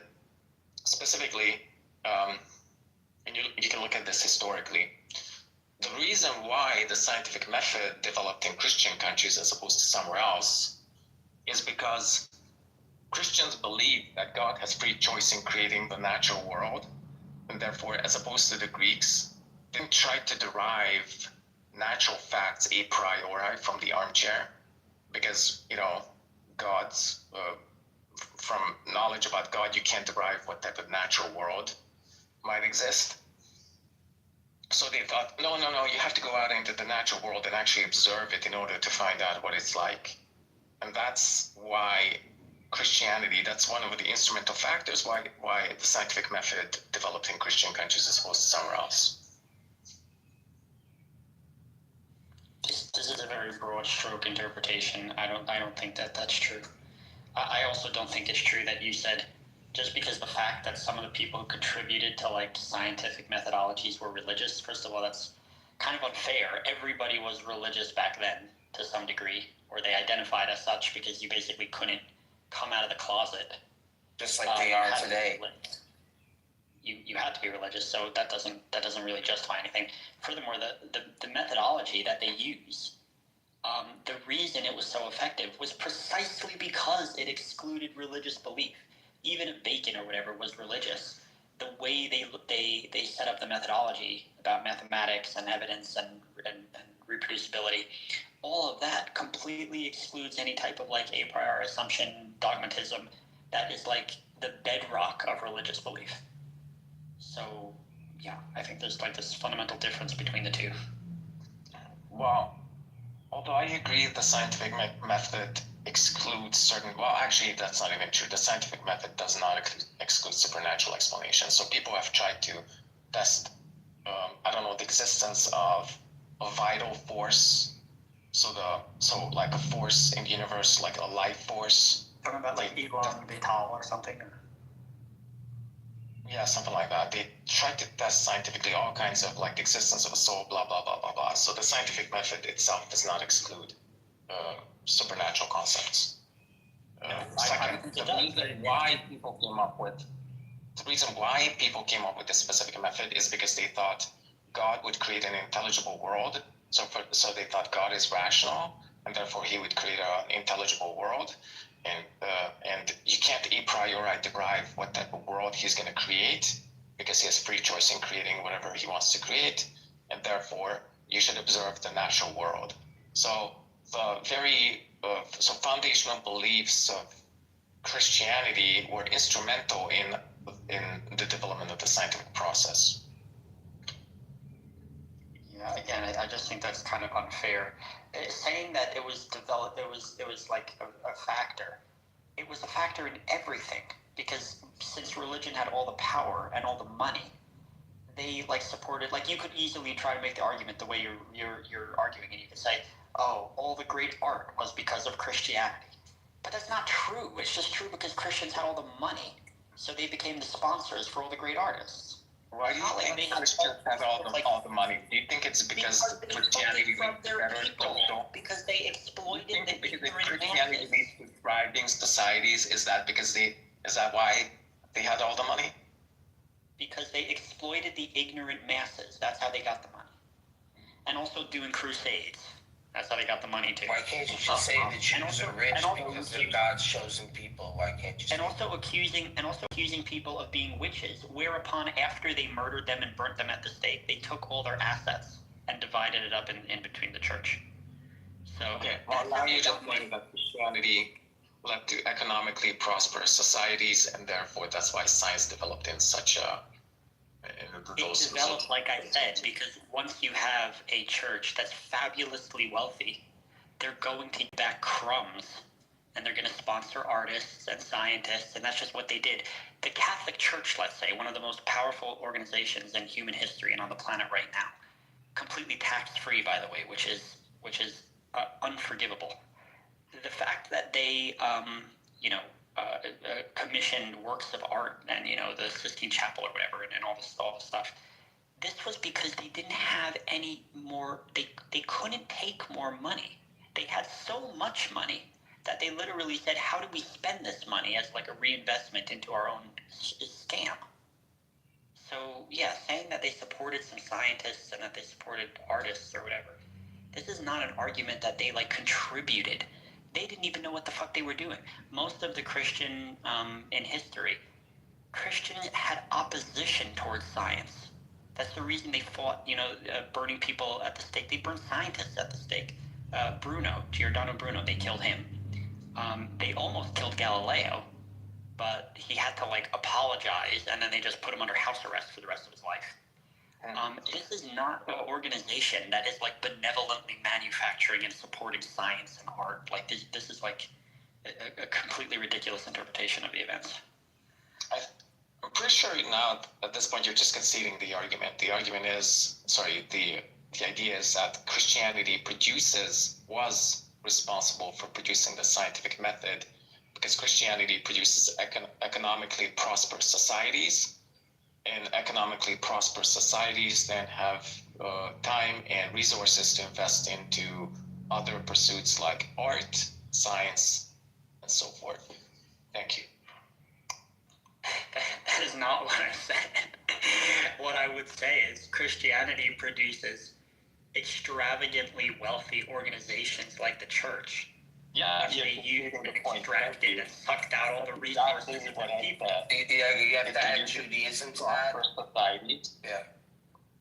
That's not society. The church is not society. That's just the church.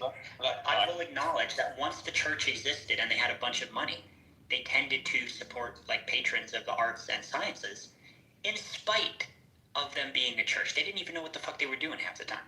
They were just doing it because they were like, oh yeah, we need a nice building. And they were like, oh yeah, all the smart people are discovering cool stuff. Let's just help them. But they only helped them when it was helping them with their like dogmatic beliefs. The moment what the scientists discovered went against the dogmatic beliefs, like that the Earth wasn't actually the center of the solar system, then they weren't fucking very supportive, were they?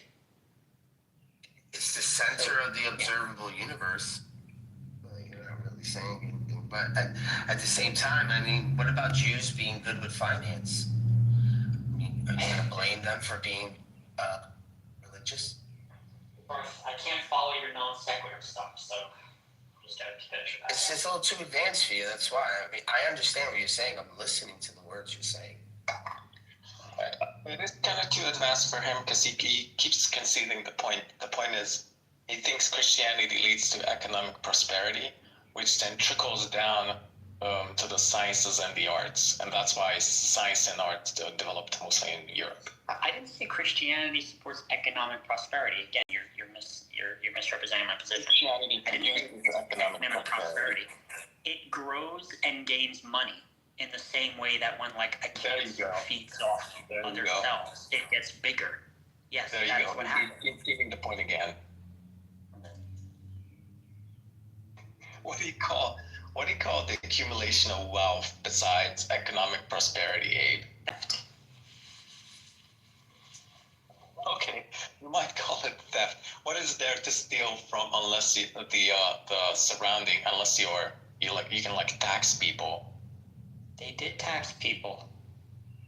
Yes. Do you not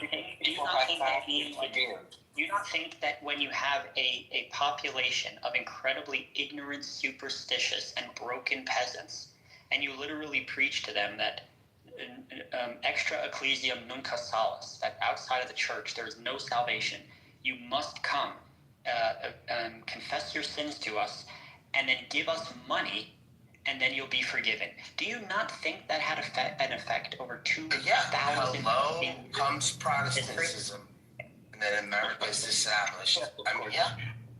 Of course it had an effect. People gave them money, but what do you think, poor peasants can give you a lot of money? Obviously there had to be some society, there had to exist a society which was thousands of people giving money, and then they took the money, and then they bought land with it, and the land went up in value.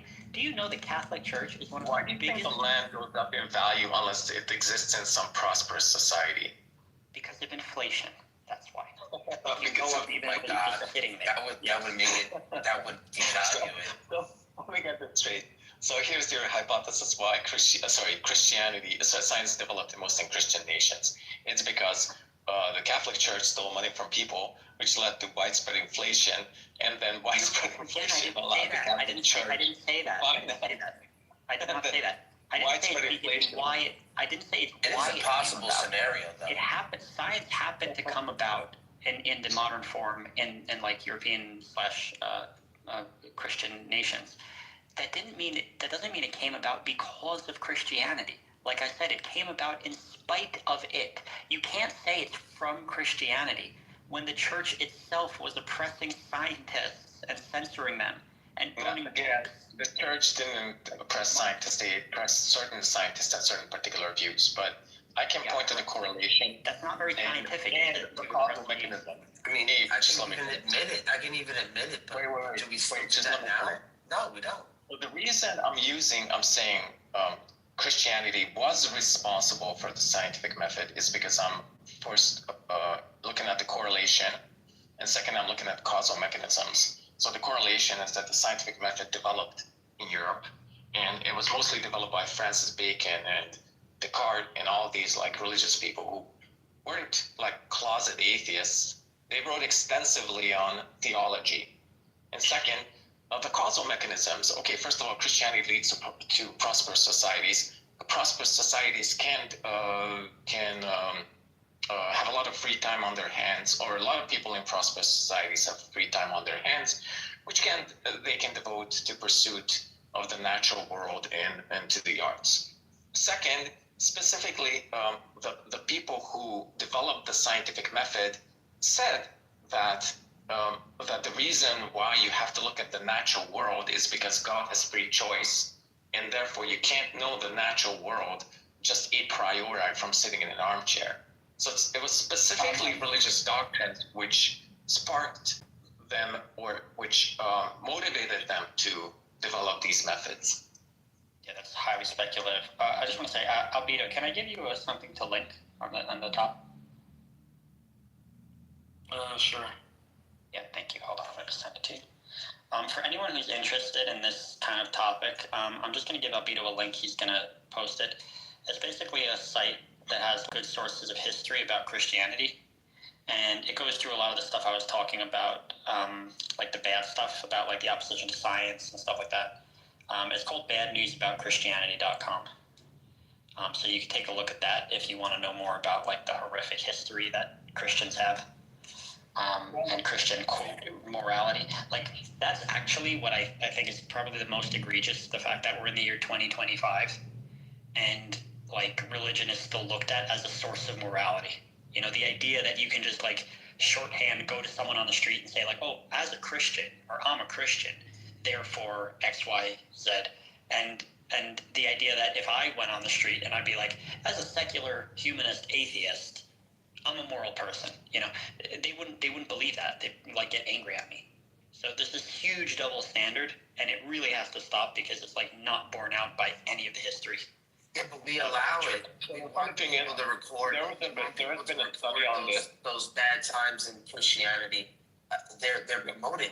We don't try to erase the past or cover mistakes. You can look back at this book and say, yes, this was the reason for this, and so on and so forth. And we learn. So what's so bad about that? So the interesting thing is, you're censoring it. I'm glad you're open about it, but I'm just saying like it's a fact of the history, and we can't erase it. We wouldn't want to erase it. Why Christians promote rooms like this so that atheists like yourself can have their objections. Yes, I'm glad that in the year 2025, finally we can have rooms that talk about religion without people being burned at the stake. That's very impressive. I am impressed. Yeah, I still care about your well-being, even though we don't agree. Wait, I want to respond to something you said. So there's an interesting fact that there's a study which looked at dark triad traits in atheists versus religious people, and how likely are different people to judge atheists versus religious faces as being dark triad. And even atheists tended to rate other atheists as being in high in dark triad and sociopathic traits. I don't know what you're saying. You're saying you can diagnose somebody with the dark triad traits by looking at their face? That doesn't make sense. Yeah, but that's not what I said. Although there's a very strong correlation between subjective judgments of dark triad and actually possessing such traits, you can't like 100% diagnose somebody. What I'm saying is even atheists rated other atheists as being high in dark triad. Okay, but why is that relevant? We're trying to question whether it's true, not whether it happened. Even if they rated them as that, was it true?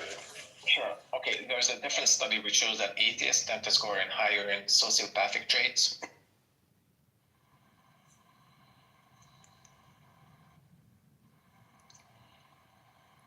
I don't know what you're bringing down here. And I mean, you don't have to go far to like find evidence of that. You can just look over here. You have atheists here, people calling people subhumans, monkeys, blah blah blah, bullying people, abusing people. Yeah, I don't agree with that. Don't you think that's a societal thing, though? And I think, and Aga, I think you'd agree. I think you'd agree, even as much as we've like argued. I've never done that to you. I think that's a societal problem. Never done it to me.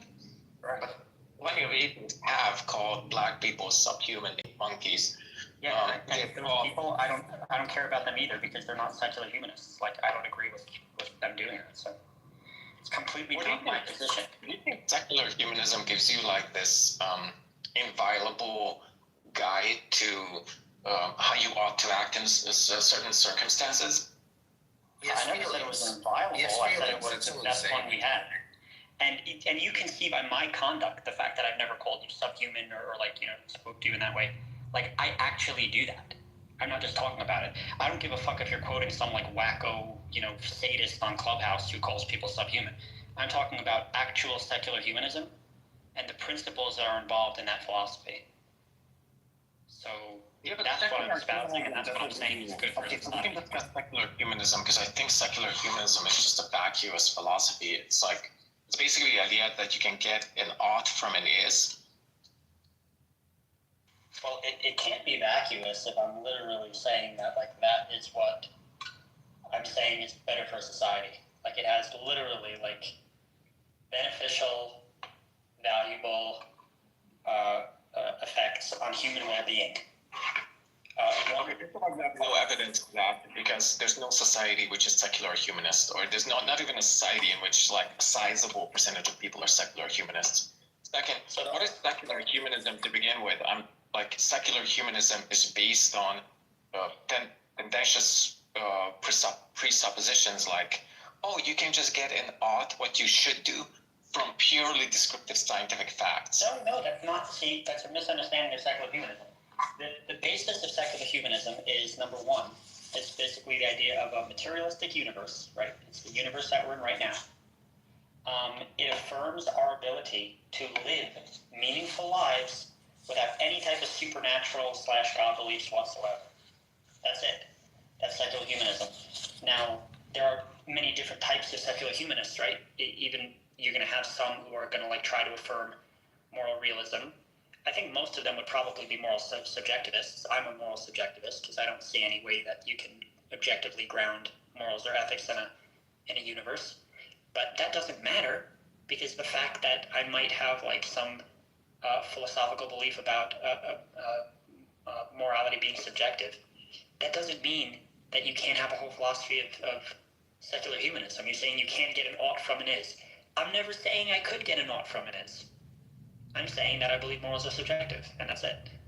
Okay, is secular humanism merely the assertion that morals are subjective and meaning is subjective?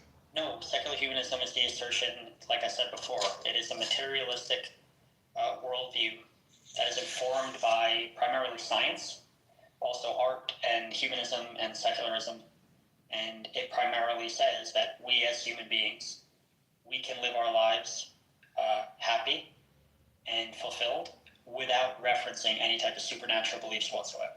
That's it. Okay. Well, I mean, atheists tend to be, and this is like plenty of research which attests to this, is that atheists tend to be much more depressed, much more likely to be suicidal, blah, blah, blah, blah, blah. Now you're telling me that this is like naturalistic framework which allows atheists to live as meaningful lives as religious people do. Okay, first of all, what's the evidence?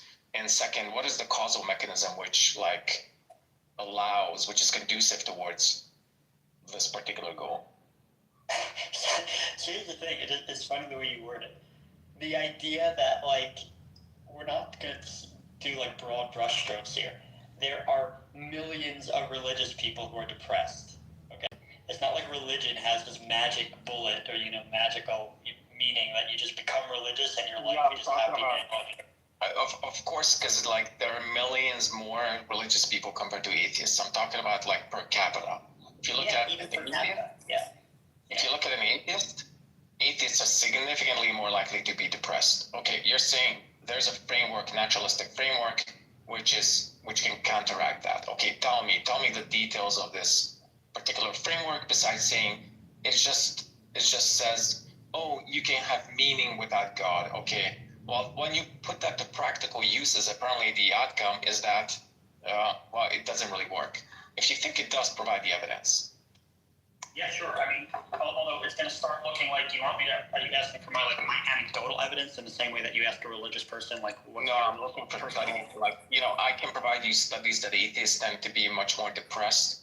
They tend to have more mental disorders, and they tend to be more sociopathic. And I'd like to provide I just want to say something. This whole time I've been talking to you, you've kept saying studies. You've quoted about like 10 studies. I haven't seen one of them. But the point is... well, I read from the study. What are you talking about when you said you haven't seen any of them? You mean... I meant like, paste it in the chat. But the point is, regardless, human beings themselves, whether they're religious or not, they tend to have, their rates of depression have climbed worldwide. For everybody, whether you're religious or not. That's because society is becoming more and more secular. Well, it's for a variety of variables, but the point is that saying that, atheists are depressed, therefore, or secular humanists are depressed, therefore secular humanism is like bad. You can't get out of this because I could do the same exact argument in a mirror version against religion. I could say, oh, you become religious, you're going to get depressed. Because humans are generally prone to depression. Abe, you really can't, because studies show that religious individuals are much less likely to be depressed compared to atheists. Okay, so you can't say, well, once you become religious, you're likely to become depressed. No, sorry.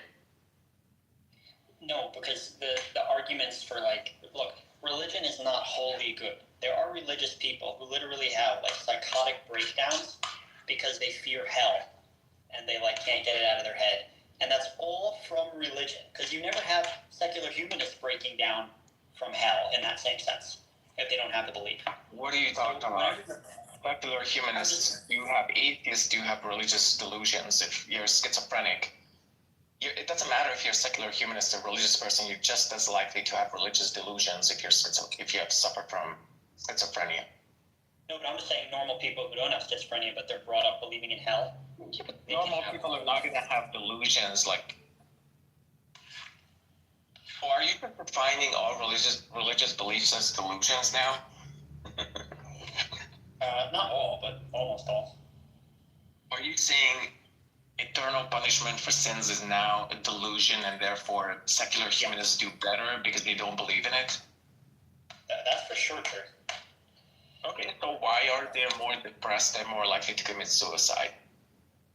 So that's a separate sociological question. That has nothing to do with the belief. It's the same question, man.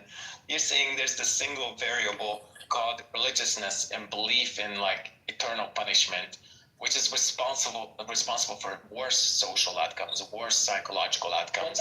And when I point to the countervailing evidence, you say, oh, that is specifically religious people tend to do much better. You say, well, that's a separate question. I'm just raising a different subject. Yeah, what I'm trying to say is that I'm not saying that secular humanism is the answer to everything and that it'll absolutely cure your depression 100%. That's for sure. It's the answer for nothing. What I am saying is it's obviously way better than the alternatives on the table. Why is that obviously true? In spite of all the evidence I presented, which is atheists tend to be more depressed, more suicidal, more likely to abuse drugs, more sociopathic, non-religious people are more likely to have divorce, have less marital satisfaction, more likely to engage in premarital sex, blah, blah, blah, blah, blah. And again, you're telling me it's obvious that secular humanism is better? Yes, because even the things you're bringing down, you're delusional, man. I don't know what else. You're interpreting them in such a way. You're saying like staying married is better than getting divorced. It might be the case that getting divorced is better than being married, and like religious people stay married for way longer. And Forget about divorce. Forget about divorce. Like presumably we agree that like drug abuse is bad. We agree that crime is bad. We agree that what else? Suicide is bad. Depression is bad. Yeah, but the point is, I said before, even if it was true, which I'm not convinced it's true, and NG wanted you to post the links in the chat, but the point is that lying to people and telling them God is watching you, and he's like just has a camera on you 24/7, and somehow that's going to make you happier in your life. There is always a yin and a yang to it. Some people are going to be helped by that belief. Other people are going to be like destroyed by it. So this idea that religion just has like something over secular humanist beliefs, that's not couched out. You can find a bunch of religious people who are incredibly depressed and they can't deal with their lives and they believe in exactly what you're talking about, the Christian God. So that's kind of my basic point. But if you want me to go more into secular humanism, just to kind of explain it to detail, I don't want to.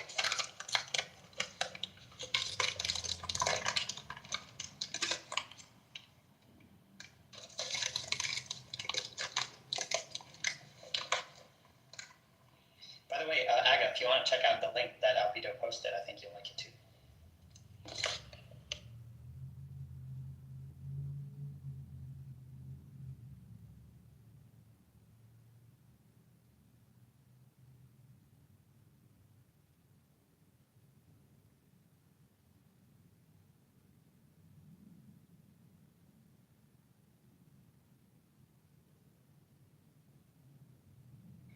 I don't know what Aga's response is to the witchcraft issue that you brought up, Abe. I don't think I didn't hear his response to that.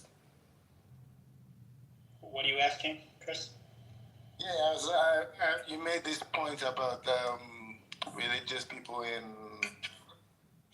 some hundreds of years ago used to like call people witches and kill them. And I don't know what Aga's response was to that. I was waiting for his response. I don't think he ever said anything about that. Yeah, he tried to like say that it wasn't. Yeah, Aga, you want to respond to that? Sure. Yeah. I think the point behind that fact or bringing up that fact was that religion has causal mechanisms which drive violence or which lead to violence. And I said yes, and I can say the same thing about atheism. Atheism has causal mechanisms tied to violence. So, for instance, many atheist dictators specifically said that religion is a poison, they want to wipe it out, and then they proceeded to kill religious people. So yes, for any misdeeds carried out by religious people in the name of religion, I can just point to misdeeds carried out by atheists in the name of atheism. In those days, let me carry on. In those days, if it was true that religion was so erratic, they were calling people witches and killing them and wanting to kill them, wouldn't an atheist be right to say, "Oh, we're gonna fight back. This is irrational. Maybe we're gonna kill them too if they're gonna be killing witches." So. But the theist is the one being crazy here, calling people witches and wanting to kill them when they've done nothing wrong. The atheist, even if they did have this belief that religion was poison, they would be right. So there's a difference. You're trying to say you flipped it, but I don't think you've actually really flipped it. Well, I think you're missing the point. The point is simply was that there's causal mechanisms which drive violence in both atheists and religious people. Now, which one's worse? Yes, there's a stronger correlation between violence and atheism. And I have a meta-analysis of 50 studies showing that non-religiousness is associated with increased crime rates. No, you've gone back to the modern set because this article you're reading is modern. It's like religion as practiced now maybe I might want to grant you that maybe it's true. They have less dispersion, they have less whatever. But I was just pointing to apes, medieval argument like hundreds of years ago.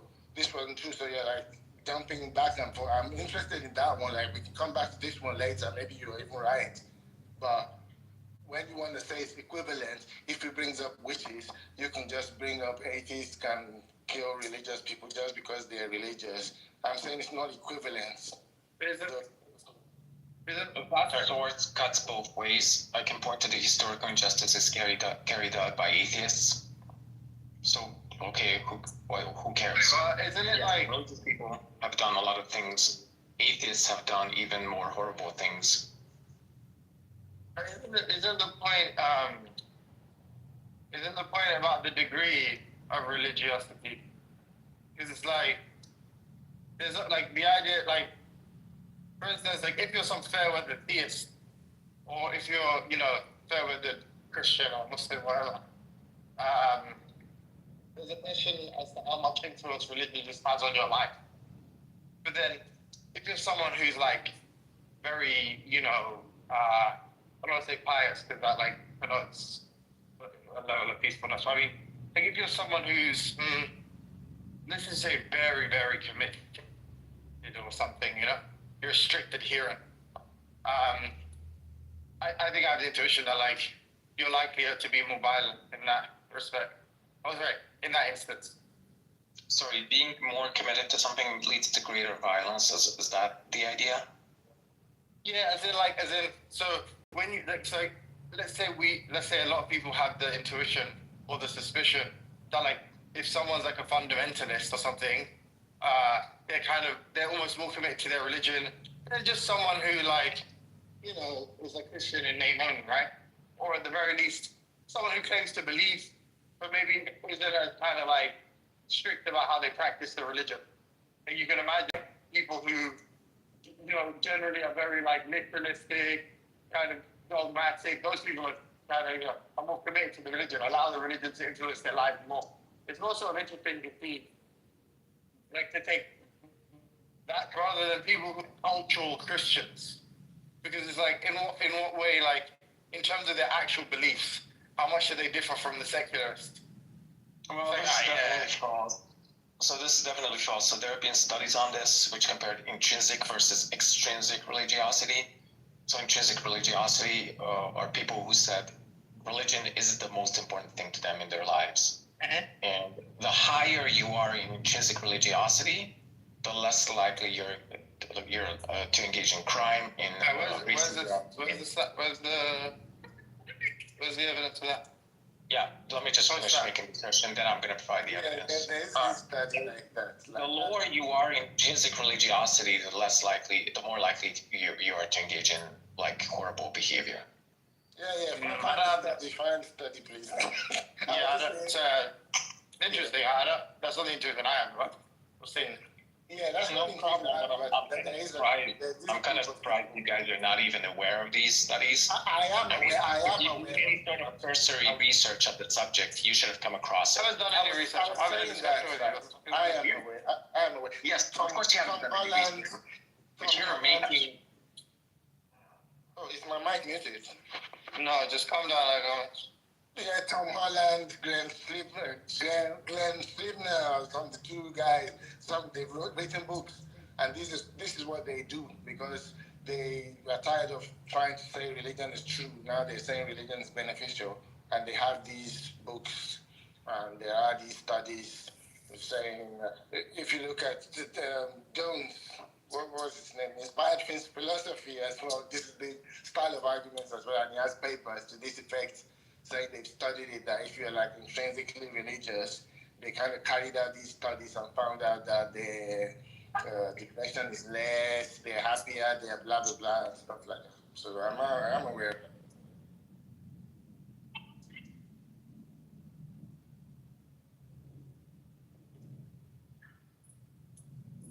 I just don't want to pass by this point without kind of driving it home.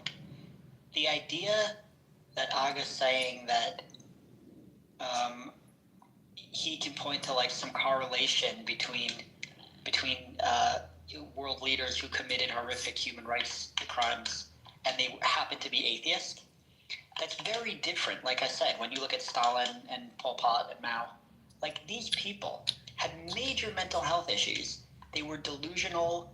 They had like egomaniacal personalities, paranoid. They were really superstitious. Like Robbie, you can still talk about. Okay, well, many human beings on call. But the point is that that is a correlation, and them saying, you know, I'm justifying murdering people because of whatever reason they gave. Their reason was bullshit, and it made no sense, and it was not secular or logical in any way. Whereas when I can show you not just a correlation, I can literally show you the fucking head of the Catholic Church writing their I forgot the word, but you know, their little papal notes, the papal bulls, I forgot what they're called. And they literally say like, oh yeah, like witches are the worst thing. They're existential threat to society. We need to get rid of them right now. I'm giving full authority to all my inquisitors to go out and torture the fuck out of everybody until we find every last one. And this is because Jesus said, and you know, it says in the Bible, don't suffer a witch to live. And you know, like this is all because of their religion. Like that is a fucking perfectly in the middle of the target causation for religion bringing violence. Now, the best you can do is to say, yeah, but there's kind of a correlation also for non-religious. Like, there's a huge difference here, even if I accept that Pol Pot and Stalin were atheists. You know, again, some of these atheists that were like killing religious people, those were the times when religion meant that they could do crusades. The religious could like oppress other people because of their religion.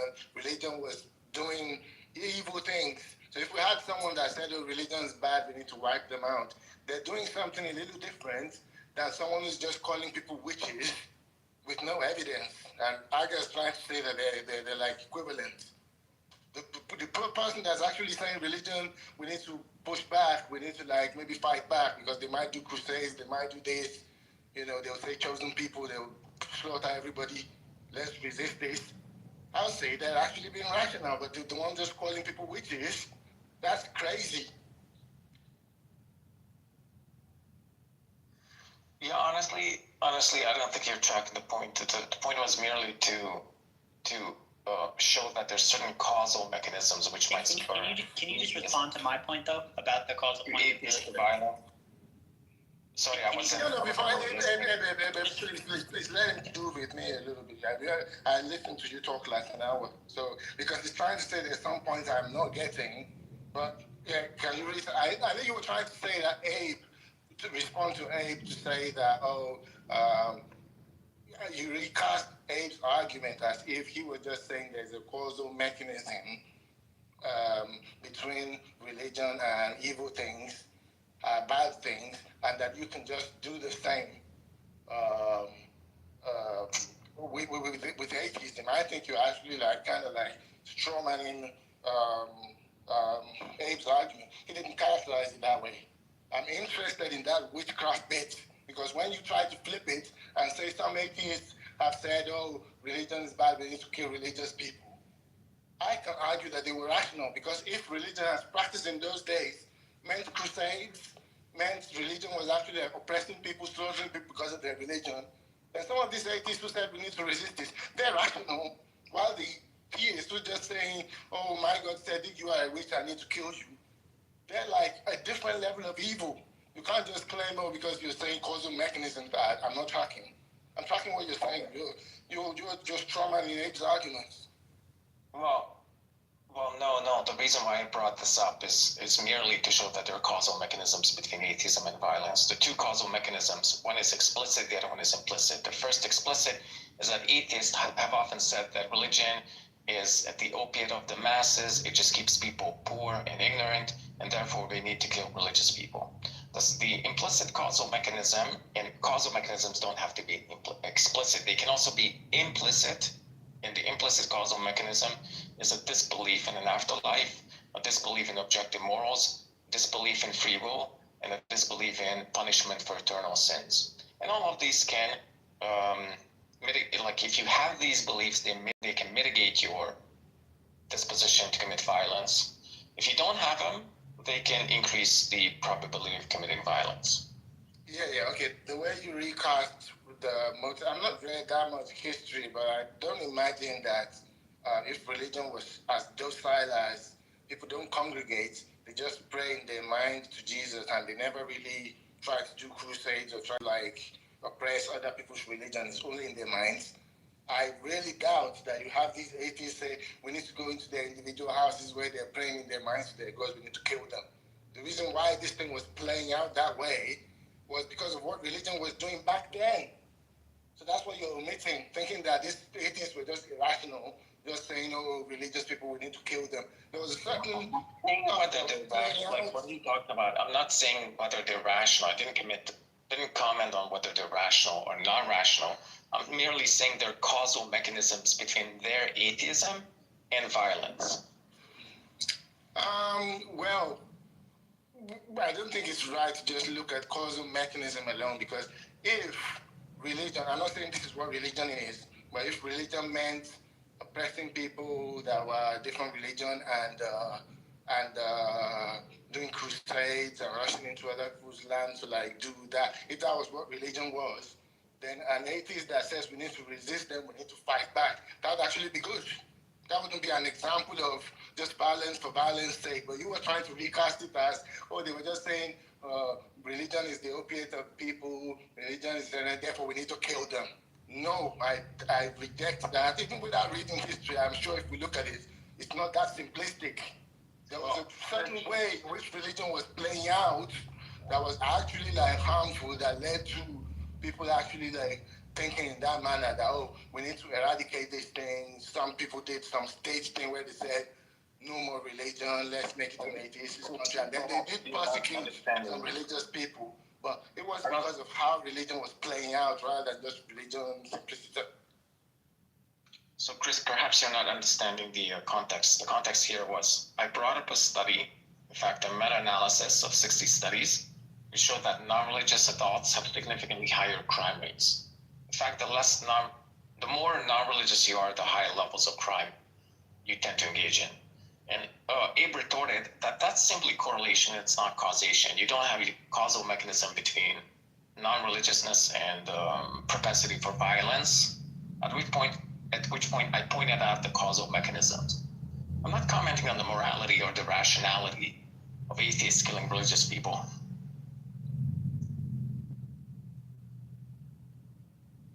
You might be right, and remember, I actually conceded that to you. I want to say these new papers that have been written saying that religious people are better off right now, modern day today, that could be true. I was just commenting on something I felt that you didn't address adequately when Abe wanted to move it to the medieval stuff to say that, well, even if it's true today, it hasn't always been true that religion was better off. That narrow niche was what I was interested in discussing, because I don't think you've actually like addressed that. But if you want to say modern day, they've tested people, they've interviewed people, and religious people are better off. I kind of grant you that, but I can have a different reason, I can have a different thing to say as to why that is. Religion today is secularized. They don't actually behave like they used to do. But that's probably why they're now better off. Well, what do you say when you say religion has secularized? I'm going to say religion has become less dogmatic. Okay, religion has become more tolerant of other religions. That's not really a secular value. Right? That's like just a value that might even be intrinsic to Christianity itself. Yeah, but what I mean by secularized is, one might dispute it, a religious person might not want to agree, but what I just mean is, if you open your book verbatim, say you are like, you are following Judaism now, and you open your book verbatim, say, stone all down, go out on the Sabbath, you'd actually say, I don't think so, and you find a way around it as to why you don't have to do that, because you can see that, that's why I call us secularized, because if it was like the pure, unadulterated Judaism, they probably actually grab the person and stone the person. That's what you're admitting. Yeah, well, when I say these values might be intrinsic to Christianity, I mean the Bible itself says the two greatest commandments are to love your neighbor as yourself and to love God with all your heart. And it says that you shouldn't compel people to believe. So, for instance, if somebody doesn't believe you, if somebody mocks you or ridicules you, then you should just like turn around and just leave. Okay, it doesn't tell you to like convert people by force. So when I say people have become more like tolerant, it's not because of secularization. It's because it's like a value intrinsic to Christianity.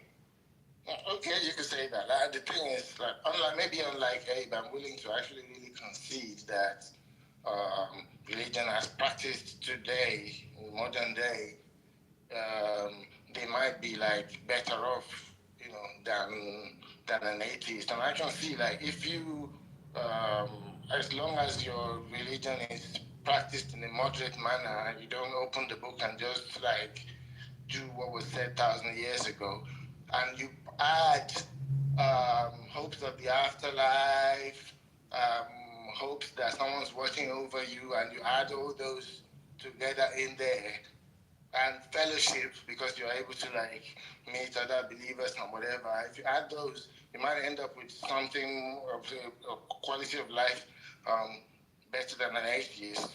Yeah, okay, I grant you that. Not just that, but I think it also leads to better societies. So it leads to better societies because, and I think this is the causal mechanism, that Christianity leads to stable societies, leads to societies which are economically prosperous. And being economically prosperous then allows a lot of people to partake in activities like science and arts. So it might actually spark scientific progress. Okay. Yeah, but I think it's an okay argument. I just think it's a little limited in some sense, because if you actually really don't believe, that's where what Abe was saying comes into play. Are you then gonna, like, if there's a group of people who really don't believe, what are you gonna do? Are you then gonna just lie to them because if they believe that in a religion they're gonna be better off? Like, if they don't believe, and there's nothing you can do about it. So, Yeah, well, I'm not discussing whether religion is true or not. I'm merely asserting that I think religiousness leads to economic prosperity. Specifically, I think religiousness leads to less meaninglessness. And since meaninglessness is tied to drug abuse, it ties to all these negative outcomes. And a lot of people who abuse drugs are not productive members of society. Then if religion decreases the percentage of those people, then presumably religion could lead to more stable societies. Christianity leads to more stable societies. Okay. I'm done actually, so thank you. Hey, if you want to continue. Alhamdulillah. Thank you, Chris. Welcome. Somebody brought up Hungary is not a religious country. Hungary has like higher apostasy rates, higher rates of secularism compared to the United States. I'd like to, if it's okay with you, Aga, I just want to read a little of a book I have here. Kind of read like a page or so. This is by Stephen Law. He's a philosopher. He wrote the version of, there's a series of books called A Very Short Introduction. Basically, they just like give you like the primer of a bunch of different subjects, like hundreds of different ones, like quantum mechanics, history, whatever. So this is the one by humanism. Stephen Law, he's a professor, and he wrote a very short introduction about humanism. So I just want to read the introduction for you, if that's okay.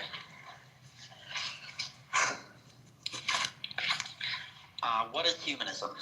The word humanism has had and continues to have a variety of meanings. At its broadest, humanism means little more than a system of thought in which human values, interests, and dignity are considered particularly important. Understood in this way, perhaps almost everyone qualifies as a humanist, including those of us who are religious. However, those who organize under the banner of humanism today, especially in the UK, usually mean something rather more focused. They embrace a particular kind of worldview that by no means everyone accepts. That worldview is the focus of this book. So what distinguishes the humanist outlook? It's difficult to be very precise. The boundaries of the concept are elastic, but I think most humanists would probably agree on something like the following minimal 7-point characterization. First, humanists believe science and reason more generally are invaluable tools we can and should apply to all areas of life. No belief should be considered off limits or protected from rational scrutiny. Second, humanists are either atheists or at least agnostic. They are skeptical about the claim that there exists a god or gods. They are also skeptical about angels, demons, or other supernatural beings. Third, humanists believe this life is the only life we have. We are not reincarnated, nor is there any heaven or hell to which we go after we die. Notice that the humanist skeptical position regarding both gods and an afterlife is not a dogmatic faith position, but a consequence of their having subjected such beliefs to critical scrutiny and found them seriously wanting. Fourth, humanism involves a commitment to the existence and importance of moral value. Humanists also believe our ethics should be strongly informed by study of what human beings are actually like and of what will help them flourish in this world rather than a next world. Humanists reject such negative claims as that there cannot be moral value without a God, and that we will not be or are unlikely to be good without God and religion to guide us. Humanists offer moral justifications and arguments rooted other than in religious authority and dogma. Fifth, humanists emphasize our individual moral autonomy. It is our individual responsibility to make our own moral judgments, rather than attempt to hand that responsibility over to some external authority, such as a political leader or religion, which will make those judgments for us. Humanists favor developing forms of moral education that emphasize this responsibility, and that will equip us with the skills we need to discharge them properly. Sixth, humanists believe our lives can have meaning without it being bestowed from above by God. They suppose that the lives of, say, Pablo Picasso, Marie Curie, Ernest Shackleton, and Albert Einstein were all rich, significant, and meaningful, whether there was a God or not. Seventh, humanists are secularists in the sense that they favor an open democratic society in which the state takes a neutral position with respect to religion, protecting the freedom of individuals to follow and espouse or reject and criticize both religious and atheist beliefs.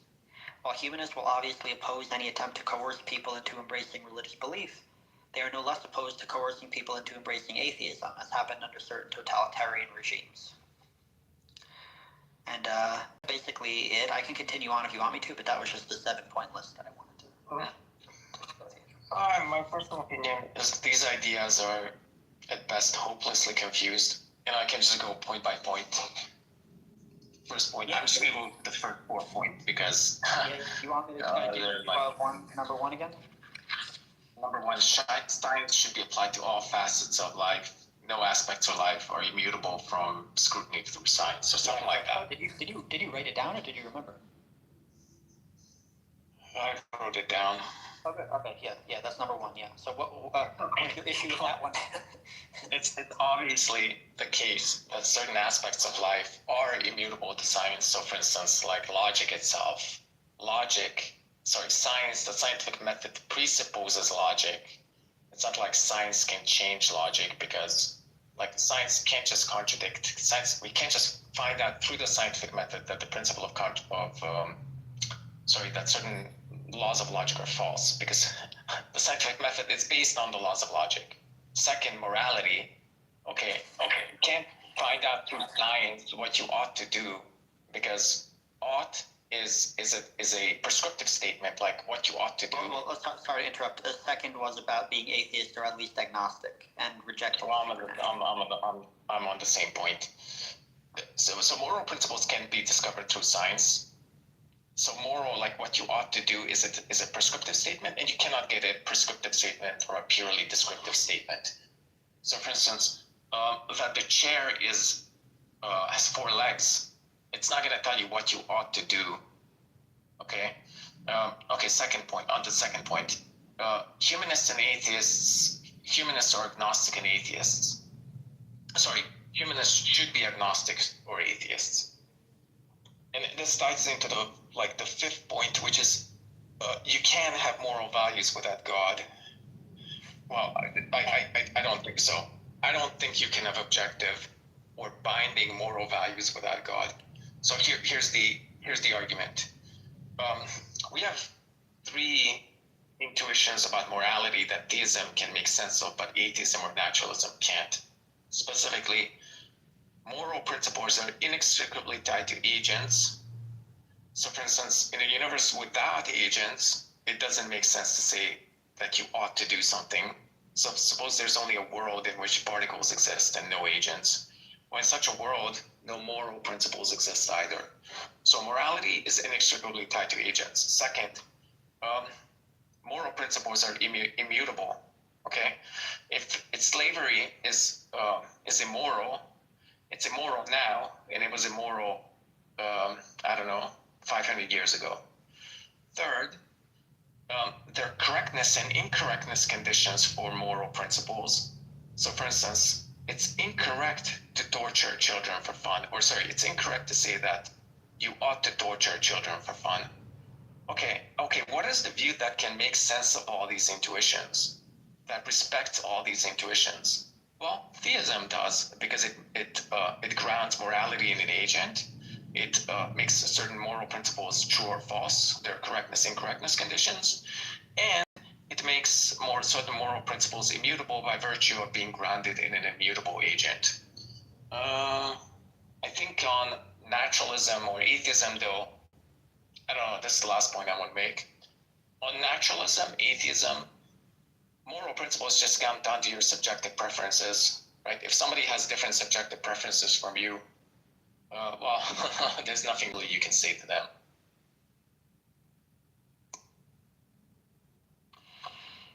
So your critiques seem to especially focus on the idea of moral absolutes and the idea of the is-ought problem. What I want to point out is several things. Number one, if there is a problem here, I'm not convinced there is a problem philosophically, but if there is a problem, it's not a problem that religion is equipped to answer either. Because religion, their answer to this problem of how can we get an ought from an is, they just say, oh, well, God said so. And that's how you get an ought from an is. That doesn't answer it, because then the question is, why should we listen to God? That's not really so, number one. I'm sorry? That is not the answer religion gives. Well, I'm saying they'll give different answers, but all of them will be inadequate like that. They're not going to be able to justify why we should follow your religious philosophy any more than I can justify why you should follow secular humanism. It's just going to be another human. Well, it's just going to be another human emoting, which is, emotivism. You brought that down before. What are you talking about? Emotivism is diametrically opposed to divine command theory. No, what I'm saying is telling me that divine command theory is true is itself just coming from a human who's emoting. That's what I'm saying.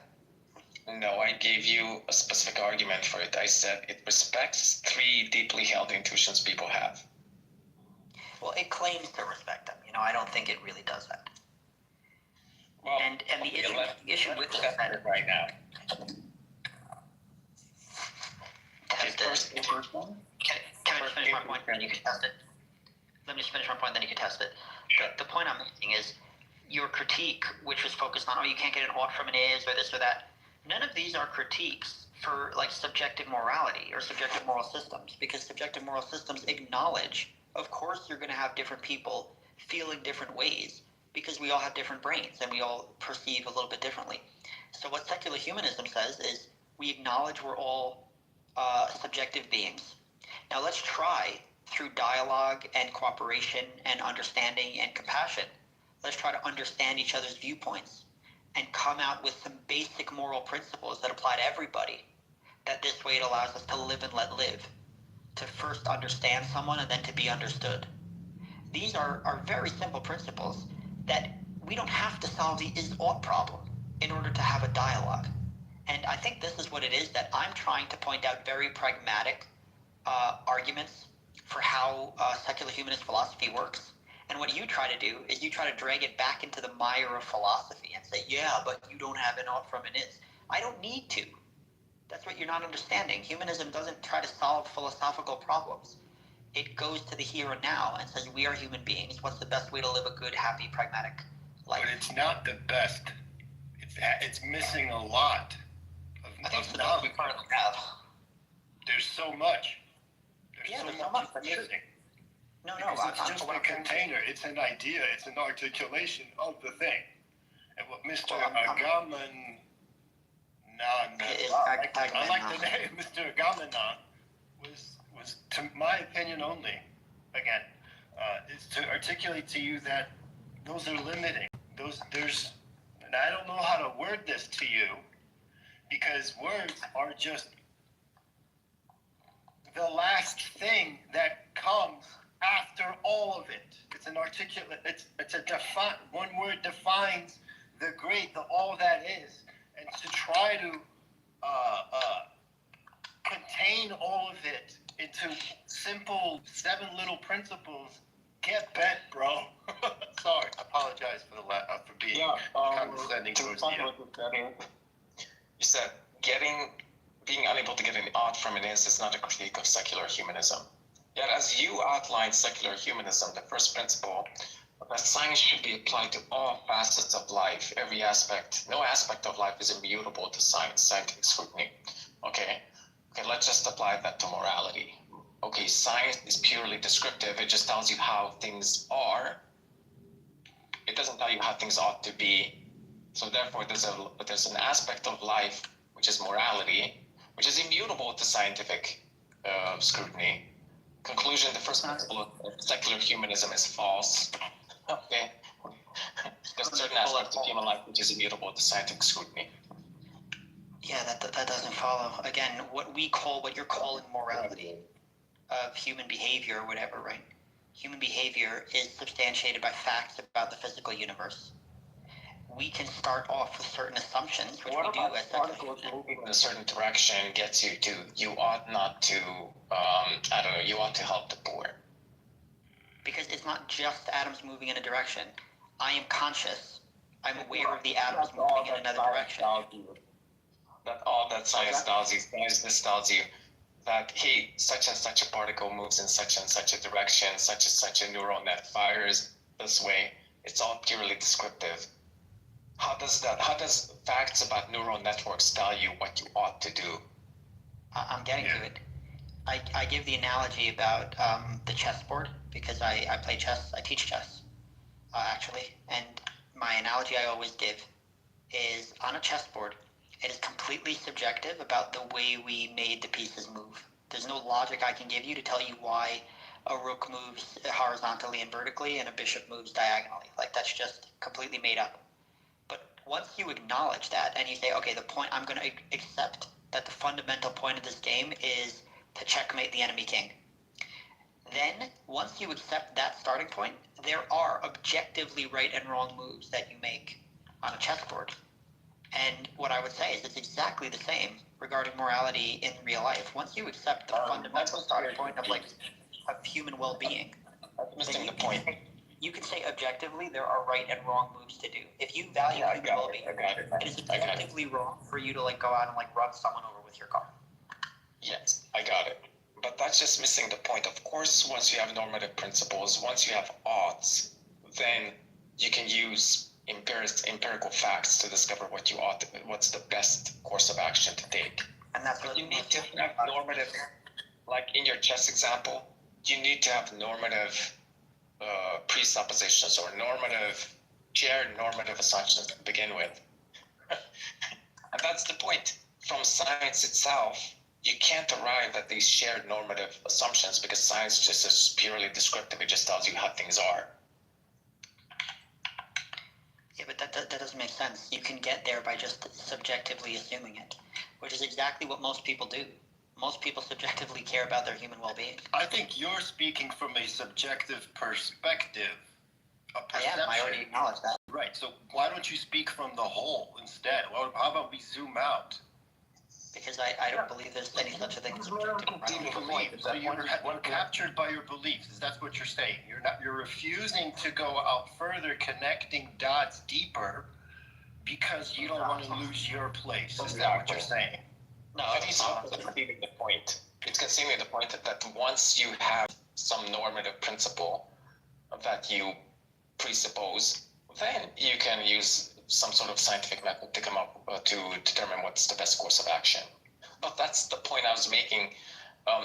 Remember, the first principle of secular humanism is that no facet of no aspects of your life or beliefs is immutable to scientific scrutiny. Meaning the initial presupposition you had is also not immutable to scientific scrutiny.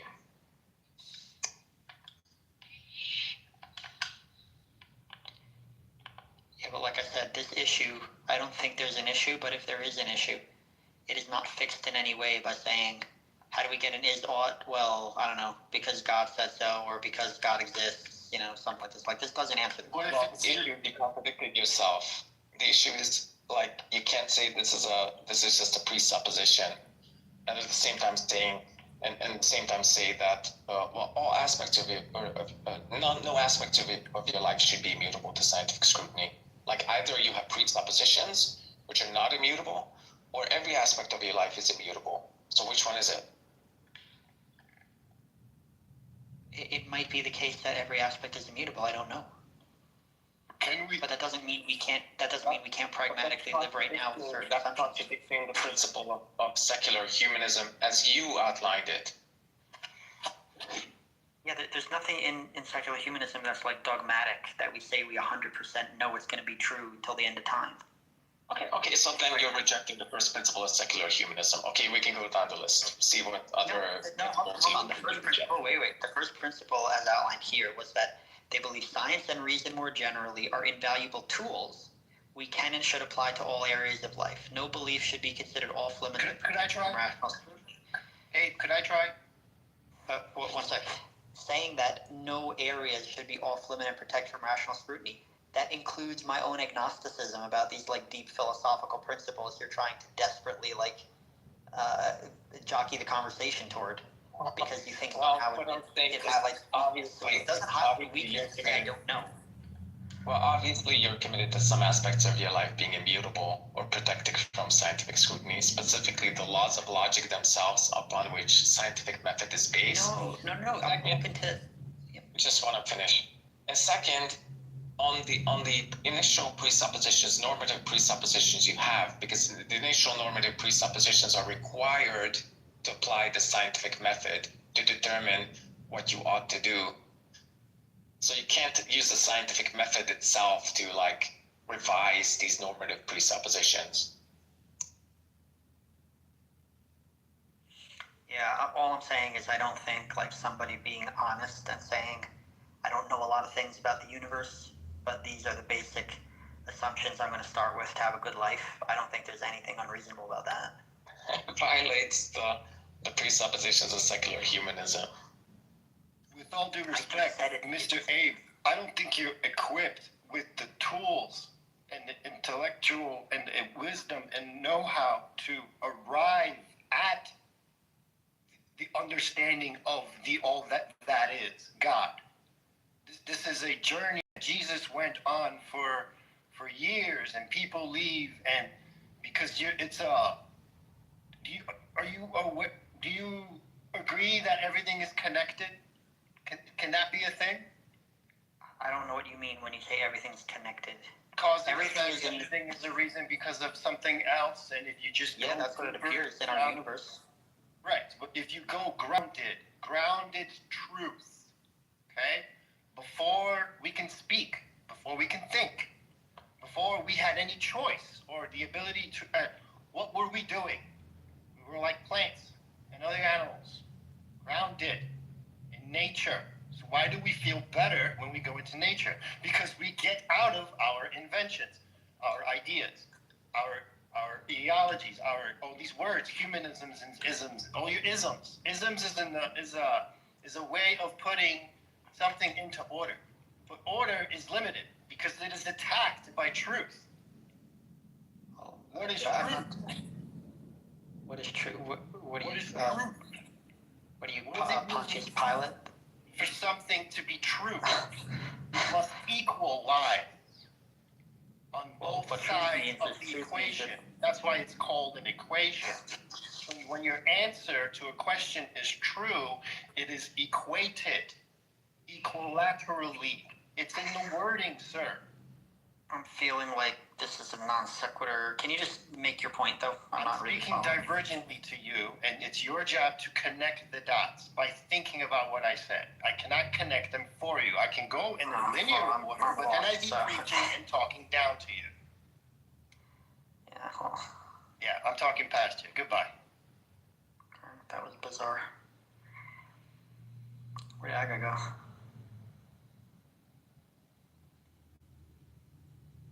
Yeah, I was thinking about stopping that. Yeah, he left himself because it didn't make any That was sense. just kind of like one of those weird horoscope LLMs. You click it and it says today is the day. It is deep and mysterious. It's like just generating woo. If you started out by saying you're not equipped to have this conversation or something like, I know. I'm not equipped. I agree, Arthur. I'm not equipped. I don't have as much drugs as you do. I'm not equipped.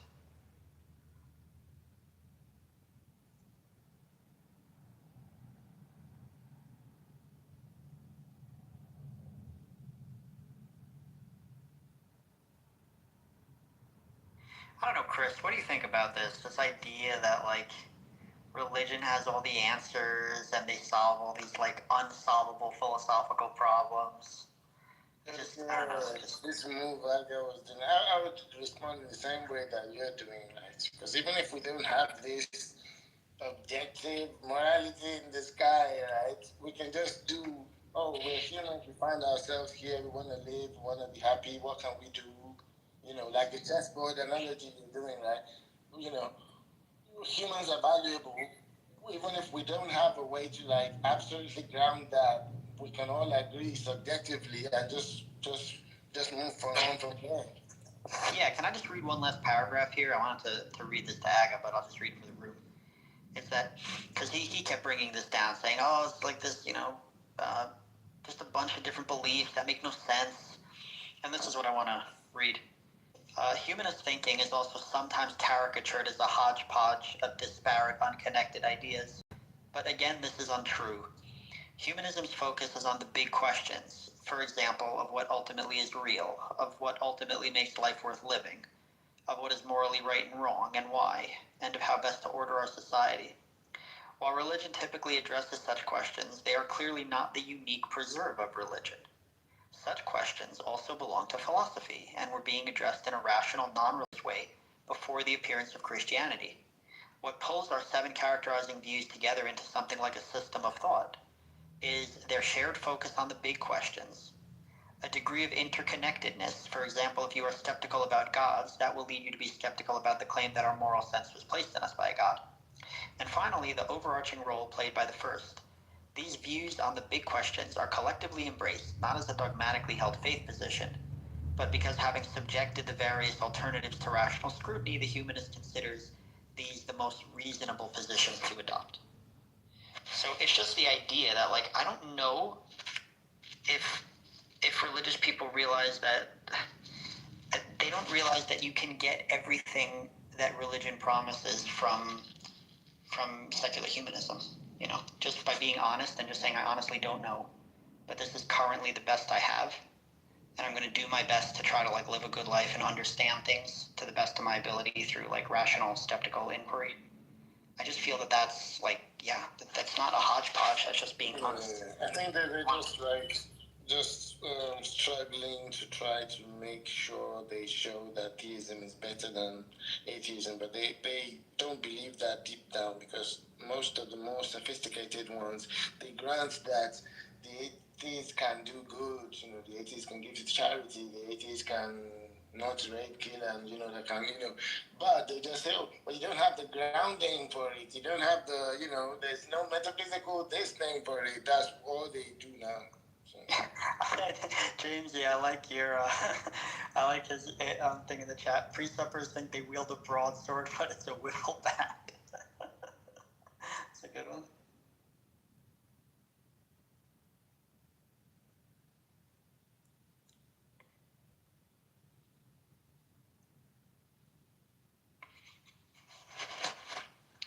Yeah, and then he goes through, it's a cute little book, by the way. He goes through about ancient Indian thought, that there was a bunch of skepticism in ancient Indian thought, in Confucianism, which was in Asia and China, that also had a lot of skepticism. ancient Greece obviously had like, philosophy and democracy. Like these were all way before Christianity. And the idea that somehow Christians come along and they think they have like the moral real estate to just like build a house on and say like, oh, we're here, we're the foundation. It's like, it is so unbelievably arrogant and also delusional and really ignoring like a whole bunch of history that came before them.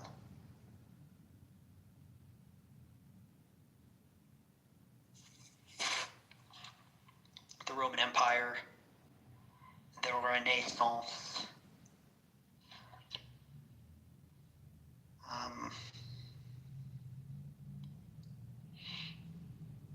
this is something else I wanted to read to Aga, by the way. It says, during the Renaissance, the modern scientific method was developed, most notably by Francis Bacon. And of course, the Renaissance also saw some famous scientific challenges to religious thought. Giordano Bruno in the 1600s was a polymath Dominican who defended the Copernican view that the Earth moved around the sun. Bruno was interrogated by the Inquisition about both his cosmological and other unorthodox religious beliefs, and was eventually burnt at the stake. One of the most dramatic incidents illustrating growing tensions between scientific and religious thought involved the astronomer and physicist Galileo. Galileo had been warned by the Catholic Church not to assert that Copernicus's heliocentric model was literally correct. It could be used only as a useful predictive tool. Galileo nevertheless did so, and in a rather provocative way. As a result, he was arrested and threatened with torture and execution by the Holy Inquisition.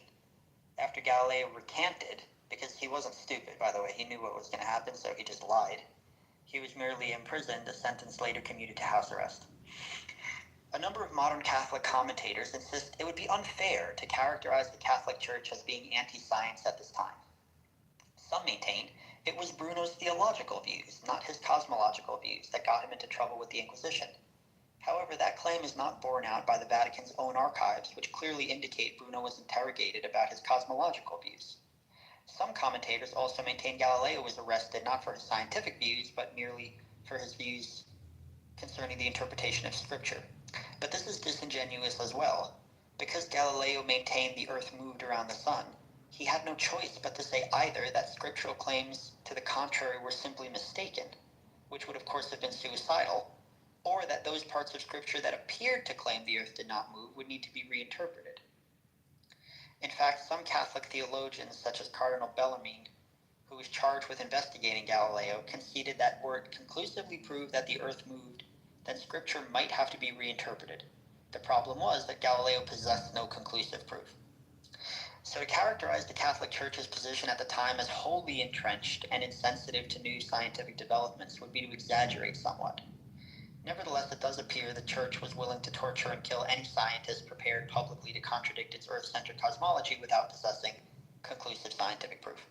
So the point is that if you're going to say that the Catholic Church supported scientists, you have to deal with all of these. Are just two of the most famous ones, Bruno and Galileo. But you have to deal with a bunch of other people that they like burned alive, and that they also like blacklisted. Even if they didn't kill some of them, they like put them on the blacklist book for the Index Librorum Prohibitum, where they banned your book and they basically made it like an offense. They could kill you if they caught you reading the book or whatever. So these type of facts about the Christian history are just either conveniently like skated over by Aga, or they're just not even like known. People don't know about their own religious history. So. Yes, and if I was here, I wanted to take objection to this thing where he was saying Christianity was instrumental, it was crucial to like scientific thought, and something about that just looks like if someone were making the argument that maybe if Thomas Edison didn't exist, we wouldn't have light bulbs today. That's how that argument sounds.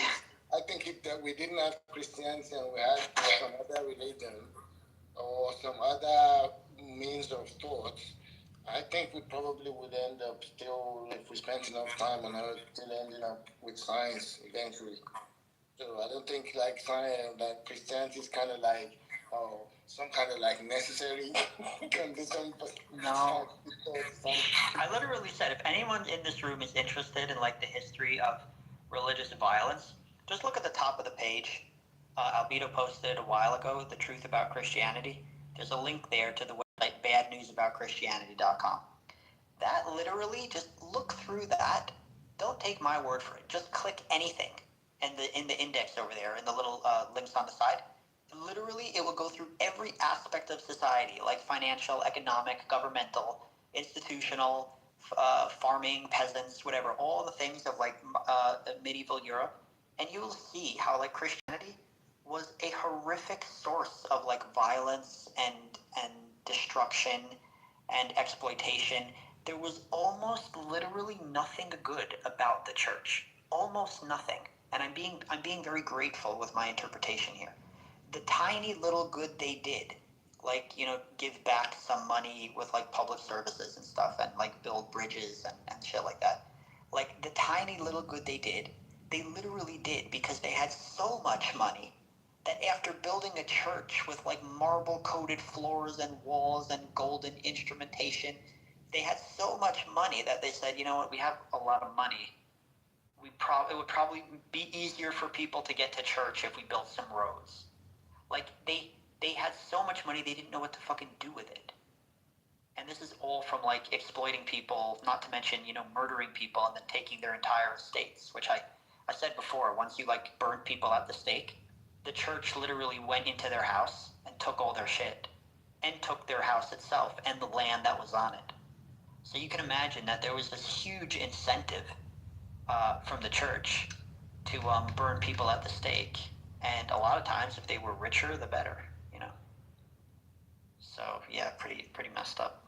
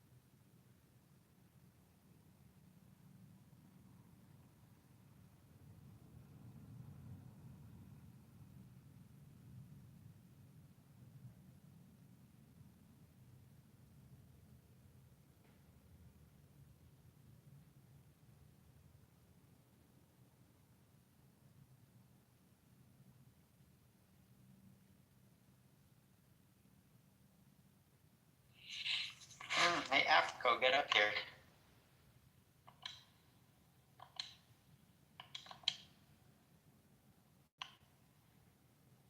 We can talk.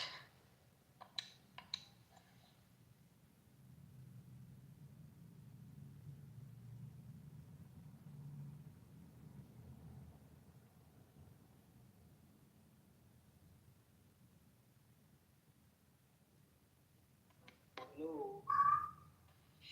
Hello, Africo. So, hey, you pinged me the other day?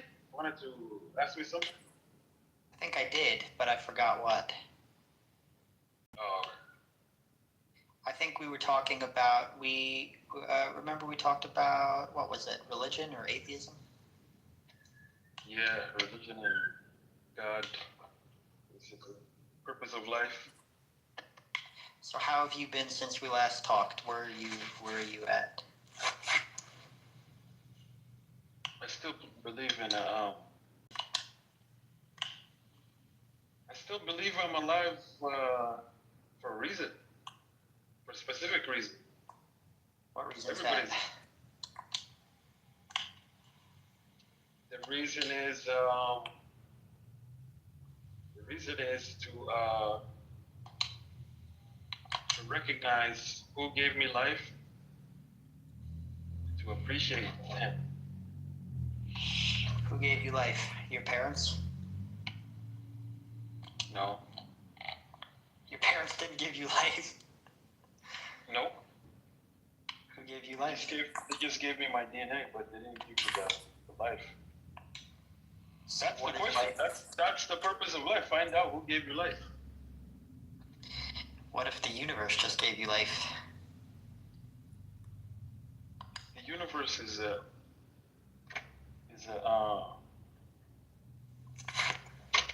inanimate. It's not alive. I'm aware of that. That doesn't mean it can't give you life. Yes, it does. That's what it means. If it's not alive, how is it going to give you life? Through natural processes. Yeah, Doesn't it matter. follow. If it's not alive, it cannot give you life.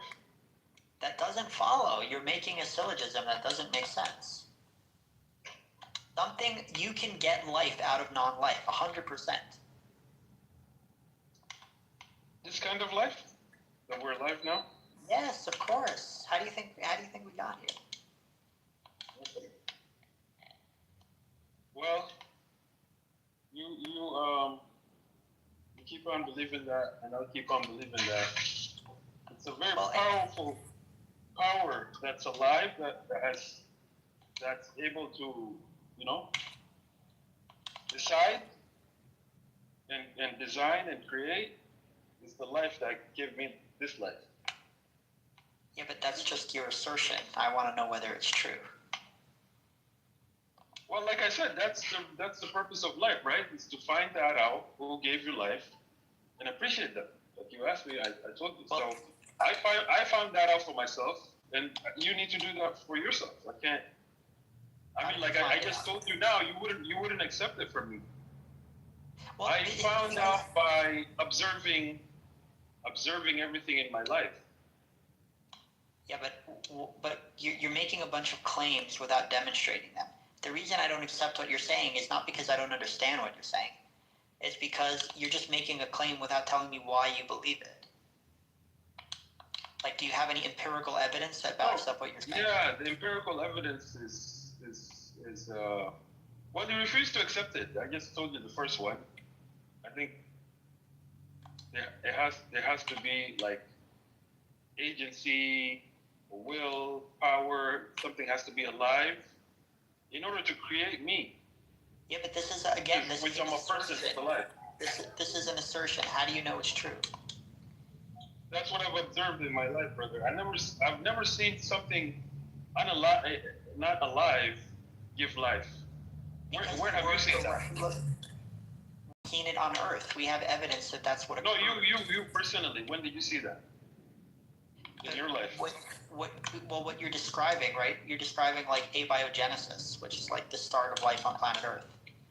I'm not going to see that right now because that's already like 1 billion or 3 billion years ago. What we see now is we see the effects of what happened when that phenomenon took place.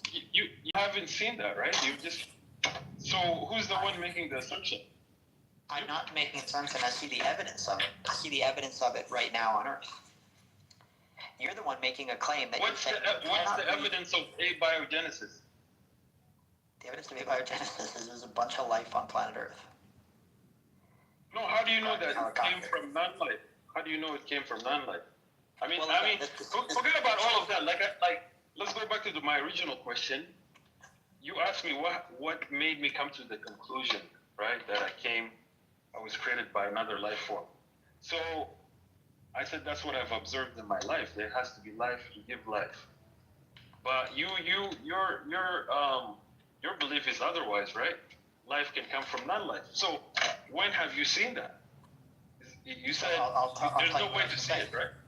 Okay. No, what I'm saying is, I'm not saying there's no way to see it. I'm saying the processes that took place that produced our life on planet Earth happened very, very far in the past, almost unimaginably far in the past. What we know for a fact is that it's completely reasonable. There's no hard distinction that you keep using these words life and non-life. There is no life and non-life. There is matter, and the matter arranges into different forms and different structures, and it's perfectly plausible to say that sometimes matter is in a form that's like kind of non-living, it doesn't move around, it doesn't reproduce, and other times if the like chemicals all get together in chemistry, they can produce something that now engages in things like reproduction. That's all that happened on our planet Earth. We got chemistry. Chemistry led to biology, and biology led to what we call life. And that's it. Right. We are chemicals. We are chemicals. You got this information from other people that you haven't observed yourself, right? I have observed as much as I can, and in the parts that I can't observe, which is... Yeah, so that was my question. What have you observed? Not what have other people observed Well, I'm or a tiny human theorized about? I'm a tiny human who's only going to live for like a tiny, 80 years of evolutionary time. It's not enough time to see everything. What I can do is I can look at the data we currently have from the best science, and you can come to a conclusion based on what the data is. It is perfectly reasonable to say that there are chemicals in the early Earth environment that led to life. And we have very good reasons. Listen, I'm asking you specific questions. I know all of this already. You've already said it. I'm asking you specific questions. So answer them directly as I'm asking you, right? I said, as the title says, I want your evidence or your experience, right? Since the time you've been born, where have you seen a non-living thing give life to a living thing in your life? What have you seen? Well, I haven't seen it in my life, but I've seen scientists who've done experiments. Okay, no, that's it. Just the first part. So you haven't seen it. Yeah, Don't repeat that. I already heard the first explanation. Yeah, but what I want to say is, when I look at scientists who do. Yeah, you already explained that, brother. I heard you. So that's my experience. That's my experience. Yes. Oh yeah, I sent it to you. Oh, good. Did you take a look at it? I did. Okay, good. So you're believing other people who have done an experiment, and you believe them, people of the past. You haven't seen anything for yourself. Now that work. Did you replicate the work? Did you perform the experiment? I personally didn't perform the experiment, but what I did is I looked at the other scientists who replicated it, and you can look at it. So it's still your conclusion is based on belief. You haven't done nothing from yourself. It's not based on belief. It's based on reasonable expectations that are based on the evidence that they provided for me. They provided evidence that they went to a lab and they set up the parameters such and such way, and then by just literally taking random chemicals, they form into amino acids. That's pretty impressive. That's kind of like non-life becoming life, according to you. Okay, well, whatever the way you want to describe it, as I told you, since you haven't witnessed it with your own eyes, you haven't done the experience, this is second or third hand, so I would call that belief, right? And you can call it, you can call it something else, right? Now, what I use to come to my conclusion is I see the world, I see myself, I come to the conclusion that all of this cannot come from a non-living matter. It has to come from someone very powerful, very intelligent, very creative, right? And that's how I came to that conclusion. So now that's how I recognize my creator. And that's why I believe since this creator created me, and he continues to sustain me in my life, he deserves to be appreciated and recognized. How do you recognize him? I just told you the process, brother. No, I'm sorry. I should have been clearer. How do you appreciate him? How do I appreciate him? Yeah. I appreciate him by not being ungrateful to him. By not saying that I am who I am because of no one else but me. or everything in my good in my life. Some people say that. Some people say that. Well, to me, I never. Because no, you asked me a question. How do you show appreciation? I'm telling you, by not being ungrateful. So it's not you directly, but I'm saying you shouldn't say this, or I shouldn't say. Anybody shouldn't say this or think this way, because some people think this way that everything, most of the good things in their life is because they worked hard and they're very smart and they earned it for themselves. But what we don't appreciate or what we don't recognize is everything came into, what we found in our life came to us very easy without really our own effort.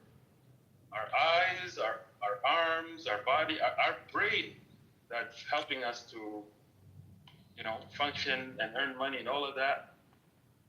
We got it as a free gift. How many people were born with mental deformations, So this is all pretty curious why your God would create people with mental deformations.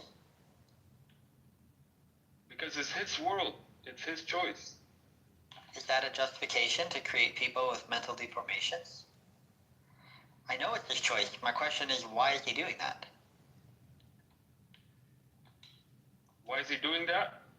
He's doing that because everyone is, he wants to test that individual. He wants to test the individual. Yeah, he wants to, all of us, he wants to test us. If the same thing, like I told you, will you recognize your creator and will you appreciate him?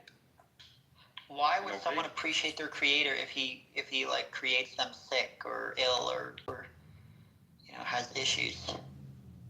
Why would they appreciate that? Maybe because life is worth something even if you are sick.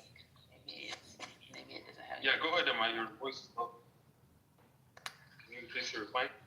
I said it doesn't have anything to do with whether you're sick or not or anything like that. You're created. You exist. You can't hate your life just because you're not well. You can't do that. I'm sure you can. There are plenty of people who do. Yeah, but that's just pathetic. I don't know what you mean by pathetic. Different people cope. I just mean it's pathetic. You've got a life to live, whether you're sick or whatever's going on in your life, and you have something to. Okay, so if I show you somebody, hold on. If I show you somebody who has like some horrific terminal illness, and they say, "I'm depressed. I'm angry at God for creating me," you're going to call them pathetic to their face? Yeah, I would tell them that that's pathetic. I would. Really? Wow. Okay. Good job on your lack of empathy. You know what? You don't get to tell me that. Yes, I do. I think you just did it. Because that is my position in my life. That's why I get to call it. The position is you have a lack of empathy. That's I appreciate your honesty, but you lack empathy. It's okay. You can own that. Emma. Just take ownership. It's okay. No, I mean I have a disease. I am sick. I have been sick since I was a little kid. Yeah, we're talking about your lack of empathy, though, right? No, it's not a lack of empathy. Yes, you just displayed knowing where that's from. Right. That's knowing where that's from. No, you just displayed a lack of empathy when you said you would call them pathetic to their face. No, that is a lack of empathy. No, it's not a lack of empathy. I know exactly how that feels. That's exactly what that is. No, empathy means that you understand how someone feels and you feel how they feel. You can understand that and still lack empathy. No. It's okay. No, Emma, I'm telling you, it's okay. You already said it, T. Don't keep repeating. Okay, so I mean not Emma, T. Don't keep repeating that. Like you said it once or 10 times. That's it. I got it, right? So Africa. Yeah. So the evidence of abiogenesis is chemical assembly. Are you unfamiliar? That wasn't my question. Your question was, what is the evidence of abiogenesis? No, you're hearing things. I never asked that question. You did. I heard you. No, I didn't. You did. I heard you. I asked Abe. Has he witnessed abiogenesis in his life? Not what is the evidence for that? I said, what is his evidence? Let him bring the evidence. Yeah, right. I just told you it's chemical assembly, right? No, I want his evidence, T. Not any evidence. Okay, let him bring it. The evidence let him seek. Let him bring it, not you or anybody else. I gave you the evidence of the scientists. That's a genetic fallacy, right? You're committing the genetic fallacy. It doesn't matter where the information comes from. What matters is the information is correct. That's fine. That's fine. That's not the argument I'm making here. He The started this by argument is asking me simply my experience. that the evidence of abiogenesis is chemical assembly. Are you familiar with that evidence? I'm not arguing about abiogenesis, man. I just asked you a question. I didn't ask for an argument. Well, I'm not asking. That's not what I'm asking. That's not what I was asked discussing. you a question, right? You asked me a question? I did. Do you remember the question I asked you? I don't remember. Oh, I asked you. That's not what I'm discussing. I asked you if you're familiar with chemical assembly. Yes. What is chemical assembly? I don't want to discuss that right now. Oh, so you don't know the what guy, it is. Abe sent me the article. You don't know what it is, do you? I sent him an article about the military. Okay, I don't know. Are you okay? I don't know. That's a good answer, right? I appreciate your honesty. But I do know. I'm just saying I don't know for your sake to shut you up. Okay. So I say I don't know. Okay, I'm not being honest. I'm telling you, I'm telling a lie. Okay, that's fine. You can lie, but apparently you don't know what the evidence is. Yeah, because right? you want to just come on stage and show everybody that you know something. No, not at all. I wanted to answer your question. Why don't you join the conversation and talk about what we're talking about? Yeah, you were talking about abiogenesis. Instead of coming here to stroke your ego. You were talking about abiogenesis, right? No, listen carefully. I'm trying to extract from Abe, or trying to convince him to derive evidence from his life or the world he lives in. That's what I'm trying to do. Evidence for what hypothesis? Evidence to find out his origin. Where did his life come from? We know his origin. He had parents. Yes, no, life. His life force. No. Excuse me. My life force. We what know the fuck his does that origin. mean? Life force. Parents. We don't have a life force. His parents gave birth to him. That is his origin. I'm not asking about his body. I'm talking about his life. No, that is the beginning of his life. See, when his parents had sex... Does life equal body?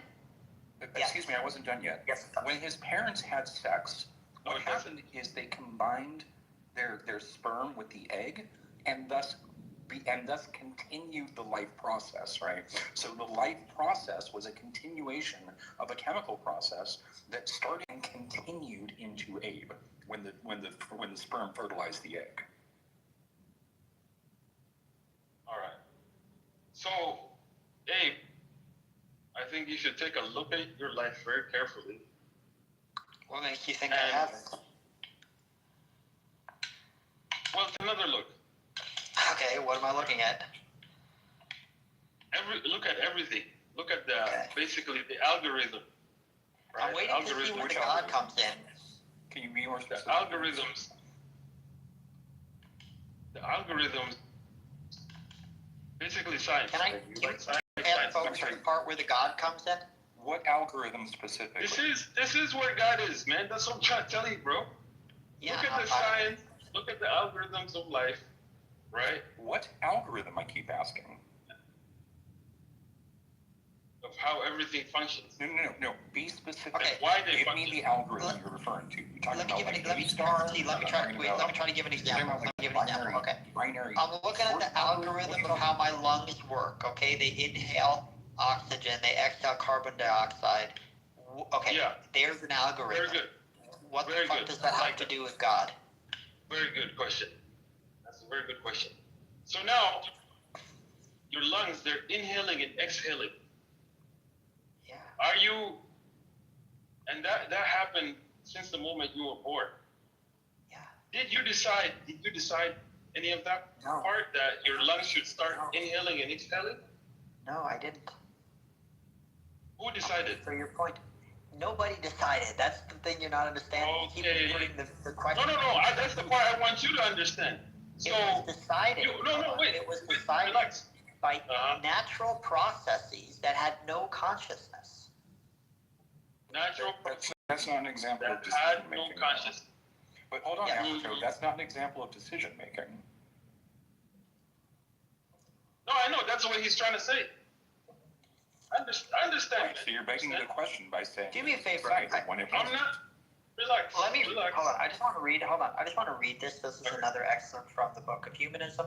Just gonna put this here because I'm kind of gonna fast forward a little bit, Africa, because you keep talking about the meaning of life and how to find it and look at your life. This one. Yeah. This is from Humanism. Okay. According to some, questions about meaning of life are inextricably bound up with questions about God and religion. Without God, it is suggested, humanity amounts to little more than a dirty smudge on a bowl of rock lost in an incomprehensibly vast universe that will eventually bear no trace of us having ever existed, and which will itself collapse into nothingness. So why bother getting out of bed in the morning? If there is a God, on the other hand, then we inhabit a universe made for us, by a God who loves us, and who has given us divine purpose. That fills our lives with meaning. But is God or religious belief really a necessary condition of our leading meaningful lives? How exactly is the existence of God supposed to make our lives meaningful? And if meaningful lives are possible whether or not there is a God, what makes for meaningful existence? This chapter examines these and related questions. What do we mean by a meaningful life? One of the difficulties we face in giving an account of how humanism, or any other view for that matter, allows for the possibility of a meaningful life is in identifying what constitutes a meaningful life in the first place.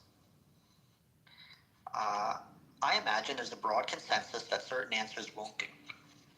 First of all, surely there is more to leading a meaningful life than, say, feeling largely happy and content.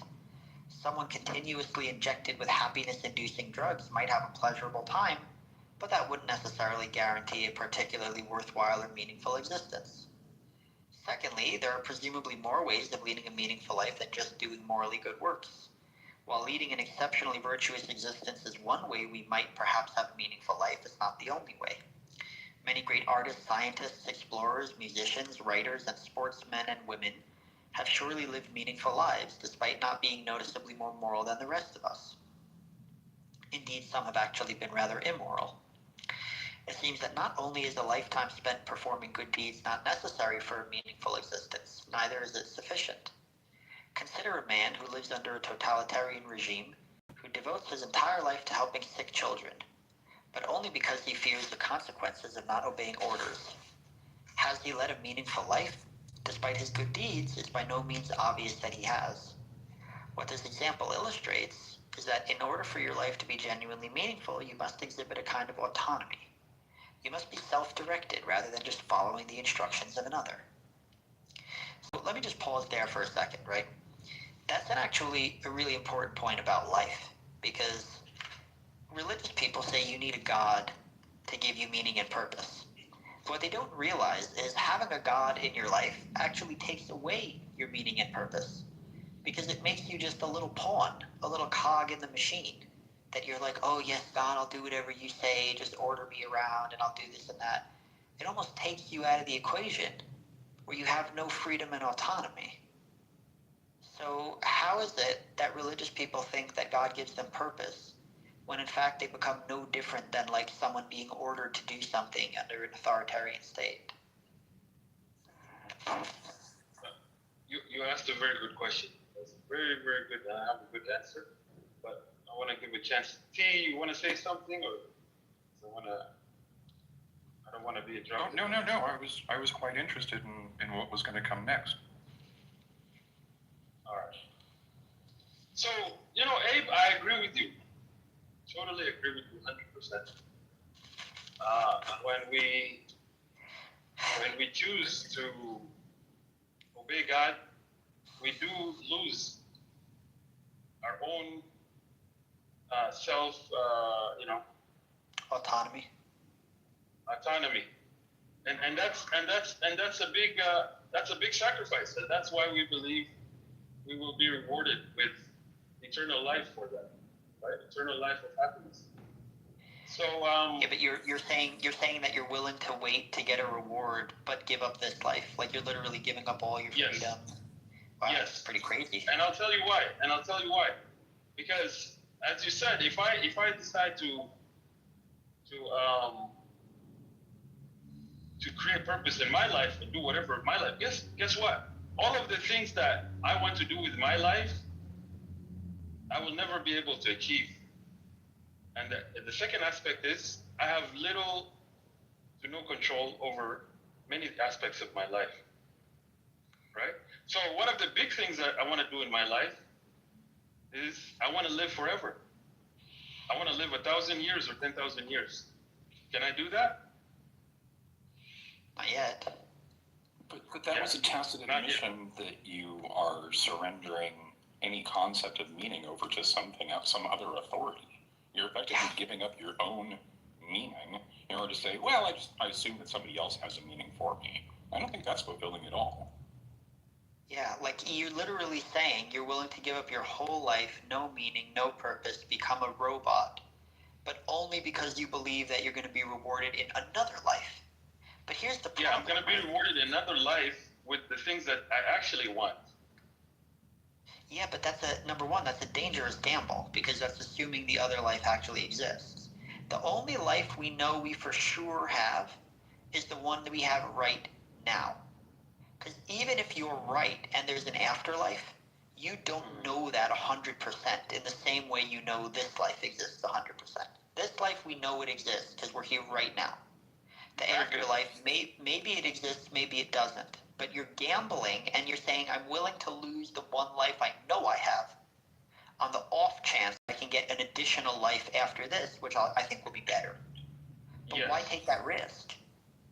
Okay, very good. Why take that risk? Why do you assume that it's giving up your current life if you choose to follow this path, if this makes you happy, if this makes you fulfilled, if this is Well, because we said about the principles of freedom and autonomy, that if you would follow religion in this life, it would be no different than like a guy who's in an authoritarian North Korea state, and he might think that he has a good life because he's being ordered to help children. But the problem is, he's only doing it. He's not doing it because he's freely choosing to do it. He's doing it because people are pointing a gun at him saying, do it. So that's not really a meaningful life because it doesn't have any agency or autonomy. So we'd argue over here, if you're following religion, you're just doing it because you believe God is kind of commanding you. It's the same type of thing. You don't really have freedom here. No, but that argument only works if the person's afraid or in some way feels like they have to choose this path instead of this. It's something that they want to do. Well, I'm sure people feel like they have to if they believe a God exists. They feel compelled. Yeah, but I'm sorry, that doesn't negate the fact that they are in fact surrendering purpose to somebody else, regardless of whether or not they fear the person. That's still irrelevant. You're just pointing out a completely irrelevant detail there. That's not surrendering purpose to you. Surrendering picking a path is not the same thing as surrendering your purpose. Okay, so all we're saying here is that you're surrendering this idea of purpose, of autonomy, of agency, of giving yourself some goal in life on the idea that somebody else is going to do that for you. That's not fulfilling. No matter how you slice that, you're talking about fear, you're talking about gun to your head, you're talking about doing it willingly, it doesn't matter. It's just not fulfilling.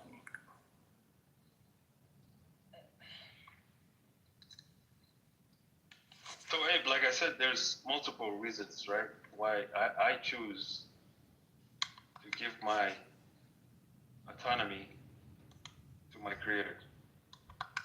Like I said, number one, if I live my life as you're saying, I should be able to do whatever I want in my life, right? And I told you one of those things is I want to live until I decide I don't want to live anymore. No, that's confusing autonomy with ability. They're two different concepts. So just because you have autonomy does not mean that you have ability, right? Okay, well, I want the ability then. Is that better for you? Yeah, but you don't have it. Sometimes So you why can is want that an ability that you don't have. I want the ability to jump to the moon. Yeah, I want the ability to kill everyone with Thank you with so a much. look, right? Thank you. But I'm Thank not you gonna so do much. it. So why is that relevant? That's relevant because the life I have is very limited. It's very, very limited. And I asked why it's relevant. very short. Right? Let's let Kareem up because I want to have some more voices. Yeah. So Africa. the life is Do you want to answer or not? I wanted an answer the first time. Bring up some other people here. Hey, Steve. I'm gonna let some other people up here just so we have some other people. Yeah, let them up. Give me 30 seconds to give my answer, and then the people can go. It's okay. So, life is very limited. Yeah, in our ability, in our control over others. In so many ways, life is limited, and to be like the person you are today is just one example. What if you were born one of the people that you described earlier, with a mental challenge? You're not with a physical relating relevance. Hold on, let me finish, man. Don't interrupt. So if you're born with a disability, so now what? What do you make of life? That's certainly you know what I mean? Africa. So can you answer the question? You cannot get the full fulfillment of your life because the lack of control over your life. Okay, so again, Africa, we already agreed you lack abilities. So what? So that's the reason that I would rather have a life where I have full control over everything that I want. So you basically okay, hold on. So like he's basically saying he's willing to sacrifice the one life he knows he has now on the hope of like some better life in the future where he has, can get his wildest dreams fulfilled. Yeah. Let's go to that's one reason, yeah, let's go. Steve, how are you? You want to chime in on this? Sure. Good morning, everybody. Happy Thanksgiving. Good morning, brother. Hello, brother. To answer the title of the room, because I just got here, there is a whole bunch, a slew of evidence for miracles. I just don't believe the evidence to be true. There is a whole bunch, a slew of evidence that miracles don't exist, and I do believe it to be true. The reason why I come to that conclusion is because I have looked at the evidence on both sides. I have weighed the evidence on both sides, and I find the evidence on the side that miracles that do not exist is more compelling, more substantial, and more believable. And by the way, speaking of the afterlife, because I just got here within the past 5 minutes, I have taken a look at the evidence for the existence of the afterlife, such as heaven, hell, purgatory. Somebody's got a hot mic, but I'll work through it. It's not a problem. Sorry about that. That's okay. It's not my room. I just got here. I have looked at the evidence for heaven, hell, and purgatory, and I have looked at the evidence against heaven, hell, or purgatory, and the same exact thing. I find that the evidence in favor of heaven, hell, and purgatory is not believable. I find the evidence in favor of God, same thing, and I'll land it here. The evidence against God is more believable, more substantial, and more compelling than the evidence in favor of God. And I wish everybody a happy, safe Thanksgiving. So, Steve, Steve, that's interesting. Hold on just one second. I want some clarification on what Steve is saying here. Steve, when you say evidence, I take that to mean that which raises the probability of a proposition being true. Are you saying that there's something that raises the probability of the heaven proposition being true?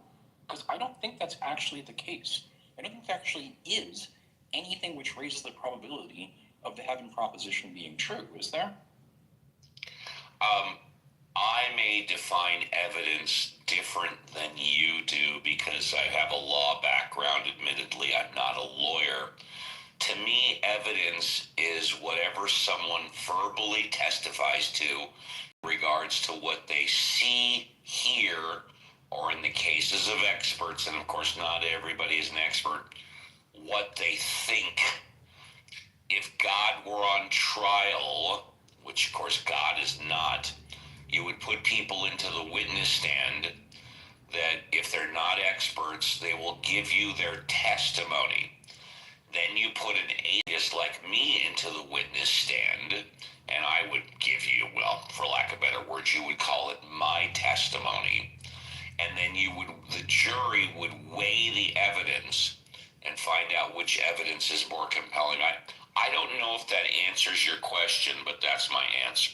Okay, well, here's what I would point out, is I would point out that it's not always the case that testimony raises the likelihood of a proposition being true. Like, let's say, for example, I get up on the witness stand and I swear upon a Bible that I'm going to tell the whole truth, nothing but the truth, so help me God. And then I say, I have a dragon in my garage. It's invisible, and that's why you can't see it. And I'm going to give all these excuses for why you can't test it, but it's there, right? To suggest that this testimony raises the likelihood of the proposition that I actually have a dragon in my garage being true, I just don't buy it. I don't accept that that's evidence for the proposition. I think that that is simply testimony and not evidence. And if I can hopefully put a bow on this package that you brought us, let me raise another hypothetical. Let's say rather than you going to court and saying you have a dragon in your garage, now let's say you are Donald Trump and you are in court saying you have a dragon in your garage, and on the jury are 12 people that belong to MAGA. I believe the jury would believe everything that Donald Trump said and would find, in fact, that there is a dragon in your garage, even though they can't see it. Does that put my perspective, does that put my point and my opinion and my belief in a little bit better perspective? Hopefully, yes. Yeah, absolutely. Because thank you. You're pointing at a preconceived bias that the jury would hold. Exactly, And they would find, well, let me just finish. They would find that that testimony is convincing, believable, justifiable even, whatever mental hoops they want to jump through. And I'm still going to point out that it's still not evidence. They're just fools to actually suggest that it is, right? And I would respond by saying it absolutely is evidence, but it's not compelling, substantial, or believable. Okay, and I'm just pointing out the distinction there. I'm making the distinction that it's not evidence because it's not compelling, substantial, or believable. It doesn't actually raise the likelihood of the proposition. And so the very definition of evidence is that which raises the likelihood of the proposition being true. And if the jury raises the likelihood, it isn't evidence. However, if it's testified in court and a jury believes it and finds on behalf of the evidence, it's not only evidence. According to the jury, it's compelling and believable evidence. It's convincing testimony, and that's the distinction I'm making. Right? And I think we should leave that hypothetical there because I think you clearly, succinctly have proven your point. I think I clearly and succinctly have proven my point. It's for everybody else to decide who they agree with. Thank you. Happy Thanksgiving, Steve. Happy Thanksgiving, my brother. Hey, Steve. Hey, happy Thanksgiving. Happy Thanksgiving. Thanks, Steve. Happy Thanksgiving. And if it's okay with you, I'm going to give you a Thanksgiving present because I might have to go soon, and I want the room to be in good hands. I love my new butthole. Thank you. Thank you. It's colored green. Hey, you said that the evidence for the non-existence of God is greater than the evidence for the existence of God. So I said according to me, if I may. According to you. Yeah. So I wanted to hear more about, like, what have you observed as these evidences for the non-existence of God? Sure. And well, actually, the better question is, what have I not observed? No. What have? Is that okay? Or no? No. I want to hear the evidence. Fine. Okay. The answer. What have I observed to the non-existence of God? Nothing. The answer is 0, nada, not a thing. Oh. Okay. Okay, so how is that greater than evidence for God? It's not. It's not. That's the whole point. Yes, thank you. It's not. I don't get it. How about if I give you the evidence that I've observed that I have not observed? Is that okay? Either way. Okay, let's hear it. Fair enough. Thank you. Thank you. And by the way, Joanna, who's here, good morning, Joanna. Happy Thanksgiving. Happy Thanksgiving. You're up early like usual. Yeah, I'm up early like usual. Yes, I've got a chubby, and it's going towards a Woody. That's right. I love that. It's called. I know you love that. So sorry, it slipped. You don't need to be sorry. I like it when it's slippery. Thank you very much. It's Coco. Can I have Thanksgiving too? Yeah, well, she's gonna have it alone. I'm going to my brother's house with 2 dozen other family members later tonight. Later today, yeah. Here's the evidence, and Joanna has heard this many times. Anybody that's heard, T has heard this many times. I've never seen anybody walk on water on the top of my pool. That's number 1. Number 2, I've never seen anybody turn a piece of wood into a cobra snake. Number 3, I've never seen anybody part the ocean. Number 4, I've never seen anybody turn a verifiably dead person back to life. And number 5, no one has ever come back from heaven or hell to say that it exists. There's 5 reasons for you. Okay, thank you. You're welcome. Yeah. I'm here to help. Okay. I heard these, what they sound to me are like miracles. You haven't seen miracles. Well, good news, I haven't either. Those type of miracles. I've seen some different type of miracles, but not those kind of miracles. But still, the miracles typically done by humans. So I don't see how that relates to the universe not having a creator just because you haven't seen people. You didn't ask me about the universe had a creator. That's the first time you brought that up. Right. Well, God is really the creator, right? According to you. According to you. God and the creator are different people, different persons. According to you. No, I'm asking you. I didn't know you were making a question. It clearly sounded like you were making a statement. Yeah, I did, but you said I thought so. Yeah, so I'm asking you now, according to you, are they different people? Well, I don't believe in God. Therefore, if indeed there is a creator, they must be different people. Don't you agree? No, I think they're different. Okay, you think God and the creator are the same person? Yes. Question. Is it possible, however remote, is it possible that God does not exist? Is it possible? No, it's impossible. It's impossible. Okay. No, it's fine. He's entitled to believe that. It's impossible. It's not possible. It's not possible that God does not exist. Fair enough. It's okay. Yeah. Specifically, Creator God.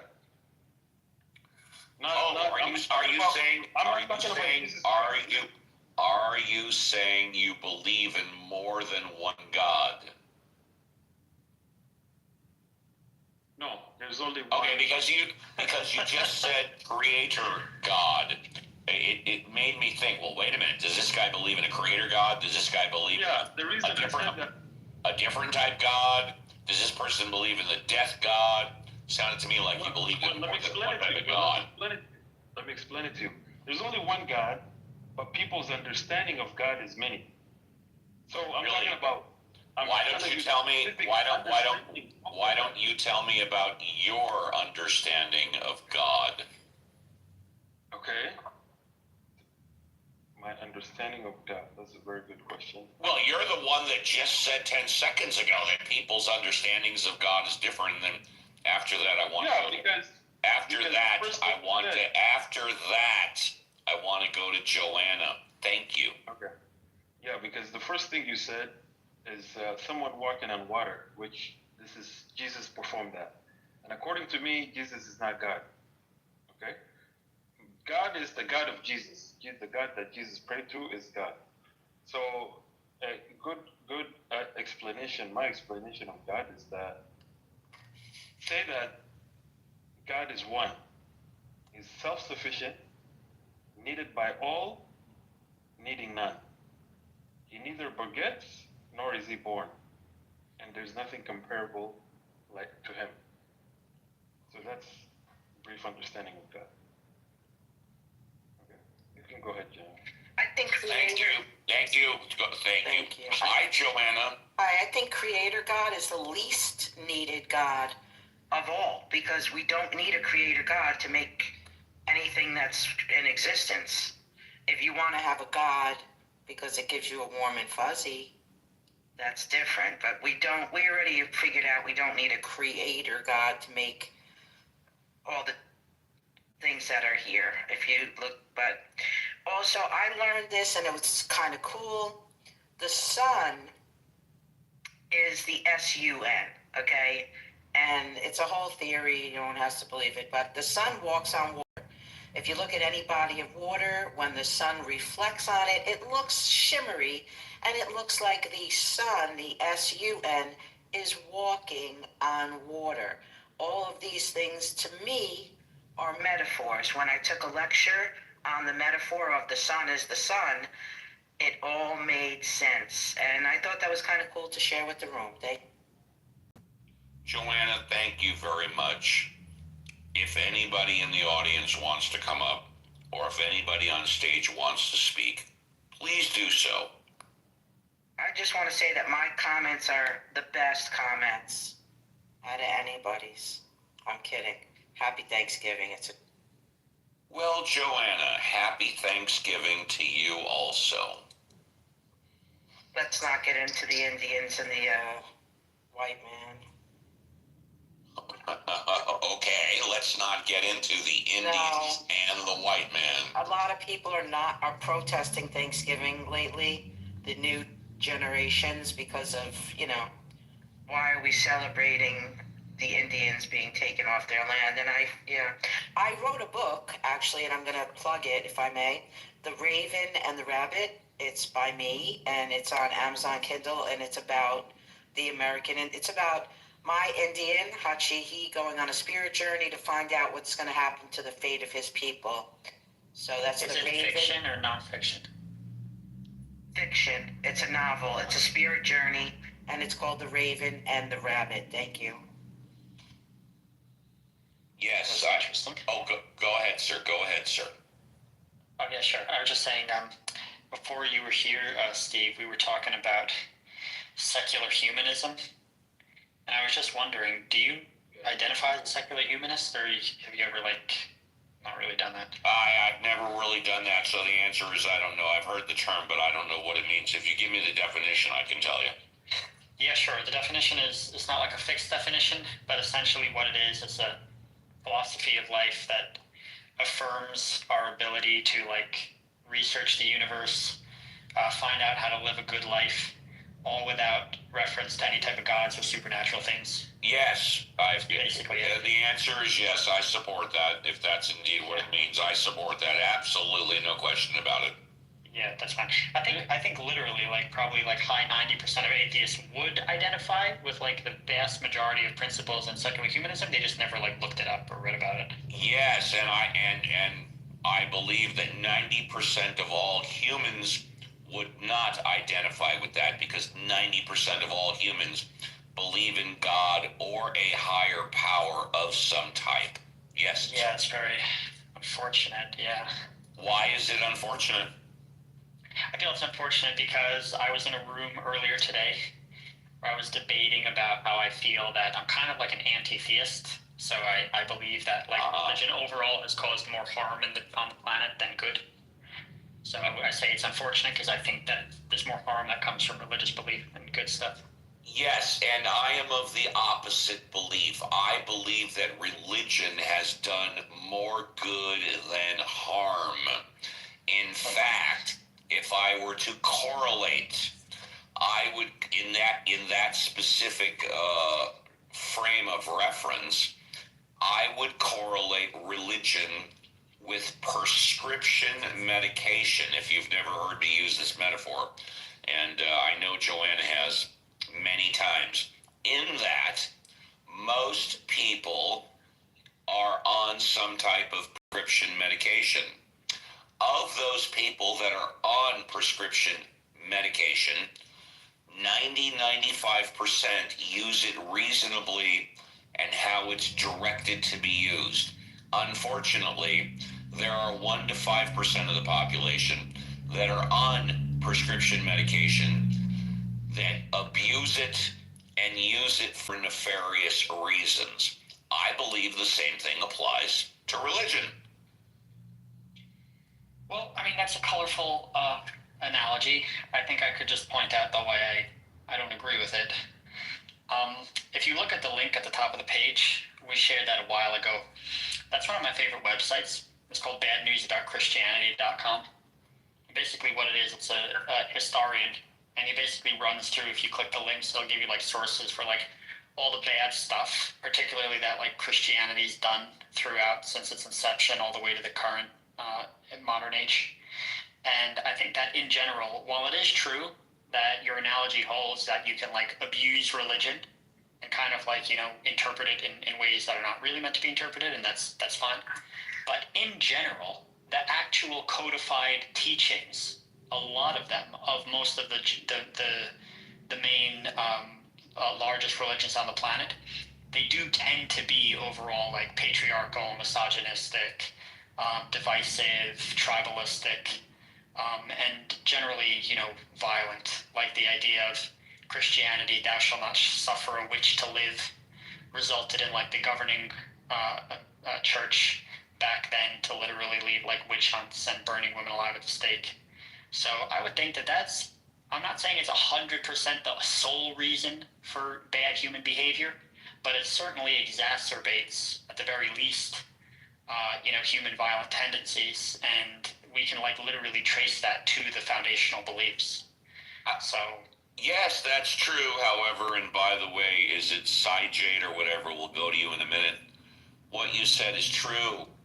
However, if you went to, I'm going to argue 8 out of 10 or even 9 out of 10 Christians, and you ask them the following statement: what is the foundation and or the center of Christianity? Do you believe it is love thy neighbor and forgive them, for they know not what they do? Don't you think 8 out of 10 or 9 out of 10 would say yes? So do you mean now or like 400 years ago? Or say I mean now. Yeah, probably. Yeah, religion's been sufficiently like whitewashed that. Then you just proved my point. Yeah, but I don't think that takes away my point of religion still being overall bad for the planet. You know. It could be. That's not a problem. It could be that it's actually overall bad for the planet. Okay, let me tell you why. Yeah, let me tell you why. Because what are you comparing it to? I'm assuming you're comparing it to secular humanism. Let me finish my question.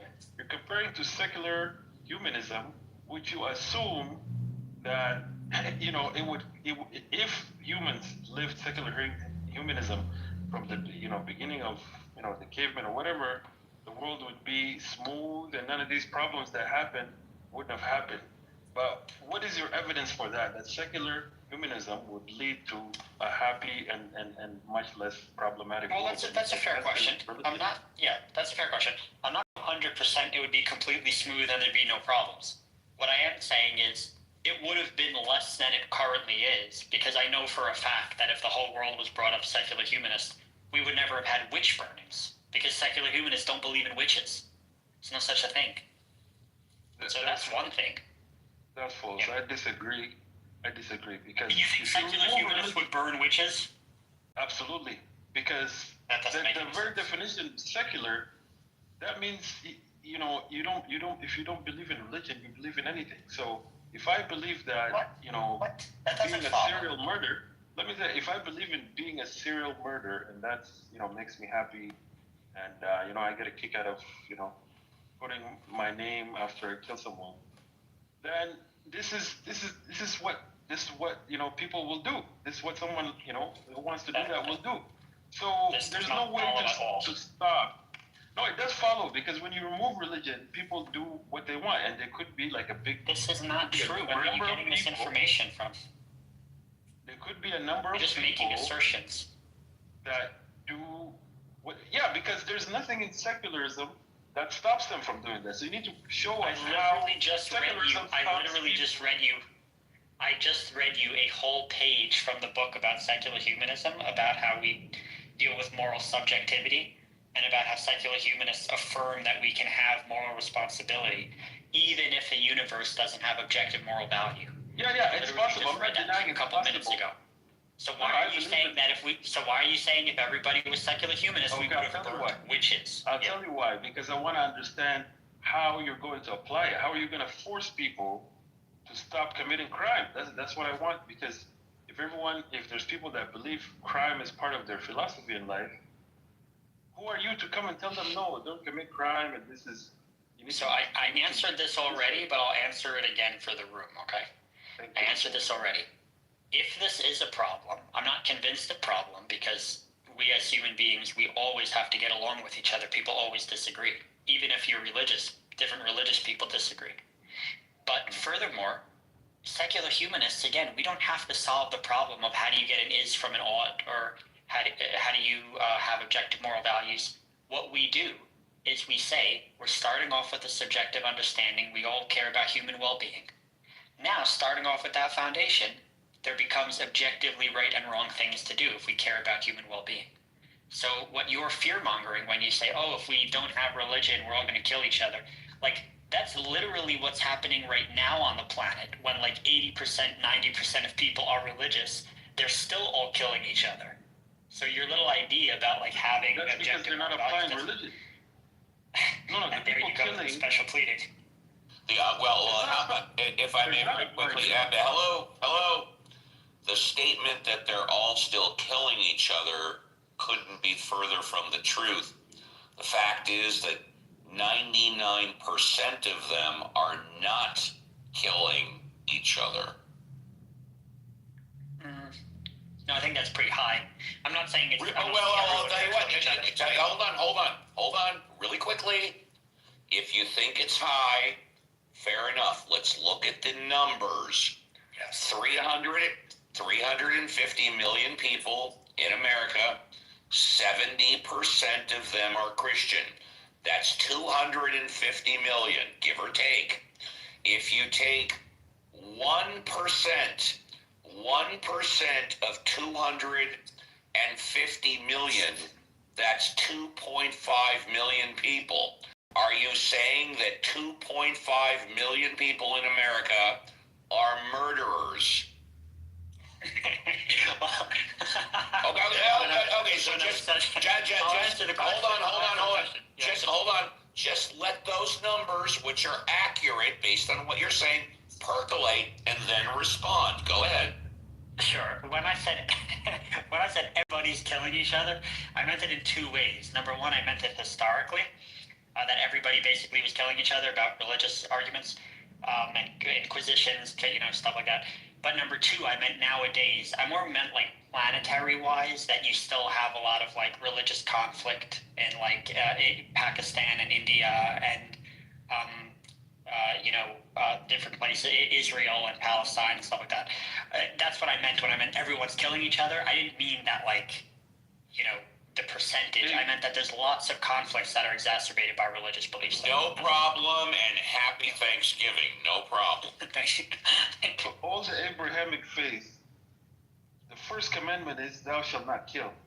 So when the religion, literally the first rule is do not kill, and then someone goes and kills, and then you're gonna blame religion on that? Actually, if I'm not mistaken, doesn't the Quran say, and again, I'm asking, kill your enemy before they kill you? Doesn't the Quran say that? Kill your enemy? No, it doesn't. It doesn't say kill your enemy before your enemy kills you. I'm paraphrasing. The Quran does not say that. Okay, next question, if I may. Isn't about half the Quran talk about striking down your enemies? No. No. Okay, fair enough. No. Yeah, you can. I invite you to go review again, and then you can, It's just funny how the Quran, just like the Bible, it's like the big book of choose your own belief. So you can find verses. You can find verses that say love your neighbor, and then you could also find verses that say kill your neighbor. It's exactly the same in the Bible where it says do not kill, right, in the Ten Commandments. Yeah. But then it also says kill witches, kill adulterers, kill blasphemers. Exactly. Kill gays. Kill specific people. Kill specific people for specific reasons. There's none of the books tell you to go randomly kill or kill. If the Bible says don't kill, it said don't kill. Now you're going to make excuses and you're going to say, yeah, but specific people it's allowed. So why the fuck did it say don't kill? It's contradicting itself. Yeah, okay, so sir, you do agree then, based on what you just said, that the Quran does say to kill people for specific reasons. It does say that. You just said that. Yes, for specific reasons. It didn't say what you said the first time. The first time you said kill your enemy before they kill you. Yes, I appreciate that. Thank you. Happy Thanksgiving. Yeah. Thank you. Happy Thanksgiving. So, Abe, you cannot use those stats that religion is the reason for people in Pakistan or whatever. They are killing for other reasons, even though they may say it is for religion. When you check the religion does not promote that. Or what are those other reasons? What are those other reasons? The typical human reasons: money, power, racism, all these reasons that people, especially men, kill for. I don't find that most Americans kill for money and power. Really? Really? Yeah, should I run the stats again about the 2.5 million Americans? Should I run those numbers again? No, run the stats for the reasons for killing. 99% of Americans do not kill for any reason. I didn't say that. I didn't say you said that, sir. What I said, you said. What I said, you said was most people kill for money or power. That is what you said. And other human reasons. And I said 99% of Americans don't kill, period. And they don't kill at all. I didn't say they did. I'm arguing. You just said. Okay, let's be clear. Let's be clear. Can I be clear? Let me tell you what I said. You know what? You're right. You be clear. Yeah, I said what I was saying to Abe is the so-called religious people that kill because of religion are not killing because of religion, even though they say it's because of religion. The real reasons they are killing is for things like power, money, hatred, to steal land, all those other reasons, the same way like animals kill each other, for the same reasons. But the number one reason is not religion. The people that do kill because of religion is very, very 0.0000%, less than 0%. All right, those are the people, and those people are like deluded in their head. But someone who's sane, who really wants to do it for religion, is a very, very small number here. So don't blame I just want to interject one sec. Steve, could I just return to your analogy at the beginning when you talked about prescription medication being misused? Yes, if I can make one comment quick. Yeah, sure. Animals animals, when they kill for two basic things. They kill for food, water, and resources. Humans, most humans, don't need to kill for food, water, and resources because they have them available without killing. Now please go ahead. Because you know why? No. The answer is yes. I know why. That's why I said it. Why? Why don't we kill for food and resources? We have it available. No, that's not the answer. But I just want to say this. Really, I don't know many starving homeless people that go to kill other people. Can I give you the answer? Why don't you tell me how many homeless, starving people kill people? No, that's not the question. Yeah, you know what? I want to go back to our other green butthole, and he was going to say something. The reason is because we use money to get resources, and people kill for money. So it is the same thing, Steve. 1 second. The point is this, Steve. When you say they misuse religion, the problem with this a particular form of like apologetics for religion is that it seems to be implying that you're saying that religions are usually really nonviolent, and then people misuse it and they make it violent. But my question is, how do you know that religion is really nonviolent and then people make it violent? What if religion is actually violent? Like if I showed you the holy scriptures of the religion and it literally says kill people, doesn't that show it's not misusing it when they kill people? It's literally just following it? You asking me or him? I'm asking you. Show me. Oh, sure. I mean, we could start with like the holy scriptures in the Old Testament and. Go ahead. Tell me where it says that our basic bottom line is to kill people. Go ahead and tell me. Show me. Read it to me. Well, okay, sure. Let me get at the verses. Yeah, please do. Yeah, I want to hear this too. Okay. Exodus, it says kill witches. You shall not suffer witch to live. In Leviticus, it says kill adulterers. No, read the whole thing. Take it out of context. Okay, well, I have to look at I have them here. I just have to look them up. But kill the witches. Hold on. Exodus 22:18. All right. So kill witches, kill adulterers. All right. Yeah. Okay. He just wanted me to read it, but yeah, I'll just. Yeah, you must not allow a sorceress to live, or you shall not suffer a witch to live. Kill sorcerers, kill witches, kill adulterers. Kill adulterers, kill blasphemers, kill false prophets, kill fortune tellers, kill non-Hebrews, kill. Step back. Where does it say to kill non-Hebrews? In Deuteronomy. Why don't you read it to me? I'll be happy to do that. Thank you. Deuteronomy 20:16. Here it is.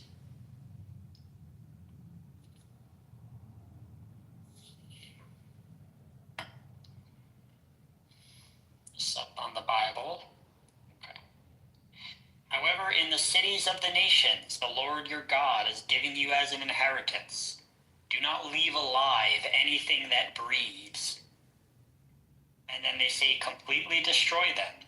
The Hittites, the Amorites, the Canaanites, the Perizzites, the Hivites, and Jebusites, as the Lord your God has commanded you. You mean the enemies that struck them previously, is that correct? In some cases, but obviously they still say, like, kill the children when they talk about, like, the Amalekites, so that's pretty... Yes, but isn't it true that the Amalekites, without provocation or reason, attacked and killed the Israelites first? Not the infants. The adults did, yeah. I'm aware that infants don't attack and kill adults. I'm aware of that. Isn't it true? I'm aware of that. I'm aware that a 1-year-old baby cannot attack and kill an adult. I'm completely aware of that. So yeah, Isn't it's true it that true? the Amalekites, it's true. I'm aware of the Amalekites. Isn't it true when the Israelites were leaving Israel or Palestine or Jerusalem that without reason or provocation they were attacked and killed by the Amalekites. True or not true? Yeah, true. And the passage that you just read was in response not only to the Amalekites, but also based on the scenario that to survive, you should kill your enemies before they kill you. Isn't that what that means? I believe so. I don't know the full context. All right, so it's not just killing other people, it's killing your enemies, because if you do not, that they will kill you first. Correct? Well, no, not necessarily. Because it says in Deuteronomy 20:15, this is how you are to treat all the cities that are at a distance from you and do not belong to the nations nearby. So it seems to be saying that when you're going to take over cities, whether or not they attack you, that this is how you do it. And that's why it talks about laying siege. So I don't know like the full context of it, but all I'm pointing out is, yeah, it certainly says to kill. And without going into too much detail, I could just read the rest of the list for you. If you want me to read one of them inside, I'll do it for you. But no, you don't need to do it for me. Well, you can do it for anybody else. But my understanding, and again, it very well could be wrong, is that when the Bible or the Torah commands the Israelites to kill, it's commanding the Israelites to kill their enemies, that if they would not kill them, the enemies would kill them first. Okay, but even if I give you this, right, and I just say you're completely right, I'm showing you I have a dozen other verses that are talking about killing gays and killing disobedient children and killing people who work on the Sabbath and killing anyone who curses God and killing witches. Like, you acknowledge that all this is in the freaking scripture, the holy scripture that they believe makes up their religion. So that wouldn't be misusing the religion to just follow verbatim what it says, right?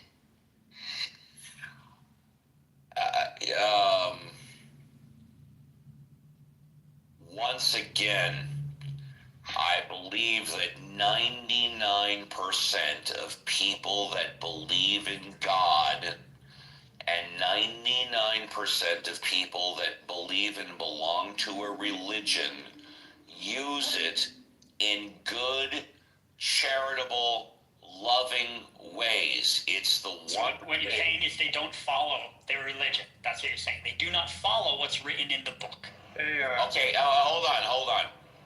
The book. You got a hot mic. Thank you. We'll get to you, John. Hey, John, it's good. I'd love to hear John's point of view. I would love to share, but go on, Steve. John, give us a couple of minutes to wrap this up. Okay. We'll give you 5 minutes uninterrupted, buddy. I promise. Okay. So. No. Just give us a couple of minutes. Couple of minutes. My response to you is that when the Bible tells the history of the Israelites killing their enemies, because if they didn't kill their enemies would kill them, it isn't used as instructions for living 2,000 years later, when we not only have religion, we have government, we have jails, we have prisons, we have trials, we have different nations which are now the rule of law. And there's a difference between first-degree murder, second-degree murder, manslaughter, assault. All of those are different now. So we're not living 2,000 years ago where we say, okay, take a rock or take a knife and kill your enemies before they kill you. But back then, so when the Bible says you should do it, when the Torah says you should do it, it's 2,000 years old, and 99% of all people understand that today and realize that however that may have been appropriate for the past 2,000 years ago, it doesn't apply to today. And with that, I want to go to John. Okay. Because I love John in more than a clubhouse way. Everybody, shut up, Happy Thanksgiving, and let John speak for 5 minutes. So happy Thanksgiving, Steve. I don't need that 5 minutes, but I was listening for the past half hour or so. I just want to put some facts out there and some history out there. According to anthropologists and biological evolutionists, it is the case that religion serves to benefit the survival of the human species. This is based upon many studies in many cultures to where there were secular and non-secular, and it was found that the religious communities survive 4 times more than the secular ones. That's number one. Number two, with regard to the Bible verses that he was citing, if you talk to Michael Zoll or Rabbi Uri, right, they quote Maimonides and Rashi and all of these things about history, and they said, how about this, Steve? 99.99% of the people were not stoned to death. Just because they have the law doesn't mean they were actually killing people. And so nobody was getting killed back then. That's what they were saying. So your imagination that just because they have these laws that the people are getting stoned to death left and right, no, that's not the case. And lastly, I wanted to say that with regard to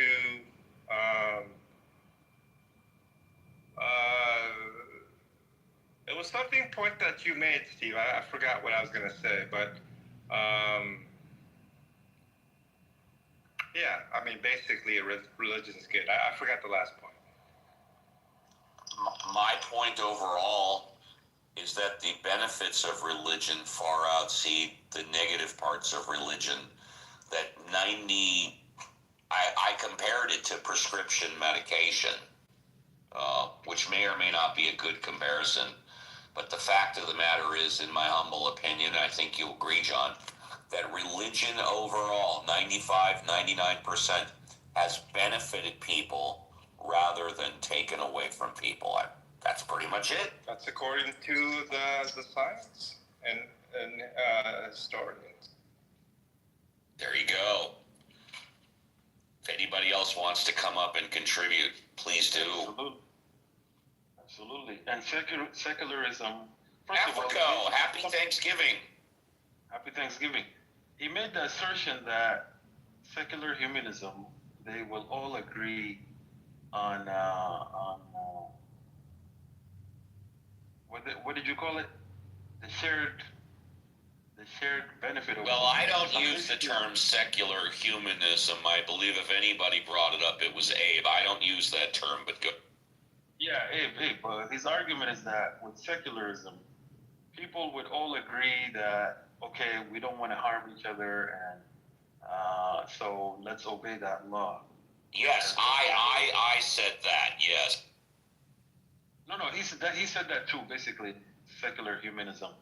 But I disagree because I think, as we just argued, if there were no religion, the amount of crime and criminals could be more than what we have now. So if most people break the law and want to harm people, how come you have less than 1% of the population in prison? You do realize that less than 1% of the population are in prison. You do realize that, yes? No, I'm with you. I agree with you. Okay, so our criminal justice system, that's screwed up where we can't convict people that are guilty? You understand what I'm saying? Yeah, I understand what you're saying. 95 to 99%. 95, hold on, let's get this right. 95 to 99% of the people do not break the law. 95 to 99% of the people do not kill other people. Yeah, so and I don't understand where you're coming from. Okay, this is where I'm coming from. Okay. The current law system we have now is infused or founded based on religious values. I don't care where it's founded, but I am concerned about how. No, but that's the reason why, though. No. Back 2,000 years ago. Well, you know what? Let's talk about fucking today. Go to the Middle East. What do they do if you steal something and you're found guilty? What do they do to you? Cut off your hand. They cut off your hand. No. Yes. No. Yes, they do. No. That's a fact. Yeah. if it's proven that you Well, I said conspired. if you're found guilty, that means it's proven. Okay, yeah. If you're found guilty in a lot of Middle Eastern companies of stealing something, they cut off your hand. Today. I don't think they still do that. I'm telling you they do. Where? Can you show me? Sure. I think they stopped it. No. I will be happy to show you. Keep talking and I will Google it up. No problem. All right. Yeah, so my point is the assertions that Abe made, he cannot prove them, that secularism would make the world any better. In fact, if anything, I think it's the other way around. I remember the last thing I was trying to talk about, Steve. It was about the guy was talking about wars and things like that. It says here that those killed in the name of religion have in fact been a tiny fraction in the bloody history of human conflict. In their recently published book, Encyclopedia of Wars, authors Charles Phillips and Alan Axelrod document the history of recorded warfare. And from their list of 1,763 wars, only 123 have been classified to involve the religious cause, accounting for less than 7% of all wars and less than 2% of all people killed. So basically, in all the wars of our human history that they were able to record, only 2% of the people killed were because of religious wars. And I am on the internet right now. And if you don't believe the internet, take it for what it's worth. Afghanistan, Brunei, Iran, Mauritania, Nigeria, Saudi Arabia, Somalia, Sudan, Yemen. Those countries have still on the law amputation of your hand if you are convicted guilty of stealing. Thank you. Okay, thank you. Maybe you're right.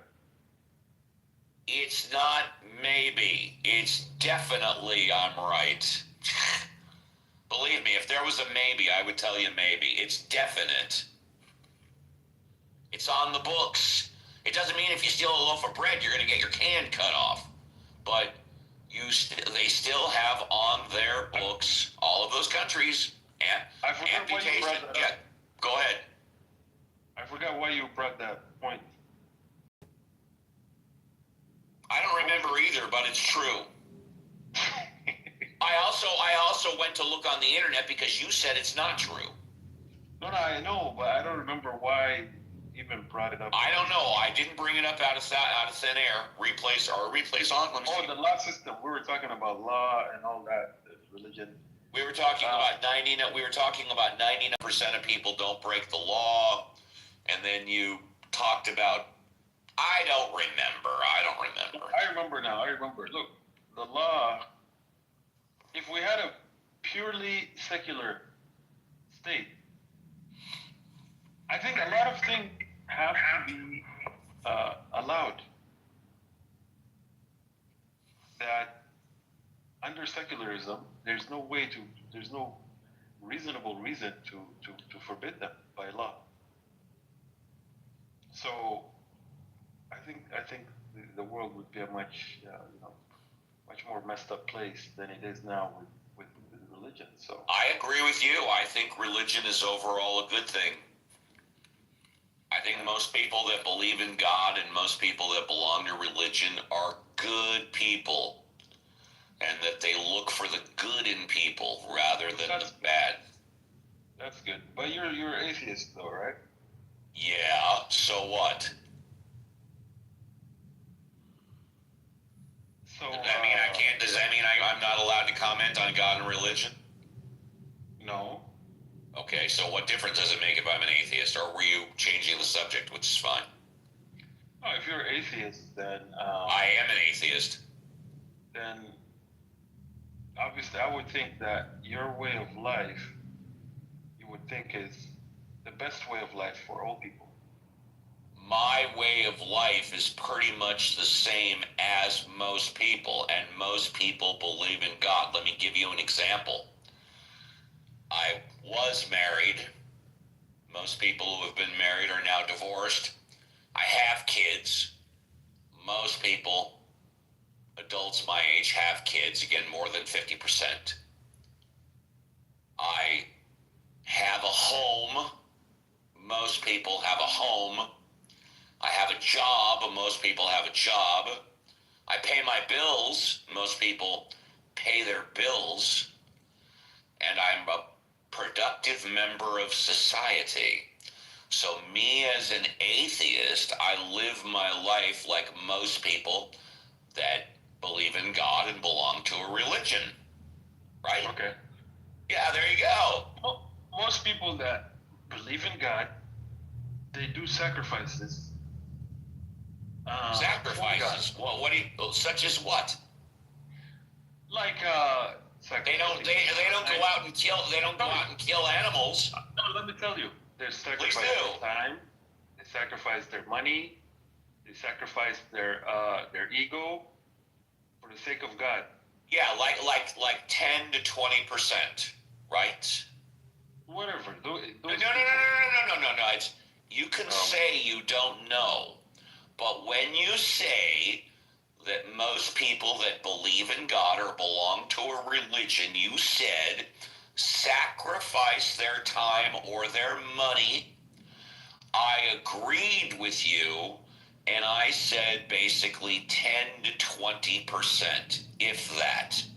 How do you know? How do I know? Well, number one, doesn't the Quran say that's what you should? 10 to 20%? Doesn't the Quran say 20%? And in fact, by the way,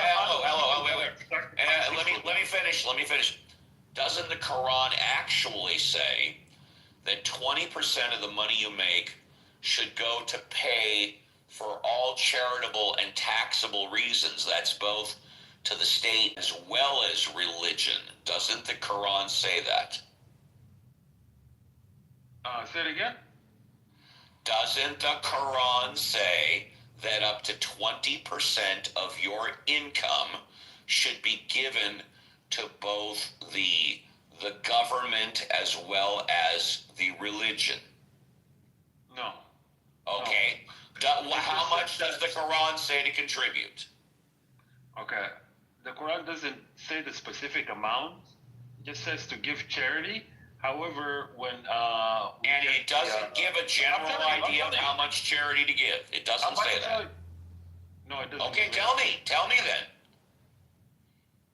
If you stop cutting me off, you would get the answer. So, but however, the Prophet of God, what he said was that the charity would be 2.5% of your savings that are untouched for one full year. So, for example, you put 10,000 in your bank, but you earn like 5,000 a month. But the 5,000 you use it for your bills, and it's rotating. You know, it comes and goes. So you leave that 5,000 alone. The 10,000 that's in your bank and hasn't been touched for 1 year, then you would take 2.5% of that and give it to charity. And that the charity is not for the state or where it's for the specific category of people, you know, like the hungry, the orphan, the needy, the widow, the disabled, and so on and so forth. So is that 2.5% every month or 2.5% every year? No, every year. Okay, well that's not what I heard. Yeah, you probably because you live in America. All the news hates. I didn't hear it from news. I heard it from people that live in the Middle East and in Europe and Muslims. They told me it was 20%. They didn't say it was 2%.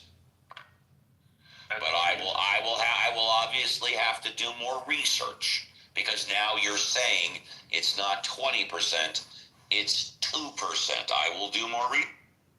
Yeah, 2.5% of savings not just any money.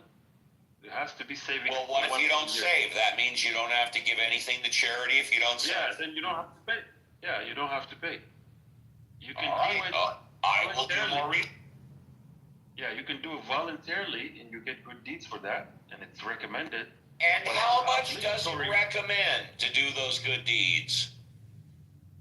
As much as you can, as much as you want.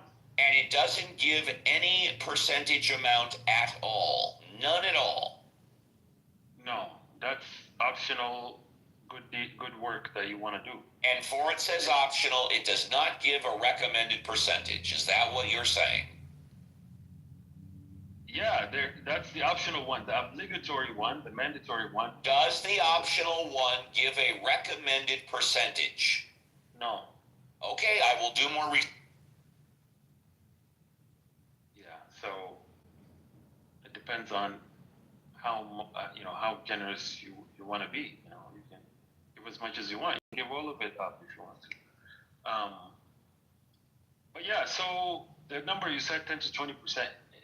In my opinion, it's much more than that. Many religious people, especially Abrahamic faith. How much more of that is it? Give me a number. I would say somewhere like 60, 70%.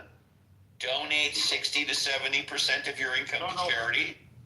No, 60 to 70% of people that are religious, that are practicing, do give charity. They sacrifice, their time, which is charity. Well, I would agree with that, but that could be as low as 1%. I agree. Okay, so there's no issue. Yeah. So the issue is and remains the amount that the Quran recommends. I said it was 20%. You said it was. There's no number in the Quran. Once again, I said it was 20. You said it was 2.5. So I'm doing more research. Okay, go ahead, brother. Oh, but keep talking. Don't wait for me to finish my research.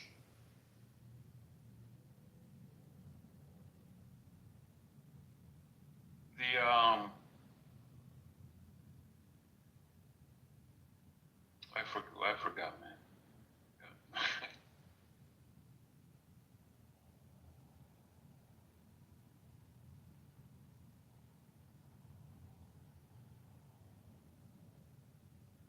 I wanted to ask Abe because he's the one that believes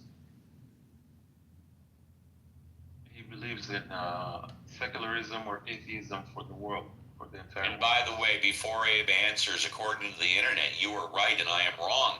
It says the Quran mandates a specific percentage of wealth for obligatory charity known as zakat, which is 2.5% of a Muslim's accumulated wealth that meets a certain threshold. This is a compulsory act, means it's mandatory, and one of the 5 pillars of Islam for those who are financially able, while additionary of voluntary charity is also encouraged. The voluntary is the, how do you pronounce it? Sadaqah? How is it pronounced? Sadaqah. Voluntary optional charity beyond zakat, the amount is entirely up to the individual and can be any amount from money to a kind word or gesture. The Quran encourages generosity through, as you said, but there is no set percentage. Wait. Steve, you're not entirely correct. It is 20% when it comes to minerals and buried treasure. So, for example, if you have an oil field in Saudi Arabia and you get proceeds from that oil field, you owe 20% of that, 1/5. So that goes for gold as well, and silver, things like that. Things that came from that. That's 20%. Thank you. Thank you. To the government or because of religion? That's according to the Quran, I believe.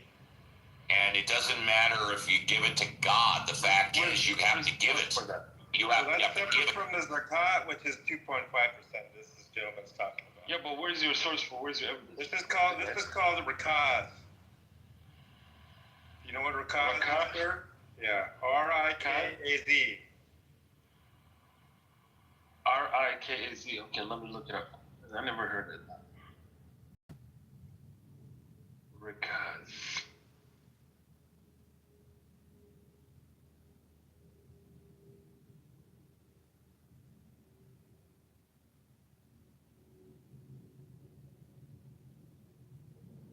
Oh, see, Rakaz, Islamic law refers to buried treasure or ancient wealth that was left by previous civilizations and discovered in the ground. Yeah, that includes crude oil. Do you know how much the Persian Gulf makes in crude, sir? I'm sure you know. In buried treasure, there is 1/5, which is like 20%. So when someone finds ancient buried treasure, they must give 20% as charity. Gold they keep and silver is included for themselves. Yeah, it is. You're right. Okay, so that's what you must have heard the 20% from, Steve. Okay, you taught me something today. Yeah, and John taught me. So it's 2.5%, but then if you discover wealth, and I would presume, but I could be wrong, that's also if you're handed down wealth. People today No, refer to it. Different. Well, what percentage is that? If you inherit. Inherit, you receive. Well, it all depends. Like the family members, What's the range of percentage? What's the range? Tell me. Well, it depends. If you have children, it goes to your children, and if you don't have children, then it goes to like your parents and your siblings and. Okay, if you have children and you donate it to your children, how much are the children supposed to give away or give? It goes in like thirds or. Thirds. 33%. In thirds, like. For example, if you have like well, give me a scenario and then I'll tell you like how many. Fine, fair enough. I'm about to die and I give my son all of my money. What percentage is he supposed to donate? That's illegal. You can't do that. I'm not allowed to hand down money to my children? Yeah, after you die, you can't. Okay, what about one day before I die, I give all my money to my children? Is that legal? That's still not legal because you're doing. When am I allowed to give money to my children? When it's not because you want to skip inheritance. I'll leave. So you can give them. You can give it to them just as a gift, but if your intention is like, okay. Yes, I give money to my children as a gift. Now, how much of that money do the children have to donate? They don't. I mean, you can give it to them just as my children are not required to donate any of the money I give them. Correct? As a gift, yeah. If you say so, okay. But we were talking specifically about inheritance. Inheritance is set. There's a set amount that each child and your parents get. I'm concerned with once they get it, how much do they have to give away? That's what I'm concerned. Well, they have to give away what we talked about before. If they keep 2.5%. 2.5%. If they save it for 1 year without using it. Okay, fine. Okay. Yeah, but this buried treasure, Rikaz, is or buried oil, buried treasure, oil. Yeah, or buried oil.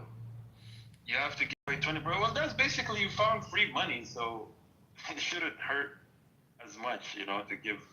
Or what about if you've been working? What about if you've been working all your life to find this buried treasure? Then it's not you just found it. You've been working to get it, right? No. That's a good question. I'm not sure about that, but no problem. No problem. That is a good question to get an answer to. By the way, if you're in the audience and want to come up and talk about buried treasure, the Quran, the Bible, or God, come on up. And we got some people that want to come up. I humble apologies. It says here, even if you were actively looking for it, like that's your job, you still have to pay 20%. Got you. You know what? I never knew that. That's it. Cool. I want to first go to Resistance because he has a red line across a Jewish star. What a shame. He's against Israel. Hi, Resistance. Oh, I'm glad that you cleared that up. I'm not against the Jew. I'm against Israel. Two different things. You're against Israel. Okay, yeah. Go ahead. You're up. Hi. Yeah, no, I was talking about Thanksgiving. Happy Thanksgiving. Oh, I don't celebrate the slaughter and genocide of the indigenous peoples of America by the Europeans. What would you like to talk about? I wanted to talk about what the brother Afro said. Yes, in terms of inheritance that you brought up, a child that is permissible for the father, mother, whoever it is to give the inheritance to the son and daughter. Let's just say they have, and it is a certain percentage. The son, believe, gets 2/3, and if it's a female, 1/3. All right. That's how it's done in Islam. All right. Thank you for that. Is there anything else you wanted to talk about? See, I was following everything else in terms of. I have to go back and see what you were saying. That's okay. Do you want to check your notes and come back in 5 minutes? No problem. Thank you. Absolutely. Thank you for joining us again. Happy Thanksgiving. Noor.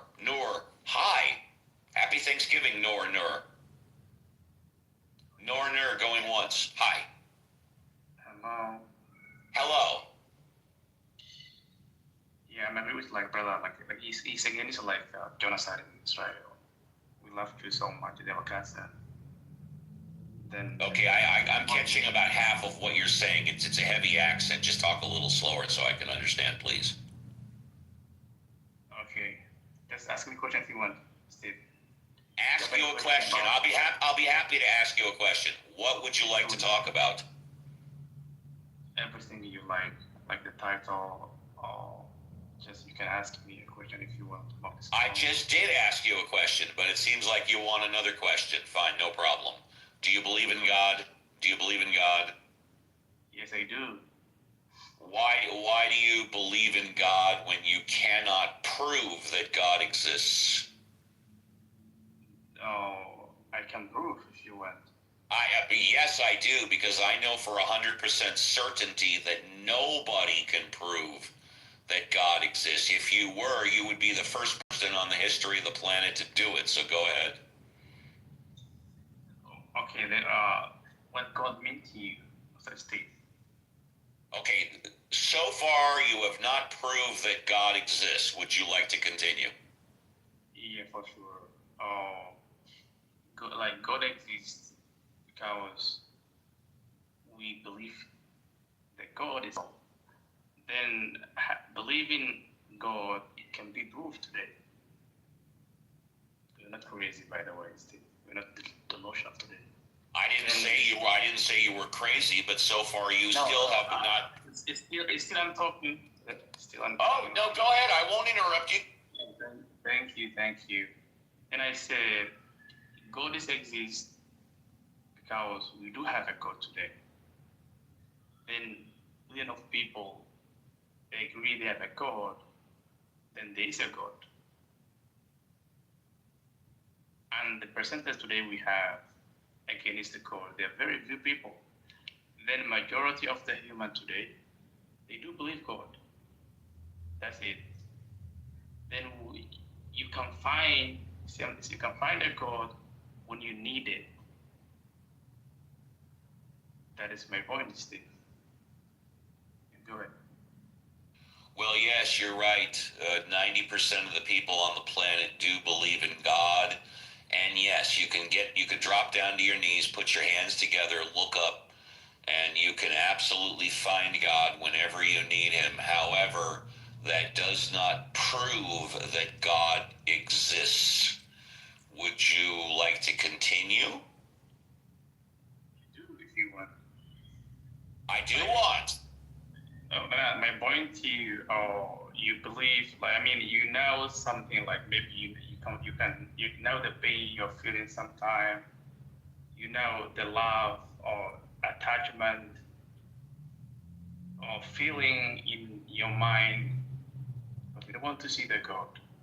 Then we don't touch all those things. You don't show those things. Then why you only say there's no God? You never say there's no love, there's no feeling, there's no kind of attachment, there's no pain. You know, when I was a young child, and I mean no disrespect by what I'm about to say, but when I was a young child, every time around and after Thanksgiving, I believed in and I looked forward to Santa Claus. When I was a young child, again, no disrespect, I was deathly afraid of the boogeyman. I thought he lived when I turned out my bedroom lights and closed my closet doors. He lived in my closet. Every time I was about ready to lose a tooth, and when I lost a tooth and put it under my pillow, that the next morning I woke up and the tooth was gone and there was $1 and I believed in the tooth fairy. That does not mean that Santa Claus, the boogeyman, and the tooth fairy exist. You understand what I'm saying? I know your point, but not me, like, even today we start the DNA, we know our father, we know our mom sometimes. Then not only like you have attachment and connection with, your parent only with DNA. Then a human, before like DNA, a human, they know their parent. They know their mother and their father. Because for feeling and attachment. Then when we say, show me everything, then we can't show everything. Because we can't hold on, we can't touch, we can't see it. And we have. The point you said, even your teeth come back to you, and you never knew understand it, and we don't know how to come back. All of us. When you're in your childish, you can remove your teeth and you have back again, and we don't know like how it came that one. We never see that, right? And you make a point right now. Then you only see because you have, but it was hidden in your, I don't know. Even the science, no one does this thing. I'm so glad that you brought up science, because nowhere in the Bible, the Quran, or the Torah does it say that God has DNA. God doesn't have DNA. Humans have DNA. No, not like, for example, if you say God has DNA. Hold on. You do agree that God does not have DNA, right? You do agree with that, right? Yeah, thumbs up. Okay, so DNA did not come from God. Or I shouldn't say that. God does not have DNA. Yeah, go ahead. Yes, I agree. Like, for example, if you claim God has a DNA, then there's no God. Like God, there's no God before Him. Maybe there's only one God. Then longness or to be oneness can be a God. But there's not only one God. There's 10,000 gods, aren't there? For me, it's only one. Yes, but what about all the other gods? They say that your God is a false God, don't they? All the other gods. Well, brother, no. I don't care. I only believe one. Other people, brother, can show them do it. I think it's just maybe his, like you said, the language barrier. It might be the language variant. For that, I do apologize. Even in Islam, of course, we believe there are many gods, but we believe there's only one true God. Yes, there are many gods. There are false gods, but there is one true God. And in the terms of the question that you asked him, yes, it's very easy to prove that there is a God, because we are here, humans, the world. Oh, I say it's the animals. The sea. They all come from this source that we all call God. You can't prove that. Yes, we can. Steve, like a little Because we're here. Yeah, That you is know the what? proof. You know what? Tell you what. Let's go to Roivus for 5 minutes, and then if it's appropriate, and I think it will be, we can go back to resistance, and we can let resistance prove that God exists. But I strongly suspect Roivus is going to address this issue. Roivus, happy Thanksgiving. Happy Turkey Day, and yeah, Christopher Columbus was a bad guy.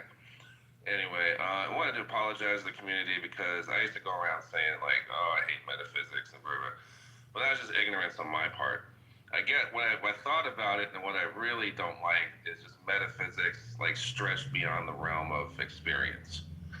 That's my issue. And with all these religious discussions, it's pretty much like, you know, you can equally make a case for like a necessary being and a universe without a necessary being. It's just a, you know, a walking contradiction there. I kind of wanted to ask about the false gods. Do these false gods have an ontology, or are these just like abstract gods? Are they real gods that we should avoid, or like, you know what I'm saying? Like, do they have an existence outside of human abstraction? Resistant? No, they're just exactly as they're abstract. These are of the imagination of the people who deified and made these false gods. They are an idea.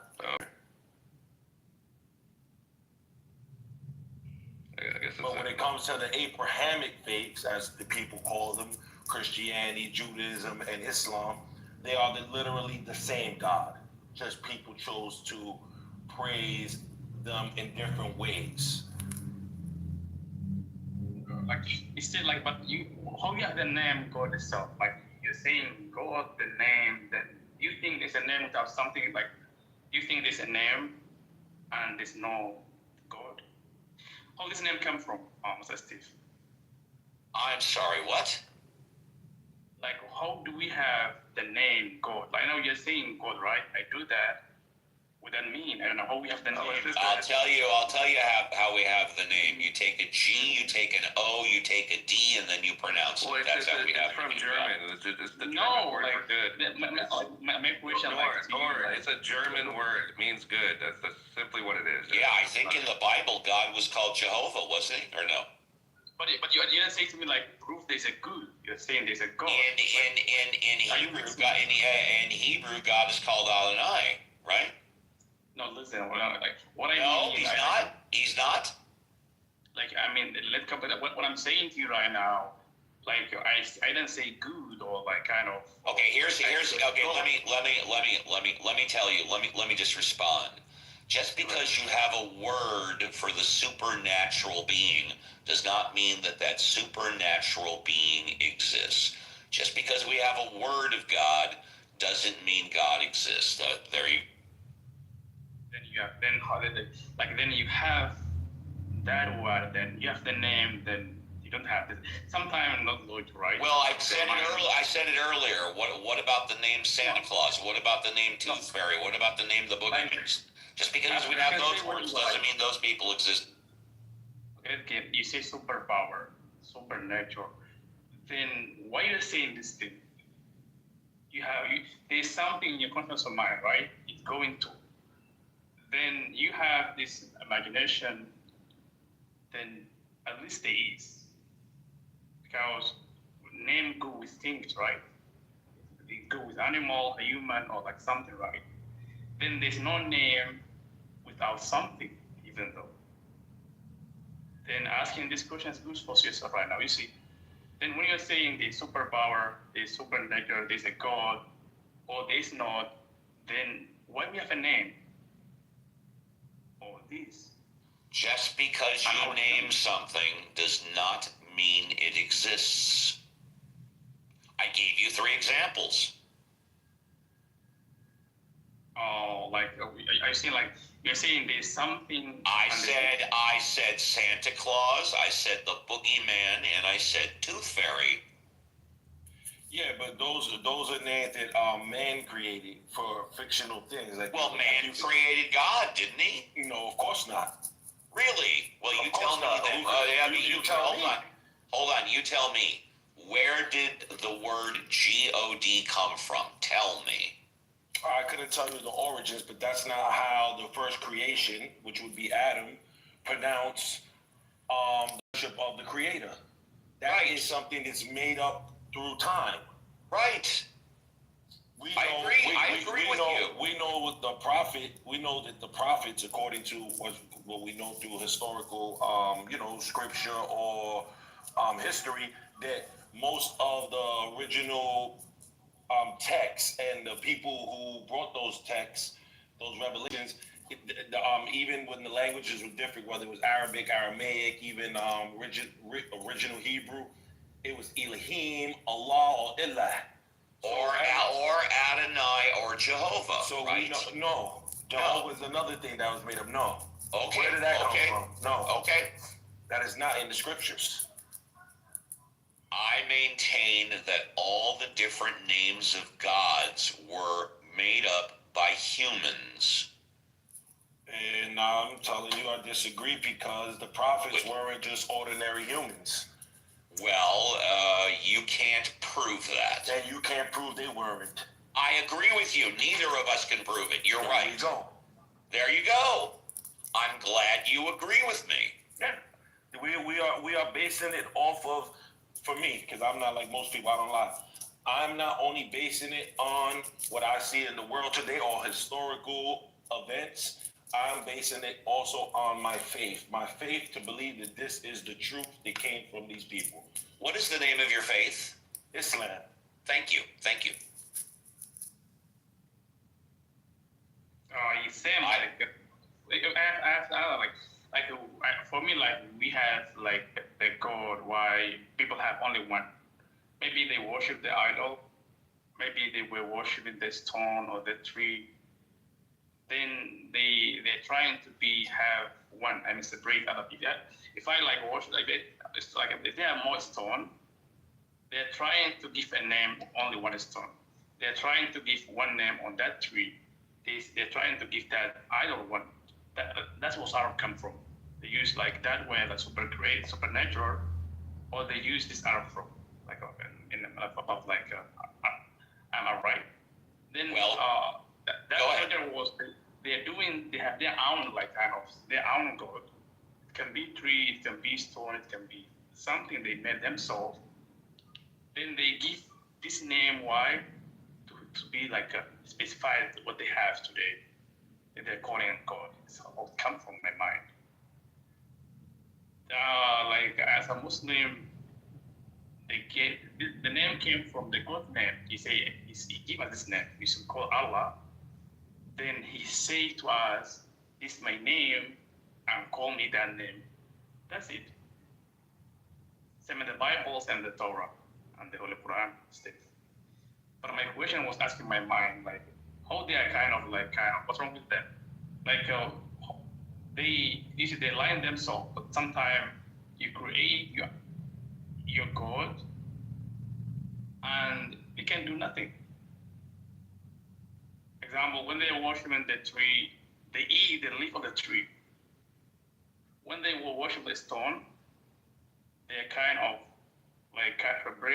rebuilding the tree, the stone. When they worship the idol, then they renew the idol, they keep changing. Same like you, how can I say there's no God and the supernatural, the superpower? There is something. And it's not, go ahead, it's not like something from nothing. Well, and that's what's being and Andrew, I want to give you 5 minutes, so very quickly. Maybe the reason people only believe in one God is because that all of the gods, although they had certain things in common, that there were certain things that they completely disagreed with. So if you believed in more than one God, it was contradictory to the other God. But Androgus, welcome to the stage. Thank you, sir. Thank you. But I think that's like the question that's being asked is you just mentioned Noor. Is that how you pronounce your name, sir? Okay, cool. What's being asked of if you're basically saying there's names, so we name things in nature, trees, rocks, whatever names that the language gives to it at the time. and then you have names for gods that humans, are also writing down and talking about. What's to differentiate those names in such a way that the god names couldn't have come from humans originally? That they just couldn't have come from the conceptual ability of humans. What's the differentiation? Yeah, the difference is obvious. Like when you claim superpower name, then at least have the superpower, the action, the feeling. But sometimes it can be possible when you're saying, "Oh, this is the name of my God," and no one knows this thing. No one feel like to be not proof can be supernatural, right? But when you say this is my Lord or this is my God, and someone now they can say it like they can't talk, they can't move, they can't speak, then you can't prove there's a God. Sometimes to be hidden, like not like I said, like to state, I said no one can prove that is kind of God. That's a proof. I'm not sure I'm understanding. You say, are you saying that when it sounds like you're saying something like when they speak the name, it overwhelms them in some way? Is that what you're saying? I was like trying to really pay attention. I was gonna see if I could put it together. Yeah, wait, say it again. I think he's saying when they say they can't move, they can't speak. I think it's like when they speak the name of their God, they're overwhelmed in such a way that they're not overwhelmed when they say things like something in nature, like a tree or a mountain. I think is what he's saying.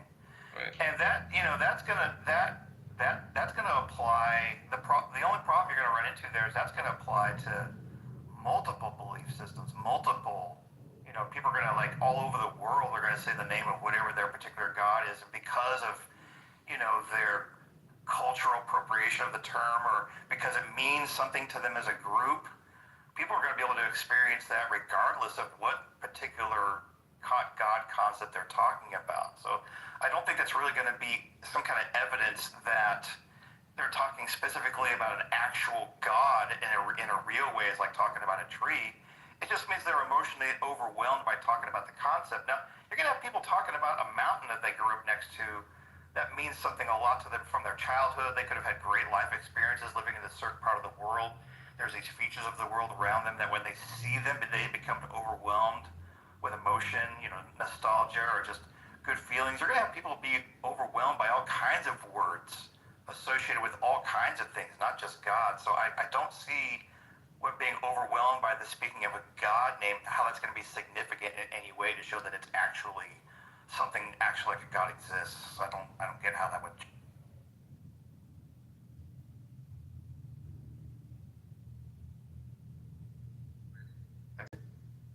That's how I find my God right now today. Just to be kind of curious to yourself, asking some stupid question for your mind, then thinking deeply and asking everything and looking for answers for everything you ask your mind.